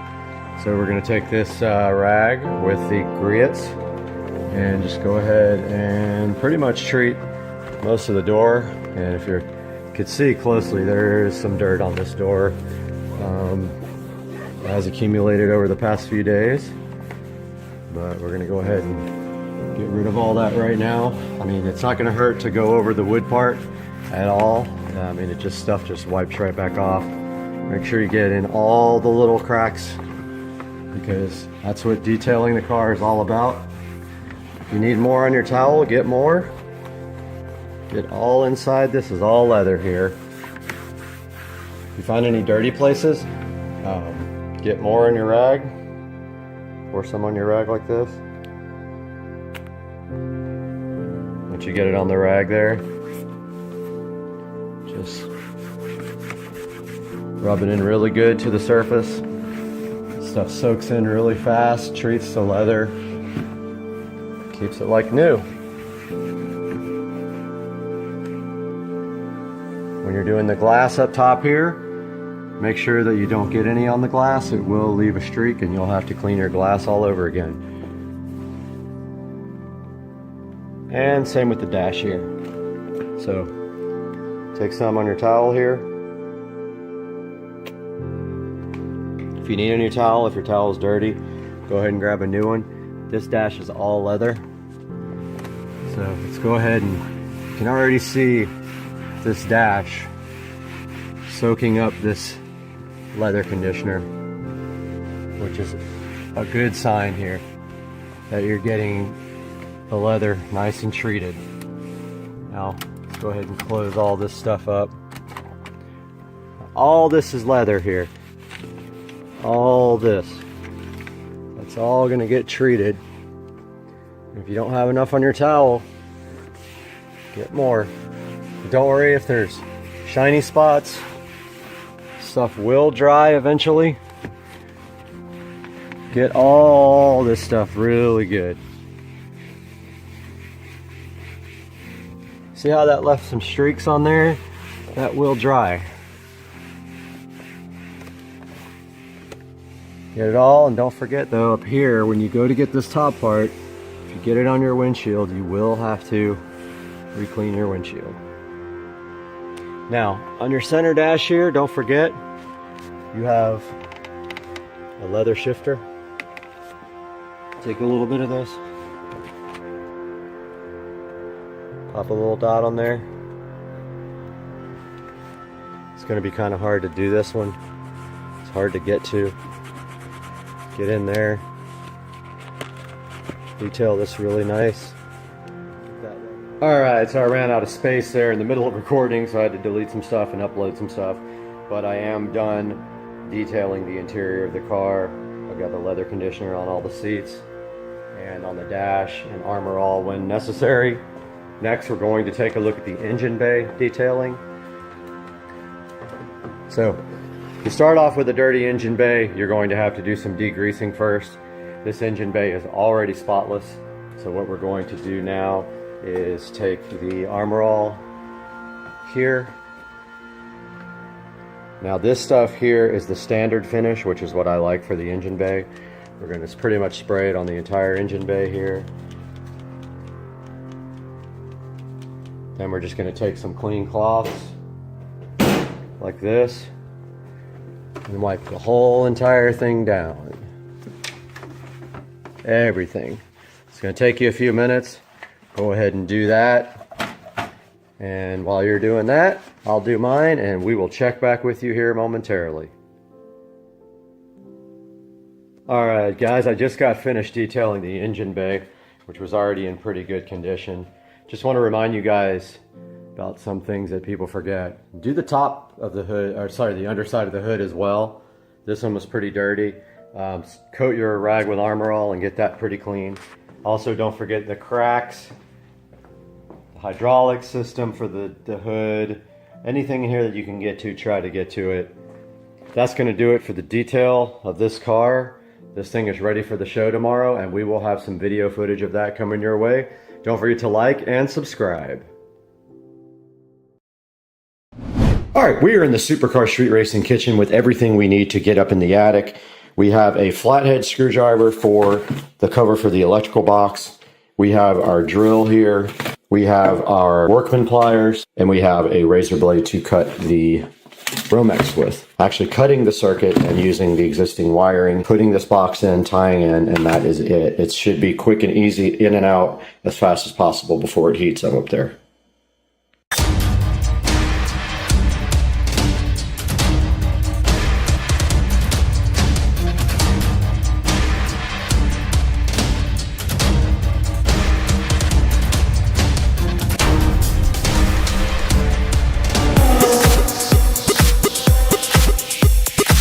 Outside from Supercar Street Racing abode, we can see here that we have actually pre-wired for the LED sconce lights that are coming in the next few hours. All right, so the next step of the process is to get this light out. It will no longer be, and we need to take that out right now, so let's get that done.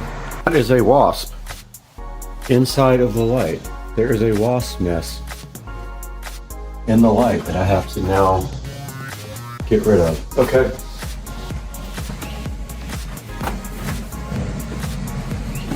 Got a towel here.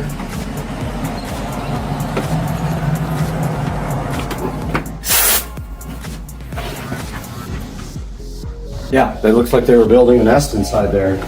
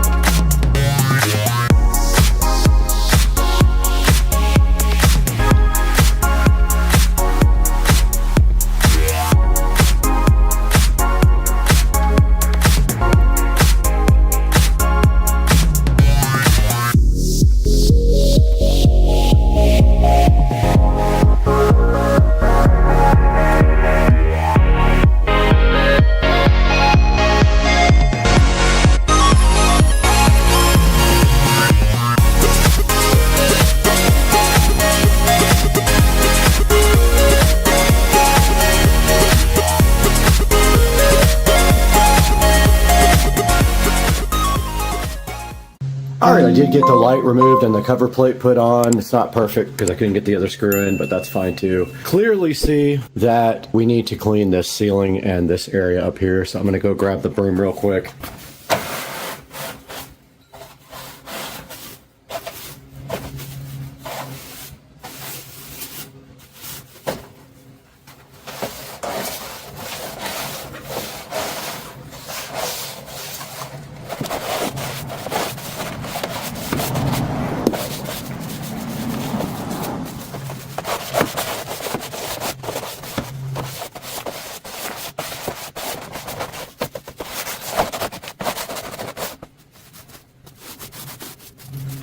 Okay, this area is ready now for the new LED sconce lights.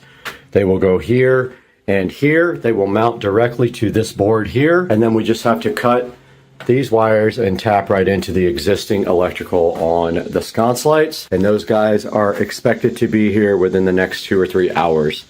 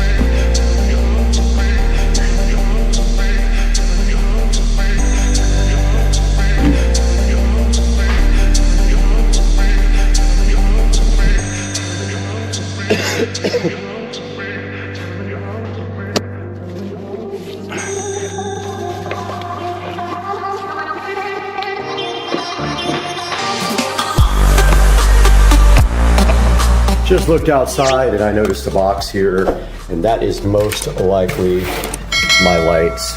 It is them. Let's go ahead and get this inside. All right, just got this opened up, and I wanted to show you guys the quality of this packaging compared to maybe something of a cheaper nature. They have all this nice padding inside. It's very well taped up. It did come from China. I will go ahead and say that right now, but look at all the nice padding inside. And it's not cheap padding either, it's the good stuff. And then the two lights are sitting right inside there. Let's get them out now and take a look at what we have. Here is a good look at the LED wall sconce. It is very heavy. It is glass, you can tell. It's not plastic.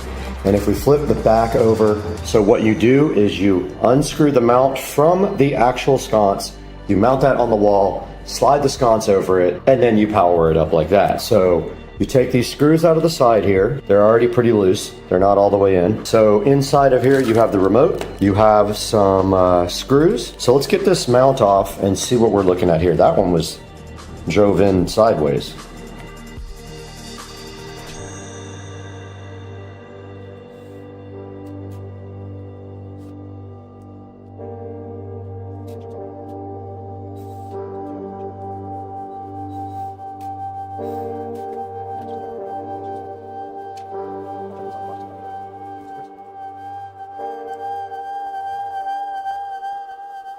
UL listed to give us some more room in here. That's it, basically. You have your power here.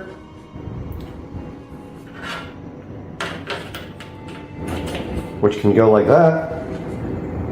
You have your bracket here, which your power wire can run right next to. Put your Romex right next to it, anywhere in there. So what I'll do is I will hook it up outside of, I'll trim the wire up enough, and you have room to stuff some wire in here if you have to. Then you put the wire through here, wire it up, which is going to be kind of difficult. I don't know how they expect you to do that. So I just popped it off the pins. There's no way you can do this without doing that. Wire is not that flexible. And to be honest with you, this is not going to get wet, but it might get hosed off at some point. So you want to get this as waterproof as you can. Our goal is to mount this dead center at 47 and run the wire along the side. Okay, we're outside now and we have wired these two wires here to the switch that controls the patio light here. So there is no more patio light, it is disconnected, and now we have this left. This wire here and these brackets are how you mount this system. Now, you can see here that we're mounting this dead center. It doesn't matter where the wire goes through because there's plenty of room inside of the bracket for the wire to be moved and stored. So what we're going to do here, dead center this on both sides, and I already measured where that is. And so we're just going to go right below the hole like that, as far up as we can, where the wire can still get through that hole. So we'll do the same thing on this side. That should put it dead center. So the light is 47 inches total. So let's measure. Perfect, that's absolutely perfect. So this is where our bracket is gonna go, and it needs to be perfectly level up and down, but that's easy because all we have to do is measure the distance from the wall, and it has to be even.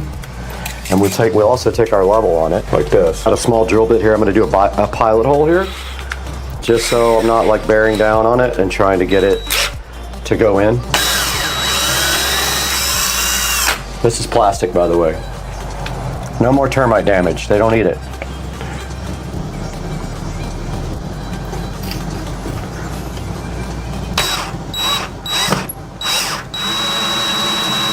Oh, it moved. We can actually shed any amount of this off we want. This is all going to be covered up. It's not in the wall. Let's go ahead and just strip it all off. So these lights are glass. If you're going to put them somewhere, make sure you put something down to protect them. And you have this big long extension here. Doesn't need much stripped off, so I'm just going to strip off a tiny bit.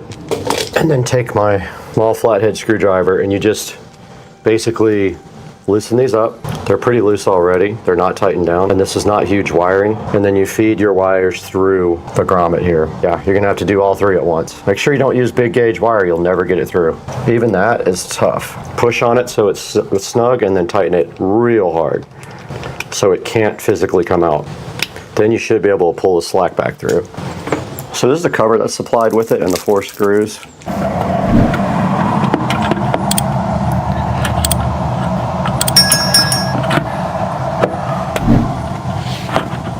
Not gonna get those other sides in.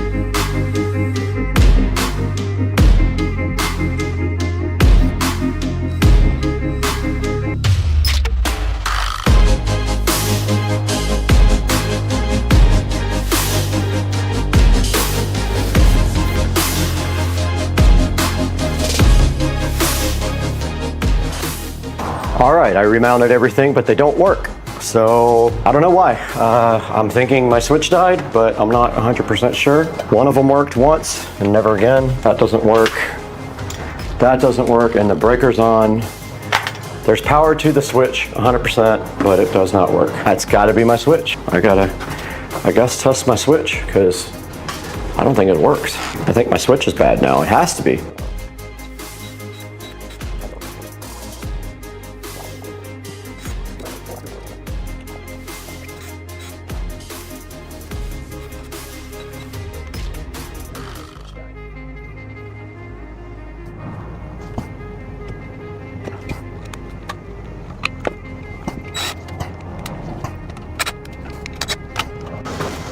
Okay, I did get the lights finally hooked up and on.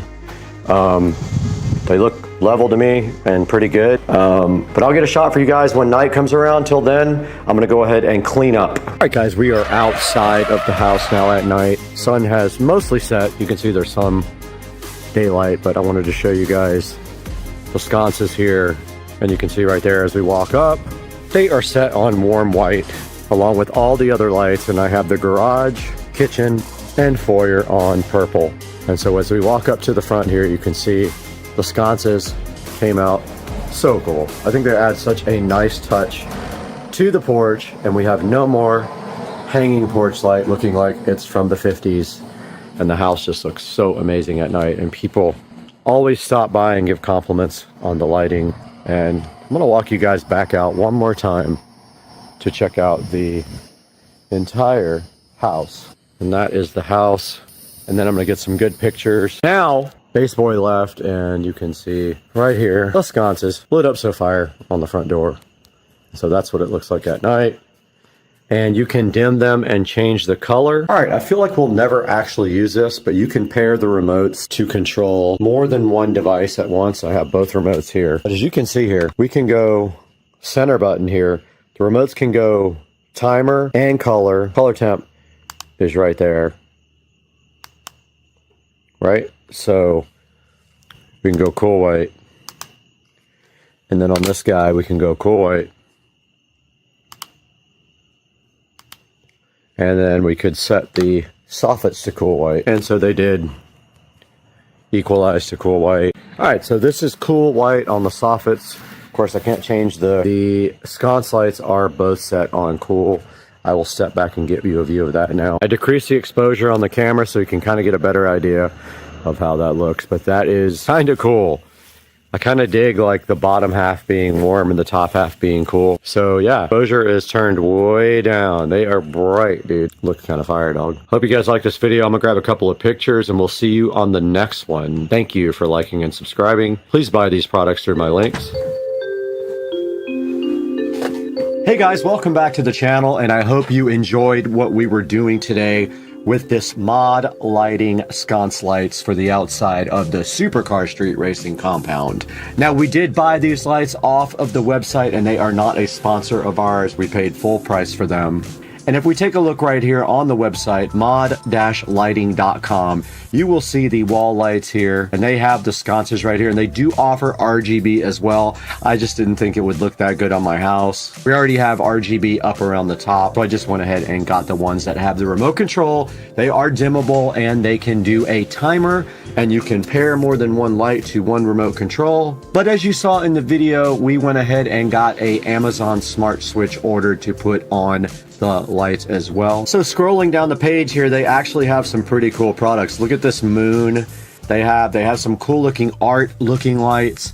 They have round lights. You have to check this site out. They're very cool. They have stuff that nobody else has, and it would look great on your house. So go to mod-lighting.com and please tell them Supercar Street Racing sent you if you do order from them. Leave them a note so that they help me out in the future. Now, right after this, you're going to see me installing the Amazon Smart Switch on the Mod Lighting LED wall sconces. So let's throw it back inside to Brad one more time and check out the Amazon Smart Switch. There'll be a link in the description to that as well. And we appreciate you guys buying through our affiliate links, liking, subscribing, and we'll see you next time, but back into the house with Brad. Okay, we got everything set up and the Smart Switch is on. I did find all the screws for these. And so basically this just goes on now like this. Except Got it doesn't fall off. Got him! Oh! This is Whoa! the... Whoa!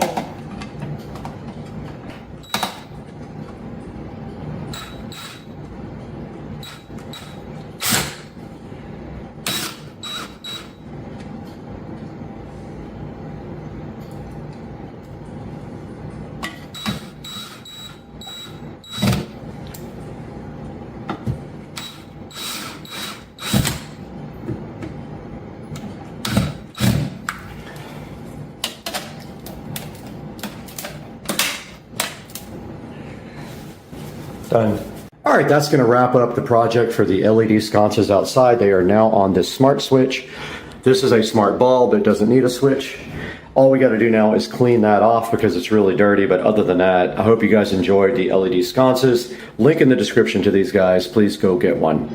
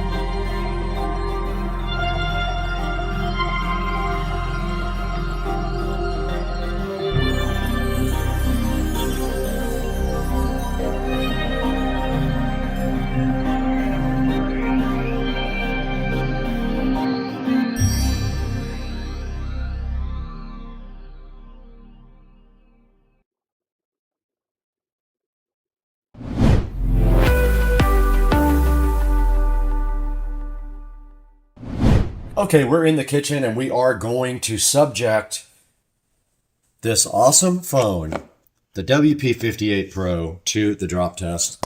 It's going to fall directly off of the counter. Let's see what happens.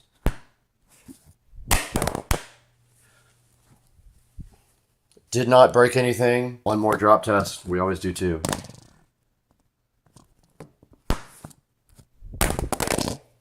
Perfectly fine. I don't see any issues at all with this phone on the drop test. All right, let's go ahead and open 3D Mark and run a compatible benchmark. Let's go ahead and run Wildlife. It's installing.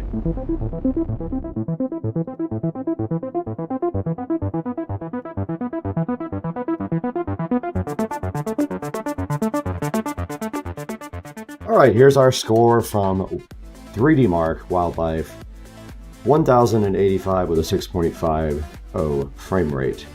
You can compare that to other devices online if you want to. That's all for your information to take on from the review.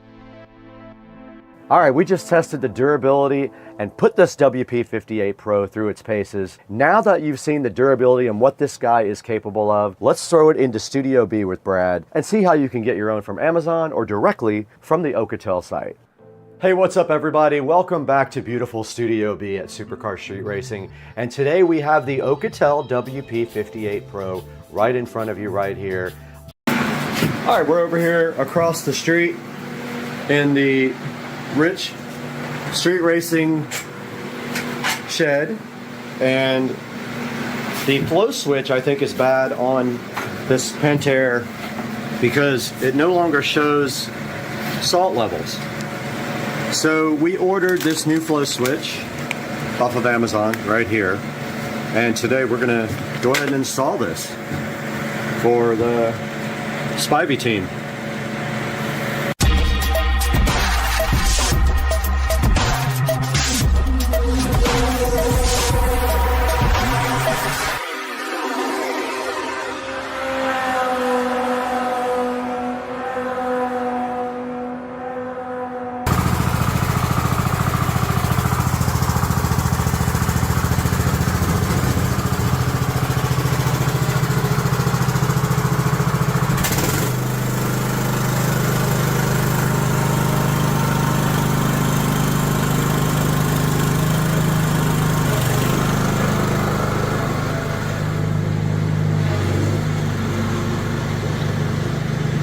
All right, now that Rich has the beast out of the shed, we can take a look at this Pentair flow switch replacement. Now, Pentair wants you to spend money and get a whole new salt cell. If we go underneath this little cover here, there should be a flow switch that is probably bad and causing not to show a salt indication on the app. And so we see right here, right now, this flow switch. Notice it is hardwired to the salt cell, so we have to cut it and put our own on it.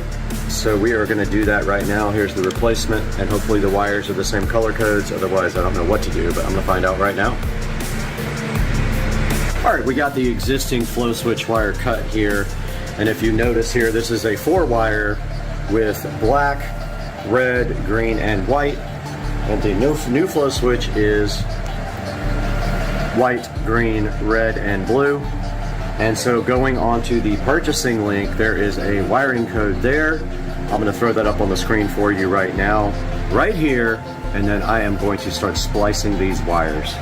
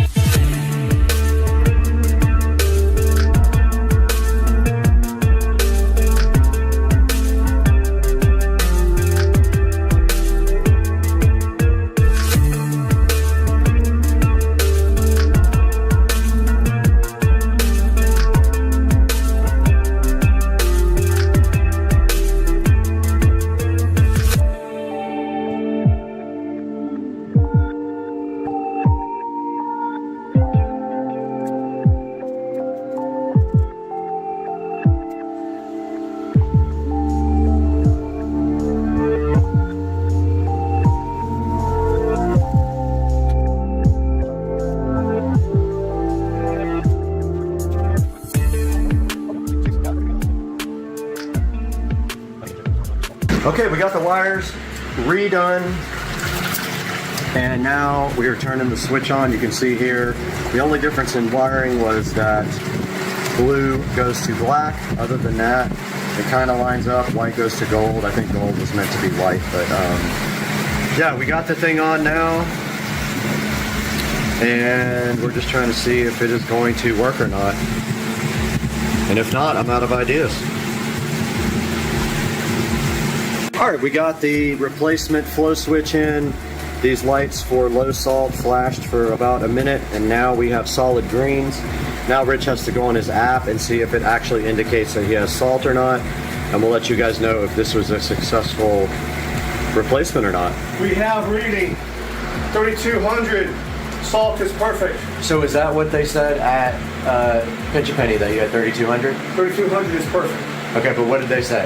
I have to look at the sheet. I don't know. I can't remember. I'm curious how accurate. I'll check it out and inside. All right, guys. So that is how. Yeah, that's how you replace a flow switch on a Pentair.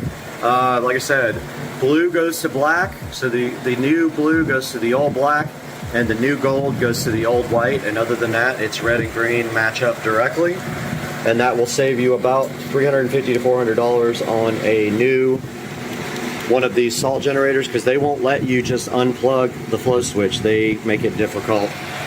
Hopefully that saves you guys some money. All right, we're over here at Joe's house, and he finally got modern and got a backlight for his TV, but he tried to order fluorescent, but they only had LEDs, so he was like, okay, I'll upgrade. That looks like the car.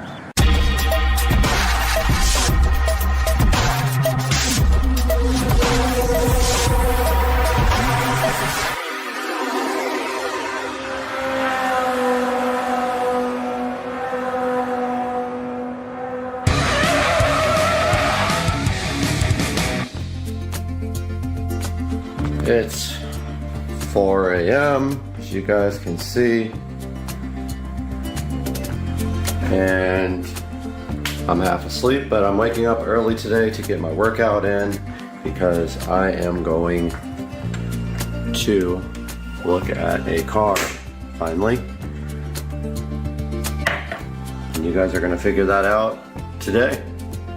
All right, I'm a little bit more awake this time, and now Rich has come to my rescue and offered to drive me to the train station.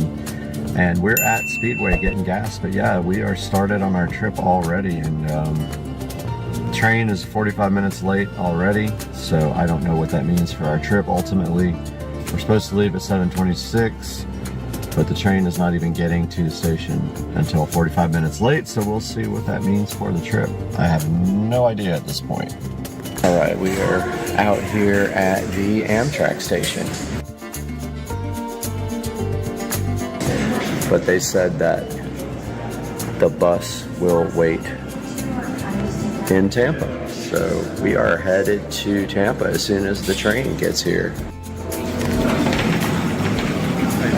Good, Nick. Right. Well, I hear the train coming.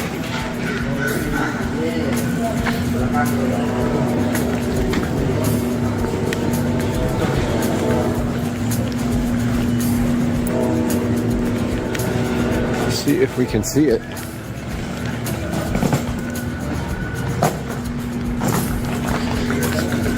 Here's something.